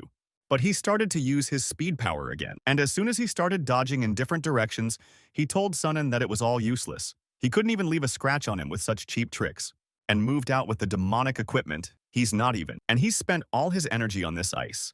If he continues like this, he'll just lose. But Sun An started to clench his fist and tell him that it's okay. He'll fall before he gives up. And at that moment, a huge wall of ice appeared in front of him, which made Jeju get angry and tell our hero that he was a stubborn sheep. But Sun An remembered that he had specially treated the ice on the ground, and he must beware of freezing. But as soon as he lowered his head, he saw that his legs were bound by a shadow, and he didn't realize what it was. But at that moment, he unleashed all his strength to get rid of the trap. But Sun An went on to say that the damage he would do to him physically would also be reflected on his soul. And the temperature of the ice at his feet reached negative 273 degrees, or absolute zero. And Jeju realized that anything that came into contact with the ice would be frozen. Enraged, Jeju began to accumulate enormous power that began to melt all the ice in the area. So he was free of the ice and was able to jump into the air. And right after that, he shouted to our hero that he knew that his divine light was immune to mortal injury. But Sunan smilingly replied that it was true that he expected him to use it to avoid the attack. But Jeju didn't realize what he was about to do next. Sunan raised his head and said he didn't have to do anything but wait for him to destroy himself. In the other room, Bayman continued to fight against the dragon using 60 explosions. But the dragon started to raise his hand and order him to create a monster from this level. And as soon as he spoke, a huge thing appeared in front of Bayman, and immediately it began to rush at her with all its speed. But she smashed it into little pieces with a single blow. And as soon as he hit the ground, the dragon couldn't understand how it happened. But Bayman was already at his side and drew her blades. She started to come even closer. But the dragon snapped his fingers and started to cancel the invulnerability order. But Raffaello, standing next to him, started asking her master why he had removed the invulnerability. Alaris, who was standing next to him, said that it must be Her Majesty's strike that allows you to see into the future and you can't dodge it. Even his invulnerability won't help. And as her sword approached him, he began to make a new order of space compression. And with his space compression, he could cause a delay. In space and time, her instant strike is useless. But Bayman asked him what's wrong with you. He still can't block all her attacks. And now with 1,000 illusions, she'll destroy her. Raffaello and the other devils noticed this and couldn't understand what would happen now because it looked very bad, and that the master could stop one instantaneous blow with the compression of space. But what to do against 1,000 such blows? And it looked like Her Majesty was aiming to kill the master. But she just said it was his punishment for keeping her locked up for 6 years. And now he must prepare for all the torment he's never felt before, or he'd meet his fate and go straight to hell. The dragon got nervous and realized that it was so elegant, the blows from the future, he couldn't seem to block them all. And just as Raffaello yelled for the master to be careful, Bayman had already delivered a devastating blow that sent the dragon tumbling to the ground, and also began to feel great pain from her powerful blows. As he fell to the ground, Raffaella began to fly towards him, and she asked him to say something, because she was asking him to wake up. Bayman turned her head and told him that this was the end, and he was getting what he deserved. But Raffaella turned to him and said that she was a traitor, and it was her master who should have died. When Bayman heard that, she said that if she loved her master so much, she could go to hell with him. But no sooner had she attacked than she realized something had gone wrong, and the dragon was alive because it started to rise from where it had fallen. Raffaello couldn't understand how this was possible, but the dragon replied that it was all thanks to her. Bayman also thought it was impossible because he had a human body, and how could he recover so quickly after such damage? But the dragon said it was true. Unlike them, he was still human, and when that blade pierced his heart, he couldn't help but think about his past. And he was just a child, but he'd already been through hell on Earth, and he'd learned how cruel and mean people could be because of war. And when he was told that they were going to kill that boy, his numbers went up to 1,000. And even then he realized that he was just a little puppet in a big game. But maybe it was his luck that the pitch missed him by a couple millimeters, and he woke up on that nameless island where he met her. Just like her, he met another guy who looked like Sunan, and he didn't even know who they were or what the consequences of contact with them would be. But everything that happened after that changed his view of the world, and that he could also change beyond recognition. But at that moment, there was a woman who asked him if there was a creator in this world. But he couldn't understand what she meant. Did she really ask? But the woman said no, he didn't. And he should let her rephrase her words so he could understand. Because she's talking about a game master. A game master can change all the rules and restrictions. Since man was born, certain rules and restrictions have been written into his DNA. For example, no holistic reproduction leads to an increase in hereditary diseases. Another example, even after thousands of years of technological development, people are always struggling with unpredictable disasters. Floods, hurricanes, earthquakes, viruses. But the young dragon couldn't understand what she was trying to tell him. But she went on to say that humans are limited by special rules and no players. They can't change what they can't control. And the game master who wrote all those rules, or rather a very ancient creature. But the young dragon couldn't understand what ancient creatures she was talking about or who they were. But all she said was that before there were humans in the world, they already existed on planet Earth. And not only that, they also broke the Earth code and took complete control of the planet. And then for some inexplicable reason, the Earth was no longer habitable for the ancient beings, and countless of them fell into eternal slumber. And they had no choice but to abandon the planet for a while to find another suitable place to live. But they never gave up and came back here, so they created these creatures as humans. And within the borders, the humans began to flourish, changing the state of the world. During this time, they didn't just stand by watching everything they did, some testing. But the young dragon couldn't understand if his parents' war was also one of their so-called trials. But the woman went on to say that humans were breeding too fast, so they had to get rid of the unwanted part of the population to give birth to even better versions. And they also rewarded some of the highly recognized humans. I give them a chance to become one of the ancient creatures like them. And the dragon, she also gives him this opportunity and whether he wants to give up the boring human form and join them. But he was in tears and didn't fully understand her offer to join them. And then he cried out that he would never agree to it. But to the girl, it was surprising. And then she said that he must realize, since he knows the whole truth, she can't let him leave here alive. And after hearing this, the young dragon said he could help her. But she didn't understand how he could help her. She's a teenager, and she's been living for centuries, and how he could help her. But he said that they are really more than that. Then why do they need to hide from humans on this island, and so encrypted? And not the ancient creature did not return to Earth. Not because they don't want to, but because they can't. If the Ancient One heard, she started laughing out loud and said that this child is very stubborn. But he's right. Because of certain circumstances, they ancient beings must return to Earth now. But human development has gone beyond their rules, and returning here is now impossible. But the young dragon said he could help her. He could correct course even if it meant destroying all humans. But the ancient couldn't understand why he wanted to do that and why she should trust him. But he said she had no choice. Otherwise, she'd have solved the problem long ago, and he had no choice either. Because he was barely in hell, and his only reason for living now was revenge. At that time, a boy who was playing on the beach started asking his sister how long she thought their mom would stay this time, and why she wanted to talk to the dragon alone. But Bayman, she just wants her to take them back to their real home. But the boy kept asking her if she thought she'd take the dragon with her. They're friends now, after all, it's true. Bayman replied that he's only human and she doesn't know what their mom's intentions are. And at that moment, she started to come up and call the boys, telling them to forgive her for taking so long and that they should guess what present she had in store for them this time. But the boy immediately moved from his seat and started running toward her. And as soon as he got near her, he hugged her and told her that he missed her. She also said that she missed him. And the Ancient One also asked Bayman what was wrong and what happened, and why she wasn't happy to see her mom. But Bayman said she was happy to see her and she was just thinking. But the Ancient stroked her head and said they were two of hers, not spoons, and Mommy is very happy when they're around. And she held out her hand to the boy and told him it was his present. It's a stark triangle, and that thing was used by ancient beings to collect the bugs of this world, and he always wanted to try to play the games that normal people play, and with this he can create his own game. When the boy saw this thing, he said it was amazing, and thanked his mom.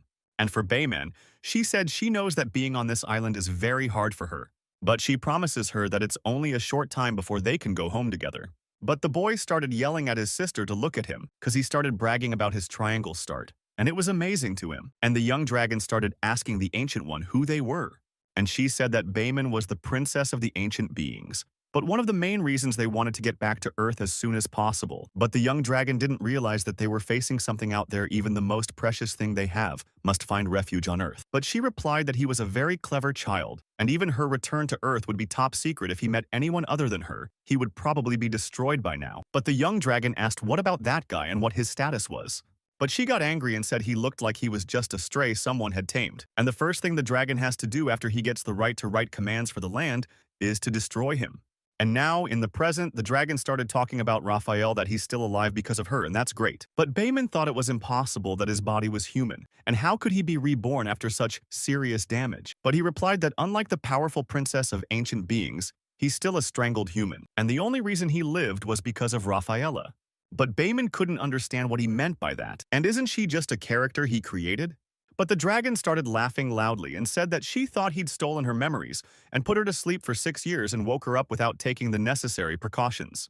And at that moment, Bayman said she understood what was going on here, that Raphaela is his clone, which is why he's still alive. But the dragon said that she carries some correction where her words, and she's part of Bayman. Ever since her mother gave him the ability to write commands for Earth, one question has been on his mind. What exactly did the ancient creature do to take over Earth? And later he realized that this so-called key was just the DNA of the original life on Earth. By changing it, you can change the environment, create new life, control the sun and the moon. And in essence, he could become a god. If he could control the Earth with this tactic, then using the same method, he can control ancient beings. And Raphael not only has her DNA, she also has the DNA of all the ancient beings he has collected, and in other words, she is the key to controlling the ancient beings. And after hearing this, Bayman and Alaris were shocked. They didn't expect to hear such words from the Lord, but he went on to say that with her, he could control their people as he controls the land. But Bayman said that she had underestimated his dragon, who was a very dangerous man, and she should get rid of him right here and now. But as soon as she started attacking him, this notification system, that Bayman couldn't understand what had just happened. But he kept smiling and said that as long as Raphael was around, he could rewrite her attributes at will, and he could make all her attacks useless. And he raised his hand and said he could even do something else that would make her destroy herself. And as soon as he held out his hand, Bayman started falling to the ground, attacking herself. And she couldn't understand how that was possible because he was only human.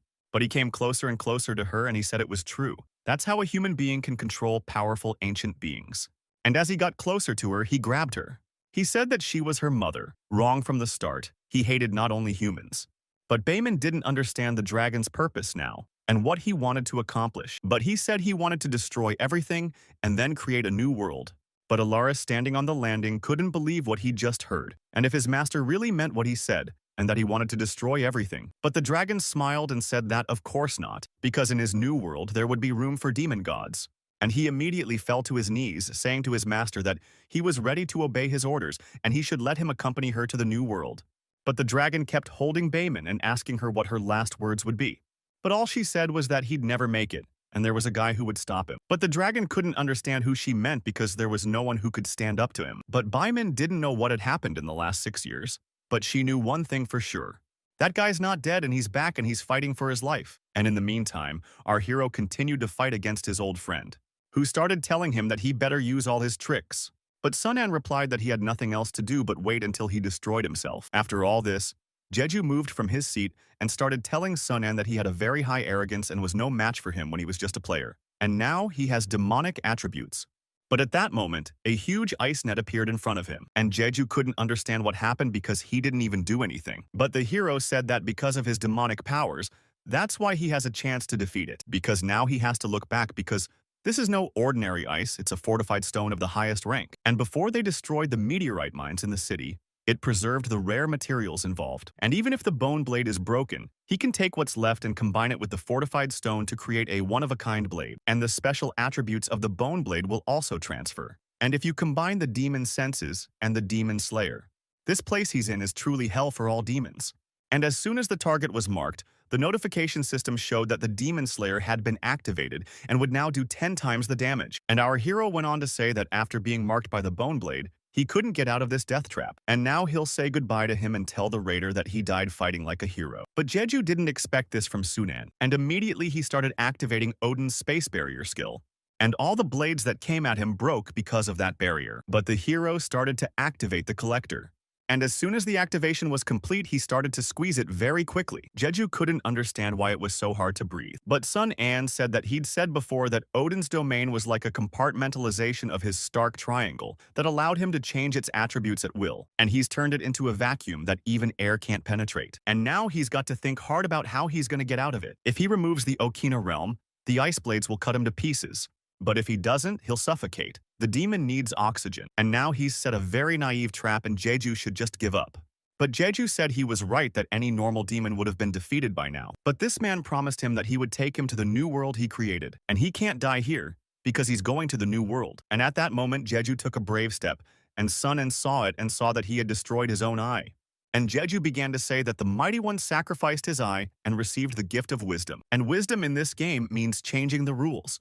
And as soon as the action was applied, he began to abolish Odin's kingdom. But right after that, our hero started to activate the demon's skill of premonition, and the demon slayer was also activated. But Jeju started to activate data analysis and root calculation. And as soon as the calculation was successful, then the analysis and observation started, and the route was successful, and the notification system showed him that it was 99% successful. And our hero kept yelling at him that there was no point because the bone blades had caught up with his jump into the icy water and would kill him. But he decided it was better to trust the reviews than his judgment. But once in the water, the notification system kept showing him that his life was dropping and wouldn't let him use his gear.